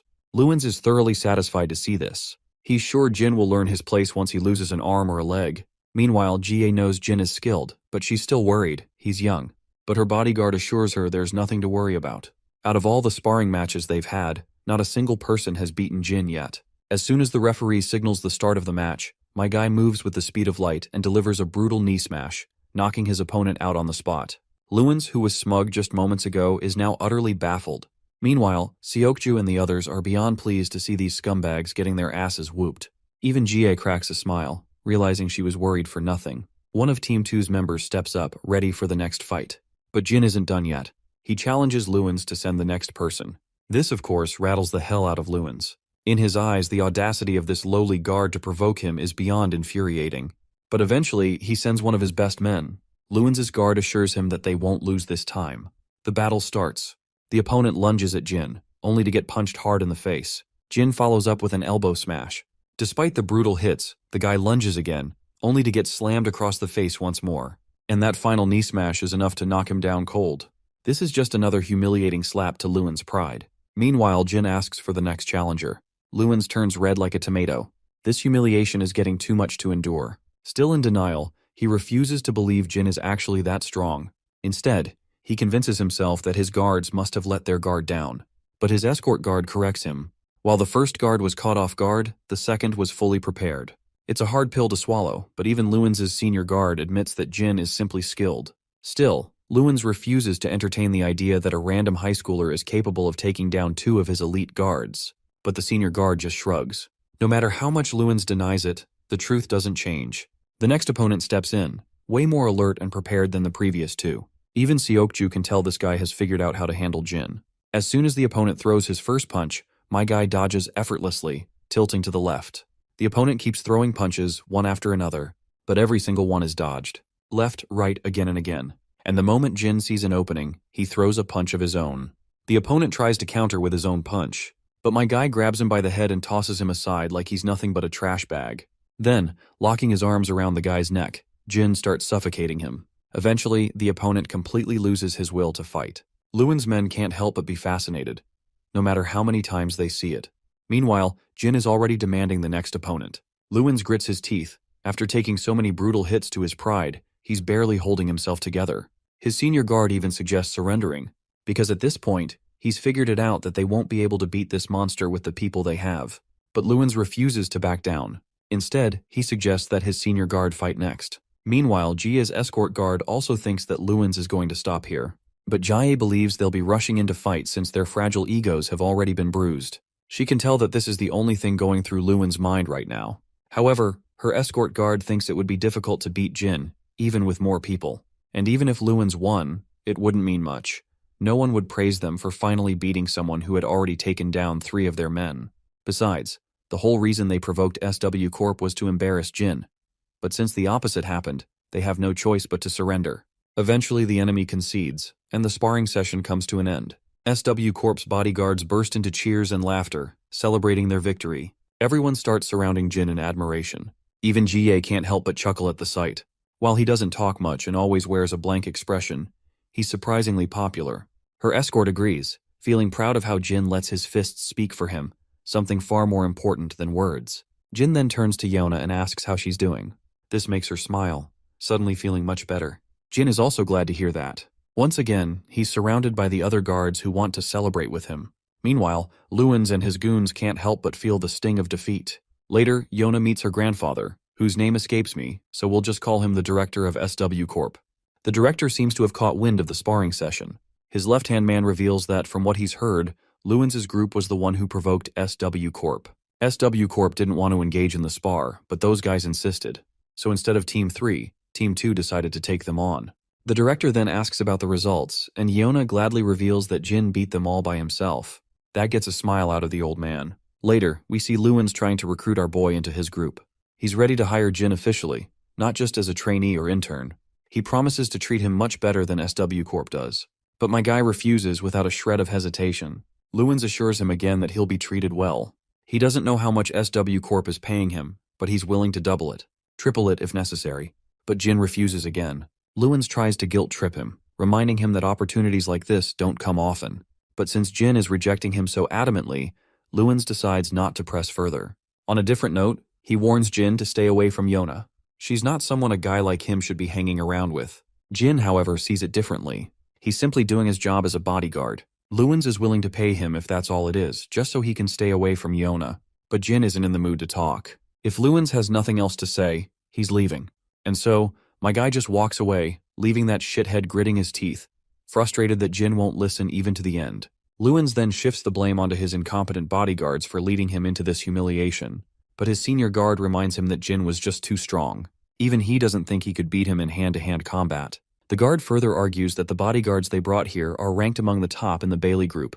Even if the first guy got caught off guard, that doesn't explain how the next ones went down so easily. Jin might be young, but he's strong.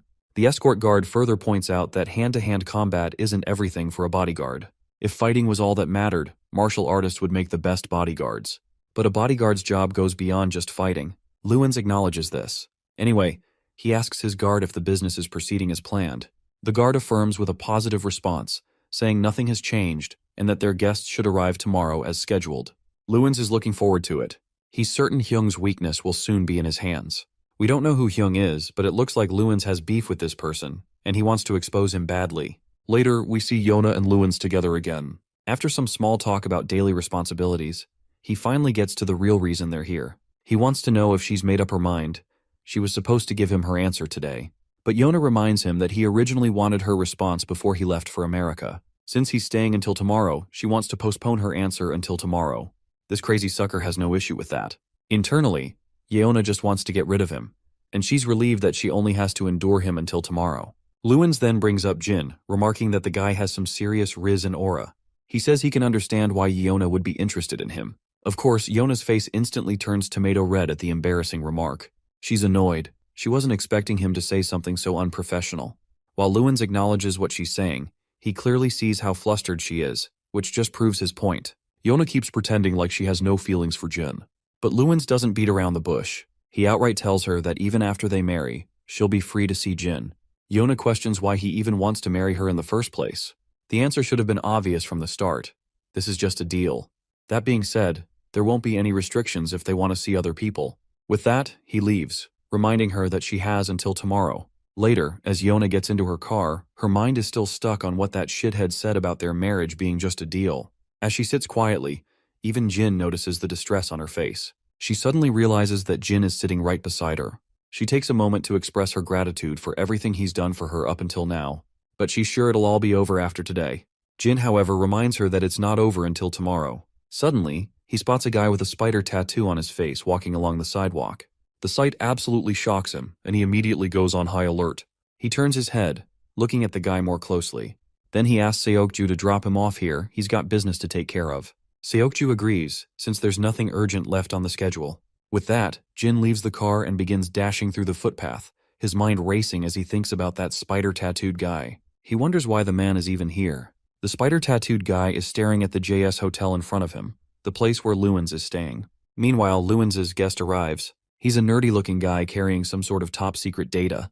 Lewins is confident that as long as he gets this data, he can easily take down Hyung. The nerdy guy, however, feels anxious around these shady people. He quickly requests his money so he can leave, as he has already completed his job.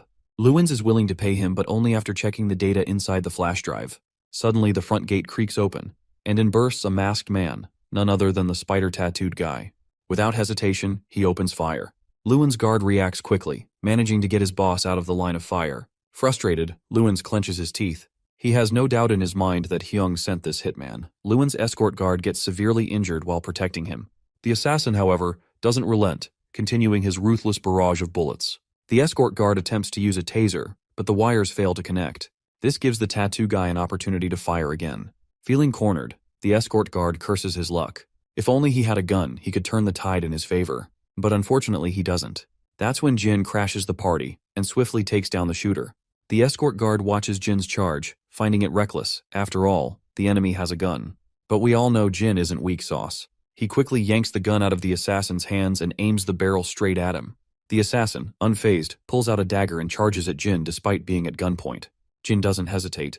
He shoots the assassin in the leg, causing him to collapse in pain and agony.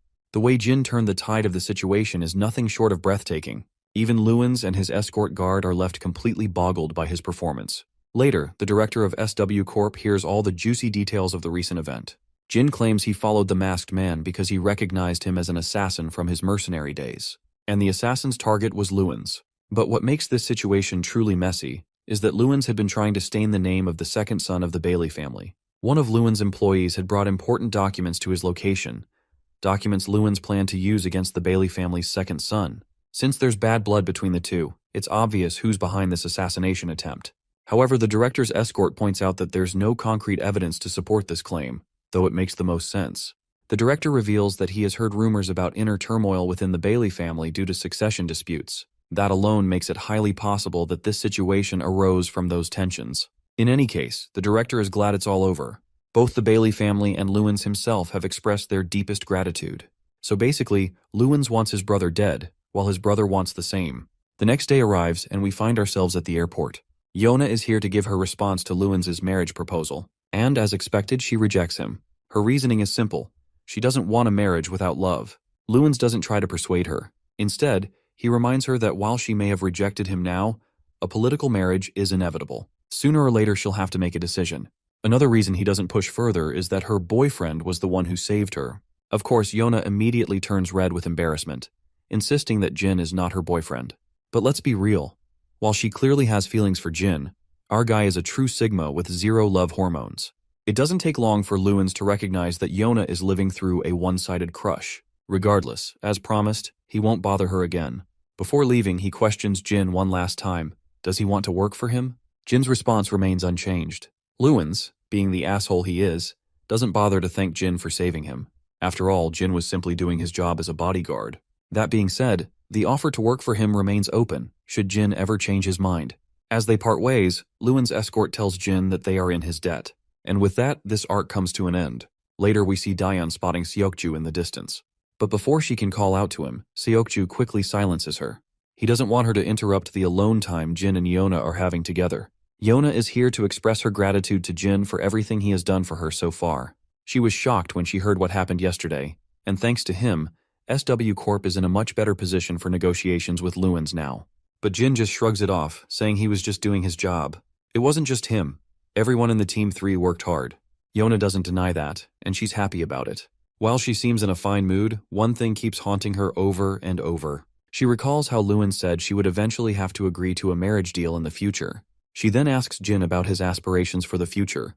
But as expected, our boy doesn't think too much about these things, so he doesn't have anything particular in mind.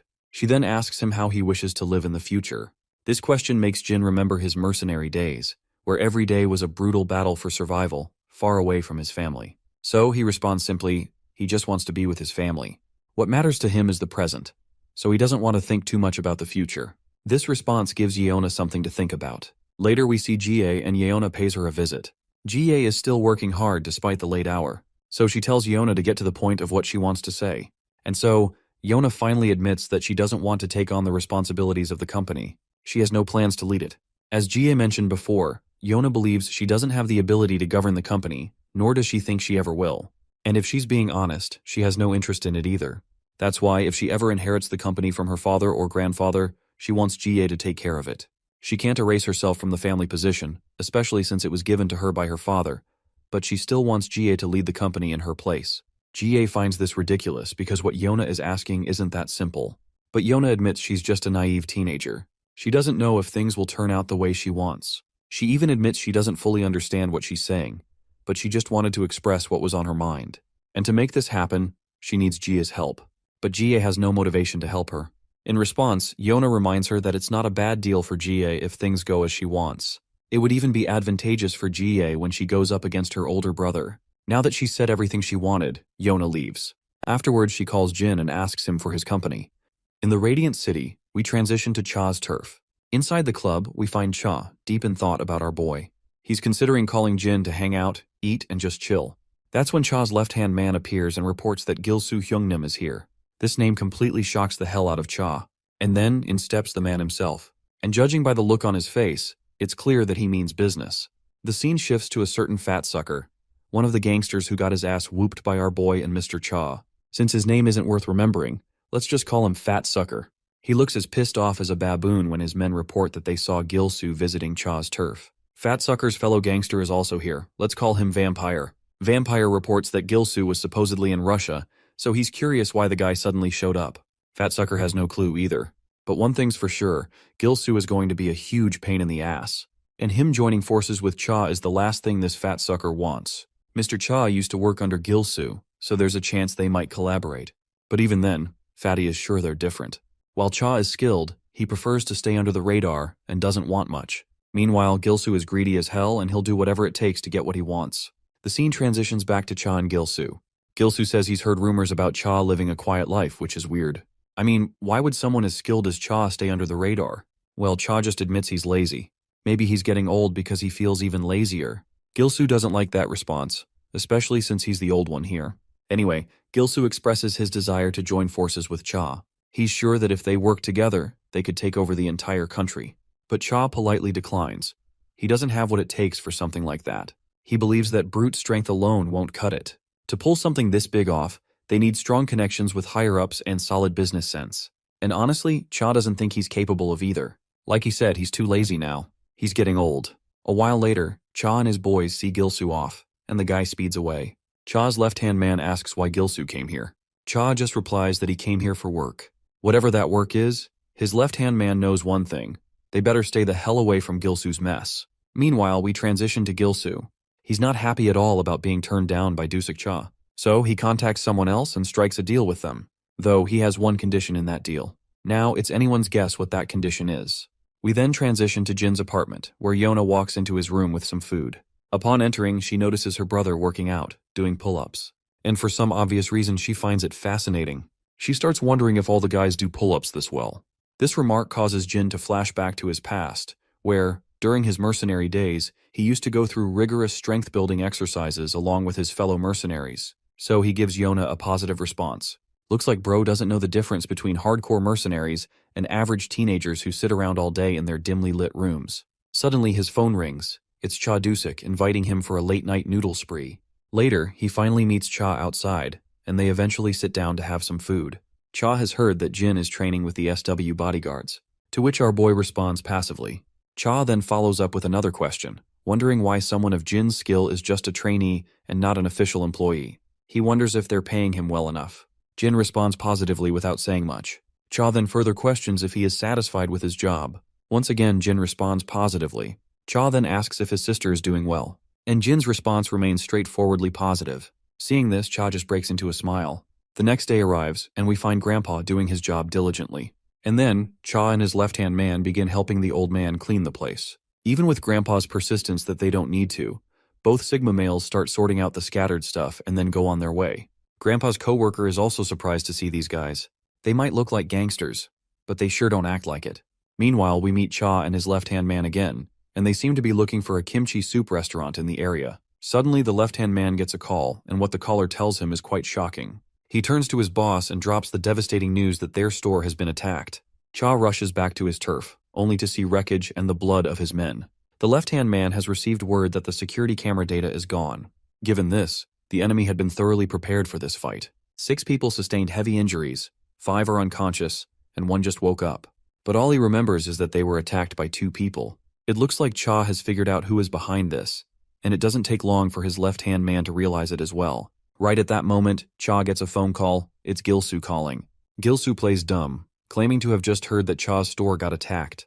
Cha finds it quite suspicious that Gilsu found out so early. While Gilsu admits that he has been away from the country for a while, he still holds enough influence to gather intel without any trouble. Anyhow, he questions who the culprit behind this is. Cha is trying his best to figure it out. Gilsu also hopes that his old friend takes care of it soon, and even offers to help Cha. And Cha responds to this gesture politely. Once the phone call is over, Gilsu turns his attention toward the 2 men who wrecked Cha's turf. Gilsu had wanted these guys to take care of Cha, but as fate would have it, Cha wasn't at the store at that time. Now that they have made their move, they know Cha will be more wary from now on, so they'll have to be even more careful next time. The scene then cuts to Fat Sucker, who is now under Cha's scrutiny. The bastard insists that he wasn't the one who caused the damage to his turf. He is so freaked out that he tries his best to convince Cha. Afterward, Cha looks for the other gangster, but they also deny launching the attack on Cha's turf. Not only them, but Cha also questions a bunch of gangsters he suspected, but they all deny any involvement. By now, they have no clue who might have done this. Cha then decides to visit the hospital to meet the injured men before returning and instructing his left-hand man to continue the investigation. Cha finds this whole situation very suspicious. If the attack was launched by some opposing gang, he would have already figured out which one, given all the investigation they've done so far. But everything is too quiet, as if no one knows anything.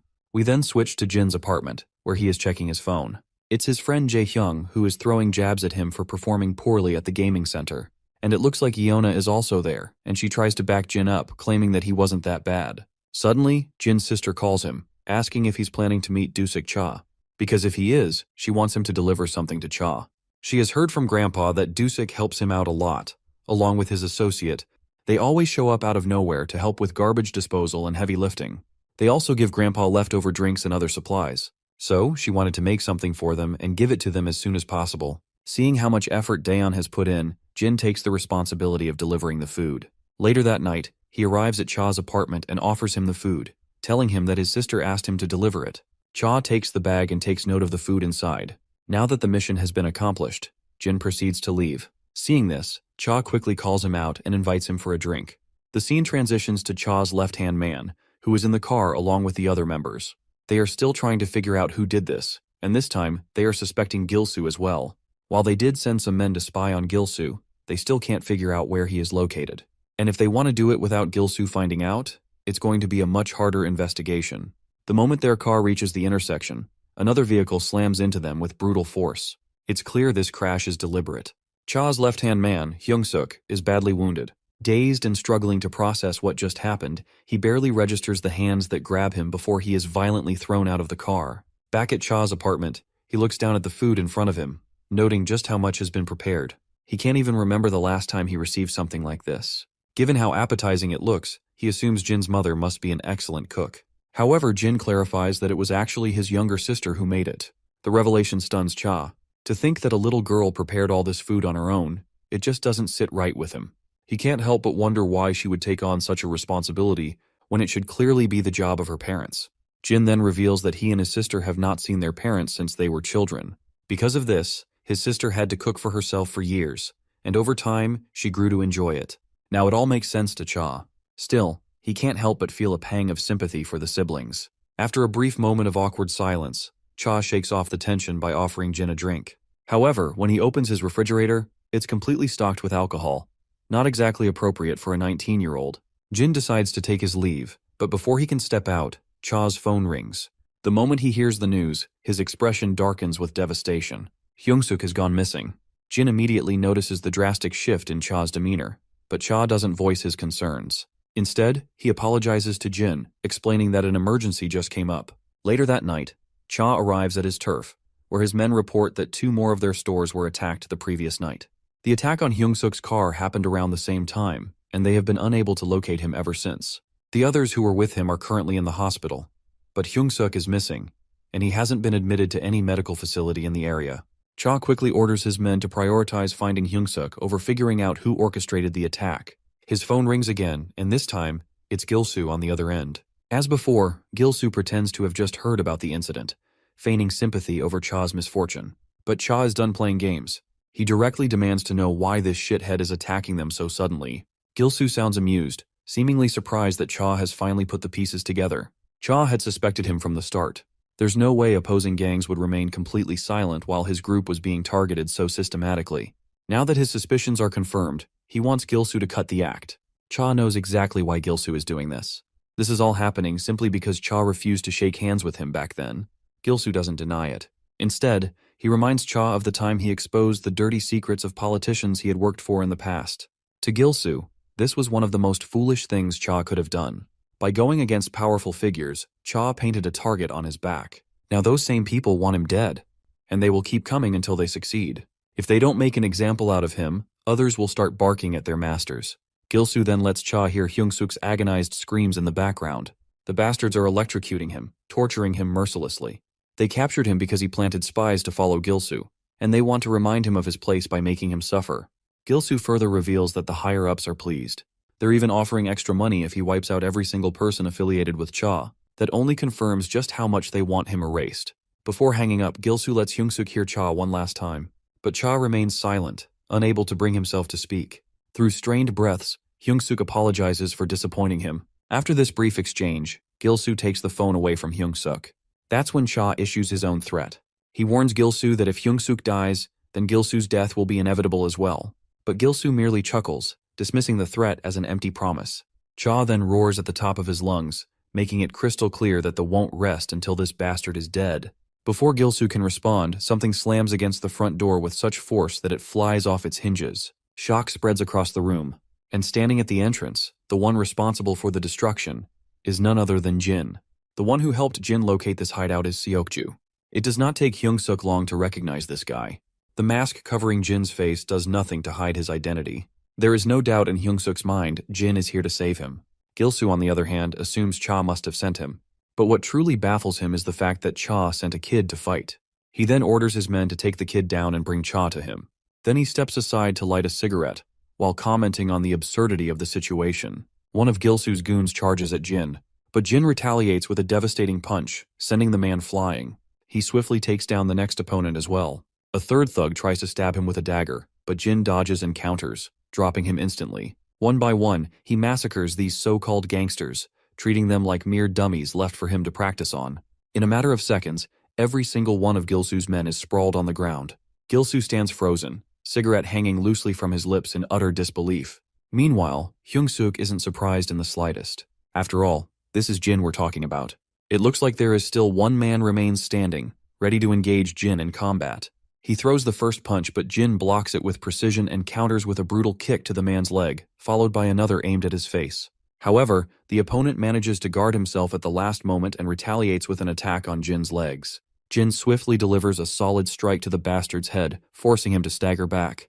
The sneaky bastard also makes sure to draw his dagger and inflict an unexpected cut over Jin's thigh. Meanwhile, Gil-soo is losing his composure. Seeing one of his best men, Anatol, struggling against Jin is infuriating.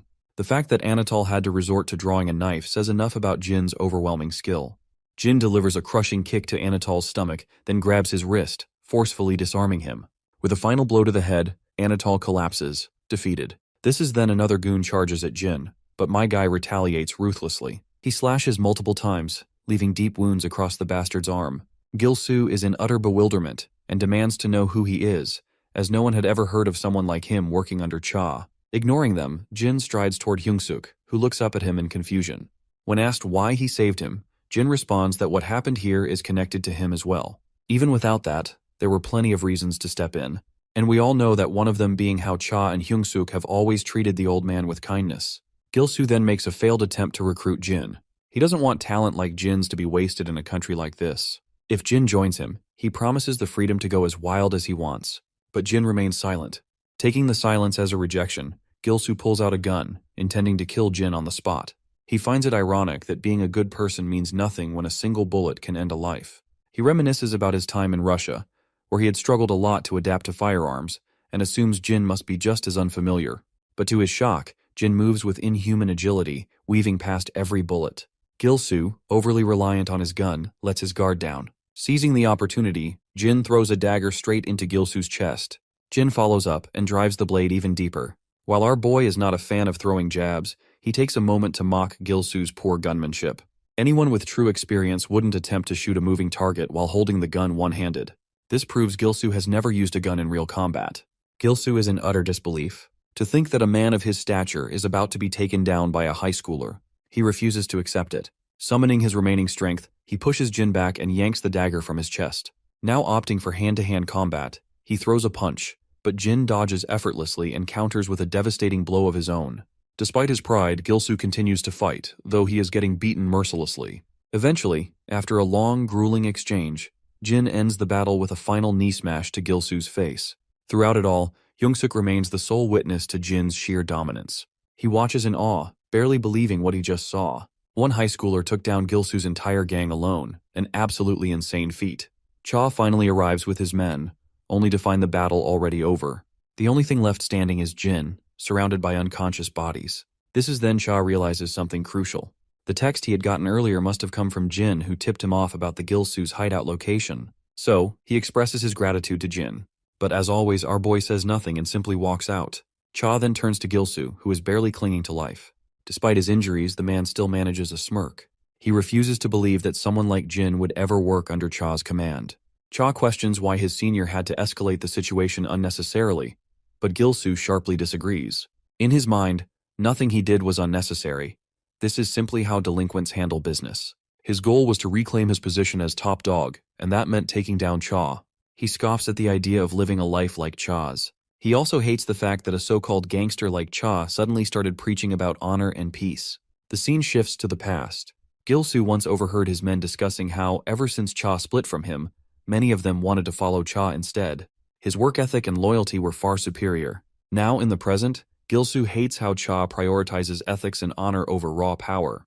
He sneers at the idea of treating subordinates with kindness. If Cha wants to live a normal life, he should just quit the gangster world and get a job at freaking McDonald's, where he can hand over fries with a big fucking smile. But Cha has had enough. The one who doesn't know how to be a gangster is Gilsu. No matter the situation, one should never stab a loyal brother in the back. But someone like Gilsu could never understand that.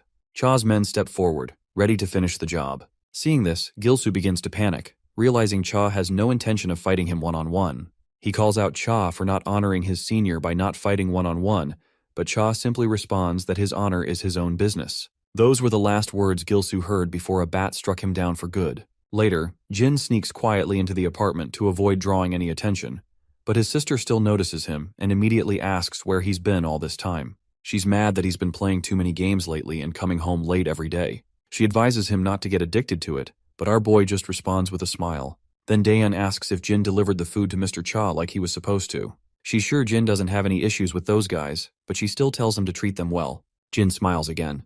Well, he did treat them well by defeating their enemies. The scene takes us back into distant past, where we see Hyung-suk receiving a small amount of money from his senior.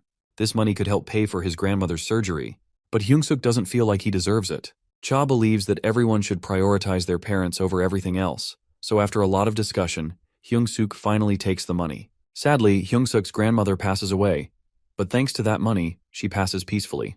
Later, Hyung-suk finds out that Cha has been living at a sauna because apparently he's broke and can't afford rent anymore.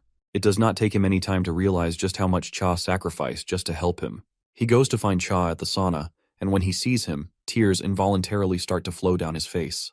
In the present, Hyung-suk wakes up in the hospital, and the only person there is Cha, which is to be expected. Cha apologizes, feeling like it's all his fault because Hyung-suk could have died this time. But Hyung-suk doesn't regret it at all. In fact, he was ready to die if he had to. He reminds Cha that they're not strangers, they're close, and he's sure Cha would have done the same for him. Speaking of the current situation, Hyung-suk suddenly remembers how absolutely crazy Jin is. Not only is he good with his fists, but he's also amazing with a knife. At that moment, we see the secretary of the director of SW Corp, who's here to meet Cha. We learn that Jin had talked to the director, and the director promised to help Jin and Cha by offering them legal jobs under SW Group. Jin expresses his thanks, but the old man insists that no thanks are necessary, as SW Corp owes Jin many favors. After the call, we realize that Jin is sitting in his classroom. His friends join him and invite him for a gaming session, but Jin declines because he has something else to do. He then walks up to Seokju, straightforwardly asking if he can borrow some of his time. Poor Seokju is rattled, thinking Jin wants him to track gangsters again. But to his surprise, Jin just takes him out for ramen.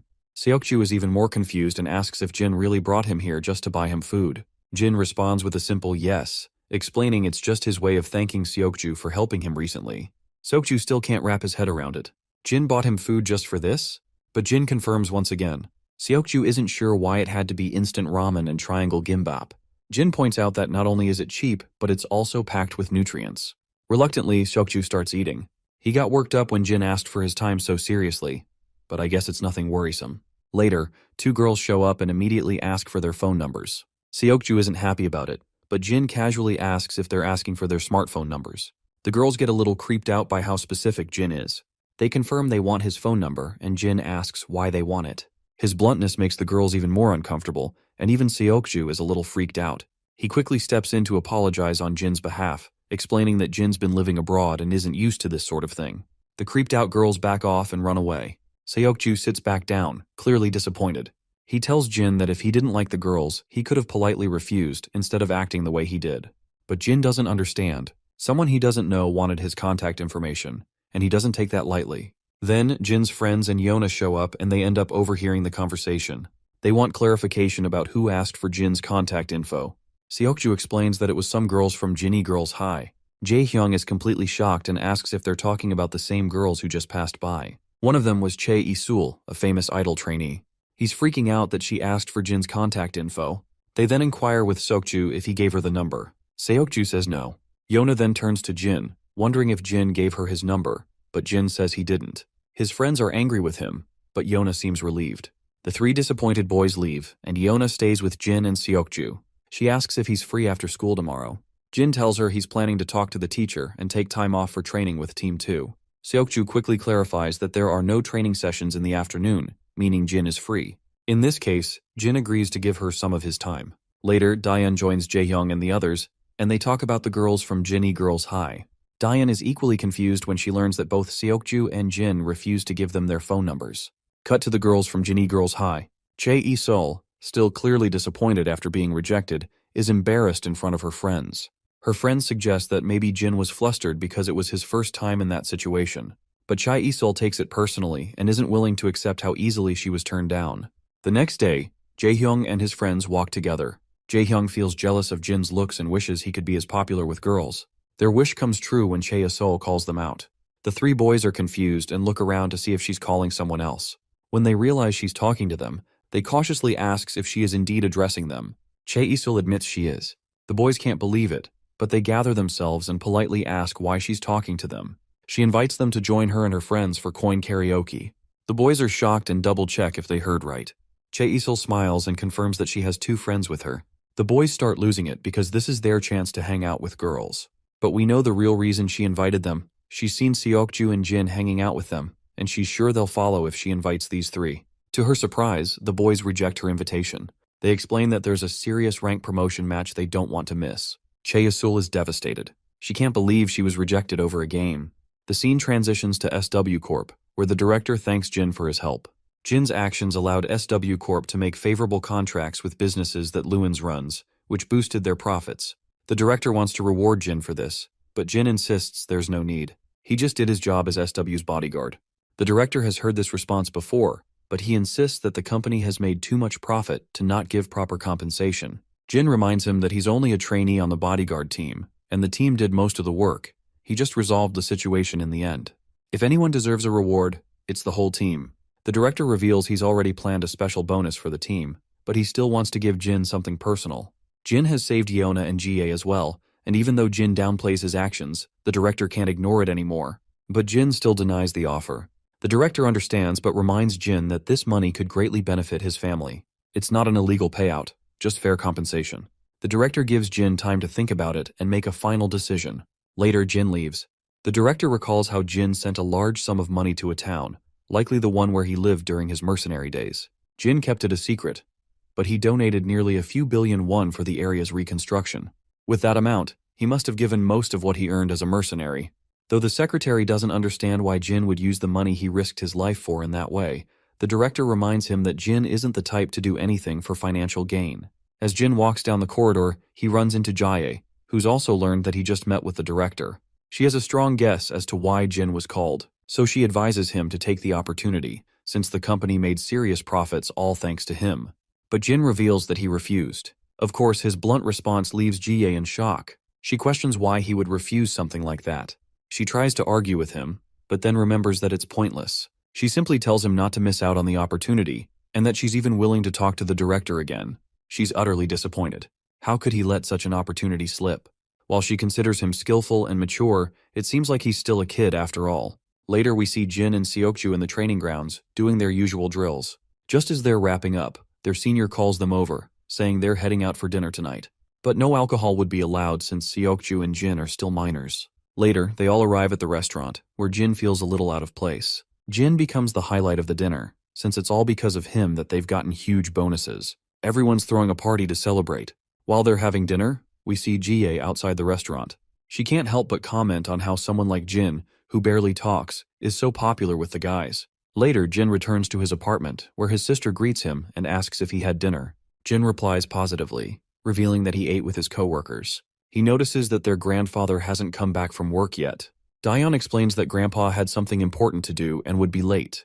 The doorbell rings, and Daeun quickly runs to answer it, thinking it must be Grandpa.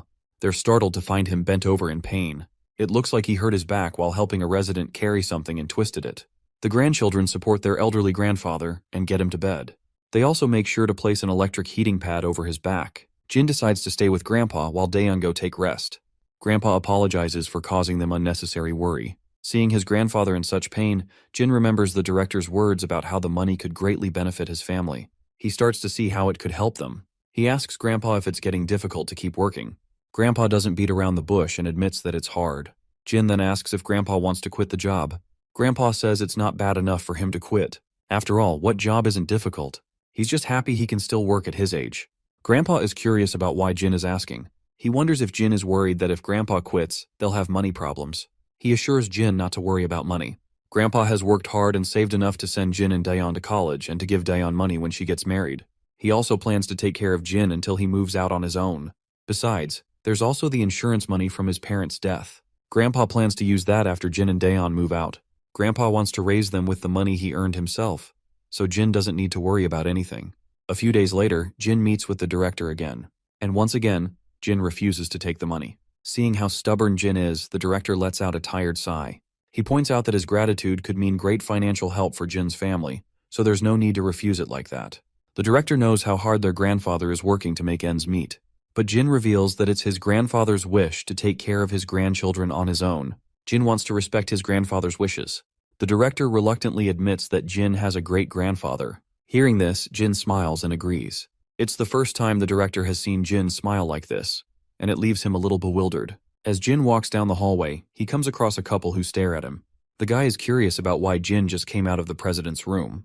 His female companion assures him she'll find out. Later, Jie gets some shocking news. Her older brother Young-ho is here.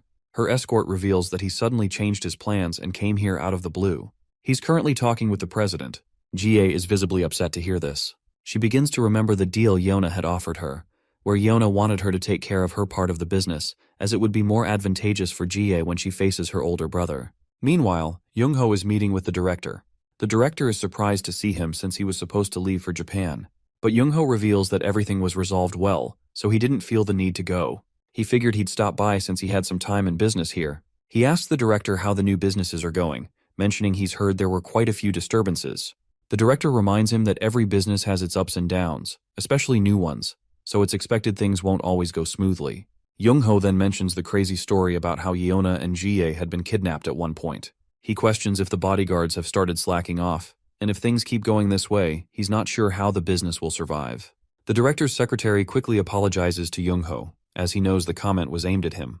The director, however, points out that the issue has already been resolved, so there's no need to dwell on it. Afterwards, Young-ho leaves the director's office. His assistant reports that the person who had walked out of the director's office is a recent trainee studying under the bodyguards. But this doesn't sit well with Young-ho. How could someone like that be talking to the president alone? The assistant explains that Jin is in the same class as Yeona and Seokju, and that the company owes him a favor for helping rescue Yeona when she was kidnapped.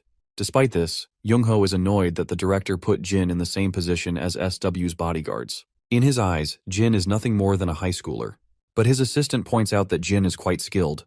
They even say he had a big part in rescuing Jie recently. Not to mention, he saved Lewins from the Bailey group during an assassination attempt, and thanks to that, SW was able to make a huge profit from negotiations with the Bailey group. Young-ho finally admits that the guy seems skilled. His assistant then drops another interesting tidbit. Yeona seems to have a crush on him.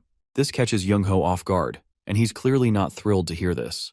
We then cut to the training ground, where the bodyguards have just finished their session. Jin and Seokju are also there ready to head out. Yeona rushes in to join them because she wants to tag along to the PC cafe. She decides to wait while they change into their uniforms. But Young-ho calls her out. His voice sends a chill down Yeona's spine.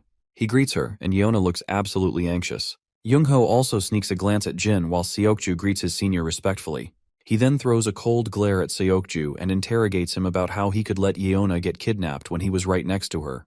Seokju had been the best candidate for his age, so SW Corp put him next to Yeona. But Young-ho says the mistake is totally unacceptable. All Seokju can do is offer a heartfelt apology. Yeona tries to calm her brother down, but Young-ho refuses to let this slide. He even argues that it's Yeona's leniency that caused the situation. This is when the team leader steps up and takes responsibility, claiming that it wasn't Seokju's fault, but his as the team leader. He sincerely apologizes. Yeona also insists her brother stop. To distract him, she invites him to have dinner with her, since it's been a while since they last met.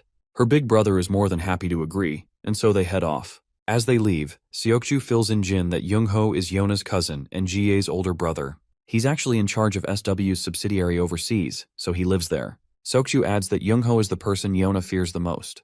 Later, we see a spread of fancy food laid out before Yeona. Young-ho notices she hasn't touched any of it. To dodge this, she simply says her stomach is hurting. He then suggests she visit a doctor in this case. She needs to take care of herself properly. He then brings up the topic of Lewins. While he came for business purposes, part of his motivation was to get engaged to her. Yona is surprised her brother knows about it. Then Young-ho drops a brutal truth bomb. He was the one who actually suggested the engagement. This leaves Yona absolutely boggled. She's devastated that he made such a huge decision for her life without even asking her opinion. Young-ho reveals that he had already feared this might happen, but he never expected that Lewins would even fail to impress a woman. Yona is surprised to hear this, as it becomes clear that Lewins never mentioned that she was the one who had rejected him flatly. This makes her believe that he hid the truth intentionally. Regardless, Young-ho suggests that she should go abroad for her studies instead. While she is living there, she can look for good suitors, and he has already prepared everything. She just needs to resign herself within a month. Once again, Yona feels utterly hopeless, realizing that Young-ho has made his decision on his own. Mustering her courage, she flat out refuses to study abroad. When he asks for her reason, she simply states that she wants to stay in Korea. Her rejection feels like a sharp slap to his face, as this is the first time she has ever refused something he told her to do. He does not hold back and immediately questions whether her reason for staying is because of that bodyguard trainee. Of course, Yona looks at him in surprise, but Young-ho doesn't think there's anything surprising about it. The bodyguard she keeps around her is the same age as her, and he makes it clear that he does not want her forming relationships with anyone, as it will do nothing good for her future. There is no value Jin can provide, so she should not be falling in love with him. Yona feels absolutely anxious hearing this. This shithead talks as if he's her father, making all her life decisions for her. She questions why he cares more about his cousin than his actual sister. At that moment, Jia joins them. She tells Yona to leave, as she wants to spend some time with her brother. Yona has no reason to refuse, so she quickly gets up from her seat and lets Jie take her place. Young-ho is visibly irritated at Jie for interrupting him, but we all know how sassy Jie can be. She just throws a jab, claiming she only wants to have some tea with her brother. Her brother makes it clear that he doesn't have time for foolishness. They start throwing jabs at each other, bringing up all the business matters they are involved in. Meanwhile, Yona walks down the hallway, visibly upset. She suddenly notices Jin and Seokju outside and questions them about what they are doing here. Since they are in suits, it's clear that they are working. Later, as they escort her, Jin notices how sad and dejected she looks. We then transition to a bit earlier, where Seokju fills Jin in about the kind of relationship Yona and Young-ho share. In short, Young-ho manipulates Yona and controls her as he pleases, using her to come out on top in the competition between Jie and the others. In the present, Yona suddenly apologizes to Jin, believing that because of her, their plan to go to the PC cafe flopped. But Jin just gives her a faint smile, as if everything is fine. Then Yona gets a bright idea. Since she didn't get to eat dinner, she decides to grab some ramen and gimbap from a convenience store. Seokju reminds her that she already ate with Young-ho. She happily makes the excuse that her stomach was hurting back then, so she couldn't take even a bite. After her persistence, they end up stopping at a convenience store. Yona looks absolutely delighted to be here, while Jin also looks forward to enjoying his food. As they eat and have fun together, we see Young-ho's assistant keeping an eye on them. She immediately calls Young-ho and reports Yona's whereabouts, emphasizing how she is once again spending time with her bodyguard. Young-ho orders her to keep an even closer watch on her surroundings. This bastard is a true manipulator. He is so sinister with his plans that he refuses to let Yona slip from his grasp, no matter how hard she tries. The next day, Yona is hit with shocking news when a new entourage of bodyguards suddenly appears and announces that they will be her new escort team. One of Yona's current guards questions how they can make such a claim without following proper procedure. The leader of this new group steps up. His name is Shin Young-ho, and he directly calls out the leader of Team 3, calling him shameless for obvious reasons. He states that since Team 3 allowed Yona to be kidnapped right under their noses, they have no right to continue escorting her. Hearing this, the leader of Team 3 falls silent, as it is indeed true. However, he quickly reminds Shin that they can't just barge in without following proper protocol, but Shin confidently claims that he has already spoken with the chief secretary, so there should be no issues. He tells the leader of Team 3 to stop acting so full of himself and to leave the escorting job to the professionals. The bodyguards in his entourage are certified professionals who escort high-ranking officials worldwide. However, the leader of Team 3 makes it clear that they too are professionals. Shin seizes this opportunity to throw yet another jab, bringing up the kidnapping incident again. This silences the Team 3 leader, as he cannot deny that blunder. At that moment, Yona steps in and tells them to stop the bickering. She assures Team 3 that she will be fine and grants them permission to leave. Eventually, the leader of Team 3 has no choice but to respect her decision. She is now under this new entourage's care. Back at school, in the classroom, both Yeona's and Seokju's seats are empty. This makes Yongchan wonder if Sokju isn't coming today. Jin, however, likely knows something about their absence. We then cut back to a little earlier to get some context. Jin receives a phone call from Seokju, who breaks the bad news. Team 3 can no longer escort Yona. He promises to share the details later in person. Cutting back to the poor Team 3, they are still in shock. Escorting Yona was their only job, and now they have been stripped of that responsibility. They begin questioning their leader, asking if he's just going to let this happen. The leader silences them. While this is unfair, they cannot do anything unless they receive orders from above. Not escorting Yona is a decision they have to respect. Later, Jie also learns that Youngho has replaced Yona's bodyguards, and she is far from thrilled. His plan is to send Yona abroad for her studies, claiming it will benefit her greatly, or at least that's what he believes. But Jie is certain that he is doing this for his own benefit. Jie's escort also raises concerns, believing that this is bad news not just for Team 3 but for all SW bodyguards. Jie then asks what the chief bodyguard has to say about this, to which her escort reveals that he said absolutely nothing. Her escort finally understands why Youngho had brought so many spare bodyguards with him when he arrived.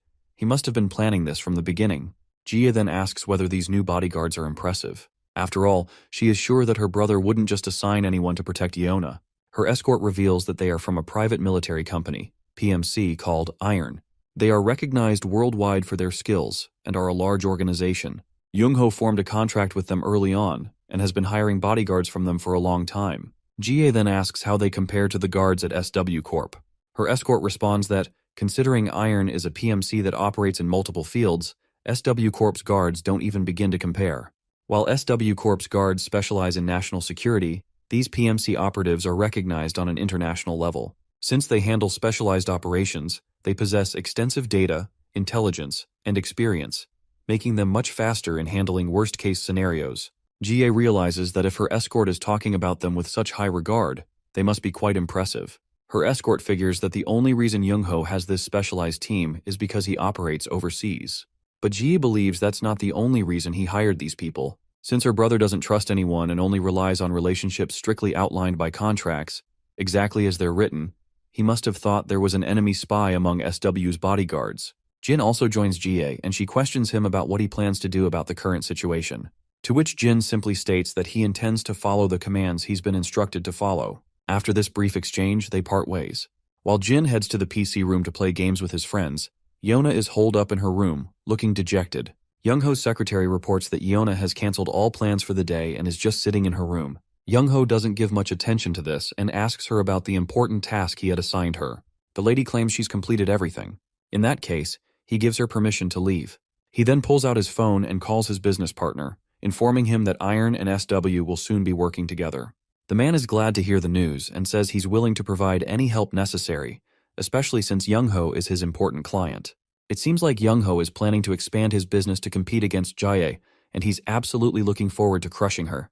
We cut to Jin, who's doing his usual pull-ups. Then his phone rings, and it's Yona. Later that night, they meet again. While Jin is inside the convenience store fetching a drink, Yona's mind flashes back to a conversation she had with Youngho.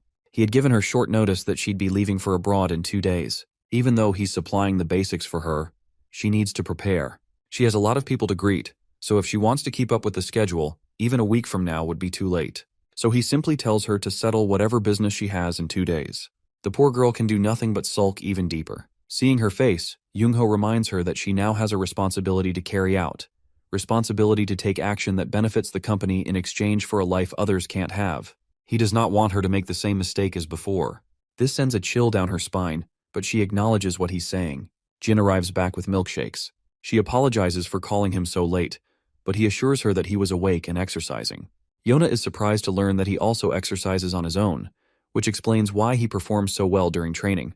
She then remembers how they were all supposed to visit the PC cafe today. She wonders if the others are upset because she didn't show up.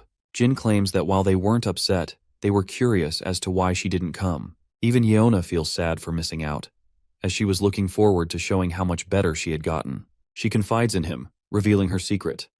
Ever since Jae-hyung started berating her for being bad at the game, she started practicing at home. Since he is the only one she has told this secret to, he decides to keep it to himself. Anyhow, they spend time together, laughing and smiling. Eventually, Youngho's secretary interrupts to remind her how late it's gotten. So Yona decides to leave. But before she goes, she reveals to Jin that she's going abroad soon, which is the only reason she called him this late at night. She doesn't have much time before leaving, so she has a lot to prepare and won't be able to go to school either. With their conversation concluded, she stands up and leaves Jin sitting there. When she arrives home, she meets Seokju, who has heard about her going abroad. But the worst part is that he won't be able to join her. Of course, this devastates Yeona. Seokju further reveals that it's Youngho who's preventing him from going. Seokju asks her if she's okay with this. It's clear she's fed up with all this nonsense. But she can't resist, knowing how Youngho ruins the lives of others around her if she doesn't listen to him. But Seokju is not asking for the consequences. The only thing he wants to know is if she is comfortable going abroad. Lately, she's been looking happier than ever, like laughing a lot, talking a lot, and truly seeming happy. Yona's eyes fill with tears because, in order to protect the people who've given her this happiness, she has to go. As Seokju had guessed, Yona was truly happy, and it made her wonder if she had ever been this comfortable and content with her life before. At the same time, she doesn't want Youngho to hurt anyone because of her. Later, we see Youngho with the director. He's reporting to the director about his plan to send Yeona abroad to study. However, it seems the director is not happy about this at all. Anyway, as Youngho leaves the director's office, he comes across Jin in the hallway, which causes his face to twist in mild annoyance. So, he throws a jab at Jin while walking by. But we all know that verbal jabs don't faze Jin at all, so he just walks past him quietly. It seems like he had been called by the director. Since Jin had met Yeona yesterday, the director questions him about how she looked. Jin responds that she looked lonely and seemed to need a family. The director then reveals that SW is responsible for a lot of people, so he can't help but be responsible for the country's political and economic status from time to time. If something happens to SW, many people will be affected. Being the director of SW, he has to put aside personal sentiments and family relationships in order to make good judgments for the company. He fears that if he unfairly takes sides with one particular person, it could potentially cause the downfall of the entire company, affecting many people connected to SW. But even then, Jin reminds him that he is her grandfather after all. Jin recalls how when he came to this country after living in a war zone, his grandfather had cried and hugged him. Even someone like Jin, who had no memories of his parents or family, could understand the importance of having a family. Later, we cut to Youngho's office again, where his secretary reveals that Miss Yeona hasn't come out of her room in 2 days. She's not even meeting with that trainee bodyguard. This report satisfies Youngho. He's glad she stopped meeting with him. We then cut to Yeona, quietly lying in her bed, looking at her phone and reading all the texts from her friends. They're making banter, and the messages mention her, which causes her to smile a little. When she tries to respond to them and join the conversation, she falters and stops. Later, we see Youngho with his entourage of bodyguards. He's on his way to pick up Yeona and take her to the airport. His secretary informs him that the group they're working with has suddenly requested to meet Yeona as soon as possible. He agrees to let them meet her. He believes Yeona is great bait for them, and that they can establish a foothold in their rising country while forming a blood bond with SW, which is growing on a global scale. Now he just needs to choose the best deal. Once that happens, Youngho is sure he can shake off all the others and make SW his own. Once they finally arrive at Yeona's residence, the guards begin loading her luggage. Jin also walks in at that moment. One of the guards quickly stops him and gives him a deadly glare. Yeona raises her voice, questioning why they are stopping Jin.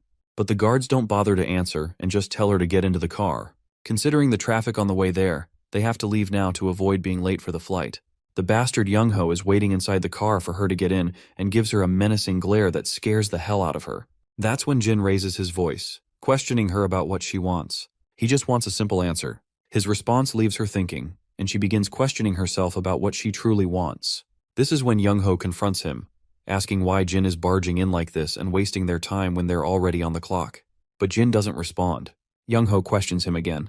Meanwhile, Jin addresses Yeona once more, suggesting she shouldn't mind what others think of her. He just wants her to respond with what she wants. Pleasant memories of the time she spent with Jin flash in her mind, and she remembers the friendly chats with her other friends. Her heart swells with these memories, and since she wants to make more of them, she expresses her desire to stay. Jin acknowledges her decision. While Youngho continues to grow agitated and orders her to get in the car immediately, he further instructs her secretary to get rid of this troublemaker.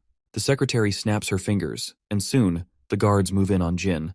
But Jin quickly grabs the filthy hand of the gorilla who attacked him and makes him trip over. More of the bastards charge at him, but Jin takes them down one by one.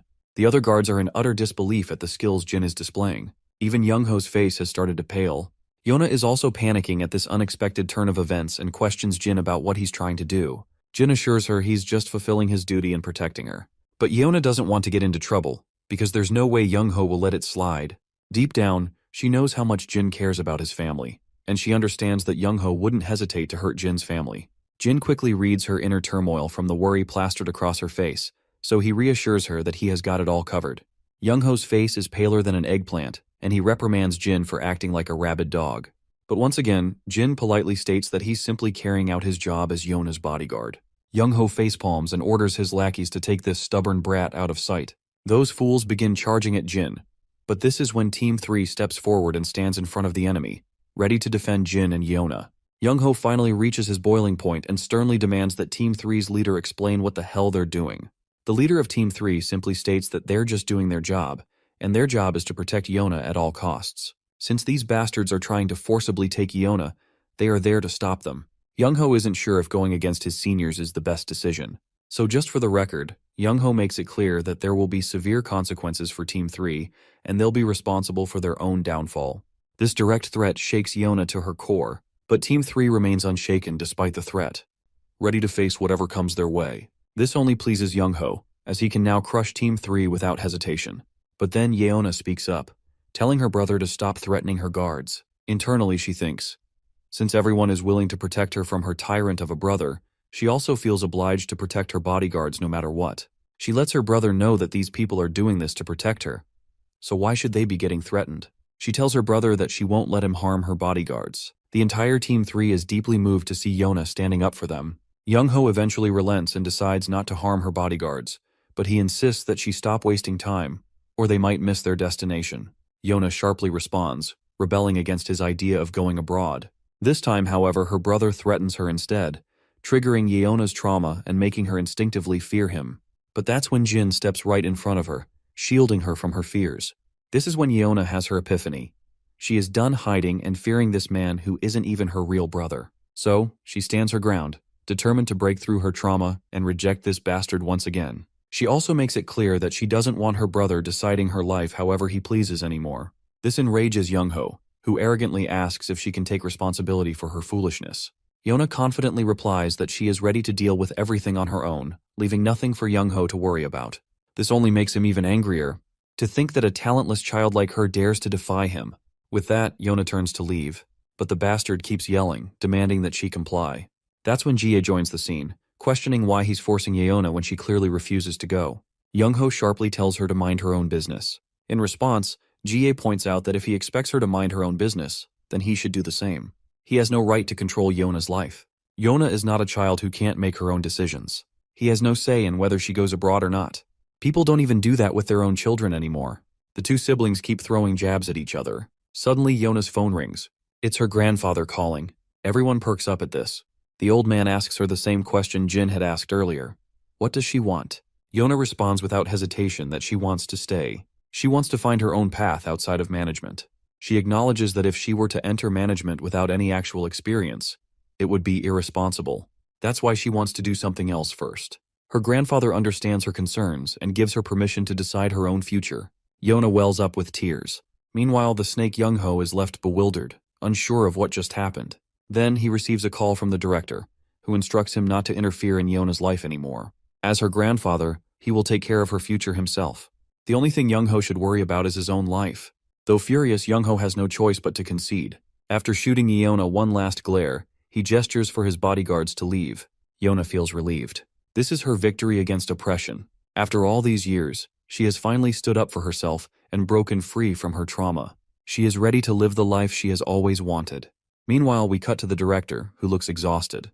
It seems like being a grandfather is proving to be more tiring than expected. We then switch to a disappointed Young-ho, who reports back to his business partner about the hitch in their plan, deciding to proceed more cautiously. His business partner acknowledges the situation and assures him that patience is not an issue. He is willing to cooperate however Young-ho wants. As Young-ho sits alone in his office, he reflects on how he took care of Yona when every other relative ignored her, and she only repaid him by betraying him. But what angers him even more is his own sister, Jie, who suddenly decided to butt in and ruin everything for him. Jie never got involved in Yona's affairs before. In fact, she disliked Yona, so why did she interfere now? His secretary soon provides an answer. Yona and Jie have been on fairly good terms lately. They've even seen Yona visit Jie from time to time. This makes Young-ho absolutely enraged. The idea that Yona has taken control over Jie is unbearable. In order to deal with this mess, he He makes another call to his business partner, finally requesting his help. The shady businessman is more than ready to assist in any way necessary. Young-ho then lays out the details of his problem, which is his sister. The business partner acknowledges the request and prepares to proceed. After ending the call, the business partner instructs his lackey to contact the camp. The next day at school, Yona is practically brimming with excitement. She's looking forward to visiting a PC cafe after school. Seeing her unusually good mood, her friends begin to wonder what's gotten into her. Jae-hong bluntly reminds her how terrible she is at gaming. His remark makes her blush, but she remains adamant about going. Yona then notices that Jin isn't around. Seokju answers her curiosity, telling her that Jin is on bodyguard duty with Team 2. The mention of Team 2 reminds Yona of her sister, Jie. The scene then cuts to a highway, where Jaye is cruising in her car with Jin and other escort guards. Jin's phone has been ringing for a while now, and Jie suggests he check who's calling. Jin refuses, saying he's on duty. Jie sighs and gives him permission to check, considering they're in a car and not in an emergency. Jin finally checks his phone. It's Daeon texting him. A smile spreads across his face, and Jie immediately takes note of it. She is sure it must be someone from his family. She then asks if he's free after work tomorrow because she wants to invite him to dinner. But Jin informs her he already has plans with his friends. That's when Jie reveals that Major Kang will also be attending the dinner. Of course, the mention of Major Kang makes Jin reconsider, and he quickly agrees. Later, we find Jin back at his apartment. He pulls out his old flip phone, inserts the battery, and dials his friend 006. 006 fills Jin in on the intel he's gathered. They already knew that the camp was receiving orders from somewhere, and considering what the men who captured 032 were looking for, it seems they were investigating the camp. Jin wonders why they would do that. 006 further reveals that the group who captured 032 assumed he had received orders from Mad Dog. 006 suspects that Mad Dog is trying to hide Jin's survival and keep it secret from the higher-ups. The camp suffered heavy casualties trying to eliminate Jin, and they reported that he had died from his injuries. As the one leading the camp, Mad Dog wanted to hide this fact. That's why they've been keeping a low profile. If they act too openly, the higher-ups might find out the truth. Jin then asks about 032's condition. 006 brings good news that he's fully healed, though he's struggling with how to live outside the camp. He warns Jin to be careful before hanging up. Jin quickly removes the battery and shuts the phone down. The next day we cut to SW Corp. Inside the facility, Jie is being escorted by Jin and her regular guards. As Jie gets into the car, a shady woman watches her from a safe distance. But when she spots Jin by Jie's side, she looks visibly shocked, as if she's seen a ghost. She quickly ducks down to avoid being seen. After seeing Jin, she has no doubt he's 001. The scene transitions to the camp, where Mad Dog's phone rings. He answers the call. The caller is 005, the same woman who had been keeping an eye on Jie. She is on a mission to assassinate Jie and calls to report her progress. She confirms that she has located the target but has yet to complete the mission. Mad Dog questions why she is calling before finishing her assignment, as it is uncommon to do so. In response, she mentions that she has information regarding Jin. However, before revealing anything, she asks Mad Dog how Jin died. Mad Dog reiterates the same story he had been doing all the time, the explosion in the building that supposedly killed Jin. But when she asks if he confirmed the corpse himself, he responds affirmatively, without hesitation. Still, her sudden line of questioning makes him wary. 005 claims she merely regrets not being the one to kill Jin herself. She recalls how 006 and 032 were recently killed in action, and how the remaining mercenaries are dwindling. When she thinks about it, she realizes that all of this traces back to 001. Her hatred for him resurfaces. Mad Dog, however, dismisses her emotions as useless distractions. He orders her to focus on the mission instead of wasting energy on revenge. Yet, internally, he is concerned. First, it was only Iron who was suspicious of Jin's death, but now others are beginning to question it as well. If left unchecked, the truth may come to light. He needs 001 eliminated as soon as possible. After ending the call, 005 reflects on her conversation with Mad Dog. His reaction to her inquiry about Jin was telling. He was flustered. It is obvious that he is hiding something, which only strengthens her suspicions. If the man she saw was indeed 001, then there is no denying that he has changed drastically. The scene transitions to JS Hotel, where Major Kang and Jin meet each other in the meetup with Jie. They exchange greetings and Kang strikes up usual banter, assuming Jin must be adapting well to SW Corp, to which Jie, who is present, confirms that not only is Jin adapting, but he is excelling. His team members have taken a liking to him. Hearing this, Kang is pleased. He remarks on how Jin has always been popular, not just among women but men as well. Jie notices that Kang seems much more lively around Jin. Previously, when it was just the two of them, he could barely hold a proper conversation. But now he appears to be a completely different person. Curious, Jie asks how they first met. Kang hesitates, caught off guard by the question. He explains that 3 years ago, in April, he was deployed overseas and received Jin's assistance. Jin, who was 16 at the time, had a calm and dependable nature due to his years of studying abroad. Through this, Jin became acquainted with Kang's squadron, and they spent time together playing games, eating, and engaging in sports. However, Jie senses that Kang is being vague, as though reciting a rehearsed explanation. Before she can press further, Kang's stomach rumbles, and he complains about the delayed food. Jie had only asked the question out of curiosity, but Kang's reaction is unusual, making her suspect that there is more to the story. She then receives a phone call and excuses herself to answer it. While she is gone, Kang turns to Jin, asking if his fabricated story was convincing. Jin assures him that it was perfect. Kang then inquires about Grandpa and Daeon, to which Jin responds positively, revealing that they are doing good. Kang then expresses his surprise that Jin is undergoing bodyguard training with SW. But now that he thinks about it, the role suits him. He asks if Jin plans to pursue this path after graduation. Jin, as expected, has not given it much thought. He is not one to stress about the future. Kang, having heard about Jin's progress from Jie, assumes that things are going well. When Jie returns, she notices the camaraderie between Kang and Jin. Seeing Kang so at ease with Jin, she smiles. She realizes how close they must be, almost like family. Perhaps she might be intruding on their moment. Later, as Jin walks alone through the streets, he senses someone suspicious in the crowd. He continues walking as if unaware, trying not to raise suspicion. However, the person following him is none other than 005. As they cross paths, she suddenly swings a dagger, aiming for his throat. Jin reacts instantly, blocking her attack and saving himself. While she missed the opportunity, she now has confirmation that this man is indeed Jin, well and alive. As soon as she calls him out with his number, realization dawns upon him. He quickly deduces that she is 005. The scene shifts to Young-ho's business partner. His subordinate informs him that the camp has sent 005 to eliminate Jie. The business partner finds it odd that they would send a numbered mercenary for such a simple task. The lackey suggests that because the camp has been struggling lately, they must be using their strongest assets to ensure mission success. The business partner comments on how the numbered mercenaries exude a sense of caution, yet from the camp's perspective, they are its most reliable weapons. By the way, the guy we are calling business partner of Young-ho is actually president of Iron.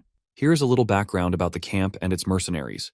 The numbered mercenaries were an experimental unit trained by the camp under Iron's direction. 1,000 candidates were put through years of hellish training, and only 40 survived to become active operatives. Their emergence allowed Iron to rapidly expand, as they executed numerous high-risk jobs. However, when key numbered members betrayed them, the unit suffered devastating losses, nearly leading to the camp's downfall. Since then, the camp has deployed numbered mercenaries individually and supplemented their forces with regular hires. We return to Jin and 005's confrontation. The lady scrutinizes him. He is not only alive but seemingly living a comfortable life. From this, Jin concludes that she was not sent to kill him. She was unaware of his whereabouts. This means her mission must be unrelated to him. 005 asks if Mad Dog knows that he is alive. Jin remains silent, which is all the confirmation she needs. Frustration fills her as she begins cursing Mad Dog under her breath, wondering why he would choose to hide this. Jin, on the other hand, begins analyzing her target. Since she is in Korea, her mission must be in this country.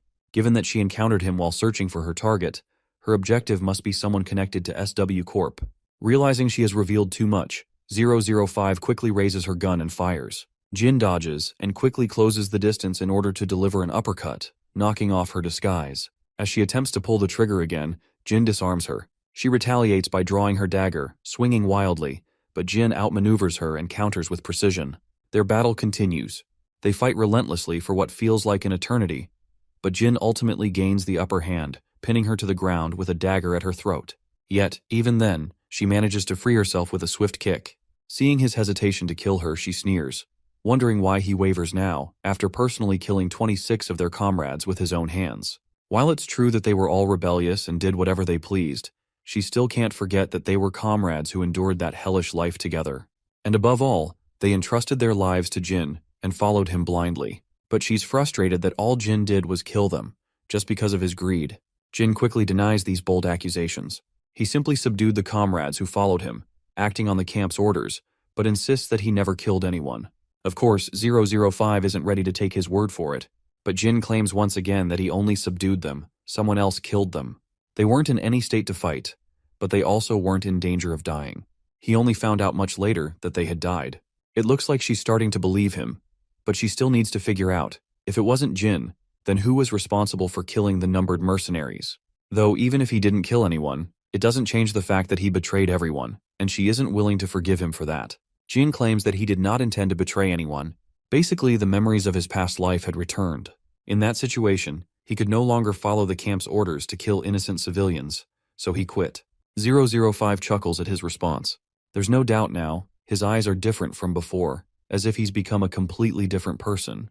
From what she said, Jin realizes that Mad Dog didn't send her to capture him. Seeing him dig into her business, she's reminded of how he's just as annoying as he was before. She swiftly throws her daggers at Jin, but he dodges. Of course, those daggers were just distractions, so she could reach for her gun. And as soon as she grabs it, she starts shooting. Jin quickly hides behind a wall, saving himself. 005 takes the opportunity to vanish into thin air. Jin immediately calls Team 2 to safeguard Jie, and they arrive without wasting any time. We then cut to the PC room, where Team 3 also arrives to take Yona under their care. Next, we cut to the director. His secretary reports that they've been following Jin's warning and have dispatched bodyguards to escort SW's important figures home. Grandpa is not surprised that there are assassins lurking around. He more or less expected this after getting involved in the military industry, but he didn't think an issue like this would happen again. We then cut back to 005, who sits quietly in her room grinding her teeth. She's furious that Mad Dog lied to them about 001. She wants to scrutinize Mad Dog right now, but she can't until she figures out his reason. Then, she remembers Jin's words. He claimed he only subdued the comrades who followed her on the camp's orders and didn't kill them. If 001 is telling the truth, then who could have killed the numbered mercenaries? Not just that, there's also the possibility that all the numbered who died during missions were actually taken out by someone. No matter what, it's a dirty situation. Suddenly her apartment's doorbell rings. Outside stands a delivery guy, except he's not a delivery guy. He's some shady guy in disguise, and they are actually 3 guys in total, ready to ambush her. Since she doesn't respond to the doorbell, one of them starts breaking the lock, and they all cautiously enter the apartment. But she's already gone. As they cautiously move around, she shoots down one of them. Then, she quickly takes out the other 2 as well. With them on the ground, she asks one of the injured men who sent them, but spotting a walkie-talkie near his face, she doesn't speak further and silences him with a bullet. From what she can tell, these guys aren't from SW. Bodyguards from that country wouldn't blatantly use firearms like this. Later, as she walks through the streets, she suddenly realizes she's being ambushed. She quickly ducks into a nearby alley and shoots one of them down in response. Bullets start flying from the other side as well, leaving her stuck there with no way out. Just then, Jin arrives and takes down some of the shady attackers. While he clears one side, 005 makes sure to handle the enemies on the other. With the fight over, Jin and 005 come face to face once again. We then cut to Youngho's business partner. By the way, the guy we are calling our business partner is the director of this organization called Iron. His lackey reports that the team they sent earlier has lost contact. The president sighs, finding it unfortunate to have missed the opportunity to capture a numbered mercenary. After all, it's not every day they get intel on their movements. His lackey assures him that they've erased any connections, so nobody will be able to trace the attack on 005 back to them. We then cut back to Jin and 005. He asks about the people who were chasing her. She does not give any response to this query, especially since there are plenty of people who could be after her. Right now, she's more interested in knowing why he helped her. Jin doesn't answer immediately, so she changes the question. Has he regained his memories? He admits that most of them have returned. She then reveals that 032 died recently. And not just him, 006 has also been reported dead. She's angry that those brothers died so young. They were supposedly killed during a mission. But she suspects they were actually taken out by the same people now coming after her. Jin remains silent.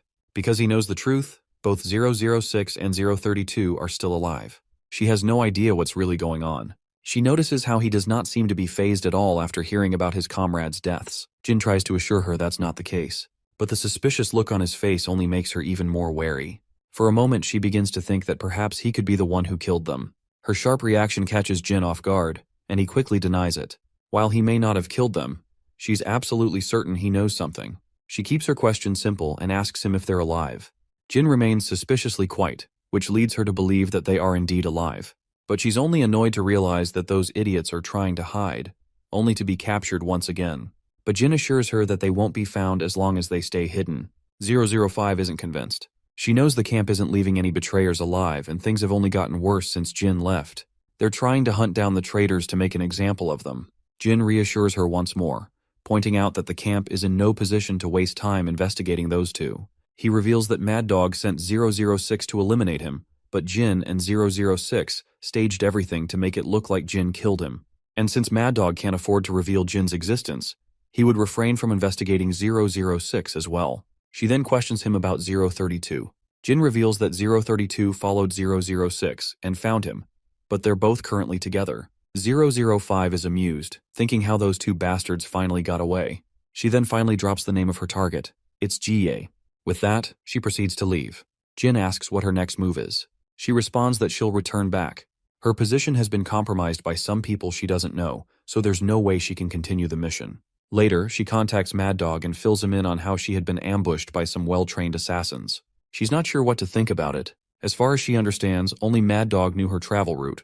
Of course, it doesn't take the gorilla to understand what she's implying. He quickly brushes off the accusations, asking why she thinks he would want her dead. He tries to reason with her, but she shuts him down hard, making it clear she's no longer pursuing the mission. Those are her final words before she snaps her flip phone in two. We then transition back to the director's office, where Jin reports on the current situation. While the immediate threat has been neutralized, he can't make any promises for the future. The director isn't convinced and asks how Jin can be so sure of it.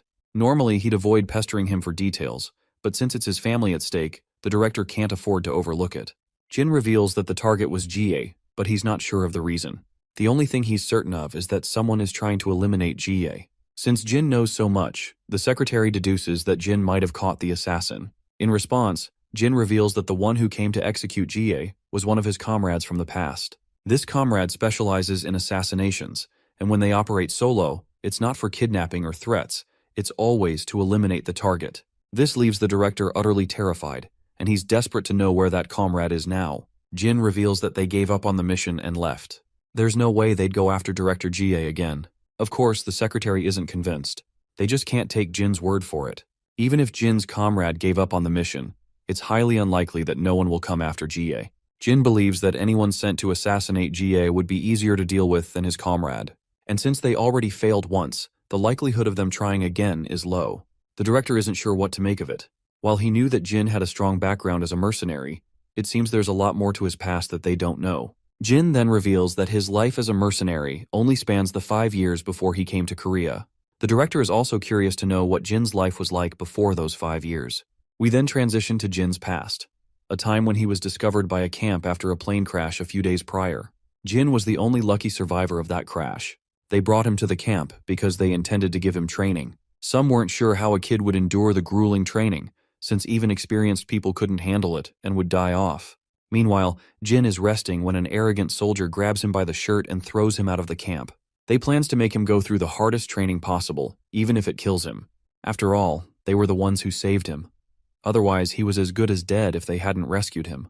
They assure Jin that if he's lucky enough, he might survive it. But it wasn't just the training he had to endure. There were also bullies who would beat him up and use him as a punching bag. It was 005 who saved him from those bullies and took care of him like a brother. In the present, Jin receives a phone call from Major Kang. He picks it up, and it seems Kang has learned about the recent situation.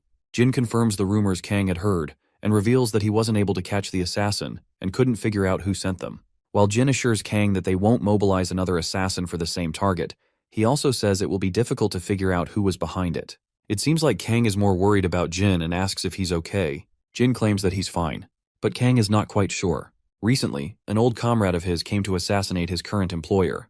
Kang is pretty sure that Jin wouldn't have been happy to meet his past life comrades out of everyone. Kang is ready to help Jin with anything, so he tells him not to hesitate to seek help. Jin smiles pleasantly at hearing this and expresses his gratitude to his senior. But Kang assures him that there's no need to thank him. He just warns Jin to avoid danger and never deal with anything alone. As Jin stands on the street, his sister notices him there, zoning out. She questions why he's just standing in the middle of the street. The poor guy simply stands there, with a clueless expression on his face. His sister begins scolding him, telling him to spill the beans about what's bothering him. Jin tries to calm her down, insisting that nothing's wrong. But just like Kang, she is not convinced. For a moment, she starts thinking that perhaps the cause of his stress is Yona, to which Jin responds with no. As they walk, they continue their usual back and forth, engaged in their sibling banter. We then notice 005, who has been keeping an eye on Jin from a distance. She's shocked to see that Jin knows how to smile. The scene once again shifts to the past, back when Jin was in the camp. Training had just concluded, and everyone looked like a beaten-up piñata. It was then that Jin was granted the codename 001. He was put in charge of one of the squadrons. Mad Dog then ordered his men to drag out the weakest person from the crowd. One of the soldiers threw a boy right in front of Mad Dog's feet. The boy was already pretty banged up. Mad Dog wanted to shoot the injured boy since he had not performed well. He wanted to make an example out of him to show that there were no excuses for failure. But before Mad Dog could shoot, Jin stepped in between them. Since this guy belonged to Jin's squadron, Jin would decide what to do with the failures.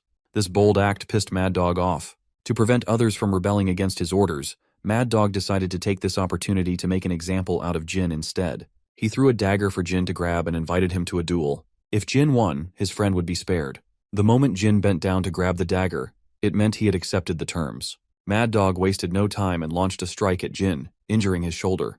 The bastard continued his relentless barrage, giving Jin no opportunity to wield a weapon for himself. That was when Jin scooped up a pile of sand and threw it straight into Mad Dog's eyes. While the bastard was dazed, Jin lunged for the dagger lodged in the ground. Jin finally managed to arm himself. Mad Dog, as his name suggested, was furious. They engaged in a brutal back-and-forth fight.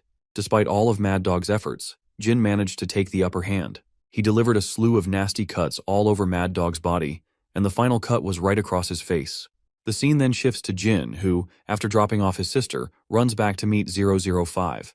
They sit down in a nearby park. She tells him how she blamed Mad Dog for the ambush on her and temporarily cuts off contact with the camp.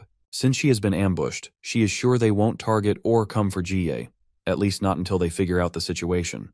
While she has dropped her mission, that doesn't mean she suddenly likes Jin. She can't forget that he betrayed everyone and selfishly left. After he disappeared, everyone scattered. Some failed, some died. Not many numbered mercenaries are left. While they all suffered miserable fates, Jin is out here enjoying life with his girlfriend, something she finds disgusting. The mention of a girlfriend catches Jin off guard, and he quickly corrects her, saying that the girl he was with earlier was his sister. Of course, this comes as a shock to her. She had seriously thought the cute girl he was talking to was his girlfriend. And speaking of the devil, Daeon spots her brother in the park. Along with her is their grandpa, carrying groceries. Later, 005 ends up visiting Jin's house. When a mouth-watering spread of food is placed in front of her, she is absolutely overwhelmed. Grandpa modestly apologizes if the food isn't much, but he hopes she will like it. Poor 005 just sits there in this awkward family situation, feeling completely out of place. She isn't sure if having dinner at the house of the very person she had just tried to kill is even okay. Grandpa then calls her out for not eating. If the food doesn't sit well with her, he is willing to make something else she might prefer. Eventually, she picks up the spoon and takes a bite. As she looks at Jin, her mind flashes back to the harsh days they had endured. Back then, all they had to eat was dry bread that was harder than concrete. In the present, before she knows it, she has already finished most of the food. Grandpa casually strikes up a conversation, mentioning how he has heard she was acquainted with Jin in the past. For a moment, 005 is bewildered to hear Grandpa refer to 001 as Jin. So, our boy clarifies that Jin is his real name. That comes as another shock to her, because she has never known his real name. Jin then reveals to his family that she doesn't know his name, because he had lost his memories when he met her. He recounts how, when he had first woken up after losing his memories, she was the first person he had met. She had helped him through tough times and had always been there for him, just like a real family. Hearing Jin call her family catches 005 off guard. A few hours later, when she is about to leave, Grandpa grabs her hand and sincerely expresses his gratitude for helping Jin navigate those hard times. Since she is family to Jin, that means she is family to Grandpa as well. So, he assures her that she shouldn't consider them strangers. She is free to visit whenever she wants. Once she leaves, Jin makes sure to escort her out of the apartment building. As soon as they are outside, she lands a hard kick on his back. She is annoyed at him for bringing her to his family's home. She reminds him that she is his enemy, yet he has just led his enemy straight to his family. But Jin never considers her an enemy, which is the only reason he has introduced her to them. Still, 005 doesn't want to hear all that family crap he had spouted in front of his family. Once again, Jin makes it clear that what he said isn't some nonsense, it is the plain truth. She then questions him if he really considers her part of his family. Jin admits that while he does not share blood-related bonds, every numbered mercenary has been like family to him. The fact that they have all been willing to have each other's backs in life and death situations is proof of their bond. He also hands her a flip phone, the one he uses to contact 006. He wants her to take it. In order to talk to 006, all she has to do is turn it on once a week at 9 p.m., and she will be able to speak with both 006 and 032. She takes the phone, but not without landing a hard punch on his face, which is totally uncalled for. The punch is meant to remind him that she hasn't forgiven him for betraying the camp and hiding the truth behind his actions. With that, she walks off, leaving Jin on his knees. As fate would have it, Cha and Hyung-suk have been watching. They are absolutely sweating at what they have just witnessed. They decide to pretend they haven't seen anything. After all, it has to be pretty embarrassing for Jin. It looks like these guys have brought some stuff for Daeon. The scene then shifts to the mansion of Young-ho's business partner, the president of Iron. The camp has reported that 005 has been attacked by unknown soldiers in the area where the target was, making it difficult to continue the mission. They said that it's difficult to send someone else without knowing who attacked 005. The president of Iron can tell that Young-ho is an impatient man. He then orders his lackey to contact Young-ho, because that idiot might send his own men out of desperation. He wants to make his move first before Young-ho does. His lackey reminds him that if this happens, their plan to take over SW Corp using Young-ho will become null and void. But the president isn't too concerned. He believes that this situation itself will still damage SW, so there's no harm in it for him. In fact, he plans to break SW from the inside, so this might actually work out better for him. We then cut to Young-ho, who orders his secretary to punish GA as soon as possible. She has ignored his warnings and crossed the line. Young-ho finds it ridiculous how the president of Iron first offered him help, but now they're lagging behind when they were supposed to complete their mission. He already knows that those guys think he'll be helpless without Iron backing him up, but Young-ho wants to prove them wrong. He has no intention of relying too much on Iron, as he refuses to let them push him around. He plans to dispose of his sister GA on his own and take over SW. Well, it seems the president of Iron is a smart guy. He already predicted that Young-ho would try to make his own move, and it's happening exactly as he expected. We then cut to Jin, who is with Kang. Kang has come to see Jin before he leaves for his squadron. He questions him about his former comrade. Jin replies that she went back. Hearing this, Kang feels relieved, as this means there's no longer any threat to GA. Jin assures him further, stating that his comrade would never go after Director Jai again. But Kang gets annoyed. He's not here to talk about that. He just came to see Jin before heading back. Now that he has, he decides to leave. Before he does, he asks Jin if he remembers the real reason he returned to his homeland. Well, Jin responds with yes. Kang then instructs him to keep that in mind and live his life like someone his age should. With that, he leaves. The scene then transitions to GA in her Bentley. Jin is also in the car, carrying out his escort duty. She recalls how Major Kang left this morning. Jin also knows, as he met Kang earlier. Now it makes sense to GA why Kang left so early. It was just to see Jin. She recalls how Kang stayed by her side the whole time while Jin was off duty. She's a little sad that they never get to hang out and are always confined to work. The scene flashes back to the past, where Jin had a talk with her escort guard. They discuss how GA was the target of an assassination attempt. They decide to keep this a secret from GA, as she would be in great shock if she found out she was almost assassinated. After all, an assassination attempt is different from a kidnapping or a threat. Even though the director wouldn't shirk her duties, the escort guard is sure she wouldn't be fine mentally. In the present, GA suddenly asks Jin why he isn't in school right now. Her question catches Jin off guard, and he doesn't have an immediate response. So he simply states that he just didn't feel like going. She finds his response amusing, pretty normal for someone his age. Later, the scene transitions to 006 and 032. 006 is looking at his phone, where he has GA's photo in his phone for some reason. It's finally time to contact Jin, so 032 quickly dials his number. But he's absolutely shocked when he hears 005's voice on the other end. The two guys go into an absolute frenzy, demanding to know how she got the phone. They scrutinize her, suspecting that she might have killed 001. 005 sharply responds, ordering 032 to hand the phone over to 006. Poor guy is left speechless after getting scolded like a toddler. Embarrassed, he hands it over. Once 006 takes the phone, he asks if she met Jin. She affirms, and she's glad that 006 is doing well for someone who was supposed to be dead. Since 006 called on this phone, they want her to get it back to Jin. They need to talk to him. We then transition to Jin's friends meeting up with his sister. Apparently Jin went overseas. According to his sister, he went to meet some people from his past.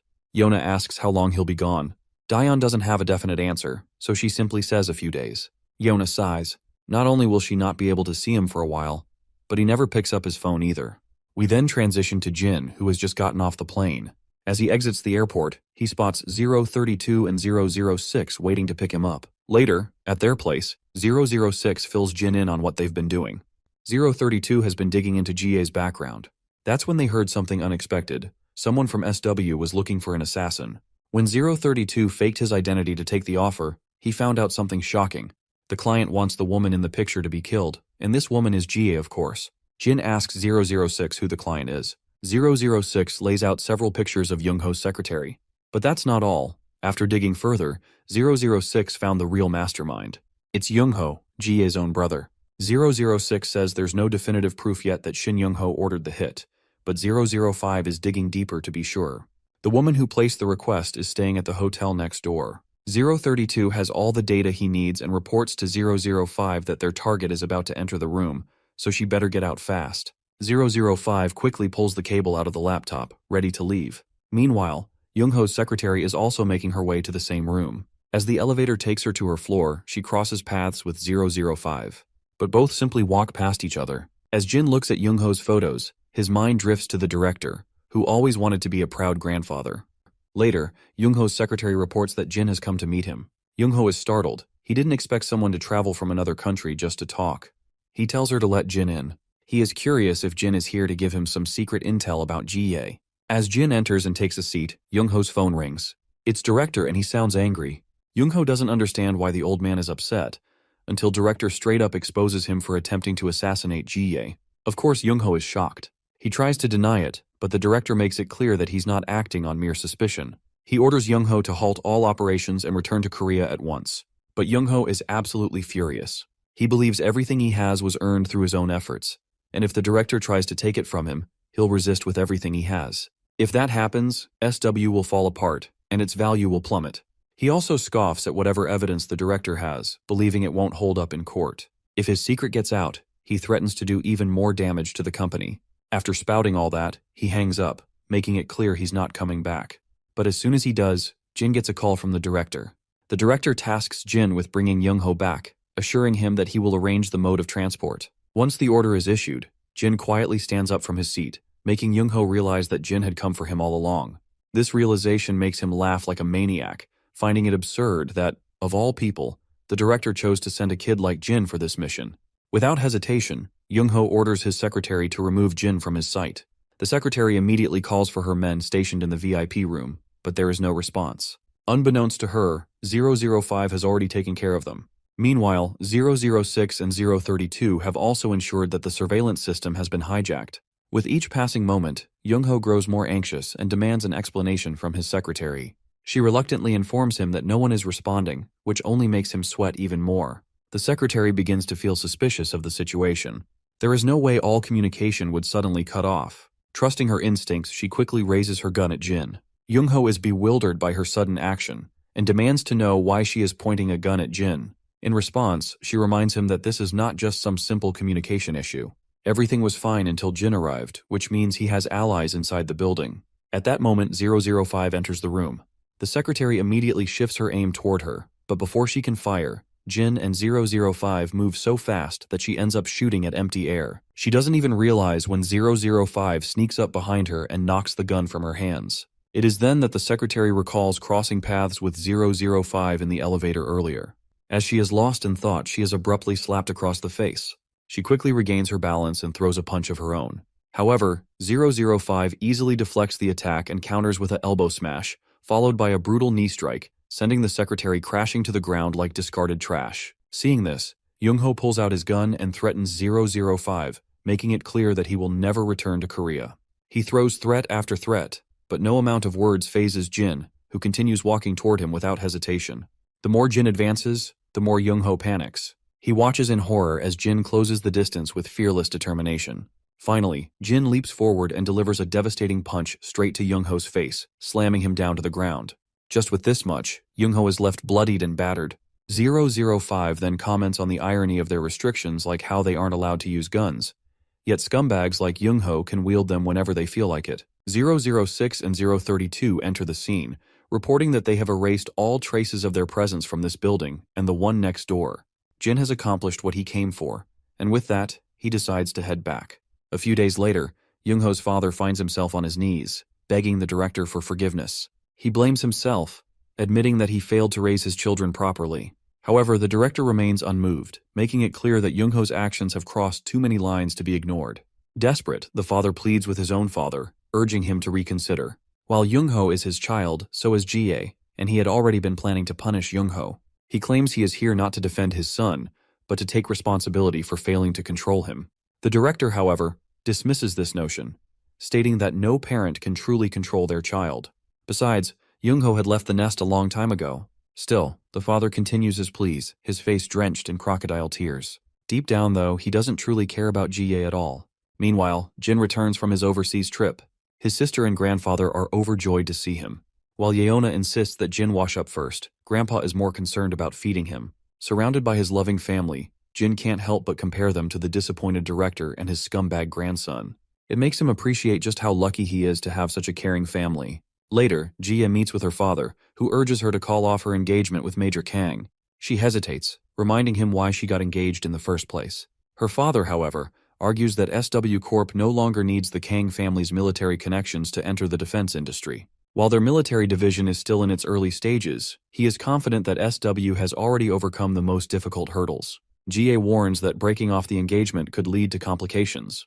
Her father, however, assures her that he has already accounted for that. She narrows her eyes at him, suspecting that his sudden change of heart has something to do with Young-ho. She then questions him about the rumors circulating about her brother's sudden retirement. She finds it hard to believe that Young-ho would willingly step down from his position and demands to know what really happened. Not wanting to expose Young-ho's scheming, her father simply states that Young-ho attempted something forbidden and is now facing the consequences. Ji-ae continues to argue against breaking off the engagement, but her father grows agitated. While Young-ho may have been at fault, his absence leaves a massive gap in the company. To protect SW Corp, he believes drastic measures are necessary.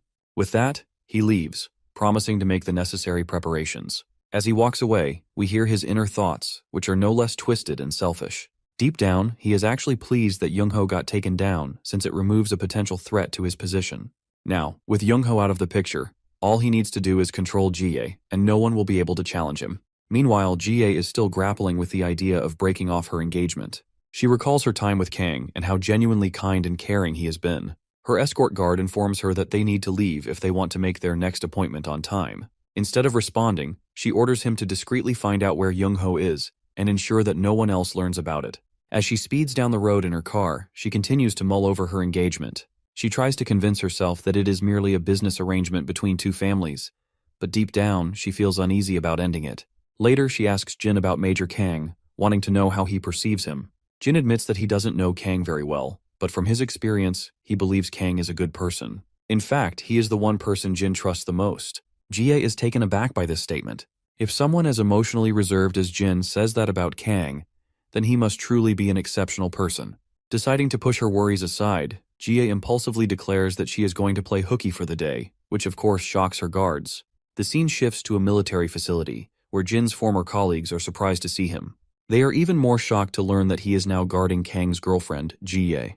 They are instantly smitten by her beauty, lamenting their own misfortunes. If even someone like Kang can land such a gorgeous girlfriend, what hope do they have? We then switch to Kang and Ji-ae spending time alone in the cafeteria. Kang is happy to see her, but wonders if there is a particular reason for her visit. She brushes it off, saying that since he visited her at work, she figured she would do the same. Kang, slightly flustered, assures her that he is completely fine with it, just a little surprised. However, he notices that something seems off about her demeanor and asks if something is bothering her. This gets Ji-ae thinking. She wonders if she made an odd expression. She knows Kang doesn't fully understand what's going on, but she senses his insecurity creeping in. He confesses that he doesn't have much money, nor can he freely use his family's land, but she must already be aware of that. Despite his humble background, he is a soldier, not a businessman. He may not be as skilled as her in many things, but no matter what happens, he promises to always be on her side, even if her family turns against her. Hearing this, Ji-ae thanks him. She then takes a deep breath and finally makes her request. She asks him to break off their engagement. Well, while the poor guy was ready to do anything she could have asked of him, he was not expecting to hear this. After that little meeting with Kang, she speeds off in her car. The tension is gripping Ji-ae's mind. She can't seem to forget the shocked expression Kang gave upon hearing her request. But Kang was brave enough to acknowledge this, and he did not even bother to ask for the reason behind her decision, just so she is not feeling uncomfortable. He believes in her, and is sure that there must be a good reason behind it. While they are calling off their engagement, Kang decides to take the decision onto him, as he will act as the one who called out the engagement. He fears that her reputation might be jeopardized if word gets out that she is the one who canceled the engagement. So, he decides to take control of the situation and publicly endorse that Kang brought it up first. In the present, while Jie feels relieved that the engagement is called off, she is also glad about it. She believes it's better for someone as pure-hearted as Major Kang to stay out of her messy political world. She only said it first so her father wouldn't be able to do something unnecessary to break off the engagement. Still, she doesn't want Kang to take the blame for it. She calls her father and tells him that she has officially ended the engagement. Jin is in the car with her at that moment and is shocked to hear this. Her father is annoyed that she brought it up first because he intended to frame Kang as the one who called it off so that they could force him to take responsibility. He's frustrated that Jie, who is in charge of such a massive conglomerate, keeps making stupid mistakes. But that's exactly why she called him, because she doesn't want Kang to take the blame.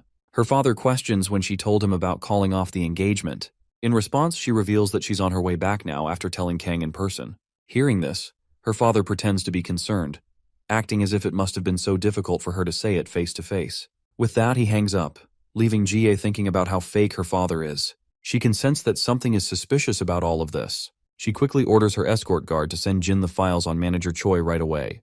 Then she turns to Jin and tells him something we don't hear.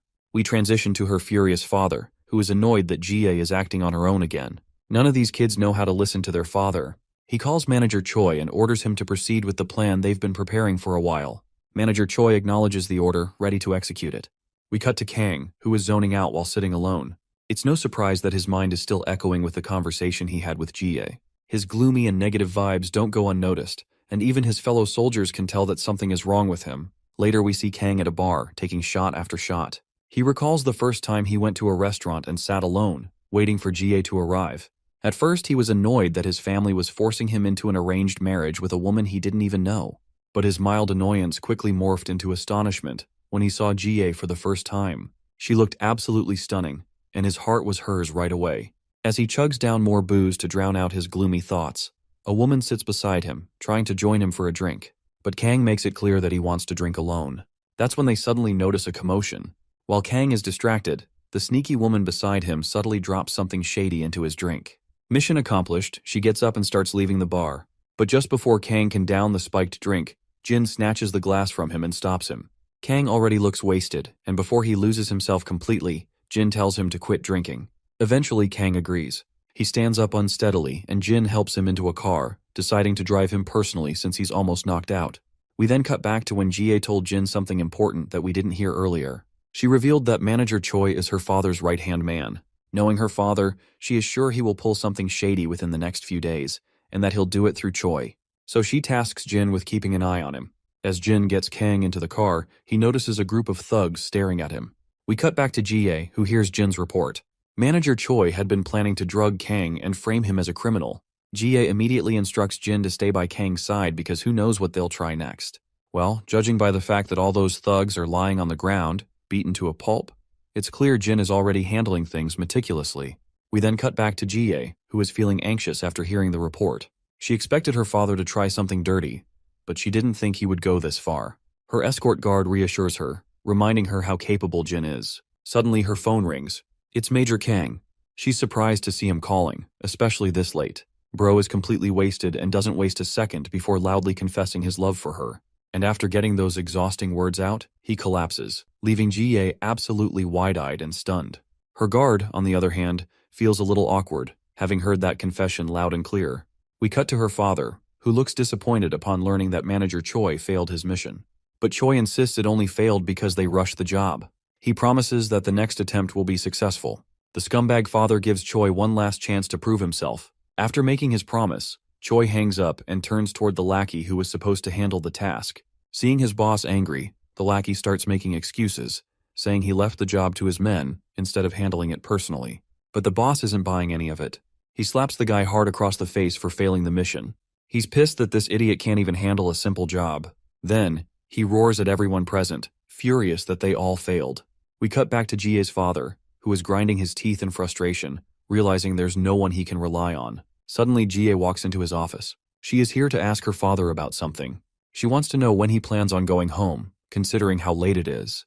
The father puts on his fake smile, claiming he has unfinished work to take care of. But Jie cuts straight to the point and tells him to stop with his shady tactics and just go home. The shady father fakes sadness, saying that everything he does is for the sake of his children. That calling off her engagement was just as hard on him. But Jie knows the truth. The only thing he truly cares about is his position in SW Corp. Her father drops the act, stating coldly that to run a global business, one must be ruthless. He warns her not to ruin everything just because she got attached to some military guy. That's when Jie corrects him. She isn't doing this because she's attached to Kang. She's doing it because her father's actions are actually more harmful to their business. But her father makes it clear that he isn't interested in listening. He believes Jie understands nothing. Sure, she may be great at running the business, but she doesn't have enough experience with real-life setbacks. He acknowledges that she has exceptional skills compared to others her age. And thanks to her position in SW Corp, she holds more power than most people. But in his eyes, she's still lacking. While she's speeding down the railroad to success, her father reminds her that she hasn't yet gone up against someone more powerful and influential than her. That's one of the reasons he doesn't feel compelled to listen to her orders. He offers a bit of wisdom, saying sometimes you need to go beyond just talking and show you have the ability to handle the situation. Suddenly her phone rings. It's Jin, who seems to have finished the job and obtained photos as evidence. She gives him props for the job well done. As we transition to Jin, it looks like he really crunched the numbers this time. There are literally dozens of people lying on the ground, with Manager Choi totally mangled, down there too. Jie throws a sassy jab at her father, telling him Manager Choi seems to have gotten a bit hurt, so he should visit him in the hospital. After all, Manager Choi is one of the guys her father treasures most. Her shady father quickly catches on to what she's implying, and he grows agitated. He can tell she's really grown a lot. Well, she agrees with him on that, and further tells him not to decide anything for her. With that, she proceeds to leave. We then cut to Kang, waking up in the morning. He has no idea how he ended up at home, but recalls meeting Jin, so maybe he dropped him off there. Suddenly, his apartment bell rings. It's Jie. The first thing she notices is how Kang seems to have had a good sleep. Since her entire night flew by while working, she's a little hungry. She invites him to eat together. We then flash back without warning to Jin's past. A guy approaches him, beating the hell out of him. He continues to beat him and decides to claim ownership of all the supplies Jin has gathered. Jin retaliates with a kick of his own, and further makes sure to break the guy's arm in the process. Mad Dog watches from the sidelines, thoroughly impressed by Jin's performance. In the jungle law, where the strong devour the weak, Jin has finally started to adapt. But Mad Dog still gives Jin some valuable advice. Never let your guard down. Jin wakes up from that nightmare.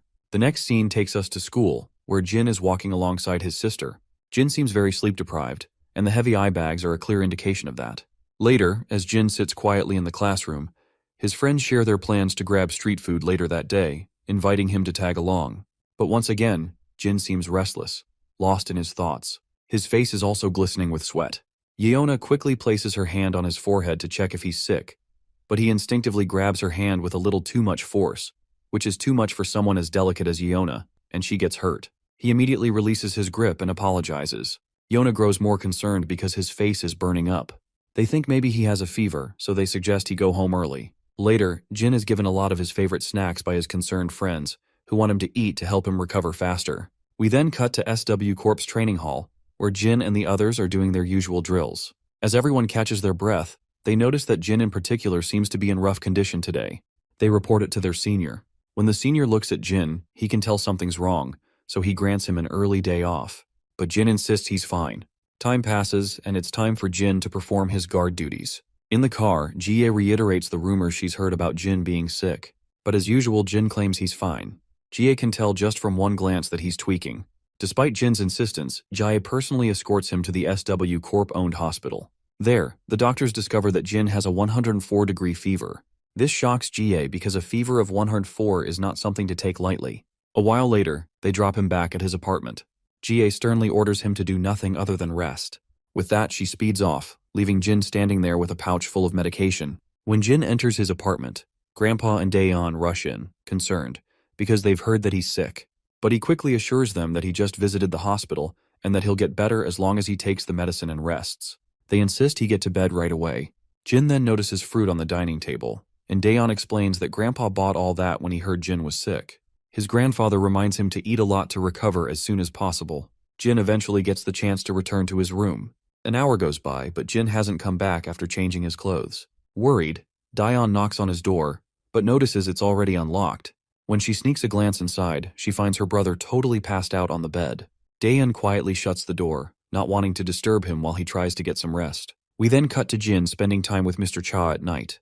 It seems that even Cha has caught news of Jin being sick for the past few days.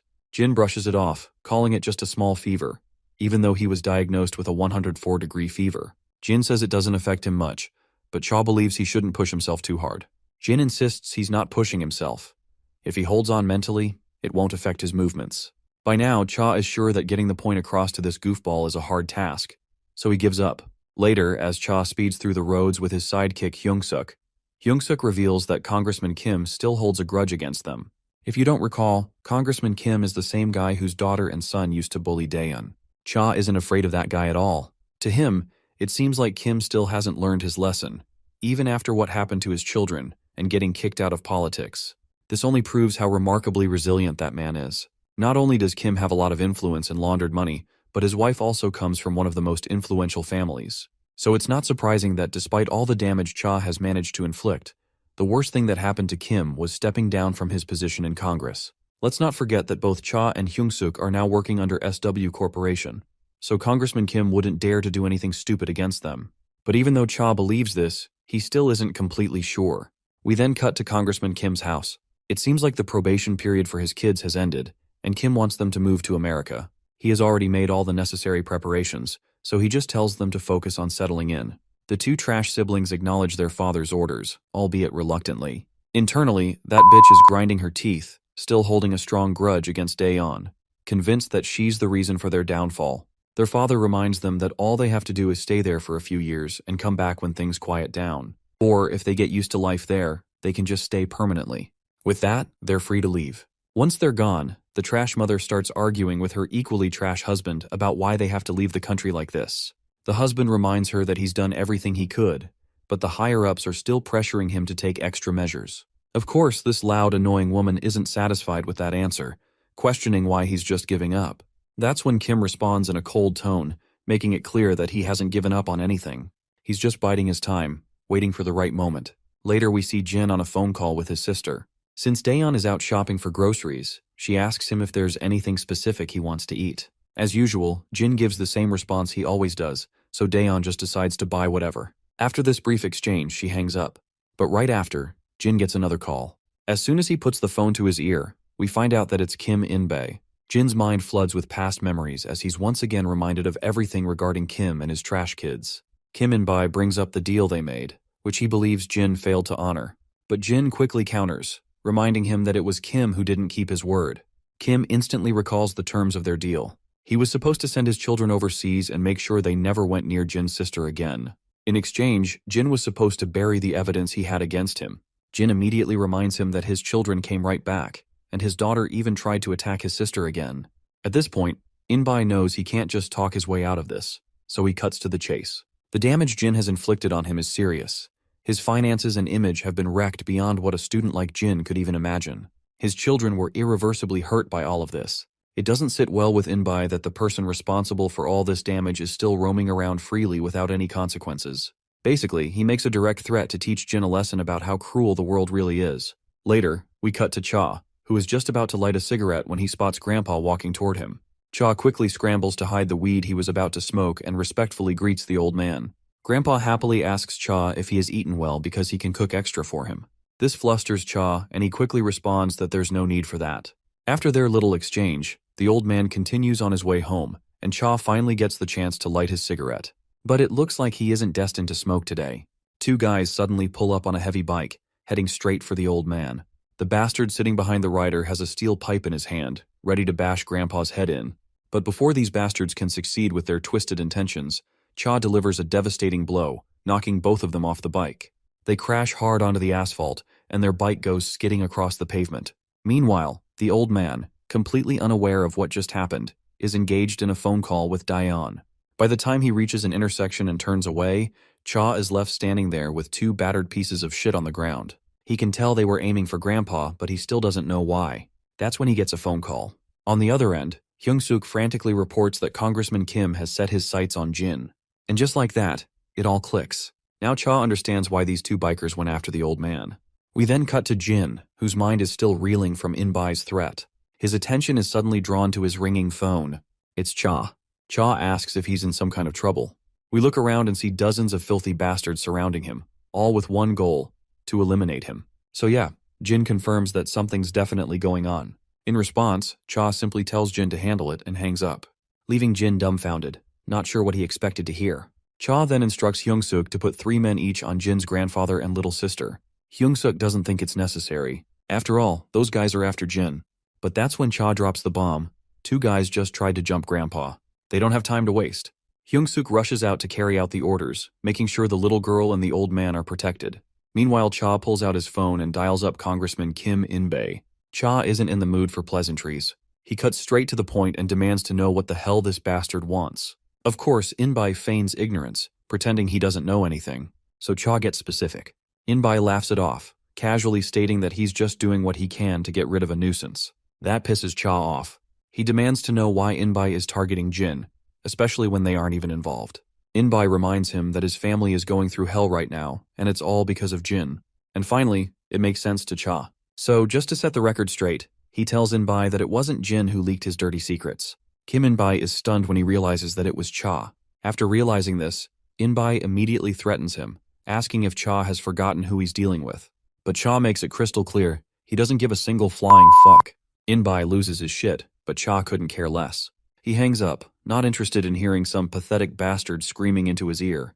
Hyung-suk returns after positioning 2 men outside Jin's apartment building. Cha then orders him to gather all their men. Hyung-suk quickly catches on to what his senior is planning and raises concerns. Attacking a congressman isn't a smart move. If they mess with him, there will be serious consequences. Cha doesn't care. He still owes Jin a favor, and he's going to repay it, no matter what. Hyung-suk, who was worried up until now, cracks a smile. After all, it was Jin who had helped him when he was getting tortured by Gil-soo. We cut back to Jin, who is absolutely wrecking these maggots. 1 hit, 1 guy down. The bastards can do nothing but grit their teeth. Jin, on the other hand, charges straight at them, taking them down one by one. And within minutes, the threat was neutralized. As he walks through the empty streets, he spots a shady minivan parked right outside the apartment building he lives in.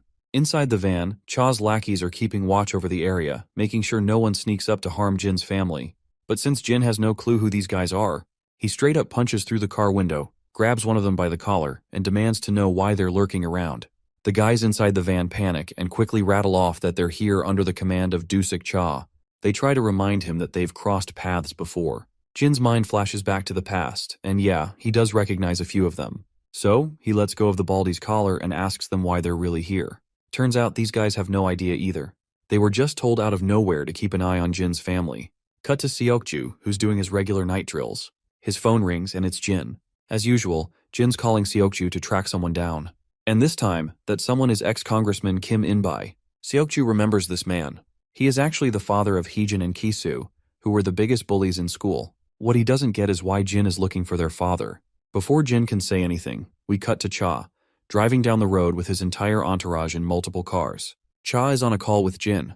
He's already been informed that Jin met his men stationed outside the apartment. So Cha tries to reassure him, says there's been some friction with someone holding a grudge against him, and he just had his men watch over Jin's family in case things escalated. He further assures Jin there's nothing to worry about as he'll handle everything on his own.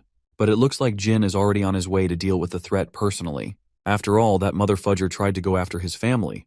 Meanwhile, Hyung-guk is thinking, sure, they might be repaying their debt to Jin, but was lying to him about the situation really necessary. After all, this whole thing happened because of Jin. Cha doesn't agree. In his eyes, it was the congressman's kids who started this mess. Cut to the congressman. A giant fat-ass, baldy bastard, greasy-ass shithead reports to Congressman about Cha gathering his men and heading their way. The congressman is surprised. Cha isn't the kind of guy to step even an inch outside his own territory. And yet, here he is, making an actual move. But the fat-ass, baldy bastard, greasy-ass shithead assures the congressman there's nothing to fear. The congressman isn't convinced. He's not about to put all his confidence in some baldy. So, in response, the baldy reminds him of his decades of experience in this dirty business. Sure, he acknowledges Dusik Cha and his men are strong, but Cha only shines in his own territory. This time, Cha is coming into his territory. And here Baldy has nothing to fear. He plans to turn this place into a graveyard for Cha and his men. Suddenly, Fatty's phone rings. He picks up, and whatever he hears completely rattles him. After the call, that initial confidence he had is gone. The caller just dropped the bad news that his guys who went after the high schooler and his family have failed miserably. Now he's starting to understand why the congressman was worried. But he quickly reassures Congressman that he'll take care of Jin personally, after dealing with Cha Dusik. The congressman's mind suddenly drifts to the past, where Cha's words echo in his head. Cha had told him his kids messed with the wrong person, and now, it seems those words hold some serious weight. Snapping back to reality, he hopes this fat ass can actually handle things and bring back some good news this time. Cut to outside the congressman's house, dozens of people are guarding the place. Jin has arrived, rocking a mask over his face and cap over his head. He gets a report from Seokju that Inbai is back in his hometown, living with his family in their old house. Now that Jin has confirmed he's in the right place, he makes his move. Cool as ever, he walks up quietly. The guards stationed outside glance at him, wondering if he's some delivery guy or something. Jin, on the other hand, uses his acrobatic skills to scale up the boundary wall and jumps to the other side. Inside, some of the goons spot Jin, but they don't even get a chance to react before he takes them out without a hitch. Now that the cat's out of the bag, all the men focus their attention on Jin, and the place quickly swarms with these lowlifes. Jin keeps pushing forward, determined to get inside the house. One guy with a dagger decides to block Jin's path, acting like he's about to do something smart. As expected, the bastard ends up taking a solid smash to the face. The commotion outside finally catches the attention of the congressman and his baldy bastard friend. Fatty thinks it's probably Cha outside getting his ass handed to him by his men, and it even makes the congressman crack a smile. But those unpleasant sounds don't seem to be from Cha or his lackeys. Before they know it, one of the guards outside gets thrown straight into the office, leaving the congressman's eyes wide open. Jin walks right in through the office gate like the true Sigma he is. Before we see Jin teach this arrogant bastard a lesson, the scene cuts to the congressman's family. His wife is trying to reassure the kids that their father will take revenge for the humiliation Jin has caused, so they don't need to worry. This makes Heejin happy. But little do they know, Jin isn't the one about to get taught a hard lesson. Back in the office, Fatty turns to Jin and questions his identity. The congressman quickly perks up when he notices how this intruder is familiar to Jin. It doesn't take him long to realize it's Jin, even though he's wearing a mask. Baldy suddenly turns to the congressman, wondering if this is the boy he's been afraid of. The congressman admits it's him. While the boy is hiding his face with a mask, he can clearly tell who he is. Suddenly, Jin hears more bastards about to swarm the office, so he leaps into action to finish the job he came for. Fatty quickly steps in front of the congressman to protect him. He swings his giant hand at Jin, but my guy ducks and lets that massive hand glide right over him, then promptly retaliates with a punch of his own. But that punch doesn't faze the bastard, and he throws a punch back in retaliation. After a few back-and-forth blows, they step back to catch their breath. The baldy bastard seems excited, realizing Jin is a worthy opponent. Jin, on the other hand, isn't here to impress anyone. His main target is the congressman, who's doing his best to hide behind the goon he hired. Jin leaps into action again, delivering a devastating blow to Fatty. When Fatty tries to throw another punch, it's dodged easily, and instead, he gets a crushing blow right into his ribs. The back-and-forth continues, and Fatty takes a lethal blow to the face, obliterating his nose. Jin then throws a kick at the bastard's hand. The congressman is starting to lose his shit. The fact that this Fatty, who once ruled over the area for over 10 years, can't land a single blow against a high schooler is insane. Fatty, on the other hand, is learning the hard way how skilled Jin really is. For someone who doesn't hesitate before throwing blows, he's definitely not your average high schooler. At that moment, all the goons who were guarding outside swarm the office. Fatty shouts at them for coming so late and orders them to take down the kid. But in reality, it's that kid who's taking down all these suckers. Blow after blow, punch after punch, and these shitheads are kissing the ground one by one. Fatty keeps shouting at the top of his lungs, telling his guys to kill the kid. But we all know how futile these verbal threats are. Jin continues to take them down, one by one. Meanwhile, outside the office, the other goons are standing around, waiting for their turn to get inside, since it's too crowded in there already. At that moment, the congressman's wife and kids finally show up, having heard the commotion. They make their way through the goons and peek inside the office. What they see leaves them horrified. Jin is obliterating these guys one by one, leaving everyone down for the count. The bloodied Fatty and his boss can do nothing but watch in terror.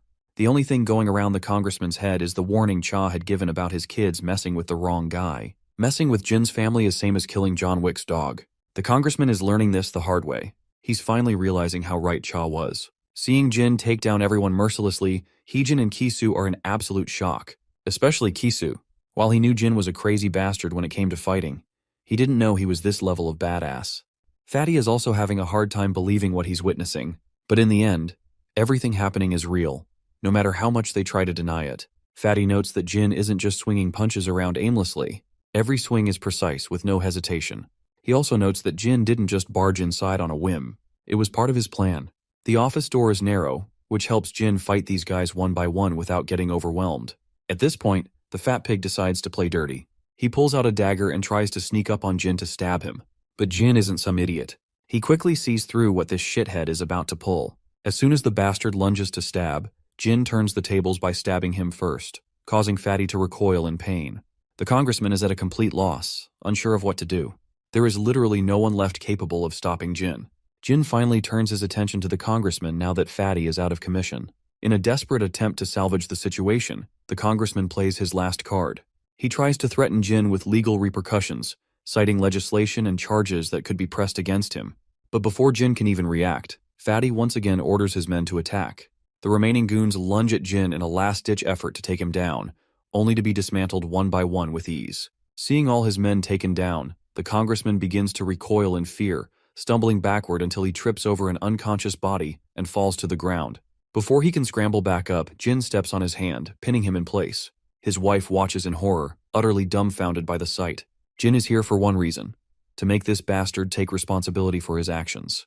But before things can escalate further, another group joins the fray, Cha and his men. For a moment, Cha is thrown off, seeing all the congressman's forces lying in ruin. As he scans the room, his eyes land on a familiar figure in the corner. A smirk crosses his face after spotting Jin there. The lack of personnel guarding the front gate now completely makes sense to Cha, as it's clear that Jin took them all down. Cha then proceeds to greet Congressman, who was laying on the ground like a beaten-up dog. The mere sight makes Cha chuckle mockingly. At that moment, Congressman's wife begins berating Cha for betraying his own people. Cha, however, pays no attention to what he considers meaningless noise. His focus remains on Jin, particularly on Jin's eyes. There's something different about them, something that tells him Jin is in no mood to show mercy tonight. Before Cha can say another word, Fatty lunges at him. But before he can reach, a steel rod smashes into his face, sending him crashing back to the ground with his face a bloody mess. Cha takes the steel rod from his lackey and, without hesitation, begins ruthlessly beating Fatty. The brutal sight is enough to make the congressman nearly soil himself. This level of violence is unusual for Cha. To provide context, we cut back to an earlier conversation. Hyung-suk had warned Cha that going against the congressman was different from their usual gang disputes. Taking action against someone like Kim In-bai meant there would be consequences, as the man was not one to let things slide easily. But Cha already knew this. That's exactly why he decided to end it personally. Back in the present, Cha continues his relentless assault on Fatty, ensuring that there's no coming back for him. After finally finishing him off, Cha lights up a cigarette, in order to take some slow drags. Jin steps forward, questioning Cha's aggressive behavior. Cha, however, brushes him off, warning him to stay out of it. Jin counters, reminding him that this was never Cha's fight to begin with. But Cha disagrees. He insists that he has always had issues with the congressman, and that this was a long time coming. The timing was simply perfect. He assures Jin that after tonight, Kim In-bai will never be able to mess with Jin or his family again.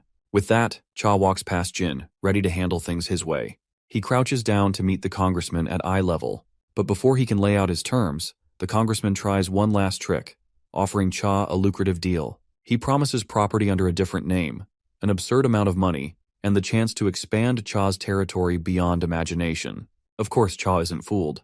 This isn't the first time the congressman has made empty promises.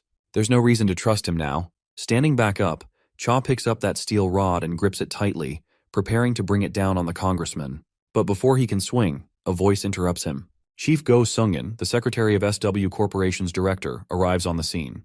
Both Cha and the congressman are visibly shocked by his sudden appearance. The congressman's wife, on the other hand, starts ranting, assuming he's here to save them from the delinquents raiding their home. Chief Go ignores her completely and walks straight to Jin. He addresses Jin directly, telling him that the director is aware of the situation and has assured that something like this will never happen again. For the sake of the president, he asks Jin to stop and go home. Jin does what needs to be done. He simply turns and leaves. Heejin and Kisu, left trembling like leaves, can do nothing but watch in silence, still reeling from the brutality they've just witnessed. The congressman, however, is having an even harder time comprehending the situation. Out of all people, why is Chief Go here because of this kid? Chief Go makes it clear that he is here under the direct orders of the director himself.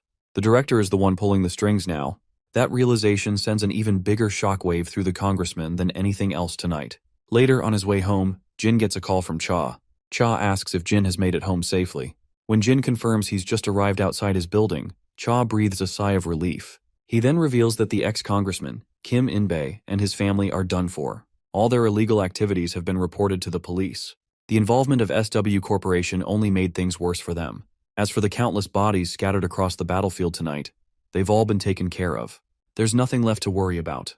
Jin thanks Cha, though Cha isn't sure why he's receiving gratitude when Jin and SW Corporation handled most of it. But Jin can't forget how Cha stepped in and took the fall just to protect him and his family. Cha then suggests they grab some ramen together. Unsurprisingly, Jin agrees. Just as he hangs up, Jin notices a familiar figure standing outside the apartment building. His grandfather. Calling out to him, Jin asks why he's out so late. His grandfather simply smiles, saying he wanted to get some fresh air and that he was worried about Jin. He apologizes for being overprotective and pushy.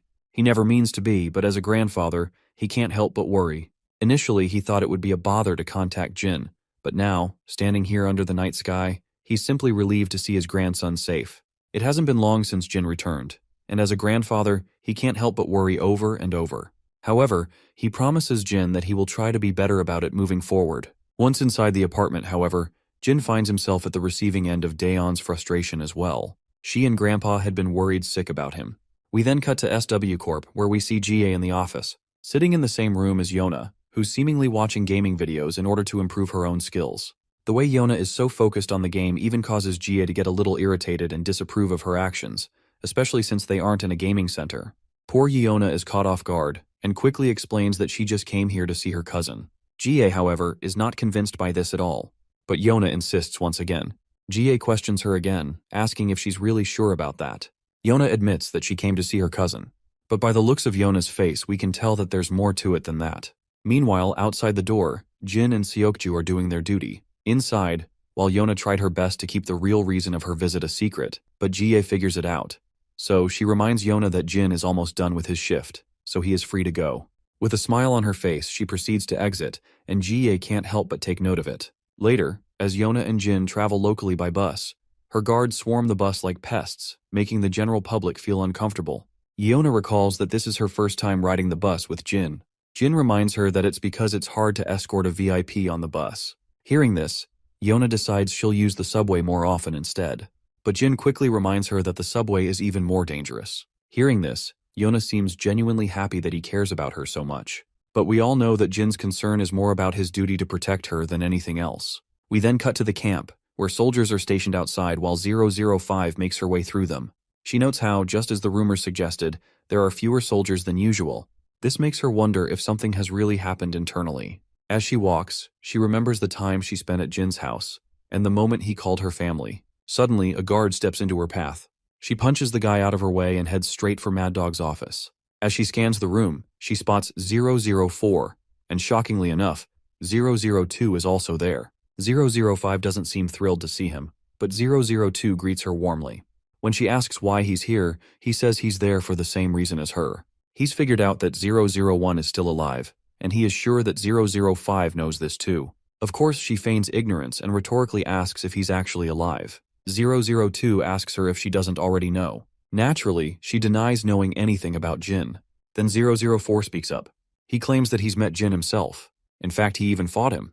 Although Jin was hiding his face, 004 is certain that the person he fought was 001.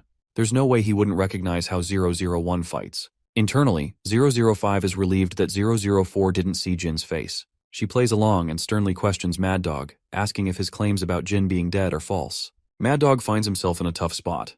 While he admits that 001 is dead, his face betrays him. Not to mention, his response only serves to make 004 angry beyond belief. It's as if Mad Dog is trying to deny what 004 literally witnessed with his own eyes. 002 silences their bickering and asks Mad Dog if he's certain about 001's supposed death. Mad Dog reluctantly says yes again. Mad Dog is clearly losing his composure under 002's scrutiny. Meanwhile, 005 can tell that Mad Dog is definitely trying to hide the truth from 002. Then 002 turns to 005 and asks if she believes that 001 is still alive. In response, she makes it clear that even if he is alive, he should already be put to death. After all, that's the only way he can repay them for his betrayal. 002 is thoroughly pleased with her response. Suddenly, the office door bursts open and soldiers pour in, quickly standing in double file. Enter Randolph, another big shot who's heard that the rumored numbered mercenaries are here, so he came to say hello. Mad Dog is not thrilled to see him. Randolph simply states that he's just here to talk a little, but Mad Dog insists he leave. Randolph gives him a sassy look and reminds him that this attitude is why people are starting to have complaints. He points out how Mad Dog treats the numbered mercenaries he raised in the camp so differently. Randolph wants Mad Dog to play fair. People like him are working their asses off right now, but their hard work is constantly overshadowed by the numbered mercenaries. He wants to know what's so special about these numbered mercenaries, who not only get fat paychecks, but are also treated very well. Besides, Randolph believes that Mad Dog doesn't have the cunning to utilize these numbered mercenaries to their full potential. Finally, Mad Dog snaps and orders Randolph to leave. Randolph gets up but then pulls out his gun, placing the barrel right over 002's head. He warns 002 to never come back to the camp again, as the camp doesn't need people like him anymore. Instead of feeling threatened, 002 simply cracks a smile. This causes Randolph to feel humiliated. Before the old man can move, 002 moves with godly speed, snatching the gun from his hand and directly aiming it at the old man's hollow skull. Without a second thought, he pulls the trigger, killing him instantly. Mad Dog tenses up at the sight. The soldiers who came with Randolph prepare to shoot back, but before they can do anything, 004 takes them all down in an instant. The soldiers stationed outside quickly rush toward the office after hearing the gunshots, but they're immediately drilled with bullets and fall to the ground. 002 quickly asks Mad Dog if he wants the others killed as well. Of course, Mad Dog quickly says no, and tells his soldiers to stay stationed outside, assuring them there's nothing to worry about. With that, 002 makes his way out along with 004. We then cut back to Jin, who's doing push-ups when his flip phone starts ringing. It's 006, reporting to Jin that 002 has found out he's alive. The reason 002 found out is because of the encounter Jin had with 004. But still, they're not 100% sure if Jin is alive because they didn't see his entire face. This doesn't mean that both 002 and 004 will sit idle. 006 believes it's his fault since he was the one who invited Jin for the rescue mission where they encountered 004. But Jin thinks there's no need for apologies, as this was bound to happen. 006 then decides to end the call and contact later if something comes up. Meanwhile, poor 032 is sulking in the corner, believing that Jin is about to be in trouble because of him. There are chances that after 002 meets Jin, he might understand and come to friendly terms like 005. While there's no doubt that 002 is a crazy guy, he always adhered to Jin's orders. But 006 isn't sure it would be that easy, because 002 was the most devastated upon learning about Jin's betrayal. He went insane after finding out about the betrayal and killed camp agents out of anger. What's more concerning is that 002 is the one who taught a lot of things to Jin, and Jin's current skills are particularly derived from 002's. But in the end, the current 001 ended up taking the title of number 001 and became the leader of the numbered mercenaries. There was uproar among the numbered mercenaries, as most of the guys who followed 002 didn't want Jin to be their leader. They had issues with the fact that they had to accept 001 as their leader instead of 002. But since 002 accepted 001 as the leader without causing any big problems, the others had to concede as well. This is the only reason 002 harbors strong feelings of betrayal against 001 compared to anyone else. Hearing all this only makes 032 even more worried, as he believes it's his fault that 001 got exposed. Recently, 001 looked like he was doing really well, and it's likely because he's been living with his family, but to think that his life is about to go to hell is causing a lot of sorrow to 032. 006 tells him to snap out of it, as sulking in the quiet corner won't make things better. It was bound to happen, and even Jin was aware of this fact. We then cut to SW training grounds, where Jin just got punched by his opponent during training. Everyone is in absolute awe to see Jin getting punched. Even the guy who threw that punch is in utter disbelief that this actually happened. The team coach scolds Jin for his absent-mindedness during the entire training session. No matter how skilled Jin is, no matter how perfectly he carries out his missions, one mistake could cause him to lose sight of his objectives, which can ultimately get him killed. He instructs Jin to go and take some rest for today, as there's no point in training while he's like this. As Jin begins heading out, Sukju asks him if there's something bothering him, but Jin says it's nothing and walks his own way. As Jin sits in the locker room, his mind is stuck repeating the recent news he heard about 002 beginning to have suspicions that he's alive. His mind flashes back to the time he used to have brutal training with 006. It was a total brutal blood mess in the name of a fight. While Jin is a good fighter, 002 was even better than him. Jin recalls how 002 actually acknowledged him as a good fighter. But this is the kind of madness the camp needs, and the only way to survive here. We then cut to 005 meeting 006. First of all, 005 makes sure to apologize to her for calling her out of the blue, and then asks her the whereabouts of 002 and 004. Before omitting any details, she questions him about why he wants to know, to which He claims that he intends to repay his debt to 001. The only thing 005 can figure out from what he said is that he wants to eliminate 002 and 004. 006 confirms this. After all, 001 is finally living the life a normal human should, and he doesn't want to disturb the tranquility he has gotten in his life. 005 then eventually decides to reveal everything she knows, though she warns him that it's going to be too dangerous for him to go alone after them. But this is precisely why 006 believes that he is the best candidate to eliminate them, because those guys think that 006 is dead. Later we see 005 in her room. She seems to be regretting helping 006 with this, because she still believes it's too dangerous, and it's not something he should risk exposing himself for. But 006 persists because he can't let the life Jin finally found be ruined.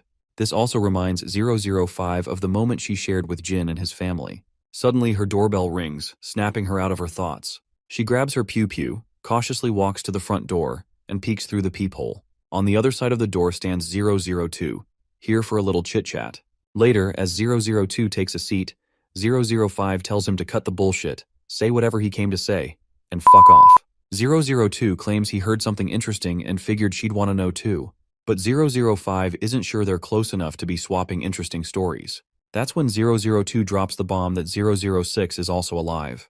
Of course, her eyes widen at the revelation, while 002 finds it amusing. First, it was 005, and now, turns out 006's death was just another false rumor. Cut to 006, now going up against 004 and his crew. He's on the losing side. 04 has more manpower. Injured, 006 hides behind a pillar, trying to catch his breath. But then, a jacked-up dude lunges at him, wrapping him up in a crushing grip. 006 reacts fast, delivering a brutal smash to the bastard's face before finally maneuvering himself out of the hold. The gorilla turns out to be another numbered mercenary, 008 if I has to be specific. And that just doesn't make sense to 006. Why the hell is 008 working with 004? Cut back to the past. 002 is standing over a battered and bruised Jin, humiliating him for his pathetic fighting skills. Jin, despite barely being able to stand, lunges at him like a man on a mission. But all it earns him is another merciless beating. Jin suddenly jolts awake from the dream. It's almost morning. He steps out of his room and runs into his grandpa. Seeing Jin awake, his grandpa assumes he must have been making too much noise. But Jin quickly reassures him. Since grandpa is heading out for work, Jin offers to walk with him to the bus station. Grandpa wonders if Jin doesn't want to sleep a little longer, but Jin tells him he doesn't feel the need. With that, they walk together down the road. As they walk, Grandpa suddenly speaks up. Lately, Jin seems lost in thought. He asks if there is something bothering him. Jin is caught off guard. He wasn't expecting the old man to notice. He asks how Grandpa figured it out. Grandpa just chuckles upon hearing this. He's Grandpa after all. He can tell just by looking at Jin. And he's not the only one. Even Daeun seems worried, as they can all tell something's off. Jin flashes back to the past again. People always used to say Jin was unreadable, emotionless. But they also thought that was an advantage in this line of work. Some even questioned whether 005 had emotions at all. Yet his family can sense when something's wrong. Grandpa goes on to say that they haven't pushed him to talk because they know he must have his reasons hiding his worries. But if he ever needs help, Grandpa is always willing to listen. Jin cracks a faint smile, which is not some day-to-day occurrence. And for once, he makes a promise that if necessary, he'll ask for help. We cut to 005 having a little conversation with 002, who barged in out of nowhere. She's trying to figure out why he's so interested in 006. After all, his main target had always been 001, so it made no sense for him to get interested in 006 all of a sudden. But the guy claims it's all interconnected, and he's damn sure 006 is also tied to 001 still being alive. Just after confirming 001's status from Mad Dog, 006 conveniently exposed his own location, even though he was supposed to be dead. Internally, the girl is disappointed that 006 failed to hide his location.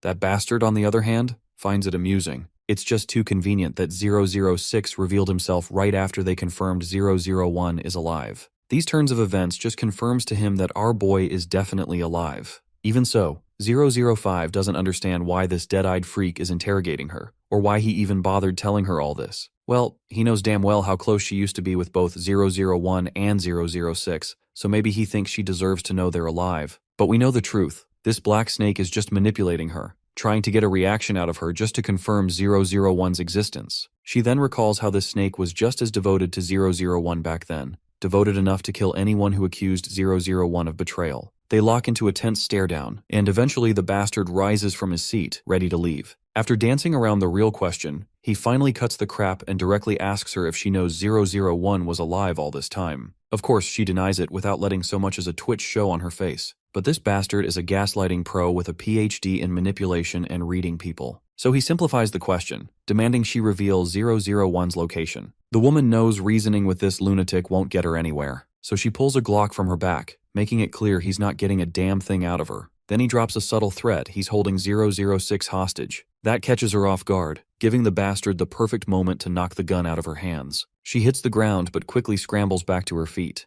Then comes an impromptu strike, but she blocks it with her bare hands. He keeps pressing, hammering her with relentless blows. She finally tries to counter, but he outmaneuvers her and twists her arm, locking her in place. But she's no weakling. She breaks free, puts some distance between them. The bastard takes a second to appreciate her fighting skills, though not impressive enough to scare him, but enough to amuse him. He decides to put a pin in the fight and save it for another day. The woman is seriously annoyed by how full of himself this bastard is. Before she can spit out her next words, she realizes she's been locked onto by a sniper. And yeah, the sniper's clearly working with this psycho, helping him terrorize a woman. It's his not-so-subtle way of saying, give up 001's location, or suffer the consequences. Cut to a new scene where this musclehead goes toe-to-toe with 006. Despite his battered, bloody face, he's wearing a smug grin just to mess with his opponent. That opponent already looks like he's at his wit's end. 004 is there too, watching the fight from the sidelines, clearly impressed by 006's skills. But it's a pity he can't gain any ground against that bulky guy, whose code name is 008 by the way.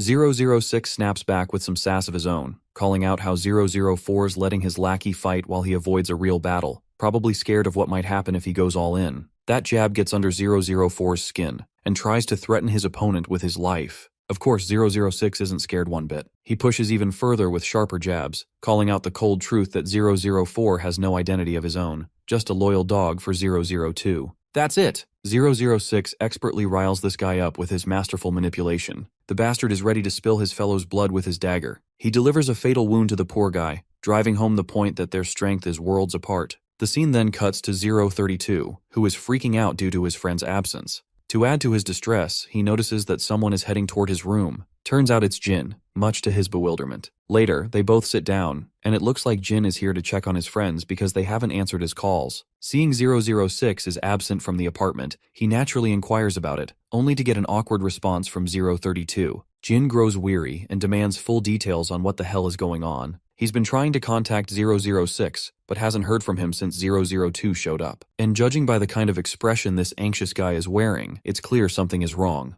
032 admits he can't reach 006 either. It's been about 3 days. They were supposed to leave this place yesterday, but his friend's absence is worrying him. Suddenly, 032's phone rings. He answers with lightning speed, hoping it's their friend. But it's 005 on the line, breaking the terrible news that his friend has been captured by 002.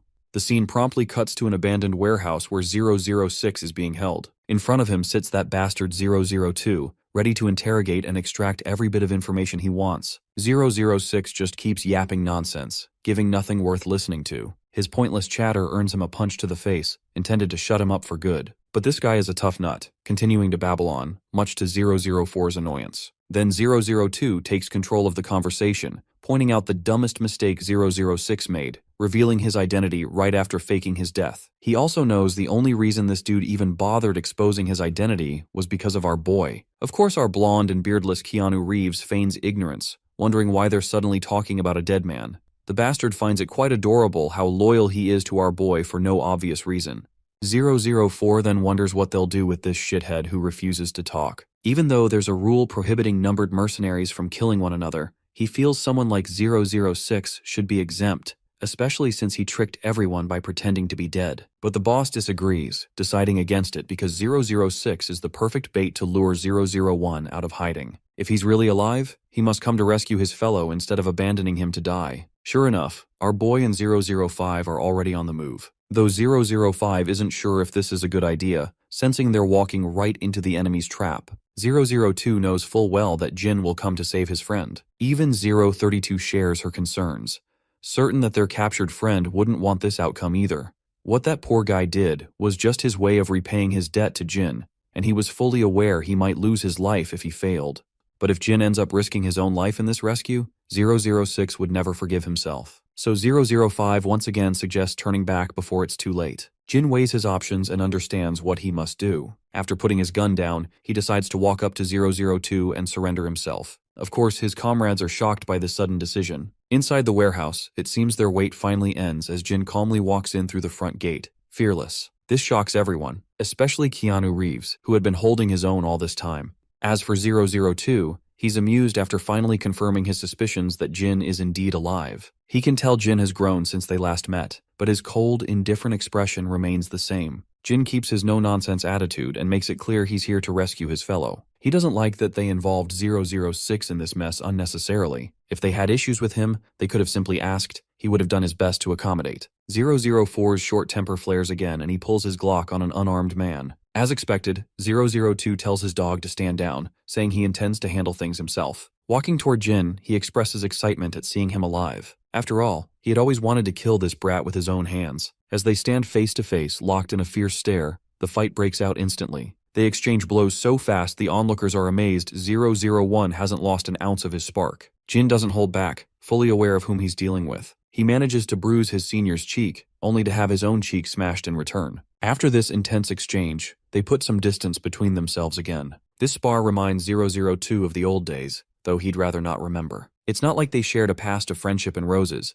but it's an undeniable truth they went through hell together. So they had an unspoken rule not to betray each other, no matter the cost. But out of everyone, it had to be Jin who broke that rule and betrayed them all. He, as the leader, is the lowest of the low, or at least that's what 002 believes. To avenge everyone, 002 lunges at Jin once more, and their back-and-forth battle continues. As they go all out, my guy overpowers this bastard with a solid strike to his damn face. Then he follows up with a knee smash, knocking his opponent to the ground. This sheer display of strength and skill leaves everyone with their jaws hanging. 002 quickly gets back on his knees before it gets too humiliating. 004 is struggling to digest the fact that Jin is just as much of a Chad as he used to be. Even the Black Snake can tell our boy hasn't been a couch potato these past 5 years. He pulls out his dagger from its sheath, ready to take this fight to a whole new level. With that, they go all out again, striking and dodging blows left and right. But once again, Jin overpowers him by giving nasty cuts to his hands, then slicing him with a bunch of nasty cuts all over his body. He continues to spill the bastard's blood while 004 can only watch helplessly as his senior gets absolutely decimated. The aura Jin is exuding is something only earned from farming countless real battles. And that's exactly what's bugging 004. The fact that Jin has gotten way stronger than before. Even the masked random NPC is blown away,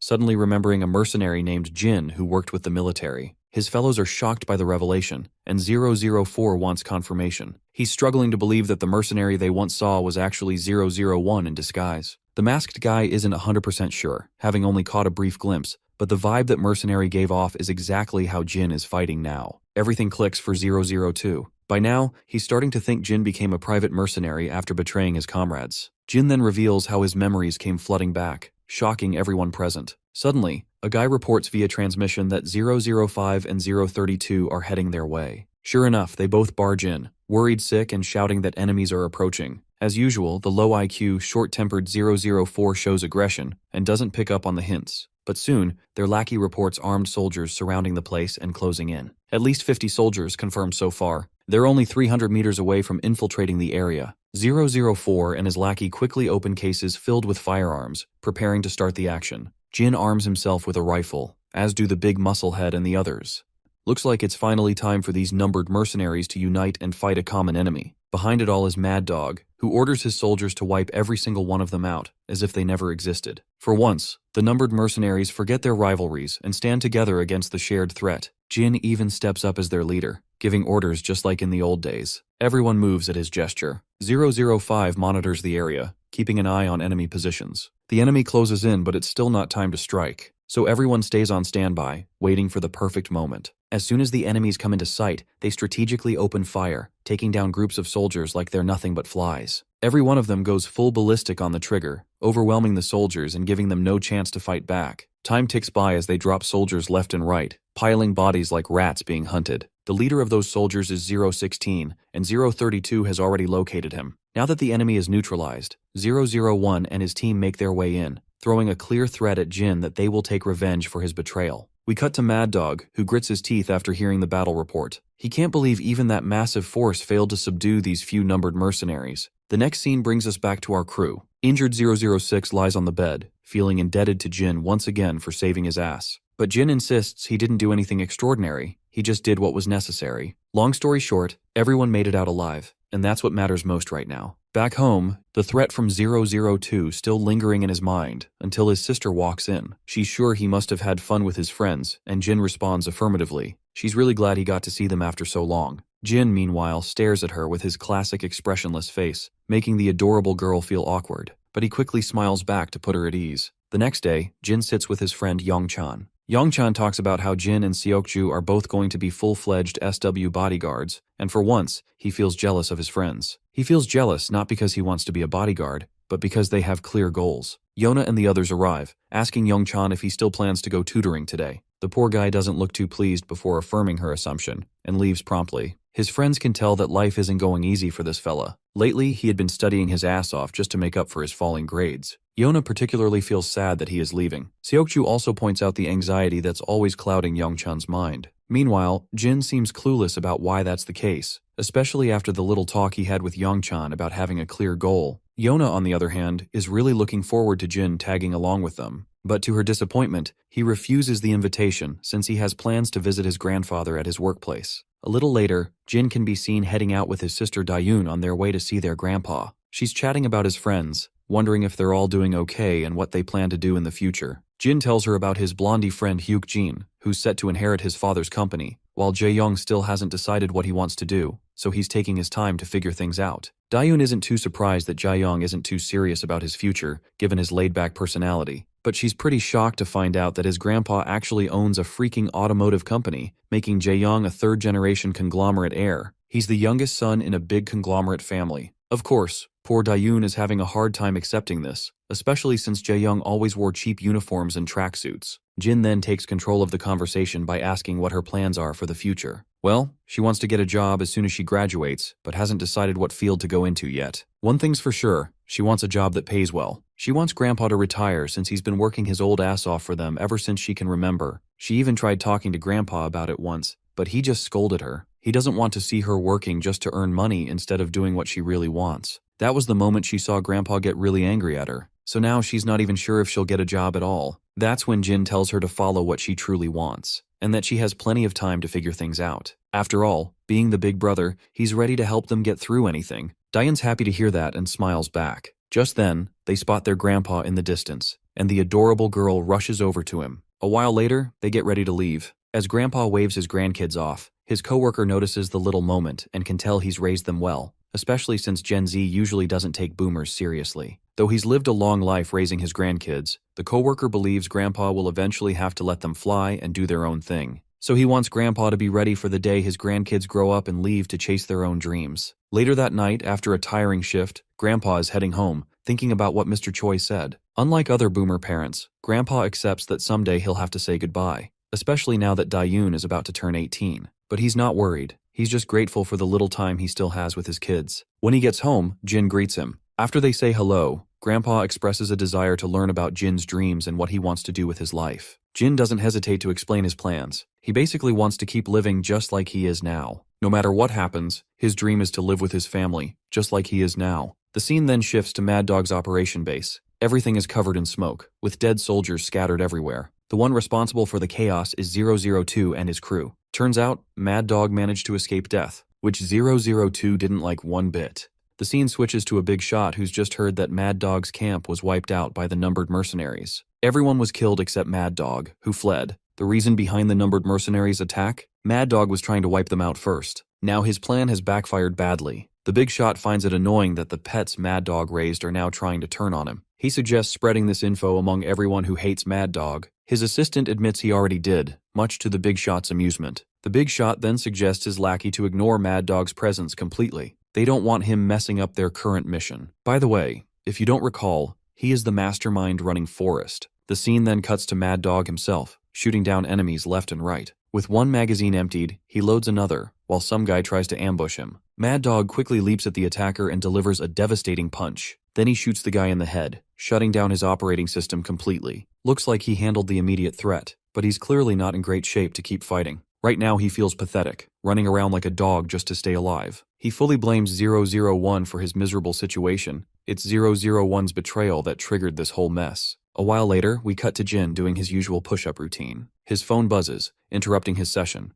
It's a message from Yeona, saying she wants to meet him at the convenience store right in front of his apartment. Well, Jin has no reason to say no, so he ends up going there that evening. As usual, Seokju and the other guards are around to make sure Yeona stays safe. When Jin gets closer, Yeona immediately starts apologizing for calling so late. She's already bought a bunch of Jin's favorite snacks. While helping himself to some treats, Jin gets curious and asks why she called. Yeona doesn't have any particular reason. She just wanted to see him a little, and, well, we all know why. She just wants to get clapped by an aura farmer like our boy. Hell, even Seokju understands that she is in heat. She brings up how everyone's been stressing about their future careers, and Young-chan especially seems lost in the mess. He even stopped going to the PC center just to focus on studying. It's a shame that he made this bold move right when he was on track to become a pro gamer. Keeping the conversation going, Yeona asks Jin about his career plans. Does he want to keep being in the SW suit? As expected, Jin's not sure. When Seokju and the senior bodyguard hear that, they're shocked and practically begging him to reconsider and make a solid decision as they want him to continue serving SW Corporation. Jin is surprised by their strong reaction. The night deepens as Jin heads home. Yeona walks him back, even though it probably should have been the other way around. She's just feeling the vibe and wants to walk with him a bit. Suddenly, Jin catches her off guard by asking what she plans to do in future. Well, Yeona isn't sure either. For now, she just wants a cozy, laid-back life. She really loves her current life and wants it to last as long as possible. Right now, it's the only thing she's truly in love with. She says this like she's confessing true love to someone, which makes her go all awkward when she understands the gravity of her words. Jin stays quiet since he's got a lot to work on in the affection department. The scene cuts to 005 looking shocked after hearing about 002's latest exploits. 006 confirms it and adds that Mad Dog is still alive, though assassins are already on their way to finish him off. The only reason he got away is pure luck. But his death is inevitable. 006 points out that Mad Dog's made terrible decisions since way back. Now that his camp is destroyed, everyone who holds a grudge against him will come after him. That said, Mad Dog isn't just some random guy you can take out easily. Even 005 grimly admits that. The scene shifts again to Jaye, angrily grilling Yeona about where the heck she was so late at night. It's not smart to be wandering around wherever she pleases. Poor Yeona apologizes and quickly scrambles away to avoid her cousin's wrath. Later, Jie is being escorted in her car, with Jin accompanying her. His phone rings, but he ignores it since he's on duty. Jie notices this, and she is generous enough to give him permission to check his phone. When Jin checks, it's Dayun asking him to bring some apples because Grandpa's been craving them lately. Suddenly, Jie throws a weird question at him. Does he have someone close to his heart? Jin seems clueless at first, unsure how to answer, but she gets blunt and asks if he's dating anyone, or maybe someone he wants to date. While she's asking these bold questions, Seokju and the senior bodyguard are nearby, getting chills because they're curious how Jin will respond. Jin simply says he doesn't have anyone, a blunt answer that surprises Jie. She thinks he should be out there chasing girls since he's in his prime. With his looks and how young he seems, it'd be a waste if he didn't try to pursue someone instead of just goals. But Jin doesn't think he's missing out on anything. This ordinary life is what he's always wanted, especially after grinding so hard as a kid on the battlefield. After his duty, Jin's seen walking around the grocery store with his sister, picking up some apples. With a bag full of apples, they head home. As they walk, Dayun mentions how Jaehyung is setting up a hideout to invite all his friends once it's ready. She's amazed he didn't tell anyone else but her. Suddenly, Jin freezes when he spots someone lurking in the shadows. The figure looks familiar. Turns out this suspicious guy is 002, and Jin looks absolutely freaked out of his mind. It's probably the first time we've seen him panicking this much. He quickly insists Daeon get home as fast as possible. Seeing his tense face, she senses the urgency and starts heading back. Meanwhile, Jin subtly gestures at the shady dude who starts walking toward them. As they cross the street, they come face to face. The bastard throws some shade about Jin living a pooky life given his past, which is full of blood and gore. He is even surprised that Jin got a chick for himself. But Jin doesn't really have much patience to tolerate this guy's bullshit. Before things escalate, Cha just so happens to pass by and spots Jin on the crossing, rather confused as to why the kid isn't crossing. It is then he notices a hostile glint in Jin's eyes, something he has never seen before. As he gazes ahead, he notices 002, who is carrying the exact same glint in his eyes, a glint that really makes Cha question his life choices. Jin, meanwhile, decides they should put a pause on their impromptu meeting and take it somewhere else. Once they find themselves in this abandoned construction site, 002 is eager to learn about Jin's current living situation. Jin, though, is more interested in learning how 002 managed to find him. Internally, he has a hunch that 005 or 006 might have revealed his location, but he is confident those guys wouldn't dare spill a single word without his permission. 002 already knows what he is thinking and assures him that he didn't do anything to his fellows. You see, 002 had heard Jin mumbling Korean words back when they were in camp. Now, assuming that Jin has regained his memories, it goes without saying that he would try to get back to his homeland. Taking this as a starting point, 002 began his search, which eventually led him here. And as for why he is here, it should be obvious from their last conversation. He is here to eliminate the traitor, making sure he executes him with his own hands. To make sure it's not an unfair duel, he throws a knife for Jin to equip. With that, the battle of the top two mercenaries begins. The first one to take a nasty cut is our boy, and then once again, the bastard delivers a knee smash right into Jin's belly. While it sends Jin skidding backward, it's still not enough to take him down for good. Seeing how sloppy Jin is while fighting, 002 plays the oldest trick in the book. He threatens to wipe out everyone even remotely connected to Jin, a clear threat to his family which Jin doesn't appreciate one bit. He goes ballistic with rage and charges like a bloodthirsty fiend toward his opponent, finally showing who's the boss here. He brutally beats the bastard, only to lose his grip on his dagger. Even so, he is just as dangerous with his hands, delivering a shoulder smash to his opponent and forcing him to lose his grip on his dagger as well. 002 retaliates with a headbutt, the impact sending Jin reeling and ultimately crashing down to the ground. The bastard quickly lunges at the vulnerable Jin, who somehow manages to slip out of his grip, only to get kicked. Both opponents stand at a considerable distance, catching their breath. As mid-fight dialogue, 002 roars at our boy, questioning his audacity to kill his fellow mercenaries back then. While they may have been scum, they went through that hellish place together, and Jin had been in charge of them the whole time. This prompts a flashback to the past, where Jin explained to 005 that he didn't kill anyone, though technically, the cause of their deaths still lies with him. He blames himself for the attack force getting lost in the first place, and because of that, they all died. So it's basically the same as him killing everyone. Back in the present, 002 points his gun at our boy, ready to blow his head off. Jin doesn't flinch in the face of death. Instead, he asks his fellow to fulfill one of his favors. He might be willing to get purged, but insists 002 spares the people our boy holds dear. Of course, 002 finds it ironic to hear this coming from Jin of all people, a guy who allegedly betrayed his allies. Jin, however, once again emphasizes the significance behind his words. He reminds his fellow about the girl he saw with him. She is someone he calls family, someone he met after 10 years. She is his family, just like the rest of the numbered mercenaries. This last part catches 002 off guard, and for a moment, it feels like time itself freezes. But then Gangster Cha barges into the scene and manages to subdue 002 by pinning him to the ground. But being the numbered mercenary he is, it goes without saying that he manages to overwhelm Cha with one devastating blow. Not only that, he parries Cha's oncoming strike and delivers yet another blow. With Cha down for the count, the bastard frees himself from the grip and stares at Jin one last time before dashing away like the cautious dog he is. Cha, of course, has a lot of questions, and he only gets more confused when Jin mentions that the guy he was literally having a life-or-death fight with is his colleague. The next scene takes us to Cha's turf, where the gangster sits quietly, still trying to wrap his head around the recent encounter. He can't believe Jin is calling someone a colleague who was literally holding him at gunpoint. It really makes Cha wonder what kind of fucked up life Jin has lived. In the flashback, we see him trying to get a few words out of Jin, but the only thing our boy says is, "Thank you for the much-needed help." Cha reciprocates the gesture and Jin begins to walk away, leaving Cha with so many unanswered questions. From what Cha has seen so far, Jin is just your average high schooler who enjoys his family the most. It's the dead of night, and we cut to Daeon, who realizes Jin has arrived and promptly gets up to see her brother. After all, she has been worried sick for him since he told her to go back home abruptly.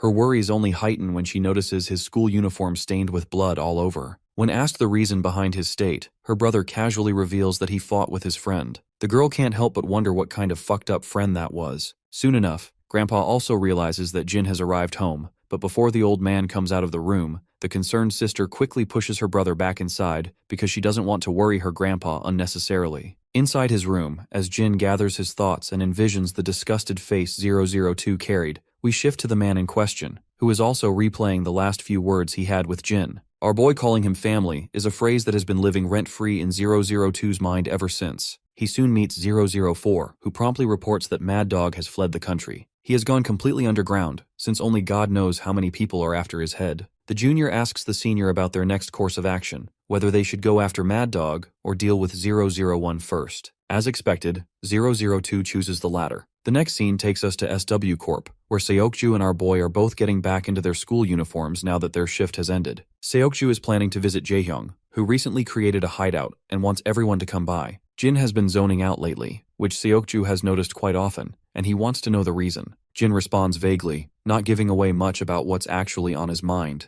Seokju notes how everyone has been on edge lately due to uncertainty about their future, but it's not like Jin has much to worry about. After all, he's already set to serve SW Corp, or so Seokju thought, because our boy clearly hasn't decided on that yet. The revelation troubles Seokju, and he insists that Jin should join SW, given how everyone there loves him. If the SW security team leader finds out Jin hasn't decided, he's going to be disappointed. A while later, they are seen walking the streets, following the map Jaehyung sent. Upon reaching the destination, they find Youngchan already standing there, not entirely sure if he should even be looking at this building. The only way to find out is to head inside, and once they do, Youngchan is awestruck, while Seokju is also surprised. As for Jin, there's not much expression on his face to read. Yona is already there, and so is Hyokjin. Turns out, Jaehyung has created a private gaming room exclusively for friend gatherings. What's more, the place is stocked with every snack and drink imaginable. He even made sure to get the latest, most high-end computers available, just so Yona can't blame her losses on bad hardware. Not only the computers, but also the peripherals are top-notch. Youngchan is rather flustered seeing all this. But that's not the only surprise. Jaehyung has also set up a dual-screen streaming setup exclusively for Youngchan. He remembers his friend once expressing the desire to become a gaming YouTuber, so this is a little workplace for him to use. Yona is surprised to hear about this unusual career choice. What's even more heartwarming is how Jaehyung did all this for his friend. He's even willing to be the first subscriber to Youngchan's channel. Of course, this makes Youngchan feel special for a moment, and he can barely hide his emotions. Yona is also ready to become a subscriber. Seokju chimes in with a request to stock some energy drinks too. Since they're talking about it, Yeona adds her own custom request for some Coke Zeros on the shelves. Naturally, Jaehyung gets annoyed with everyone throwing requests at him, while his friends continue to push his buttons. Meanwhile, it's clear something is weighing on Youngchan's mind, and he promptly decides to head back, shocking everyone. The next day at school, Yona notices that lunch break is nearly over, but Youngchan still hasn't made it to school. They have no idea what's wrong with him, other than his expression looking unusually dark lately. Being the sincere friend he is, Jaehyung is genuinely worried about that guy, but there's not much he can do. He texts him immediately, but Youngchan is busy talking with his mother. His mother is sick, so he's been taking care of her, which is why he didn't attend school. Even though her fever is mild, Youngchan fears her health could worsen. Not to mention he's never seen her close her shop just because she was a little sick, so it must be serious. The woman finally admits it, though she attributes her deteriorating health to old age. But Youngchan knows it's because of the years of hard work and effort she put in to raise him. Speaking of raising, she gets a little upset that he skipped school today, telling him he must still attend cram school. When asked if he's doing well in his studies, he answers affirmatively, though his face says otherwise. His mother wishes for him to achieve great things. She wants him to make it to university and is willing to bear the burden of the fees. The next day in the classroom, Youngchan is lost in thought. He's doubting his potential, wondering if he can achieve anything meaningful even if he goes to university. The best option is to find a job and support his mother. For once, he feels utterly left behind, and even jealous of his friends because they all seem set for life, while he's stuck figuring out what's best for him. Late at night, as he's coming back from cram school, he finds his friends' texts expressing their worries. While looking at his phone, he accidentally bumps into another student walking by. That guy turns around and decides to unleash his pent-up frustration on Youngchan. As the insults keep coming,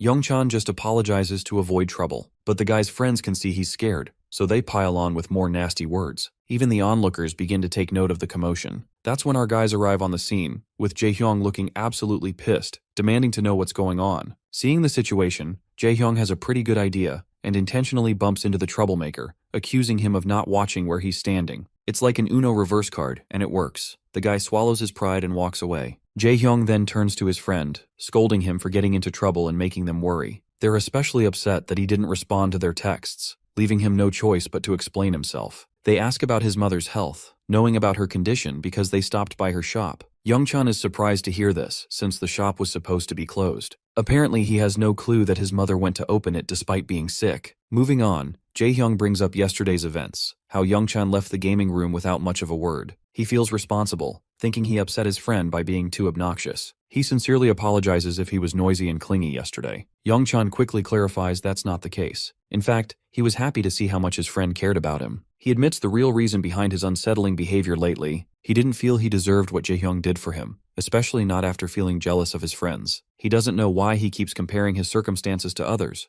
or why he ran away instead of appreciating the gesture. He wants to find a job to ease his mother's burden, but if he chooses streaming as a career, he's unsure if he can make ends meet. He may be good at games, but it's not exactly a secure job for an introvert like him. His grades have also dropped recently, leaving his thoughts scattered. Even so, he's thankful to Jaehyung for thinking about him this much. Hyokjin then teases our tracksuit lover about how anxious he was over Youngchan, so worried in fact that he kept asking everyone about him. Let's not forget about our boy, who is enjoying spending time with his friends. Back at Youngchan's home, his mother asks about the boys who visited today. 2 boys and 1 girl were so good-looking she mistook them for celebrities. She still can't believe those pretty faces were her son's friends. They told her that your son is a pro gamer, skilled enough to compete nationally. It's a shame he never told her about his passion for gaming. She assumes it's because of her condition, and Youngchan doesn't deny it. After all, she poured everything into raising him, and now he feels it's his turn to support her. The doting mother finds his mindset adorable and advises him to do whatever his heart desires instead of holding back. Youngchan turns the conversation, asking if running a snack shop was really her dream job.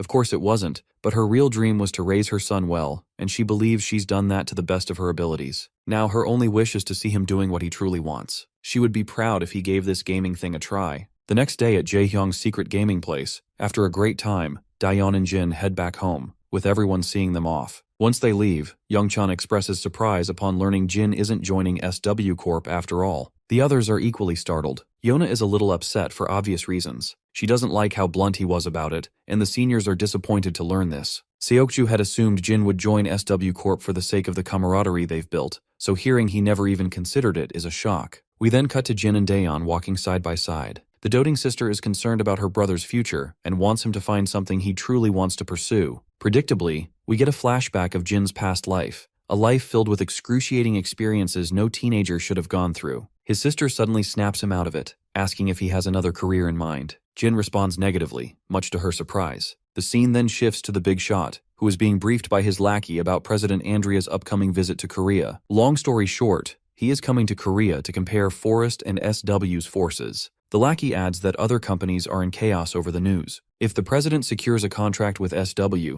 it will strengthen SW's position even further. The fact that he's personally paying attention to SW shows how highly he values the company. This is troubling for the big shot and his own company. The Beret family, who had been his client for a while now, would likely switch employers too. The big shot can't fathom President Andrea's audacity in approaching SW. To make sure they don't fall behind much, he orders his lackey to contact Forrest, because he wants to witness the skills of the guys they currently have. Back in SW Corp, there's an exclusive meeting with all the SW bodyguards present. The topic of discussion today is Andrea Beret, the head of the Beret family, who's supposed to visit SW. Specifically, he's going to tour SW's defense factory. It's a big deal for SW's subsidiary defense facilities. After all, Boret's approval could lead to massive weapon exports for SW. Even though Boret is bringing his own escort team, SW still plans to deploy their own bodyguards, making sure no stone is left unturned. Andrea Boret himself isn't the problem, it's his family members. The senior wants his bodyguards to make sure their safety is guaranteed. The Boret family brats have recently shown a lot of interest in Korea, so they're paying a secret visit. That means they won't appear publicly, and ensuring their safety is SW's top priority. A few days later, we cut to the director of SW greeting his esteemed guest, Andrea Boret. The two men shake hands on a good note. Meanwhile, Jie and her escorts are making sure the Boret family members are entertained. Right now, the Boret siblings want to look around, but Jie strictly forbids it. She doesn't want them moving around freely, especially not without SW guards ensuring their security. But they keep insisting they'll be fine, promising not to stand out. They've already got a guide who can show them places worth visiting.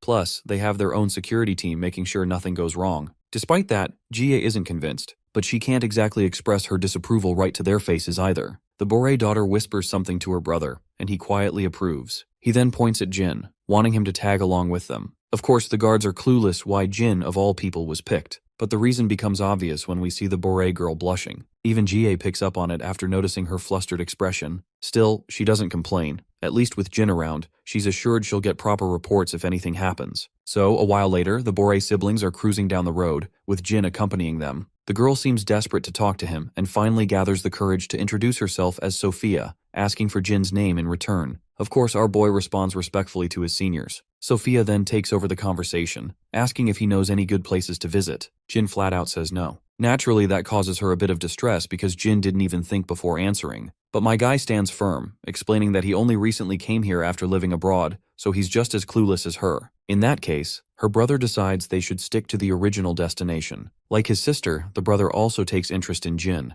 For someone the same age as Sophia to already be working as a bodyguard is impressive. While Sophia is 20, Jin reveals he's only 19. It's crazy to think SW would acknowledge and give a job to someone so young. Jin downplays it, saying it's all thanks to SW for being supportive of him. But the brother knows better. SW wouldn't just favor some average kid. By now, the brother has understood that his sister has started liking Jin. Eventually, they arrive at their first destination, and while walking around, Sophia glances over her shoulder, only to lock eyes with Jin for a split second. She quickly looks away, embarrassed, while Jin is as clueless as a wooden plank about what's going on. A little later, Sophia lights up at the sight of cotton candy. She buys 2 and offers one to Jin. Jin hesitates due to obvious reasons, but when her brother gives a slight nod, he accepts it, making Sophia visibly happy. Back at SW Corp after his shift ends, Jin gets interrogated about whether he had fun today. The way Jia asks makes it obvious she knows Sophia has a thing for him. Internally, she feels bad for Yona, who now has new competition to deal with. Meanwhile, Jin recalls everything that happened. He remembers Sophia looking genuinely happy during the outing. So, with complete honesty, he reports that she had a fun day. At first, he was worried she wouldn't enjoy sightseeing, but it turned out fine,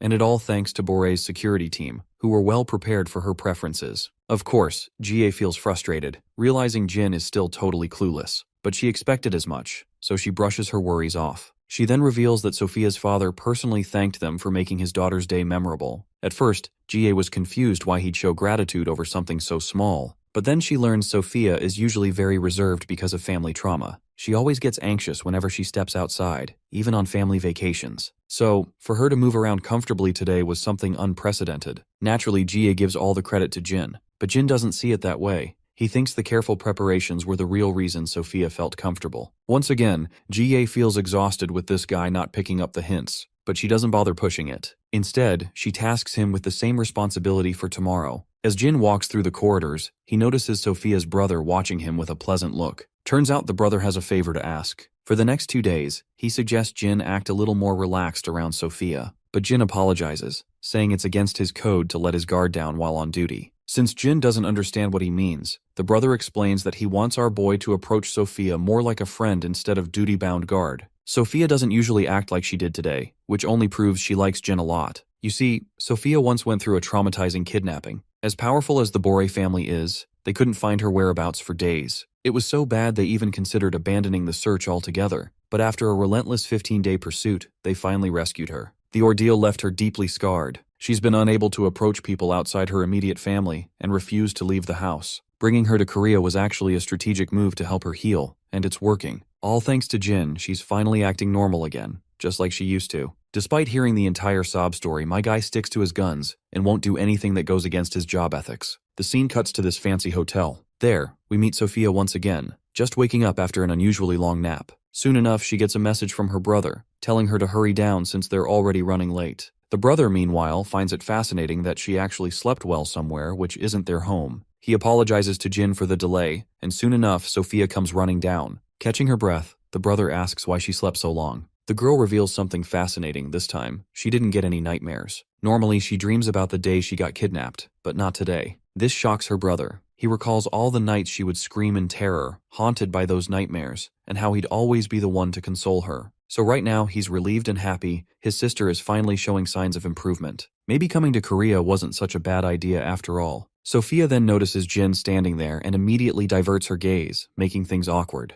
Later, her entourage majestically follows her car on the road. Inside the car, her brother strikes up a conversation with Jin, asking about his family. Jin briefly mentions his younger sister and grandpa. The mention of a younger sister makes Sophia's brother curious. Since he also has a little sister, he's interested in how Jin gets along with his. After all, most siblings don't exactly get along smoothly. But Jin willingly mentions he's got a chill bond with his sister, and he's proud that she takes good care of him. Sophia's brother finds that relatable because his sister also takes good care of him. But Sophia argues it's actually her brother who takes care of her. Eventually, they arrive at their destination. Sophia spots a ramen stall nearby and drags Jin along to try the foreign food. After their fun outing, night falls and they head back. But suddenly, a caravan blocks their path at an intersection, forcing their car to skid due to a hard brake. Inside one of Bore family bodyguard's cars is a mole. He guns down all of Sophia's guards on the spot. And of course, we all know who's behind this. It's that big shot who runs Forest, and he is trying to screw with the Bore family so their confidence in SW Corp takes a hit. He had tasked Forest to handle it, and now questions his lackey who Forest sent for this mission. From what the lackey knows, they sent someone with a pretty impressive profile. The big shot is surprised Forest only sent one person for the job, but he's not too worried. In fact, he's curious to see if what Forest produces is any better than Camp. If you don't recall, Camp is the group once run by Mad Dog. Back at the scene, the assassin finally steps out of the car. Turns out the assassin in question is a woman. Meanwhile, Jin quickly sizes her up. Her clothes are stained with blood, and she's holding a gun. Her lackeys pile out of the caravan as well. Sensing danger, Jin immediately tells his passengers to get moving. But the siblings don't seem too worried, especially the brother. He's confident his security team won't fail him. Jin, however, points out the critical disadvantage they are in. Only 2 bodyguards are licensed to carry guns, and one of them is in the car ahead. Meanwhile, the enemy is fully armed. The unarmed bodyguards don't stand a fucking chance against guns. After all, no one can move faster than bullets. Inevitably, the shooting begins, and the poor bodyguards are mowed down at point-blank range. Jin hops out of the car and helps the siblings escape the car. The woman leading the ambush notices her target slipping away and raises her gun. But Jin manages to pull everyone into a roadside alley just in time. She quickly follows with a handful of soldiers. Now Jin and the others are sprinting through dark streets, but he knows they'll be caught soon. So, he makes a decision, he'll stay behind. The siblings are shocked, arguing against it, but Jin stays firm. His duty comes first. His determination reminds Sophia's brother of what Jin said earlier about his job. Eventually, the siblings move on, though Sophia is clearly worried. Not long after, the enemy catches up and spots Jin. One of them radios his team, but Jin takes him down instantly. Another group shows up. Jin quickly grabs the fallen guard's gun and begins dodging a storm of bullets. The enemies keep up a relentless barrage as Jin ducks into a corner street. Taking cover, he locks onto his target and fires back, exchanging a few deadly shots of his own. One of the bastards gets injured, which causes his lady boss great distress. She tells the injured soldier to stay behind and keep Jin occupied, while she decides to go after their main targets. It doesn't take Jin long to realize what's happening, so he quickly rushes toward the other street in order to intercept that woman. The injured thug starts unloading bullets, but my guy doesn't bother fighting this injured bitch. Judging by how long he's been held up, Jin estimates the VIPs aren't too far ahead. As he rushes down, he eventually meets the woman at an intersection, coming from the other street. Both instantly go on high alert and start exchanging bullets. When they pause for a breather, the woman notices how confidently Jin is handling the gun. For someone so young to be this skilled and fearless with firearms makes her curious about his identity. But as she's busy sizing him up, Jin shifts his gaze over her shoulder. Curious, she turns around to see what he's looking at, only to realize there's no one there. It's too late by now. She messed up. In that split second, Jin takes his chance and knocks her to the ground. The first thing he does is disarm her, forcing her into barehanded combat. We all know Jin is basically the next Bruce Lee when it comes to close combat. Even so, the woman's got some tricks up her sleeve. She catches him off guard with a sharp kick to the gut. Thinking she's gained the upper hand, she smirks, until Jin grabs her wrist, twists it hard, and makes her squirm in pain. She retaliates with a jab, but Jin quickly creates distance. Both their eyes land on the same thing, a gun lying on the ground. That weapon could decide the fight, so they both sprint for it. This time, she gets there first and fires at him, but Jin quickly slips into a nearby street and vanishes. Seething, she curses herself for underestimating this kid. Never in her wildest imagination did she think he wasn't just some random rookie SW hired. Her goons arrive soon after, and she decides to retreat for now. Meanwhile, Jin is sprinting through the streets when he spots Sophia's brother in the distance, calling out. Jin questions why they stopped instead of fleeing.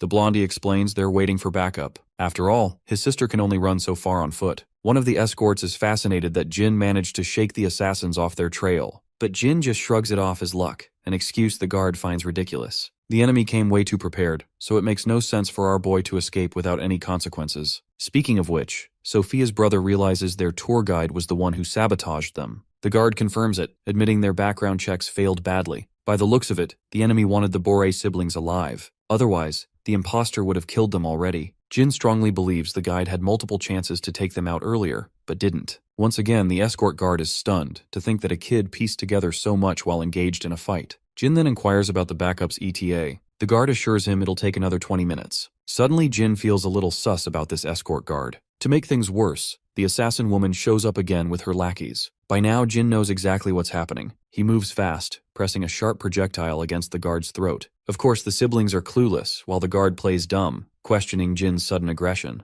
My guy only responds by pushing the dagger deeper until blood starts trickling out. The siblings demand an explanation, so Jin lays it out what's in his mind. This area is basically a concrete jungle with countless streets and high-rises. Despite that, the enemy found them too quickly. The only way that's possible is if someone kept updating the enemy with their location. The guard continues to deny it, and even the siblings doubt Jin, thinking he misunderstood. After all, Gilbert has been their bodyguard for 3 years. But Jin proves his point by pulling out the hidden gun Gilbert was carrying. Guards like him don't have authorization to carry. And just like that, the cat's out of the bag. The assassin girl sneers, calling Gilbert useless. Sophia, meanwhile, is on the verge of a breakdown after getting betrayed by someone who protected them for over 3 years. Suddenly, she notices Jin making hand gestures. They look familiar, sparking some memories buried within her. She remembers a mercenary once told her the gesture meant, "I'll attack, you run." And as fate would have it, that mercenary was Jin himself. Back in the present, the arrogant woman and her lackeys think they've got the upper hand with their guns. But Jin surprises the bitch, pointing his own gun at her while using Gilbert's body as a meat shield. Realizing she's screwed,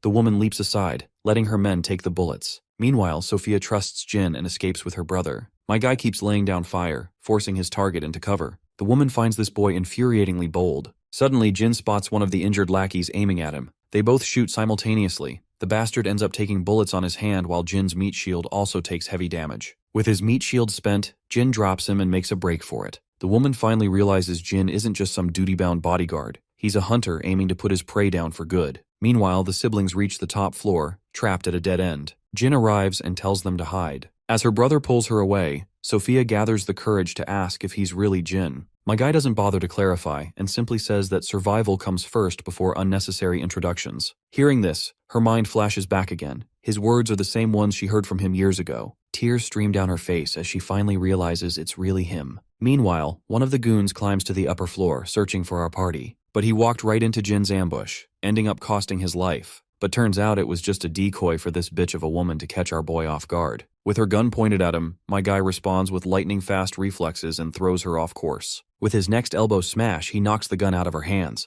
This bitch isn't without her tricks either. She had been hiding this little dagger for close combat situations and manages to put a cut on Jin's arm. She then charges at him to take another shot, fully prepared to push Jin to his limits. Before she can act cocky with her weapon in hand, my guy pulls up the secret little sharp projectile and gives her a nasty wound. It's the same projectile he used to immobilize that traitor. Despite this, the woman lunges forth once again and tries to take shots at our guy, but she just can't keep up with his speed. After avoiding her every strike, he delivers one of his own, giving her a nasty cut over her cheek. Jin then grabs her armed hand and starts beating her. Even though she is trying hard, she simply isn't capable enough to overpower him. She finds it absurd that this brat can fight better than her. For someone who was acknowledged in that hellish forest and overcame numerous trials, getting pushed back by a mere brat is very humiliating. With each second ticking away, she's getting desperate, and my guy capitalizes on that by landing a precise strike to her face, making her nose bleed. They take another round of respite, and that's when reinforcements arrive, leaving the woman no choice but to retreat for now. The next day, at Sophia Bore's hotel residence, her brother can be seen expressing his gratitude to our boy for what he did yesterday. Once again, my guy downplays it, saying it was all just part of his job. By now, Blondie has heard this line plenty of times, but now he finally realizes just how much these words mean for Jin. Anyhow, Blondie reveals that the bodyguard who betrayed them had been bribed, and he took the offer because he desperately needed a large lump of money. More than anything, he feels awful for having Sophia go through all that crap again. He's traumatized by the recent events, so it goes without saying how much she must have suffered. Because of what happened yesterday, the Beret family decides to cancel their plans and return to their home country immediately. Moving on, Blondie starts talking about the one particular person who saved Sophia back when she was kidnapped. He reveals that they tried searching for that person, but ultimately failed. But after witnessing what happened yesterday, they strongly believe Jin might be the guy who saved her back then. Jin stays quiet for a few panels before calling it a misunderstanding. Seeing that Jin doesn't want to reveal anything, Sophia's brother doesn't push him for answers either. After a while, Bore's siblings are about to leave, and Jie is here to bid a proper farewell. Meanwhile, Sophia is busy gawking at our boy. And just when it's time to get in the car, she suddenly rushes over and hugs Jin tightly. Of course, everyone's shocked. She's just glad he's doing well, and so is he. With that short exchange, the rich hottie makes her way to the car. On their way to the airport, the brother feels this trip to Korea was worth it after all. His sister feels the same. After all, she finally got to see the guy who once saved her. A few days pass and we find ourselves at SW's training area. After the session ends, everyone surrounds Jin, bombarding him with questions. Turns out my guy shared the bonus with everyone, the bonus he got for protecting the Bore siblings. They all feel guilty yet grateful for sharing a reward that only he truly deserved. As the chat continues, Jie watches from the sidelines. For her, Jin has always been a mystery, and nothing has changed. Her bodyguard also feels a swell of pride knowing a guy with such a unique mindset is working in their ranks. Jin has always had a positive influence on the entire security team. Ever since he joined, teamwork has improved. Even though the training difficulty bar has been raised lately, no one complains. At that very moment, Yona and Daeun walk into the training area. The second GA notices Daeun. She instantly guesses she's Jin's younger sister. While the girl is busy paying respect to her seniors, Yona explains she purposely brought Daeun along since she'd never been here before. It doesn't take long for others to notice this sweet girl and swarm her. That little scene puts a smile on Jin's face, a sight Jae doesn't see often. It's always when his family is involved that he shows that kind of expression. A while later, the duo is out grocery shopping, but the girls around them are practically melting inside at the sight of that charismatic man in front of them. And when Jin smiles while casually chatting with his sister, he looks so damn good that the girls are absolutely flustered, ready to lose it if given the chance. A while later, Jin is back to his usual exercise routine in his apartment. Suddenly, he recalls the phone conversation he had with 006. Apparently, 002 is out there hunting Mad Dog for blood, but there hasn't been a single trace of the man. So right now,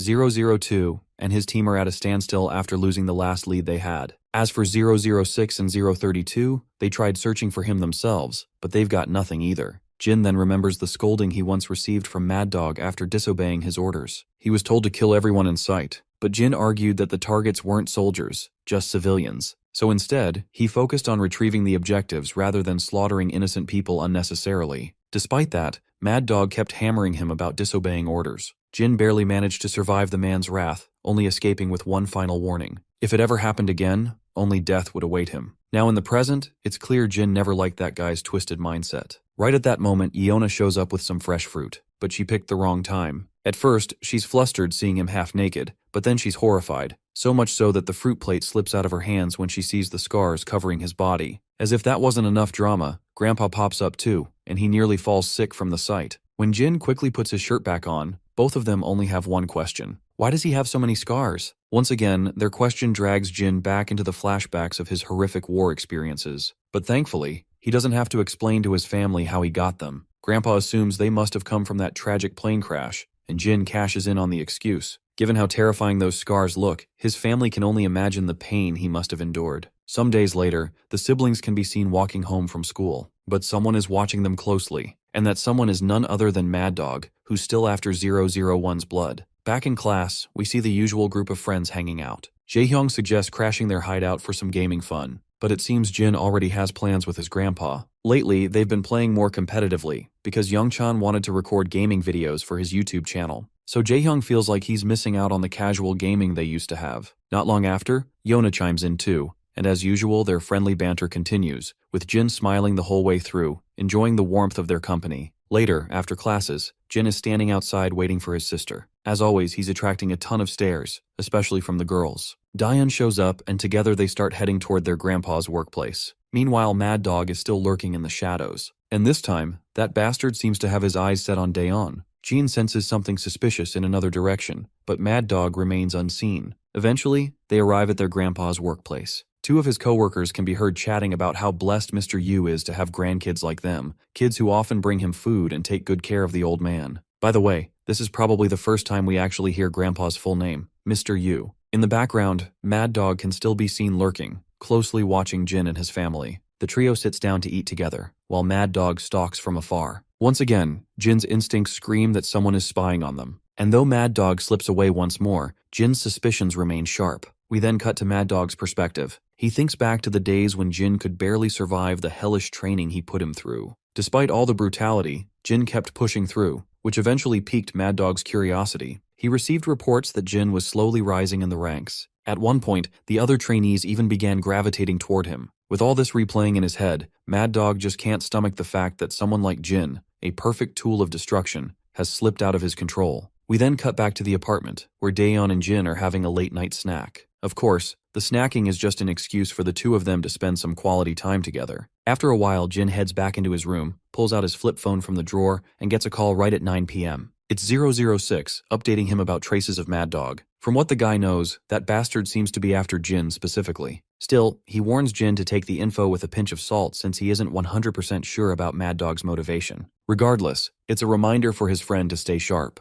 The call ends, leaving Jin to reflect on his situation. But suddenly, Diane comes in, worried that Grandpa isn't answering his phone. That's why she wants to wait for him at the bus station. It's concerning. He's not even replying to texts. Of course, Jin orders Daeon to stay put while he goes to check himself. And he says it with a smile, just so she doesn't get suspicious. As he heads out, he keeps trying to reach Grandpa. Finally, someone picks up the call, but it's not the Grandpa who's talking on the other end. The voice completely shocks Jin through and through when the worst possible outcome becomes reality. At first, Mad Dog had a hard time believing that the schoolboy he'd seen was actually Jin, so he thought they just looked similar. But soon he realized they were the same person. Mad Dog is pissed that my guy is living a peak life after ruining his, as if nothing happened. The bastard keeps patronizing Jin just because he's holding his grandpa hostage, though he assures Jin that the old man is alive, at least for now. Jin insists on hearing his grandpa's voice, but the bastard ignores his request. Instead, he lays out his own terms, warning Jin not to bring anyone along. If he does, the old man might end up losing his life. Before hanging up, Mad Dog tells him not to miss any calls from unknown numbers, since he won't be using the same phone every time. He'll send the details of his whereabouts through text. And lastly, he makes sure to threaten Jin by bringing up Daeon too. Once the call ends, Jin runs around in a frenzy to get to Daeon. He even dials up her number to reach her as soon as possible. By the time he climbs up to his apartment, Daeon is already missing, much to our boy's shock. The only thing he finds there is her phone. This makes Jin completely spaz out. With no choice, he checks the address that bastard sent. He's strictly told to arrive within 20 minutes, or else the hostage may die. Jin quickly finds Seokju's contact and considers asking for his help as usual, but he stops, remembering Mad Dog's warning.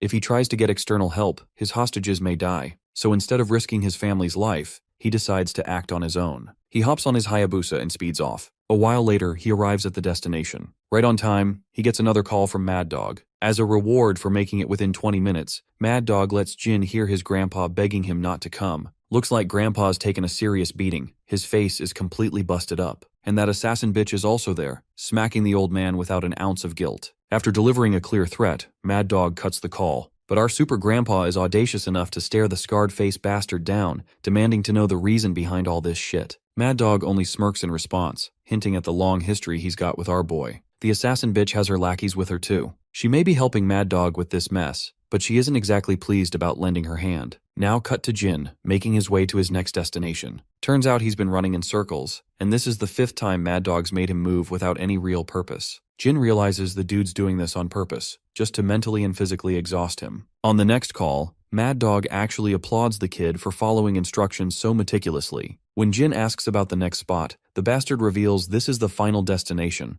an abandoned construction site Jin has to traverse to find him. As Mad Dog speaks with Jin, the assassin bitch overhears him calling our boy 001. She asks for confirmation if what she heard is correct. The scarred-faced gangster confirms it, reminding her he's the same 001 Forrest always used as a benchmark of raw potential. Now it's finally her chance to outshine him and take him down. But she finds it absurd. She'd been told he was long dead. If 001 is alive, it means they failed to kill him. She eventually turns to her lackeys, ordering them to tackle the #1 mercenary, infamous for his insane combat skills. Meanwhile, on the lower floors, my guy has already taken down a bunch of soldiers. When she gets this report, the woman is rattled out of her mind. But Mad Dog? He had expected this outcome already. At first, she wanted to capture him alive, but now she decides killing him is the better option. She radios her men with the new objective: kill the target at all costs. Taking down the best of the numbered mercenaries has always been Forrest's long-standing goal. If she scores this kill, she can easily climb the ranks within Forrest. Meanwhile, Jin is racking his brain, trying to figure out where Mad Dog might be hiding. He can't decide if the bastard's underground or above ground. Suddenly, his phone rings, Mad Dog warning him about Forrest soldiers in the building. Now, Jin's objective is to survive the Forrest soldiers before approaching Mad Dog. And as usual, if he fails, he'll never see his family again. Just as the call ends, the assassin bitch's lackeys start swarming the place. But before they can catch him, my guy rains down bullets on them, giving them hell. He pushes forward, mowing down the other guards too. These soldiers are just fodder. Their only purpose is to supply our boy with more ammo. He keeps advancing, dropping enemies left and right. One soldier reports Jin's exact whereabouts to the assassin bitch. Hearing he's gone underground, the woman thinks he's made a big mistake. She orders her lackey, Charlie, to trap him down there. Meanwhile, the beaten-up grandpa hears all of this, his mind racing with a million questions he wants answered. The soldiers advance on our boy, but he takes them down with ease. When his gun finally runs out of bullets, he knocks one guy out cold with a kick. Another tries to shoot him point blank, but Jin reacts with lightning speed and smashes the bastard's head in with a precise strike. Then he loots the unconscious sucker. Another soldier squirming on the ground aims at him, but Jin reacts fast, knocks the gun out of his hand, and follows up with a devastating kick. He's exhausted, but still kicking the trash out of these bastards. Suddenly, Jin hears footsteps approaching, a whole squad of soldiers descending, planning to trap him in the basement. But they walk right into his ambush. Jin unloads a massive barrage of bullets, tearing them apart. The rest move in cautiously after watching their comrades drop dead.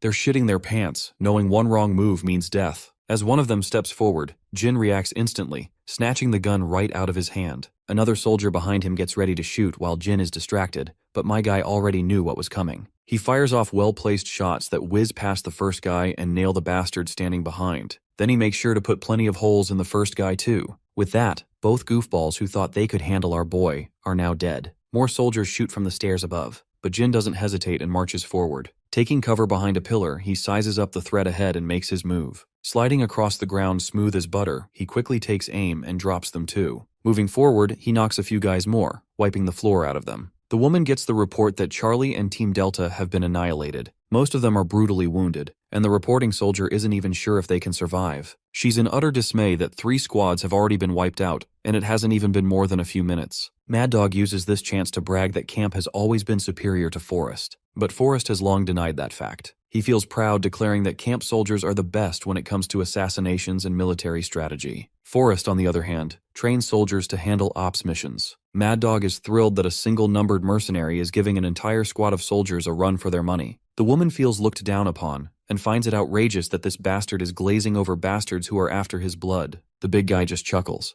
The woman, however, has already made up her mind. She's going to personally execute 001. Until then, she tells her soldiers to wait. She thinks she's more than enough to defeat him. We then cut to Jin, traversing his path with utmost caution. And as soon as that bitch starts descending the stairs, the clash erupts between the 2 assassins. Jin somehow manages to injure her hand badly, but he himself is already pretty banged up. As she descends further, she introduces herself as Anna, a code name from Forest. She claims she's heard a lot about Jin from the many soldiers trained in that camp. He's supposedly the best of the best among all the numbered mercenaries, but she also knows him as a traitor who betrayed his own kind. Jin doesn't give a damn and shoots. After throwing her off course, he dashes out of there. That's when the woman suddenly realizes something. The way Jin fights is exactly like the guy she dealt with during her previous mission. She proceeds cautiously, while Jin relentlessly unloads bullets one after another. Finally, it clicks in her that the reason she got busted by a mere bodyguard back then was because she was up against 001, not some random guard. She hopes Jin remembers the promise she made to come back. Now that she's been handed a golden opportunity, she won't let it slip. She promptly throws a stun grenade. Before it detonates, Jin runs as fast as he can, but still takes the blast's toll. The woman seizes the chance and unleashes a barrage of bullets. Jin quickly throws his jacket in her path to throw her off guard, then fires at her blind spot. The woman manages to dodge the shots. At that moment, my guy falls back to catch his breath after being overwhelmed. But this bitch doesn't let him rest. She throws another stun grenade. Once again, Jin takes the grenade's toll while she keeps firing round after round. He's brutally injured, multiple shots tearing into his hands, but he still manages to land some hits of his own. Then he rushes her, knocking her to the ground. She tries to recover, but Jin knocks the gun out of her hands, then slashes through her thigh with the dagger he's been carrying. He follows up with brutal cuts to her hands, making her scream in pain and lose strength in her knees. Finally subduing her, Jin demands she reveal the hostage's location. If she doesn't, he's dead serious about driving the dagger into her chest. To save her skin, she quickly claims the hostages will die if he kills her. With his family on the line, Jin spares her. She collapses to the ground like an injured dog. She warns him he'll lose eventually, no matter what. We cut to Mad Dog, who's been waiting for Jin. He was confident Jin wouldn't be beaten by some random assassin woman from Forest. Meanwhile, Jin notices his unconscious grandpa. Surrounding him are hobos from every direction. He isn't afraid of these bastards. He's more concerned about Daeon, demanding Mad Dog tell him where she is. The big guy claims she's been put somewhere else. Then he starts rambling about his personal pain that no one cares about. Ever since Jin betrayed him, everything he built has crumbled. What could be more devastating than being betrayed by the person you raised? He keeps yapping, but Jin doesn't give a flying fuck. He just wants his hostages back. Of course, Mad Dog gets annoyed that Jin isn't taking this seriously. Just because Jin asked doesn't mean he'll release them. The only reason they are here was to make Jin watch as his family gets killed right in front of him. He wants the kid to feel the worst pain possible, the same kind of pain he went through. He blames Jin for his misfortune, from living the best life to becoming a fugitive, while Jin lives comfortably. No way in hell would Mad Dog let him have that life. Just as the bastard is about to pull the trigger, gunshots echo through the area, mowing down all the soldiers around Jin. The trigger-happy shooter is none other than 002, crashing the party with his squad. Before Mad Dog can react, he's already locked as a sniper's target. 002 expresses disgust at Mad Dog's actions. To think he'd collude with Forrest and take hostages. Then he turns to Jin, disappointed that Jin spared enemies. But 004 thinks Jin did a decent job. Since our boy left survivors, 004 had a blast executing them. He especially enjoyed taking down that seasoned Forest soldier. 002, meanwhile, keeps berating Jin for letting enemies live. After all, leaving survivors can only lead to more dangerous outcomes. Despite being cornered, the bastard starts laughing like a maniac. He admits he didn't expect this outcome. But still, he's prepared for the worst. Or at least that's what he believes. He reminds Jin about his sister, who's still his hostage. If Jin really wants to save her, he has to fight all the numbered mercenaries and somehow survive. Of course, this comes as a huge shock to Jin. How the hell is he supposed to fight his own family members? The bastard, on the other hand, keeps egging him on. But 002 quickly drills a bullet into the bastard's thigh and shuts his annoying mouth. Turns out, 002's team has already taken care of people who had Daeon hostage. Mad Dog refuses to believe it, so 004 points out that there were 3 guys he personally took down. And after fighting them, he could tell they weren't seasoned Forest soldiers. The muscle-bound teammate crushes Mad Dog under his massive leg and tells Jin that his sister is in the black van parked outside. Jin can hardly believe what the hell is going on, but this is the reality, he's got to face it. 002 further clarifies that they just happened to find Daeon where they suspected Mad Dog would be. So it was all just a coincidence that they found Jin in this situation. The other numbered mercenaries put their hands on Jin's shoulder, showing they harbor no hostility. After capturing Mad Dog, they head out, leaving Jin standing there. The next day at SW Corporation, the director gets a report about the incident with Jin and his family. By the time SW arrived, the only thing left was bloodstains. Someone had already cleaned up the bodies. As for Jin's family, his sister is fine, and aside from an internal cut in the mouth and some bruises, his grandfather is doing well too. His sister was most likely knocked unconscious, so it's unlikely she remembers anything. The grandpa had also passed out amidst the chaos. While the two are stable, Jin is in critical condition with several serious injuries. The director's assistant is sure as hell that there's more to Jin's past than just being a mercenary. He decides to dig deeper, but the director advises against it. He wants Jin to reveal the truth himself. At SW's Seoul Hospital, Jin walks into the ward where Daeon and the old man are admitted. As soon as they see him, they rush to him in a frenzy, worried sick. Jin reassures them that he's fine. Then, he apologizes to his family, deeply remorseful about what happened. But Grandpa doesn't let him finish. He hugs him instantly, not wanting Jin to feel uncomfortable. No need to talk about it unless Jin feels like it. Later, Jin explains everything to his family. The recent events were because of someone who held a grudge against him, dating back to his mercenary days. The people who helped him were his comrades from back then. On a side note, Jin doesn't really elaborate on his past as mercenary in camp. He just revealed little about the time he worked with the commander Kang. Once again, he apologizes for dragging them into his mess. Daeon is practically stunned by the lore dump, while Grandpa takes it in calmly, grateful that Jin had the courage to open up. As Jin walks down the corridor, the director calls out to him with good news that he'll be discharged today. After leaving the hospital, Jin thanks SW for the help, but the old man brushes it off, saying most of the cleanup was already done before he even got there. All he had to do was wipe the last traces. Moving on, the old man asks if Jin told his family everything. Jin confirms. Though he left out most of the details, he only admitted to being a mercenary. For now, the less they know, the better. The director is curious about the secrets Jin is still hiding. This surprises Jin. He thought the director already knew everything about his past before his mercenary days. But the director says he'd love to hear it, only if Jin is comfortable. Of course, Jin politely refuses. Cut to 002 and his team. They've been torturing Mad Dog for a while, but that hardhead refuses to talk. The only way they can figure anything out is by raiding his hideout. After all, Mad Dog led camp for years, so it's not like he'll spill just because of torture. Putting Mad Dog aside, 004 asks his senior what they're supposed to do with 001.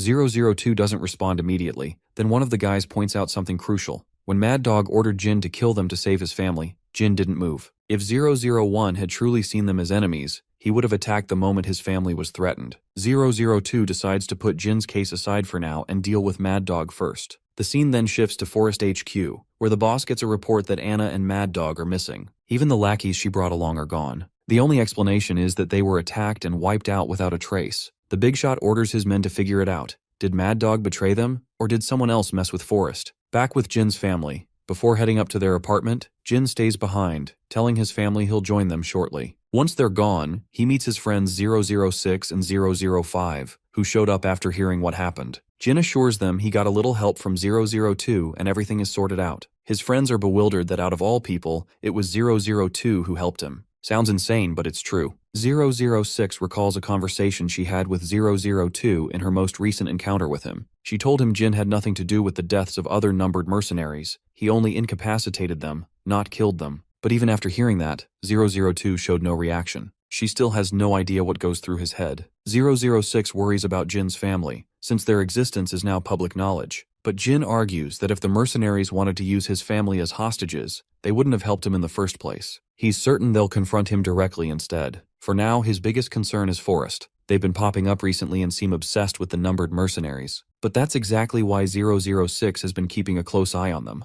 Turns out, Mad Dog has joined forces with Forrest. That's the reason Forrest is after the mercenaries. Now that most of the men they sent to Korea have been wiped out, they'll definitely send more. Some other day at Jin's residence, our boy is the one who prepared food for everyone. Given how appetizing the food looks, Jin's family is totally dazzled, especially since they've never seen him cook before. Jin admits he just followed some recipe videos he watched online. His sister takes the first bite and approves right away. Like literally, the food is so good she has to pause for a moment just to process this explosion of cuisine in her mouth. The food is unbelievably delicious, and even Grandpa is enjoying it too. Since Jin worked all day preparing this meal, Grandpa suggests he take a rest. But our boy insists otherwise, wanting to spend a little more time with his family. Meanwhile, Dion is already expecting him to cook something like this very often, if not daily, because she knows she's going to miss this taste. Jin is more than happy to cook anything she wants anytime. Just then, we cut a little back in time to when Jin had a conversation with his friends. They suggested he stay on high alert and keep an eye on Forrest's moves. 006 is sure they're eventually going to find out why they lost so many men, and they definitely won't be too happy about it. So in the present, Jin knows his life is about to get very difficult,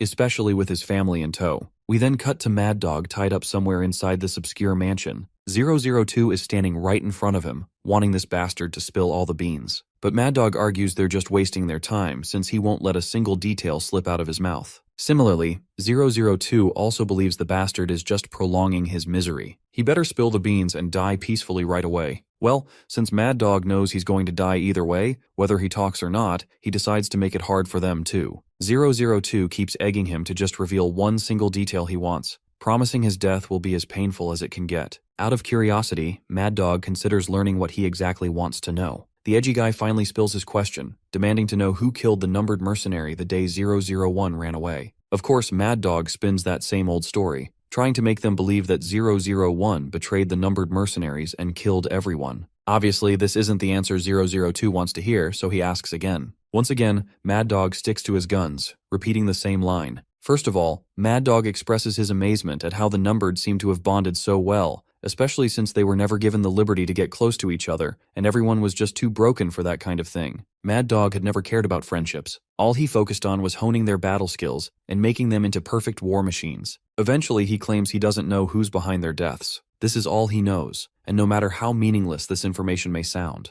though he's sure as hell it wasn't 001 who killed them, all he did was incapacitate the guys who radioed Mad Dog himself. 002 promptly inches the barrel of his gun closer, making sure his senior's death is as painful as possible. Before dying, the big guy really wants to know why everyone seems to believe in 001 so much. 002 tells him it's because they're broken, something Mad Dog himself had just said. Mad Dog's mind flashes through the few life moments he shared with his children, the numbered mercenaries. And with that, he's finally put to sleep. As scummy as he was, I still feel a little sad about his death. Right at that moment, 006 and his friends arrive. They question why they killed the big guy, since they could have extracted a lot more info from the bastard. 002 doesn't bother answering the original question. Instead, he argues why they even came here. Turns out they came because of Jin. With Forrest moving, 001 is under extreme pressure, worried about his family's safety. Forrest is definitely going to launch an investigation after losing so many soldiers, and if 001's identity as Jin is revealed, his family will be in great danger. Though 004 isn't sure why they should even care about this. That's when 005 snaps at him, pointing out that Jin could potentially die as a result. But once again,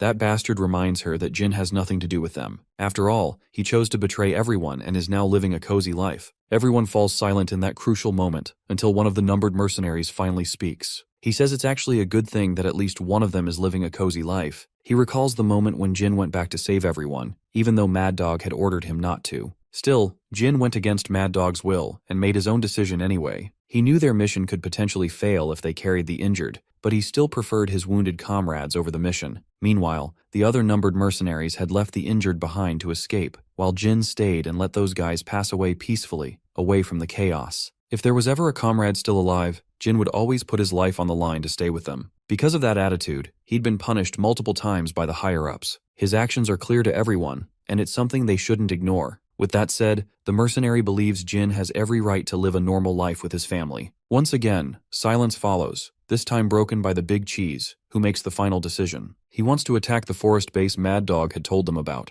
but instead of going overboard, he plans to avoid the major bases and go after the smaller ones. Including 004 and 005, he and the two will lead 3 teams, each moving independently. Not only Jin, but every numbered mercenary is being hunted by Forest. So before the enemy reaches them, he wants them to reach the enemy first. No one objects, they all express their willingness for this endeavor. Not long after, Jin hears the good news directly from 002. He's told they're splitting up across different countries to destroy some of Forest's bases. If attacks start happening here and there, Forest will be too distracted to track down Jin. Everyone wants him to live the life he's chasing, and 002 especially wants him to live fully, so that betraying everyone feels worth it in the end. With that, the call ends, leaving Jin lost in thought for hours. Eventually, he gets back to his usual exercise. Just as he's catching his breath, his sister shows up. She's here to have a little chat, and to express her gratitude to his comrades who saved her. She asks Jin to pass on her thanks to them. Since she was unconscious during the kidnapping, she doesn't remember much beyond someone entering their house. By the time she regained consciousness, her hands, legs, and mouth were tied, and her eyes were blindfolded. But not long after, there was noise outside, and someone untied her. While still blindfolded, that person assured her he'd take her back to her brother. The voice was cold, but not intimidating at all.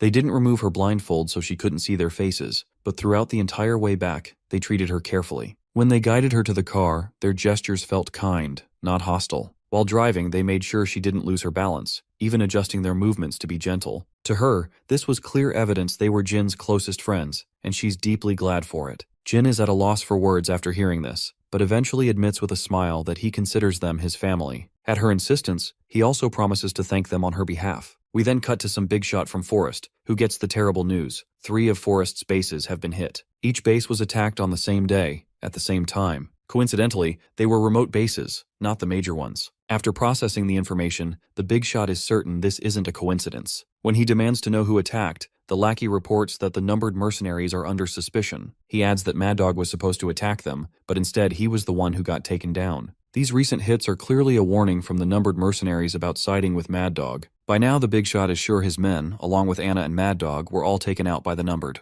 For now, he advises his lackey to practice caution and not go after them just yet. In the following days, we see Jin walking to school. Some girls suddenly approach him and start asking for his number, but Jin politely declines since he doesn't feel comfortable sharing personal info with people he doesn't know. As the girls swarm him, Yeona is watching all this from a distance. His friends are also there, getting all jealous over how this guy is pulling all the bitches. Even Yeona can sense the burning jealousy coming off Jaehyung, but the guy throws the shade back at her, asking if she doesn't feel bothered seeing Jin surrounded by girls. Of course, the girl feels embarrassed at what they're implying and feigns ignorance, questioning them back why she would even be bothered. But her friends know all too well, and they insist she drop the act. Whenever Jin isn't around in the cafe or their hideout, her mood is always a little down. With Jin around, she's energetic and upbeat. The girl feels totally spazzy, embarrassment painting her face. They keep pressing her, wondering if she's acting oblivious on purpose, or if she really never realized it herself. Eventually, the girl gets mad, twirls on her heel, and storms off. By now, one thing is for sure, the girl is just too shy for this kind of thing. In class,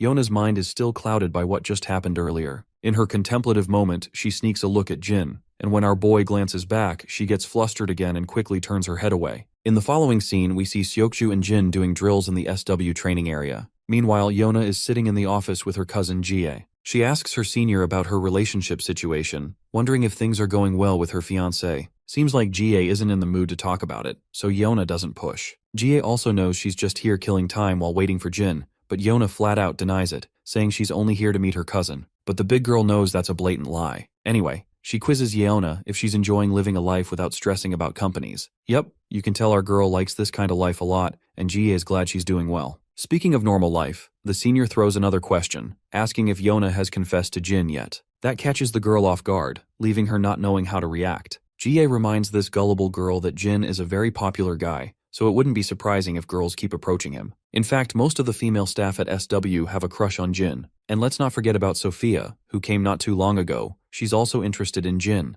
That's right. The daughter of the head of the Beret family wants to snatch Jin all for herself. And if GA's being honest, there are probably a bunch more out there who want to be with him. It's a nightmare situation for Yona, and she feels utterly petrified the moment she thinks about it. GA also recalls Jin once saying he doesn't have the right to like someone else, which clearly suggests Jin might already have someone in mind. So, in a way, GA is glad Yona hasn't confessed yet, since rejection seems obvious. Though, she's not entirely sure if she's interpreting Jin's words right. Still, it wouldn't be surprising if it were true. He's so young, and yet, there's already so much going on with this guy. Yona leaves the office with a devastated look. A while later, she runs into Jin and Seokju. Right now, the only thing running through her mind is why Jin hasn't told them anything about dating someone. Seokju snaps her out of her daze, while she keeps staring at Jin, leaving him confused about what's going on. Back at the hideout, the gaming session is in full swing, but Yona is messing up so bad that Jaehyung can't stop yelling at her. Her mind's too occupied to focus on anything. Out of curiosity, Jin asks her the reason behind her sulking mood, but she just says she's fine. Once again, Jaehyung is losing his absolute mind.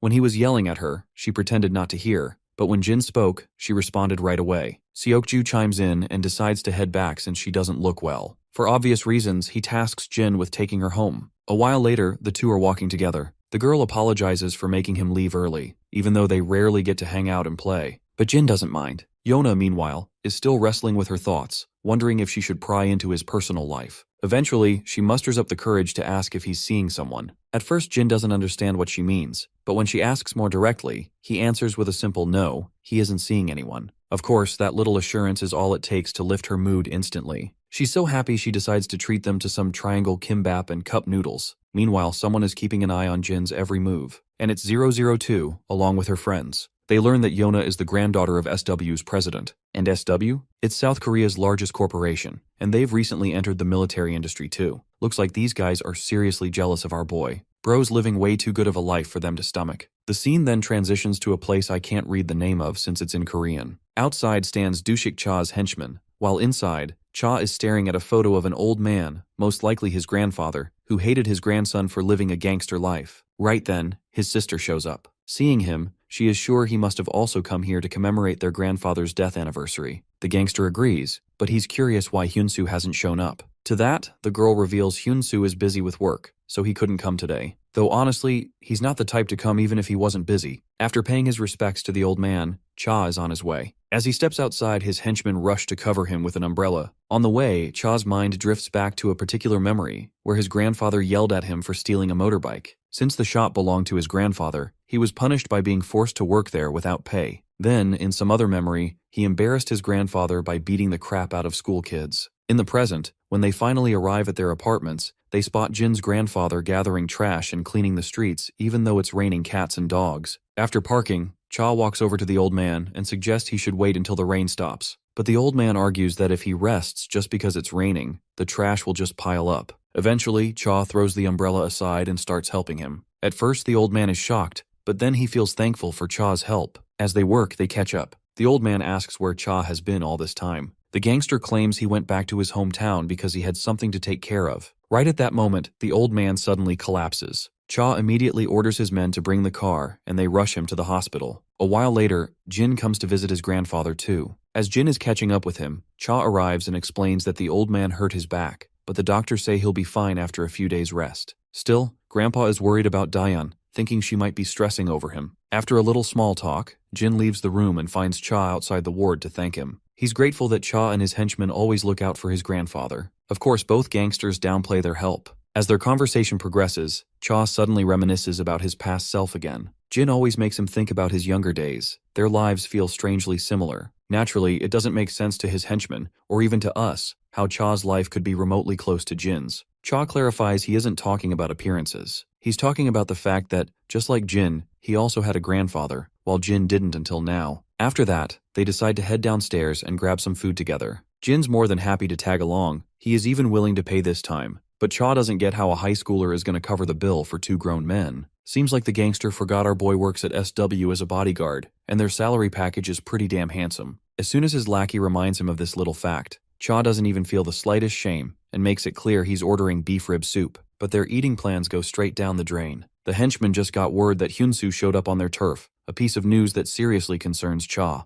Cutting to the guy in question, he's out here acting all high and mighty, bossing around Cha's men like they're his lapdogs. Then Cha arrives, and as soon as he sits down, Hyunsu starts complaining about the staff. But Cha isn't here for that bullshit. He wants him to cut the crap and get to the point. Turns out Hyunsu is here for cash. He claims he wants to start a new business. The funny part is that this isn't the first time he's pulled this trick to swindle money from Cha. This time, he swears he won't fail, and that he'll finally establish a successful business. Of course, Cha politely turns him down, and Hyunsu immediately tries to gaslight him. He even drags their deceased grandfather into the mix, saying the old man always bailed Cha out whenever he caused a mess. Still, Cha sticks to his guns, reminding him that's exactly why he lent him money before. Despite all that, Cha is still generous enough to offer him some pocket money, just because Hyunsu came after so long. But he makes it clear that he can't spare a single penny for some half-baked business plan. Of course, Hyunsu pushes harder, pointing out that Cha already runs successful businesses, so why is sparing some money an issue? The gangster just sighs, not thrilled to point out that his businesses aren't exactly printing cash lately, and on top of that, he's got staff to take care of. That's the breaking point. Hyunsu finally snaps, furious that Cha supports his lackeys but won't help his own brother. He points out those same lackeys already have multiple business ventures thriving, all thanks to Cha. Since the gangster doesn't want this to get ugly, he asks Hyunsu to leave at once. It's here we learn that Cha isn't actually the blood-related grandson Hyunsu is. This fact makes Cha drift back into another memory, the time his grandfather paid him his very first wage. Back then, he couldn't understand why the old man gave him the full amount, even though he still owed for the stolen bike. But the truth was, the old man wasn't the type to exploit kids. For him, not paying a boy who worked hard would have been shameful. The old man wanted him to feel the taste of hard-earned money. Back to the present, it's clear Cha is applying that same principle to his brother. Work hard, earn big, that's all there is to it. So for now, he only offers pocket money, nothing more. Enraged, Hyunsu storms out without taking a single cent. On his way out, he remembers how their grandfather took in this orphan bastard and turned him into the successful man he is today. And yet Cha dares act all high and mighty. Pushing past staff in anger, Hyunsu eventually comes across Jin. He confronts the high schooler, questioning why he's even here. When Jin doesn't respond, Hyunsu lashes out with that sharp tongue of his, then goes as far as to try and hit our boy. Lucky for him, Cha's henchman intercepts and grabs his hand. Otherwise, the consequences would have been severe. The henchman warns him to leave without causing a scene. But of course, this cocky bastard doesn't like being bossed around, even though in reality, he should be grateful someone just saved his sorry ass from getting wrecked. Right then, Cha also shows up, questioning the kid about his visit. Jin reminds him about the agreement they had to eat outside. A while later, we see Cha back at his turf, thinking about setting up a small fried chicken shop for his brother. His henchman warns him that Hyunsu will just run it into the ground. If that dude was the hardworking type, he would have achieved something in his life already. Suddenly, Cha's phone rings, and it's Hyunsu's sister, apologizing on behalf of her brother. Cha doesn't really get why she's apologizing. The girl isn't happy that Cha always supports Hyunsu with money, yet the guy keeps begging every damn time, with zero conscience whatsoever. She says he's been acting weird lately. He borrowed a lot more money from her than usual, then asked for even more, even though he still hasn't paid the last one back. Rumor has it he's been hitting up others too, which means he's neck deep in some shady shit. She feels ashamed to say this, but asks Cha to help him one last time. Cutting to the man in question, Hyunsu is desperately thinking of anyone he can ask for a loan. Looking at his phone, he sees that Cha sent him 1,000,000 won pocket money, but Hyunsu wants way more than that. Suddenly he gets a call he really doesn't want to answer. As if on cue, the guys calling him are now standing right in front of him. They're pissed that he ignored their calls all day. Before he can spit out an excuse, they order him to follow them as the boss wants to meet him. Eventually, we cut to the big cheese, casually practicing golf inside his house. Meanwhile, Hyunsu is trembling like a scared puppy. As you might have guessed, Hyunsu owes this man money, and he wants it back now. Before things get ugly, the poor bastard tries to explain that he went to get money from his brother in Seoul. Hearing Cha's name, the big cheese goes on high alert, as if he already knows him. The scene shifts back to the past. Cha had just gotten the shocking news that he'd be inheriting the motorbike shop after the old man's retirement. The old man was certain Hyunsu wouldn't be able to handle the shop. He believed the rascal would just sell it off and gamble away the money. It pained him to talk down on his own grandson, but facts were facts. That dude was way too deep in street crimes, gambling, chasing women. All of it was just fun to him. Though the old man made it clear to Cha that he won't get the shop for free either. He had to keep running it and keep supporting Hyunsu and Yurim financially. As for the old man, he already had enough saved for his retirement. Right then, Cha's phone rings, snapping him out of his old memories. It's Hyunsu, and he's being forced to call and somehow lure Cha in. So Hyunsu bluffs that he's holding a soft opening for his new business tomorrow and wants his brother to come. As for the money, he claims he borrowed it from someone else to establish this business. He makes Cha believe he's finally turned into a responsible man, ready to live a decent life. Cha doesn't suspect a thing. He's just glad for his brother, promising he'll definitely attend and won't be late. After the call, we cut to Hyunsu again. The big shot is pleased he made the call. Now that Cha is coming, he promises to forget the 5 grand Hyunsu owes. And if Hyunsu manages to stab his brother, the big shot is even willing to forget the $1 million he borrowed, plus the gambling debt. From that point onward, the boss will handle everything. All Hyunsu has to do is stab Cha. Of course, the bastard is ready to go along with it, convinced it's Cha's own fault for pushing him this far. Cha already has beef with this guy, and since Hyunsu hates Cha too, he came to this bastard for money. So technically, in Hyunsu's twisted mind, it's Cha's fault he borrowed money from this man. Not to mention, he can never forget that Cha is the one who inherited Grandpa's business, the business that was supposed to be his. We then cut back to our gangster, planning to go alone to his brother's business inauguration. Suddenly, his henchman recalls that Cha just went to the bank to withdraw money. He doesn't understand why Cha still wants to give his brother cash, but Cha explains that this money is for his brother. Since Hyunsu has now become a decent man, it's only right to pay him back what's his. Eventually, Cha gets into his car and sets off. It's nighttime already when Hyunsu greets Cha with a wide smile. Cha notices his brother's beaten-up face and asks about it. Hyunsu brushes it off, dragging him straight towards the shop. Even before stepping inside, Cha already feels proud of his brother. But when he enters, he sees the place unusually packed, and it's all men filling the tables. Naturally, Cha gets suspicious. Hyunsu assures him they're just his buddies from the joint. Still, Cha can't ignore the shady stares these guys keep throwing his way. And then, shit takes its dark turn when ultimately, Cha gets stabbed by his own brother. The worst part is that Hyunsu doesn't even feel guilty. Cha hurls the bastard away like a rag doll. Then, enter the mastermind himself, the boss behind this brotherly betrayal. Oh, by the way, his name is Seokbai,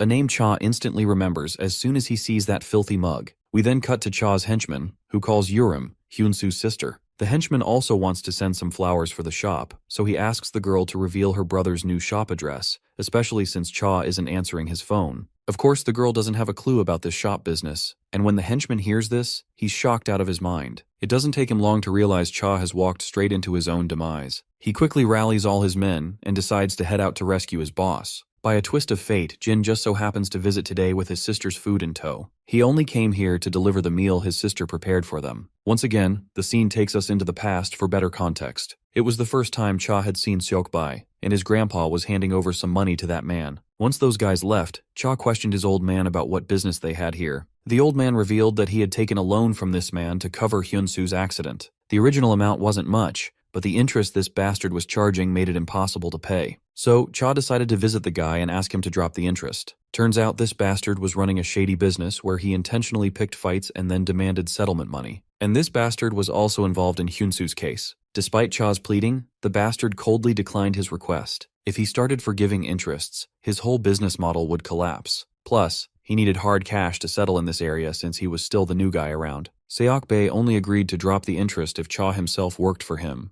And as you'd expect, this is how a gangster was born. Cha became a lapdog for that bastard, stuck doing every dirty job imaginable. Because of this, his grandpa began to loathe him, and the rift only grew as Cha kept serving under that man. The inevitable day came when the old man was hospitalized. He fell into a coma, and the doctors had no answers on when he'd wake up. Turns out, he couldn't repay the money he borrowed, so his store was seized, and he collapsed from the shock. Of course, this made no sense to Cha, since the only reason he'd been working for that bastard was to have his grandpa's debt pardoned. The real shocker came when he learned his grandpa hadn't borrowed any new money. It was the old debt, the one he originally took from Seokbai, meaning that bastard never pardoned the debt at all. The money Cha sent his grandpa, the old man never used either, thinking it was Cha's hard-earned blood money. Instead, he worked in factories and did manual labor just to repay the debt himself. He wanted to clear the debt on his own, and hoped Cha would accept him back once it was done. That's precisely why the old man never had the courage to face Cha all this time. It wasn't because he hated Cha for working with that filthy man. He was ashamed that he couldn't pay back the money, and his son had to pay him. That was Cha's breaking point. He literally slaughtered all of Seokbai's men. He was a hound thirsty for that man's blood. That day he beat the shit out of Seokbai, but made the crucial mistake of sparing him. And now, in the present, that mistake has come back to haunt him. It's been 10 years since that incident, and that bastard finally wants to settle the score. He still hasn't forgotten that pain,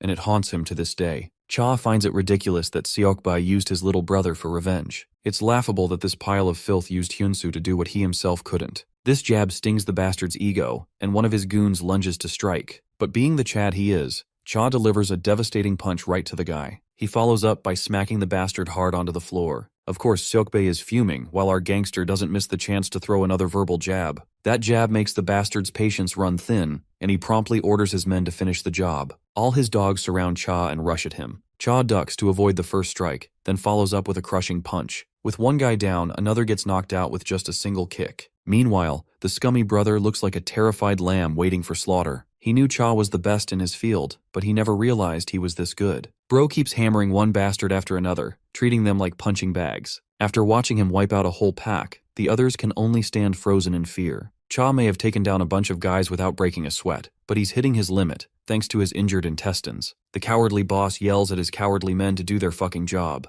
With no choice, the pack of fools rush toward their doom. The first one takes a brutal shoulder smash, while another lands a strike on Cha from behind. When that bastard tries swinging his stick a second time, Cha obliterates his face with a single punch. Then the next guy charges, only to be flattened with another punch. But it's clear Cha can't hold out forever. The numbers are just too overwhelming. Though fear not, reinforcements are on the way. His henchman is bringing the whole crew to rescue him. Cutting back to Cha, he's lost a lot of blood but still managed to wipe out an insane number of bastards. His brother is praying for his life. If not for that stab, Cha would have already ended him. Even Seokbae is forced to acknowledge the insane skill Cha just displayed. But in the end, numbers beat skill, and that bastard is banking solely on this advantage. Cha also admits he's reaching his limit, just like the last time when he spared Seokbae. This twisted piece of filth then decides to play dirty. He calls his brother and offers him the dagger to stab his guts again. Of course, this demand clearly stuns the scummy brother on the spot, insisting that stabbing once was the part of the deal. So it's not fair that he's being forced to stab again. With no choice, he decides not to back down. But before that happens, Jin arrives, carrying his sister's food. Seeing this scrawny dude walk in with a parcel in hand, the goons start questioning each other like idiots. Who the hell ordered food? Meanwhile, Cha instantly recognizes that this isn't your average delivery boy, but Jin insists he's just here to drop off some side dishes. I'm literally laughing my ass off because the boss actually wants to grill the bastard who ordered food in a messy situation like this. Meanwhile, Jin sizes up the scene. First thing he notices is that Cha is badly wounded, while the gang leader orders his lackeys to eliminate the delivery boy. The strongest of the bunch steps forward to take Jin down, but my guy activates his ultra instincts and smacks the bastard so hard across the face that no one even realizes what the fuck just happened. They're all gawking at the scene like morons. Before continuing, Jin calmly sets the food down on the counter. The bastards lose patience and lunge at him. Jin ducks back and starts throwing kicks and punches, dropping two guys at once. He follows up by striking another fool. One idiot rushes in with a dagger, only to get his eyes practically popped out of his skull. My guy keeps crushing these bastards like he's crunching numbers on an abacus. The leader can only watch in horror. Meanwhile, Cha sits back and enjoys the show, because Jin isn't some disposable delivery rider like they think. And the way Jin's crushing these clowns just proves Cha's point. Let's not forget the cowardly brother, who's best at stabbing people from behind. Even he's literally shaking in his boots, watching this badass delivery driver tear his crew apart. And then, suddenly, he notices something familiar about Jin's stance. He's that same high schooler he ran into back at the club. Right on cue, Cha's men crash the party, only to find their bloodied boss smirking. They decide to rush him to the hospital, but Cha insists on cleaning up the mess first. In minutes, the entire place is swarming with Cha's angry men, all glaring down their lone target. The bastard knows he's royally fucked. Lucky for him, Cha ignores him for now and walks straight toward his cowardly brother, who's trembling down to his bones. The guy starts throwing out apologies, swearing he'll be a good man again. But Cha assures him straight up he doesn't hold him responsible for any of this. In fact, he believes it's his fault for not letting Hyunsoo know who he truly is. If his brother had known the real Cha, he wouldn't have pulled this shit. With a single punch to his face, Cha knocks him to the ground. Hyunsoo, now certain he's about to go through hell, tries to wiggle out of it by bringing up their grandpa. Cha replies that the divine punishment he's about to hand down is because he's thinking of their old man. With that, he goes wild, beating the living crap out of his own brother. The whole room falls silent, leaving only Hyunsoo's screams echoing throughout. After nearly beating him to death, Cha stops before leaving him with a warning. If he ever hears Hyunsoo gambling or taking loans again, he's as good as dead. With Hyunsoo dealt with, Cha turns to his nemesis, who's sweating buckets. Cha's aura is so heavy, he doesn't even bother himself. He orders his men to make sure the bastard's useless enough not to pull any more stupid shit. But in response, the bastard does the dumbest thing possible. He rushes at Cha with a dagger. Cha's henchman slaps the fuck out of him, dropping him to the floor, and then starts pummeling him with kicks like he's some cheap piñata. As Cha leaves the cafe, he spots Jin waiting outside. In this panel, Jin literally looks like the pinnacle of tall. When Cha asks him why he's here, the boy meekly says he came to deliver the dishes. His sister told him to bring them as quickly as possible, a little gift for Cha for helping their grandpa. This cute gesture puts a smile on the gangster's bloody face. Then Cha notices the bike Jin arrived on. It's the same bike he once gave him for free, and seeing it in mint condition tells him Jin takes care of the beast. Though Jin doesn't intend to keep it forever, he plans to return it. But Cha insists he hold on to it. He's too old for flashy bikes anyway. In fact, he never even rode a bike back in his prime. This makes Jin wonder if maybe the bike is stolen. Turns out his assumption isn't completely wrong. It was stolen, but Cha didn't steal it. He bought it. It just reminded him of the old days, so he grabbed it for the hell of it. The henchmen then decide it's time to get to the hospital. Before leaving, Cha thanks Jin for saving his ass, and takes the food with him. On the drive, his henchmen argue that Hyunsu shouldn't be let off so easily. That bastard nearly got Cha killed, but Cha remembers the old man, the first person who ever truly mattered in his life. Despite being a troublemaker, his grandpa believed in him, trusted that he'd change someday. That's why the old man gave him the chance to live like a normal human. And to this day, Cha hasn't forgotten that moment. The old man's words still echo in his head. That's why he also wants to believe in Hyunsu, giving him a chance to fix his life before it's too late. In the following days, the scene shifts to where the numbered mercenaries are. Today, 018 is meeting a female client who wants his services. He's supposed to guard her until she leaves the country. Though the woman isn't sure one person is enough, 018 confidently says he can handle it. He even questions if she's doubting his abilities. She replies no, before reaching into her coat and shooting him on the spot. The scene then cuts to a forest official, someone we've seen before. Turns out the woman who just executed 018 is Alice, a member of Forest. But this isn't an official mission. She's acting on her own after learning about the recent tragic events. Harsh restrictions might work on others, but they can't restrain her so easily. Still, the big boss wants her back immediately. The lackey argues that they can't reach her, nor do they know her whereabouts. Then we cut back to 018, who's still alive but in severe pain. He collapses to the ground, gasping for air. We then cut back a little in time, where 018 had just gotten shot but still managed to hold his ground. The woman was bitch-slapping him with nothing but words while he tried to hide with his injuries. Back to the present, the boy isn't vibing with the fact that the woman already knew he was a number. Suddenly, someone shows up, but it's not the enemy this time. It's his comrade. The big guy is shocked to see his friend in this condition, and demands to know what happened. Of course, 018 tells him about his encounter, and a little about that woman. The big guy helps him up so they can get out of there. But it seems too late now. They've likely walked straight into a trap. A barrage of bullets rips through the gate, all aimed at the two boys. That bitch is going completely bonkers with her finger on the trigger. And when a storm of bullets isn't enough, she throws in a stun grenade, then charges in to finish off the blinded targets. Unfortunately for her, both boys are no longer in her line of sight. One of them surprises her, charging from behind with a damn table held up as a shield. With just one heavy strike, the woman gets knocked out like a toddler, giving the big guy a chance to take his own shot. But his vision still hasn't recovered from the stun grenade. He can't see shit. That gives the woman another chance to rain down yet another hail of bullets. The boys quickly fall back and she stops shooting too. She gets to her feet and cautiously moves through the apartment, trying to spot her targets.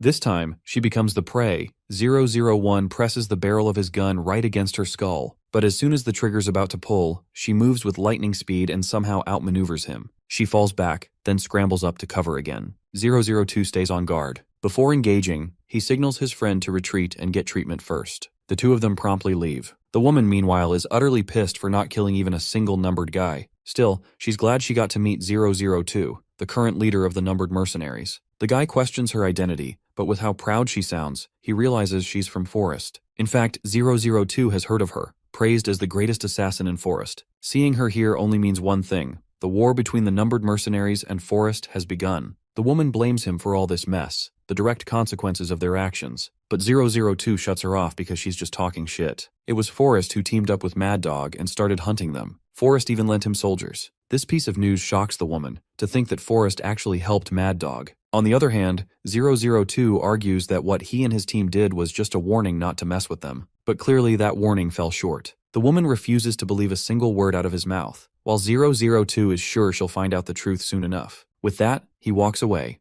wanting her to learn the truth first. A few days later, Alice finally returns to Forest HQ and reports to the big boss. The first thing she asks is if they really helped Mad Dog attack the numbered guys, which ended with Anna and others losing their lives. The old man stays silent, which is all the confirmation she needs that what 002 told her was true. She hates that Forest sacrificed their own members just to mess with the numbered mercenaries. Finally, the old man breaks the silence, tells her this matter doesn't concern her. Her only job is to follow orders, nothing else. He warns her that if she disobeys again and acts on her own, he won't overlook it next time. With that, he dismisses her, ordering her to wait for further instructions. Once he's alone, he asks his lackey if they have any missions to assign her. The guy suggests keeping her on standby as punishment, but the senior insists that keeping her idle is a waste of potential. He wants her put on a mission immediately. Days later, we cut to SW Corp. Everyone's hyped, celebrating the fact that new members are joining their ranks, which means Jin will finally lose his newbie title. Jin looks confused. He doesn't get what they're talking about. His friend explained that a new security personnel has been hired. Still, Jin doesn't get why he's the only one labeled the newbie, when Seokju himself looks pretty young.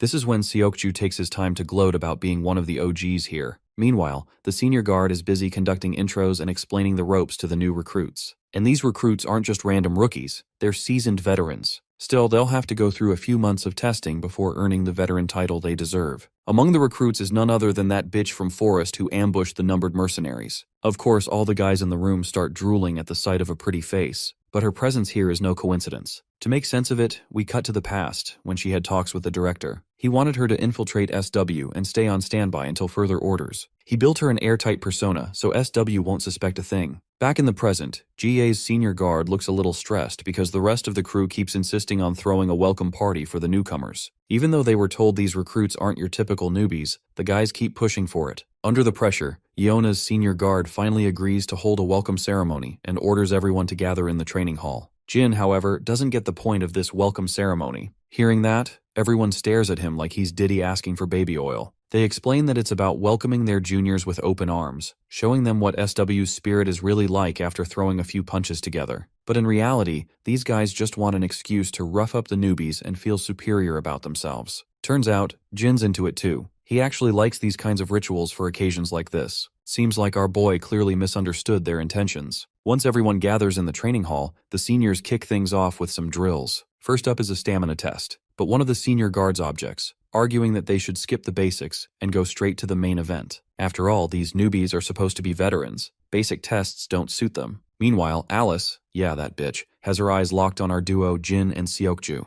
From what she's heard, SW is one of the best teams in the whole country, so seeing such young guards makes her doubt if the rumors are even true. A senior guard steps forward and challenges the newcomers to spar. One of them volunteers. As they step into the arena, the senior lays out the rules. No striking sensitive areas, and no going overboard. The bodyguard looks smug, but you can know that the more smug you are, the more chances that you are about to get humbled. He lunges first, throwing a barrage of punches. The newbie blocks them all with ease, then counters with a punch of his own. It doesn't do much damage, and the veteran quickly slams the rookie to the ground, going in for the finishing blow. Since the outcome's already clear, the senior orders the fight to stop. The veteran soldier stands tall, roaring in victory and hyping up his peers with confidence. Even Alice is a little surprised by the display of strength. Next up, she volunteers. Not wanting to draw too much attention with her skills, she deliberately picks who she thinks is the weakest fighter. But in reality, she's just challenged the final boss of the bunch. As they both gear up, she tries to blend in, but everyone looks at her with concerned expressions, like they're worried she's about to beat the hell out of Jin. So, she decides to take it easy and not hurt him. The match finally begins. Alice dashes in first and throws a punch. Jin blocks it effortlessly, then retaliates with double the force. The strength behind it shocks her, making her wonder where the hell this kid gets that kind of power. Jin presses forward, knocking her to the ground and trying to pin her down.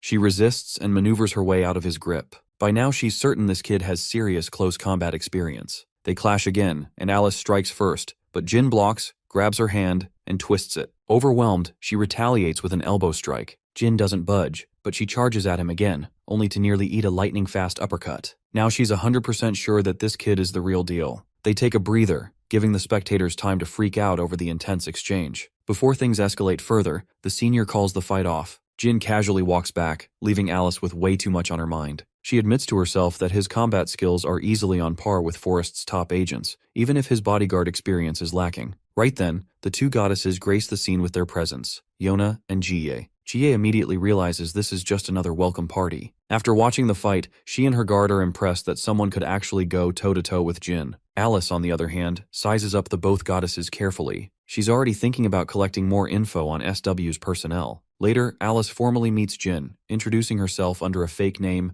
Rubia Cristal. She extends her hand, and Jin shakes it, introducing himself as well. She wastes no time before instantly bombarding him with intrusive questions about his skills and experience. Jin satisfies her curiosity that he has done half a year of on-field practice. Alice is bewildered to hear this. To think that this kid is already doing field work without even being officially designated a bodyguard, it's just insane. And to make things worse for her, Jin's buddies drop the bomb that he's just a high schooler. That night, Jin and Yona walk together, while Alice secretly tails them. Yona shows him the new YouTube channel Youngchan made. Our boy, on the other hand, can't shake the feeling someone's following them. Sure enough, Alice is hiding around the corner, spying on them. Not only does Jin have insane combat skills, but sharp senses too. Suddenly, Alice's phone rings, and the caller demands an update on her mission. She reports that she has successfully infiltrated SW and asks for her next orders. But instead, she's told to stay on standby, much to her annoyance. Later that day, Jin gets shocking news about an attack. 006 reports that his injuries are bad, and if they'd arrived any later, he would have been dead. The culprit's name is Alice, Forrest's best assassin, but word is, she's so skilled that she's hard to control. Apparently, Forrest keeps dirt on her just to keep her leashed. They even release an official statement saying the attack wasn't planned by them. Regardless of the situation, what really worries Jin, though, is that one of his own was attacked, and he is sure that 002 definitely won't let that slide.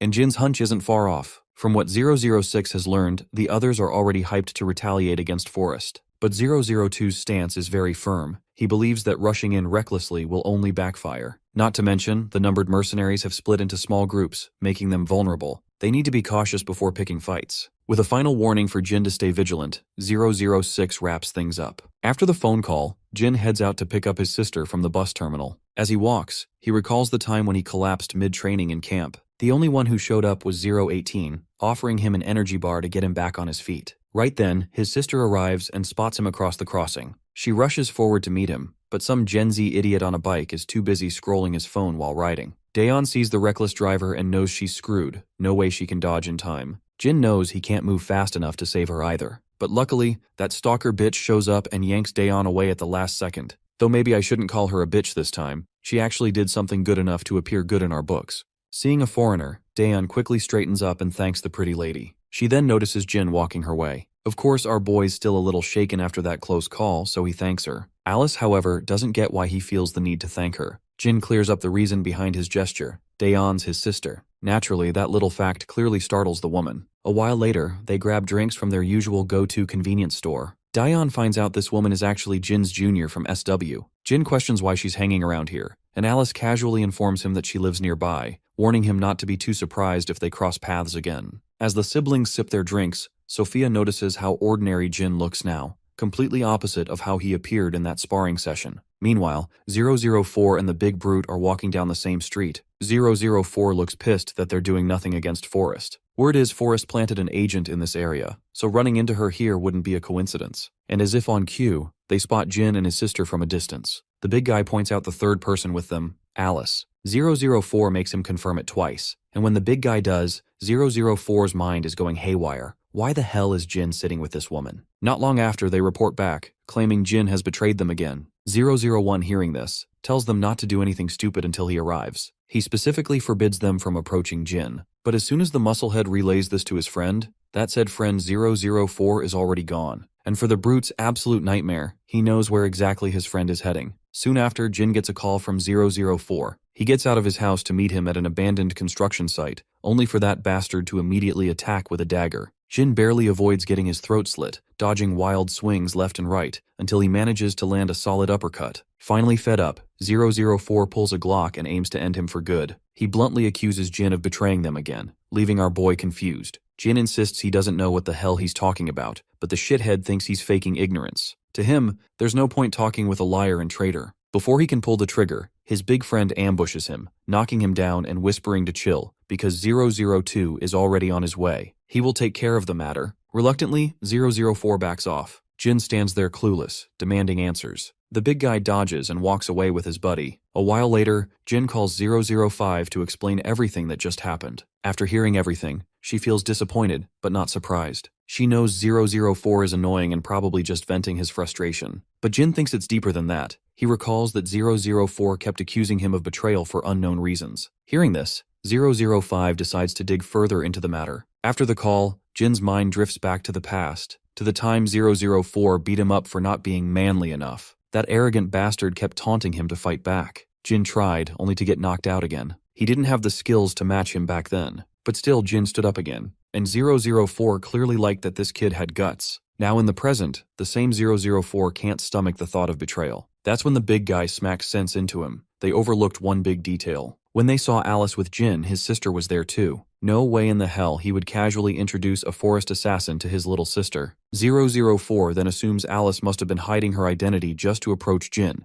and it's the only explanation that makes sense. Not long after, they spot Alice on CCTV, walking straight into their turf. Turns out she's visiting the abandoned building where Anna lost her life. Bullet marks are everywhere. By tracing them, she pieces together how the fight went down, how someone tore through Anna's soldiers with scary precision. After assessing the situation, she can only ask herself one question: who the hell could fight like that? But mid-analysis, her instincts scream that something sus is going on. She notices curtains over some drums. Pulling them back, she finds a hidden camera. Moments later, a barrage of bullets rain down. She narrowly avoids them and draws her own Glock, firing back. 004 lauds her sharp instincts, but warns her that he's no one-trick pony either. He doesn't give her a single chance to shoot properly. By now, she realizes she's up against multiple mercenaries, and she knows they're here for revenge. 004 doesn't even bother hiding it. He confirms it straight to her face. Just as he goes dangerously close to her, she grabs his gun and tries to shoot her own, but 004 quickly knocks the gun out of her hands. The woman responds with a kick, but he blocks it instantly. Then she tries to slash him with a sneaky dagger of her own, but the guy reacts with cat-like reflexes and dodges it. Furthermore, he somehow manages to land a nasty cut on her with his own dagger without her even realizing it. For some reason, the woman realizes the guy she's fighting is 004. She's heard there was a skilled number who was crazy about knife battles. This also explains why he intentionally came closer just so he could fight her with knives. Well, 004 doesn't deny it. Bro is seriously itching to push her to the limits just to evaluate Forrest's best agent. With that, their exchange of blows continues. But before they can duke it out, the woman plays dirty. She had a spare gun all along, and now she's holding 004's life hostage with it. She believes only idiots use knives in the era of firearms. She starts firing bullets while he keeps throwing knives at her to throw off her aim. By now, she's sure the other numbered mercenaries must also be nearby. She's got to get the hell out of here before it's too late. With that, she makes her retreat. After the battle, 004 feels stupid for losing to a woman. Right at that moment, 002 arrives, not thrilled to hear that his friend lost to her. Of course, the arrogant bastard tries to wiggle his way out of his senior's scrutiny with just an apology. But turns out, 002 isn't bothered at all by his loss, which is quite surprising. Normally, he would have disciplined 004 to death, not this time. A while later, 002 shows Jin a photo of that forest mercenary on the list. Naturally, our boy's eyes pop out of his sockets when he realizes it's the same woman who's currently in SW. Now it makes sense to him why 004 was grilling him so hard.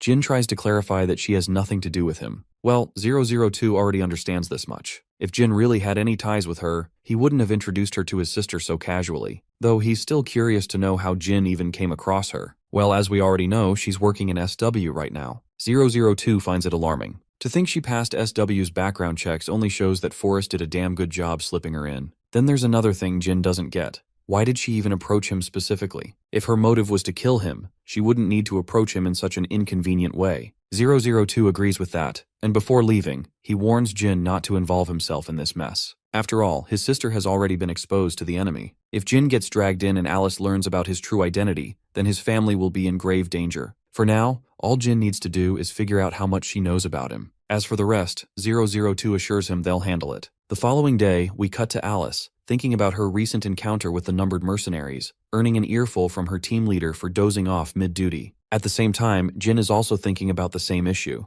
If Forrest really wanted him dead, they wouldn't bother with such a cumbersome process. They could assassinate him easily once they knew his identity. Also, Alice infiltrating SW makes no sense since she could just as easily take his family hostage. This only leaves him wondering, what's her real reason for being here? A while back, right after Alice's clash with 004, she had contacted her seniors asking to return, but her superiors denied her request. They had invested a lot in her infiltration, and Forrest would suffer a huge loss if she simply pulled out. Right now, she has no fucking clue what the hell they even want from her. To lift her mood, she reaches out to Jin on a good note, reminding him of the promise he made to visit the supermarket with her. Jin remembers that too, so they walk side by side down the street. As they walk, she suddenly spots 002 standing in the distance, looking calm and unbothered. Now that even 002 has decided to show himself, it clearly means she's been fully exposed. To deal with it, she insists Jin go ahead since she can't accompany him any longer. With that, she walks straight towards 002. Upon reaching him, she assures him the kid standing there has nothing to do with her, so they shouldn't drag him into the mess. Of course, 002 probes her to explain her relationship with him. The girl insists he's just an associate from the workplace she infiltrated, just a SW trainee. Seems like 002 has confirmed what he wanted, which was whether she knows Jin's true identity.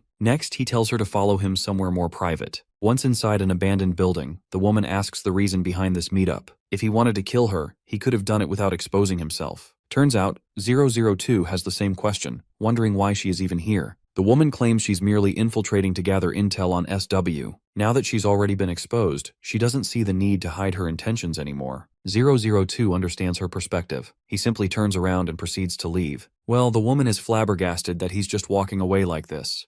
02 also suggests she do the same, telling her to leave before he actually feels like killing her. A while later, 002 reassures Jin that Alice's infiltration of SW has nothing to do with him. She doesn't know he's 001, which means Jin doesn't need to worry for now. Alice wouldn't even imagine Jin is a numbered mercenary while he's working at SW. After the phone call, 002 heads off, parting ways with his two goofy teammates. Sometime later, 006 also learns about everything that's been going on with Alice. The Korean Keanu Reeves is flabbergasted to hear all this. Anyway, the only question in his mind is, what's Jin gonna do about that bitch? Jin reveals that she didn't show up for training today. 006 guesses she likely withdrew from SW since she's already been exposed. There are rumors that Alice is hard to control, but Forrest still wants her for her skills. So they're forcing her to do their dirty work because they probably found her weakness. Later that night, Jin takes a casual late-night walk, wondering what her weakness might be. His best guess is that she's got a family too. With the speak of the devil, Alice crosses paths with him. This time, the woman is dressed head to toe in black, riding her Hayabusa. Seeing Jin, she's surprised but also grateful, because now she can personally tell him she's leaving. Something personal came up, so she can't stay any longer. She was just about to leave, but running into Jin gave her the chance to say farewell on a good note. Before she leaves, Jin throws her a question if she has a family. Surprised at first, the woman admits she does, mentioning her younger brother, who's around the same age as Jin. Whenever she sees Jin, she's reminded of him. Before putting her helmet back on, she insists he continue with his bodyguard career because he's got real talent for it. With that, she zooms away on her superbike for good.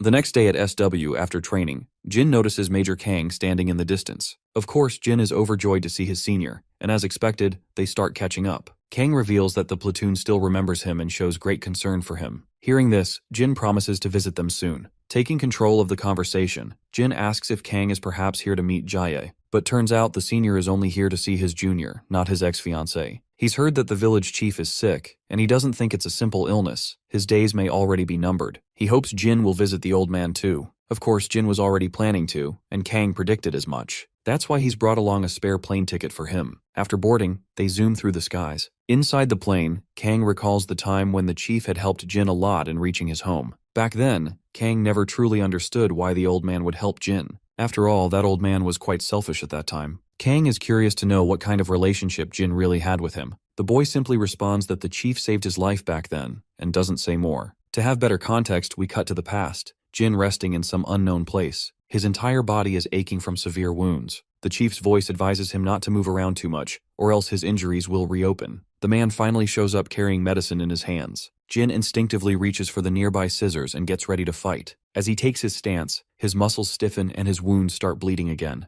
The old man doesn't feel threatened at all, acting as if he's invincible. He reminds the boy that if he had wanted to kill him, he would have already done it. When Jin had been floating in the river, badly injured, it was he who had pulled him out. So he suggests Jin stop acting dumb and just rest until his wounds are healed. After getting patched up, Jin steps outside the hut, only to notice mercenaries everywhere in the area. That's when a tan-skinned girl approaches him, happy that he's alive. After all, Jin had been on the brink of death when her grandpa brought him here. Jin doesn't bother responding, which makes the girl wonder if he's lost the ability to speak. Then two guys approach her, warning her to stay away from this kid because he's an outsider. Once he heals, they say, he'll be kicked out for good. But the girl argues there's nothing to fear from an injured kid. The man, however, insists those injuries are exactly the problem. If he'd hurt himself while playing, fine, but that's clearly not the case. Still, the girl doesn't appreciate his over-the-top suspicion and drags him away so Jin won't feel uncomfortable. A while later, the old man returns and tells Jin that the girl was the one who cared for him through the night. As for why the others seem unfriendly, it's because this is a closed village. People here are naturally wary of outsiders. Although the place doesn't feel welcoming at all,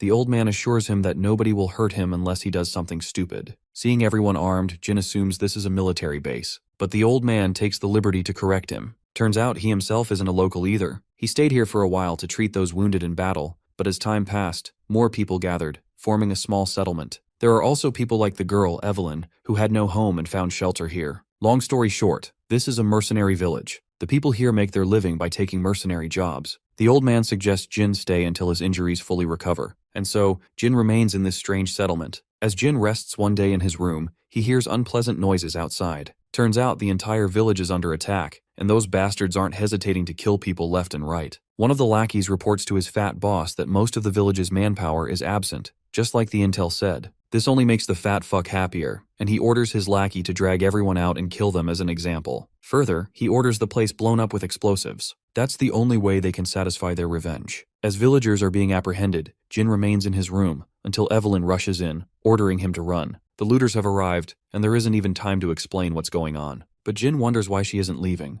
The girl tells him those bastards captured her mother. Right then, a few looters barge into the hut, only to find Evelyn standing there trembling. Before they can lay their hands on her, Jin ambushes them and knocks the fuck out of both bastards, leaving the girl utterly speechless. Soon after, the big shots of the village, the one who were away at the time, get word that looters are attacking. Hearing the news, they decided to return back to the village all at once. Back at the village, Jin collects ammunition from the corpses and retrieves a gun too. The girl, meanwhile, is still processing how this kid is fighting like a grown adult. Now it makes sense to her why everyone kept warning her to stay cautious around him. Jin snaps her out of her thoughts, telling her to follow him so they can get out of this place. But the girl insists he save her mother and the villagers as well. She knows it's too much to ask a stranger, but he's the only hope they've got. Jin asks if this is supposed to be an official request for his services. After all, this is a mercenary village. The girl doesn't have money to pay him, but she's sure the adults will once they return. Jin clarifies he doesn't need money as payment. What he's about to do can be considered repayment for what she did for him, caring for him while he was half dead. And so,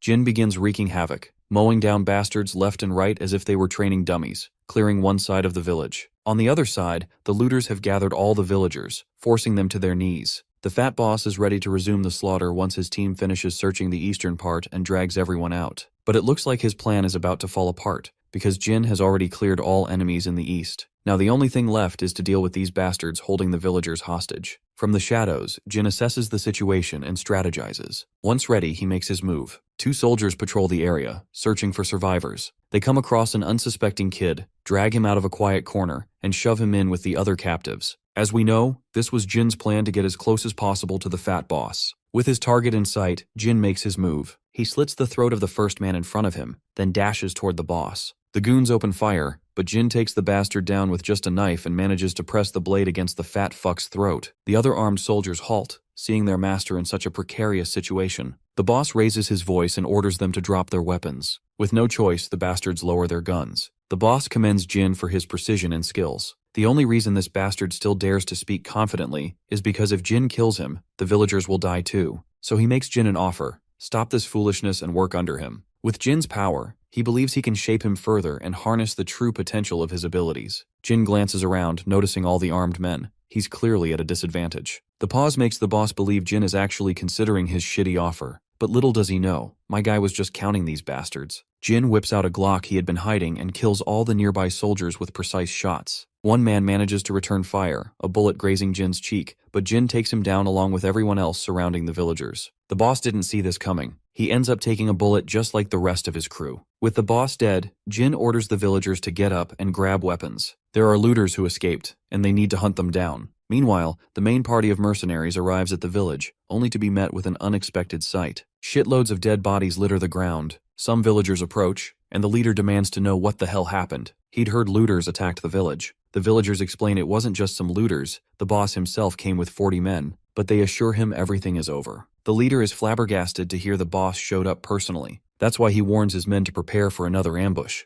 Then comes the shocker. One villager reveals that, including the boss, every single one of them has been dealt with. Of course, this doesn't make sense to the leader, so he orders confirmation. That's when the villager points toward Jin, explaining that it was that kid who killed the boss along with most of his men. The villagers only managed to take down about 10 themselves. The kid wiped out the entire squad, plus the leader. Soon after, the old man approaches Jin and thanks him for what he did. But Jin thinks gratitude is unnecessary after all. The old man helped him first. The old man finally introduces himself. His name is Lucas. and he's considered the village head simply because this village formed around him. He then asks the kid's name in return, but since Jin has no memory of his past, he doesn't know. As he watches Evelyn's mother embrace her daughter dearly, he suddenly recalls the horrific plane crash. His own mother had adored him the same way before the crash. "You parents love you, Jin," she said. From that point, Jin begins piecing back fragments of his memory and remembers his name. He gives his name to the old man, who thanks the kid back for his contribution. And there you have it, boys. The backstory of Jin finally revealed. As the flashback ends, Jin and Major Kang arrive at the village. Of course, it doesn't take long for the villagers to recognize him. Evelyn is there too, and the girl immediately throws herself into his arms upon seeing him. She eagerly starts catching up, asking the reason for his visit. But we already know the reason. So, she quickly escorts him toward the village head's room, certain he'll feel better once he sees Jin.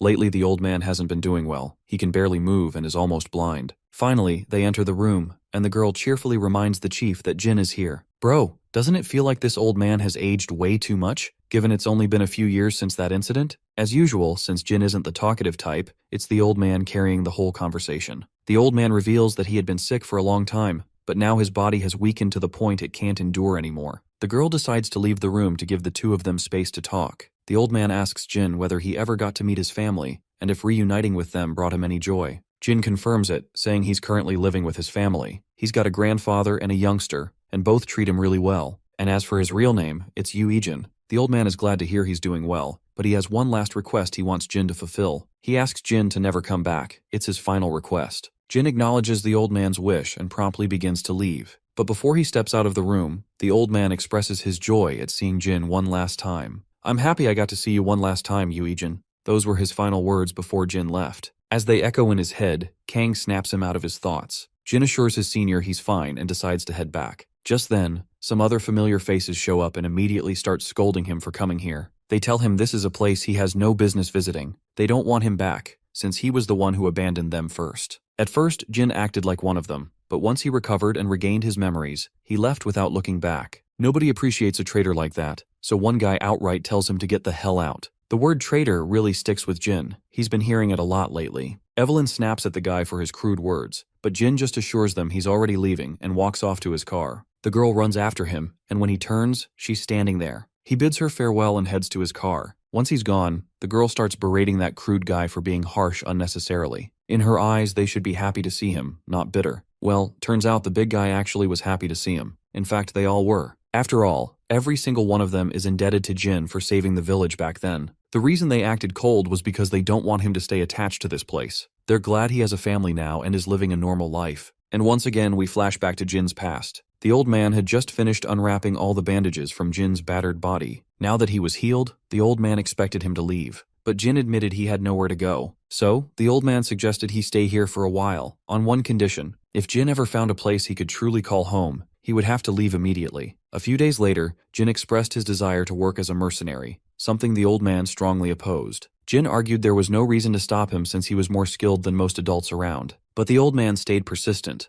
though for the first time he seriously began to wonder what kind of life Jin had been living before. Back in the present, Jin wakes up in his room. He gets a call from his lieutenant, who delivers devastating news. The village head has passed away right after they left. Jin goes speechless, giving this classic expressionless face. Even Kang notices the boy's silence and can tell that he isn't all right. Suddenly, his sister arrives, inviting him to eat together now that he's awake. She notices his worried face but doesn't question it, just smiles and drags him to the table. It's packed with food, and the three of them enjoy the meal together, eventually wiping out everything. When Jin starts clearing the plates, Daeon quickly takes over, while the old man suggests Jin join him for a walk. As they stroll outside, the old man asks his grandson if he's really doing okay, because lately, he looks exhausted. He already looked worn out when he returned from his visit to that old place, and now he seems even worse. Even Daeon is worried. The old man guesses maybe the person Jin went to see has something to do with his mood. Jin reveals that person was someone who once saved his life. Before he returned home, that person took care of him, nursed him, and eventually urged him to go back to his family once he regained his memories. He went to visit because the man was ill, and now he's passed away. Hearing this, the old man actually feels relieved. In fact, he's glad because Jin's sorrow proves just how well that person must have treated him. The considerate grandfather even offers Jin his shoulder if he feels like crying. But Jin just stands there like a mannequin, until suddenly a tear slides down his cheek. Even he didn't realize he was crying until Grandpa pointed it out.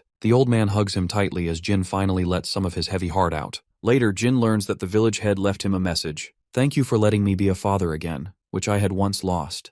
Damn, that one really hits. Even I want to cry for that old man. We then fast forward a few days and cut to hungry Yona suggesting to her friends that they grab something to eat. Youngchan says he already ordered some street food. It'll arrive by the time they get back to the hideout. He's got cup noodles and snacks, but no proper food yet. As they're walking, Hyokjin suddenly notices a familiar face. It's his brother Ju Hyuk-jung, and his face is completely beaten up. The guy tries to walk past without explaining, but Hyokjin stops him. The others are confused, until Jae-hong suggests the clueless bunch to walk ahead. Hyokjin will join them later. Turns out that beaten-up guy is Hyokjin's brother, which explains why they look so alike. His brother goes to a different school, Jaesong Public High. Since Hyokjin's parents are always overseas, he's the one who takes care of his little brother the most. We then finally arrive at their destination. Inside, Seokju unpacks the snacks while Jae-hong is busy yelling as usual, grilling Jin to play properly. Suddenly, Hyokjin's phone rings, and it's a call from the university hospital. Just the mention of hospital is enough to give Hyokjin an idea of what may have happened, so he picks up his bag and heads out before his brother gets into more trouble. At the hospital, his brother lies in the ward, his limbs covered in bandages, literally looking like a mummy. Naturally, Hyokjin is visibly unsettled. The hospital staff tells him that his left ankle is broken, he has 3 fractured ribs, and bruises everywhere. He also sustained a brutal head injury, but thankfully there are no signs of internal bleeding.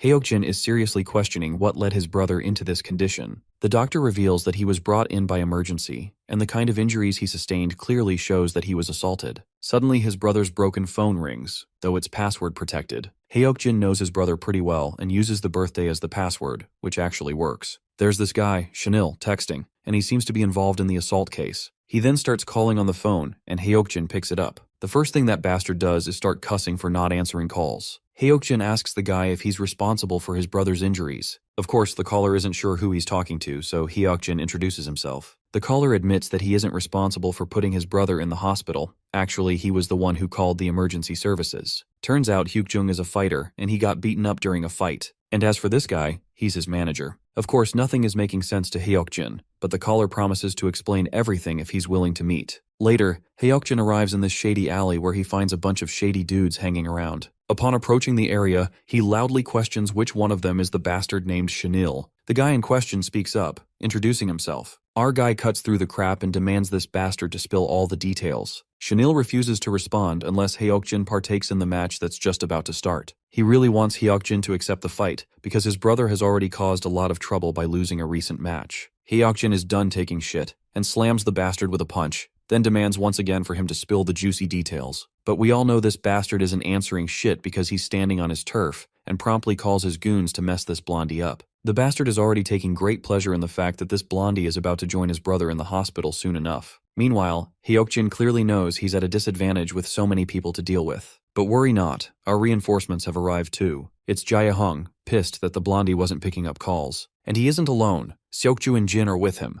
Jae-hong then scoffs, assuming these bastards are likely the ones who hospitalized Hyukjung. Seeing our boys there, Chanil believes these 4 scrawny kids can't do shit against his guys. Even Jae-hong feels worried that they're about to punch way over their weight. This is when Chanil suggests broadcasting the battle that's about to unfold. As he said before, they hold their fighting matches here, while the big shots bet their money. Those rich peeps even sponsor the fighters they like. As for Hyukjin's brother, the bastard reveals that he was a decent fighter, so he placed a bet on him. It all started about a month ago, when Hyukjung beat a guy to a pulp. Chanil saw the potential in this kid and decided to recruit him as a fighter instead. If Hyukjung had won 10 matches and come out on top, Chanil had promised not to touch Hyukjung's friend ever again. Before starting the fight, he orders his goons to set up the cameras and all that shit. He also orders the fighters to get ready to crush these nobodies. Naturally, Jae-hong feels annoyed that they're intentionally looking down on them, making them look inferior. But worry not, my guy steps forward, puts a mask over his face, and starts beating the fuck out of the bastards. One after another, he's knocking them out like bitches, leaving the leader of the goons to stare in disbelief. Jin, on the other hand, continues to wipe the floor with these guys, then knocks the living daylight out of another dude with just a single punch. As if that wasn't enough, Seokju also joins this one-sided battle, not wanting to feel left out. Jin then grabs the camera they used to record, and before any of the other guys can react, he crushes it. Before the goon leader can mourn the loss of his expensive camera, Hyokjin punches the crap out of the bastard, then follows up with a punch in the gut, leaving him staggering backward and whining in pain. The bastard swears he won't let anyone leave so easily, but Hyokjin already knows who will be leaving and who won't. All of those bastards run toward Jin and Seokju to take their share of the beating, and both boys work hard to fulfill their requests. And in just the nick of time, everyone is down for the count. Poor Jaehong is also totally bloodied and battered because he joined the fight too, as he was the only one feeling left out. Chanel over there is coughing out blood while still spewing threats. He admits that Hyokjin has some strong guys, but he makes it clear they've messed with the wrong people. He laughs maniacally through his broken teeth, confident that the organization behind the sponsorships of these fights is gonna screw everyone hard. And don't laugh when you find out who that huge organization is. It's Cha and his fellow gang members. The poor gangsters are feeling very down after realizing there'll be no broadcast for them to watch today. And just as they're mourning this sudden broadcast cutoff, Cha gets a phone call from Jin, and we all know why he called this time. After their short exchange, Cha agrees to take care of the matter, so there's nothing to worry about.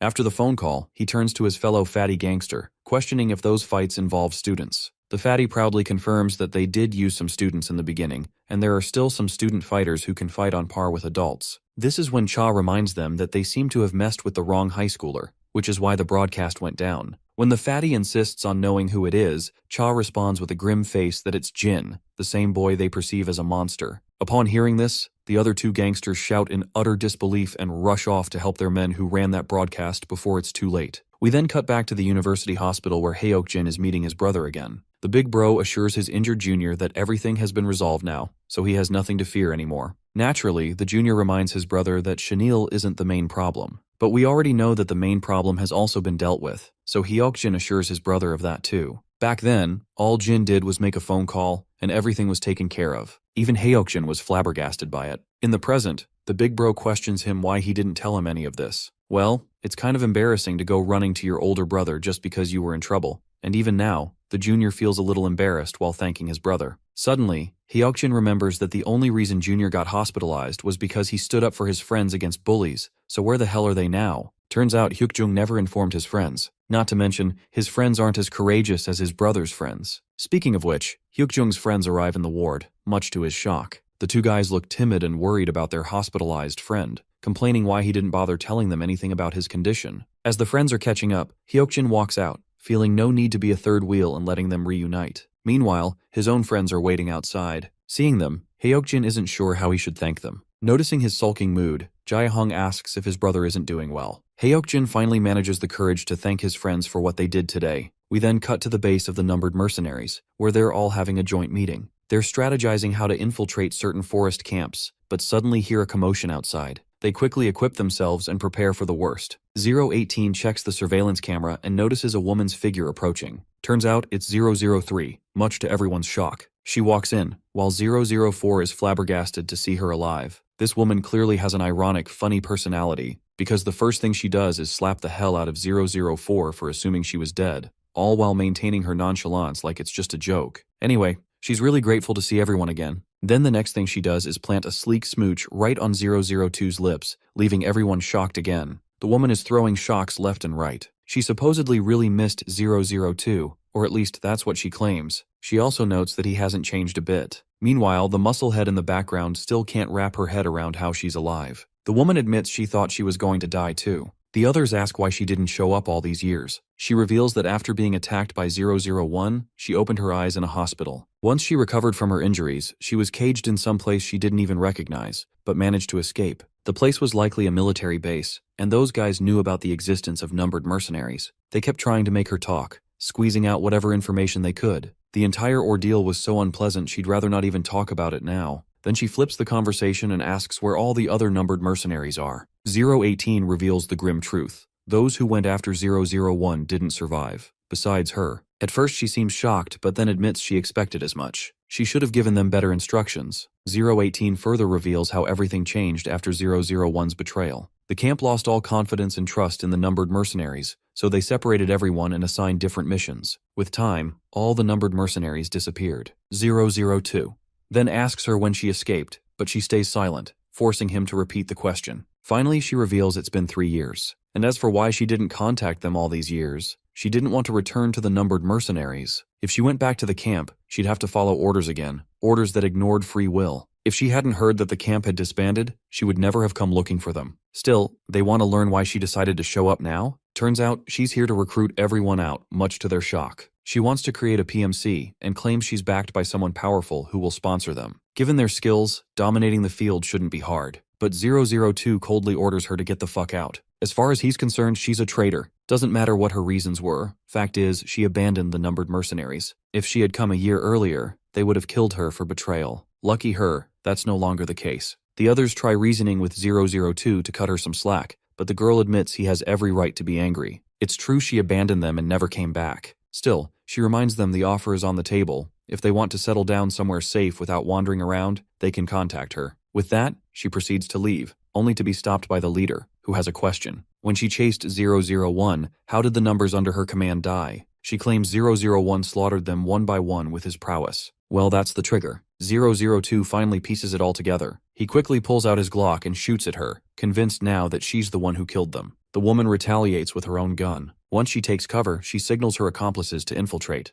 The soldiers outside unload their guns, while the numbered mercenaries do their best to take cover from the deadly rain of bullets. She then signals her men to stop shooting, all the while whining that 002 trusts our boy too much. She once again insists it's 001 who betrayed them, claiming she could never bear to kill her own comrades. Nonetheless, she reminds them the offer is still real. The only reason her people opened fire was because they saw her under attack. Before leaving, she expresses her desire to be with everyone, and she sounds genuinely sincere. Her words remind 002 of an incident from the past where she pulled the same stunt on the opposing side. She offered them surrender, claiming she'd accept them as allies, but once the enemy surrendered, she slaughtered them in cold blood, without a hint of guilt or shame. She was so nonchalant about killing them, truly believing it was fine. By now, even 004 is convinced she's the real traitor. They remember too many people falling for her sweet talk, only to end up dead. So they're not going to fall for her words either. Well, the woman clearly expected this much resistance, knowing exactly who she's dealing with. She still promises her offer is legit, the only reason she came here. But turns out, the bitch was indeed playing them. She discreetly signals her men to blow up the entire place, and the bastards start loading RPGs.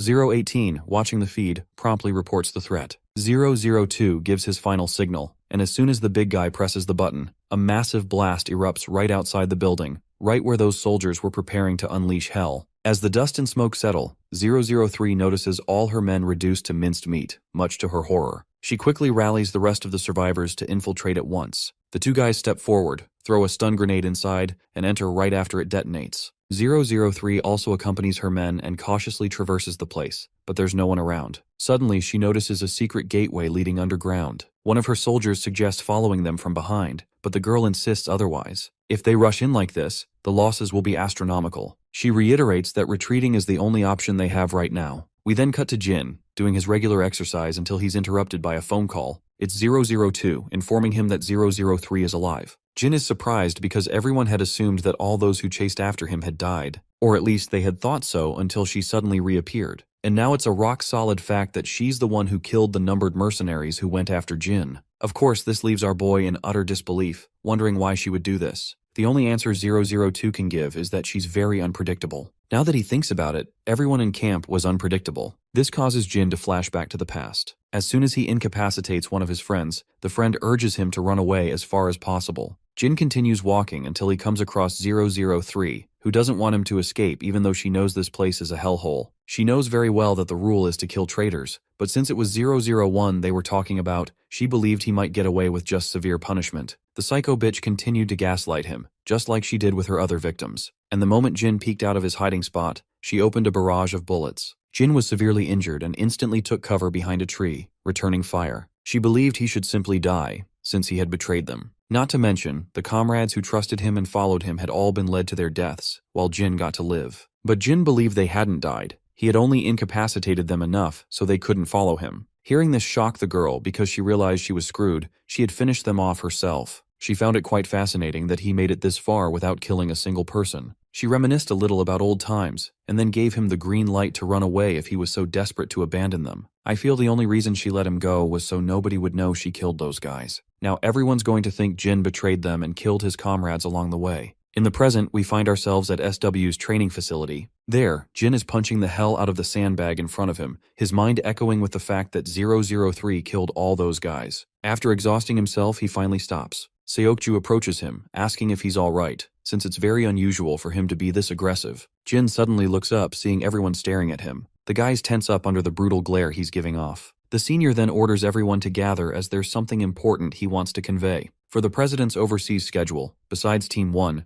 SW has decided to dispatch additional people from other teams as well. SW made this decision to strengthen security, given the recent ominous events. That's all he has to announce. The team leader will explain the rest. We then cut to a big shot, the mastermind behind Forrest. As usual, he looks confident. He recalls the recent failures of the past few days, but he's glad he'll make up for everything with this next opportunity. Seems like he is going to take down SW's director. We then cut to Forrest's base, where we meet the director. He looks displeased after learning that an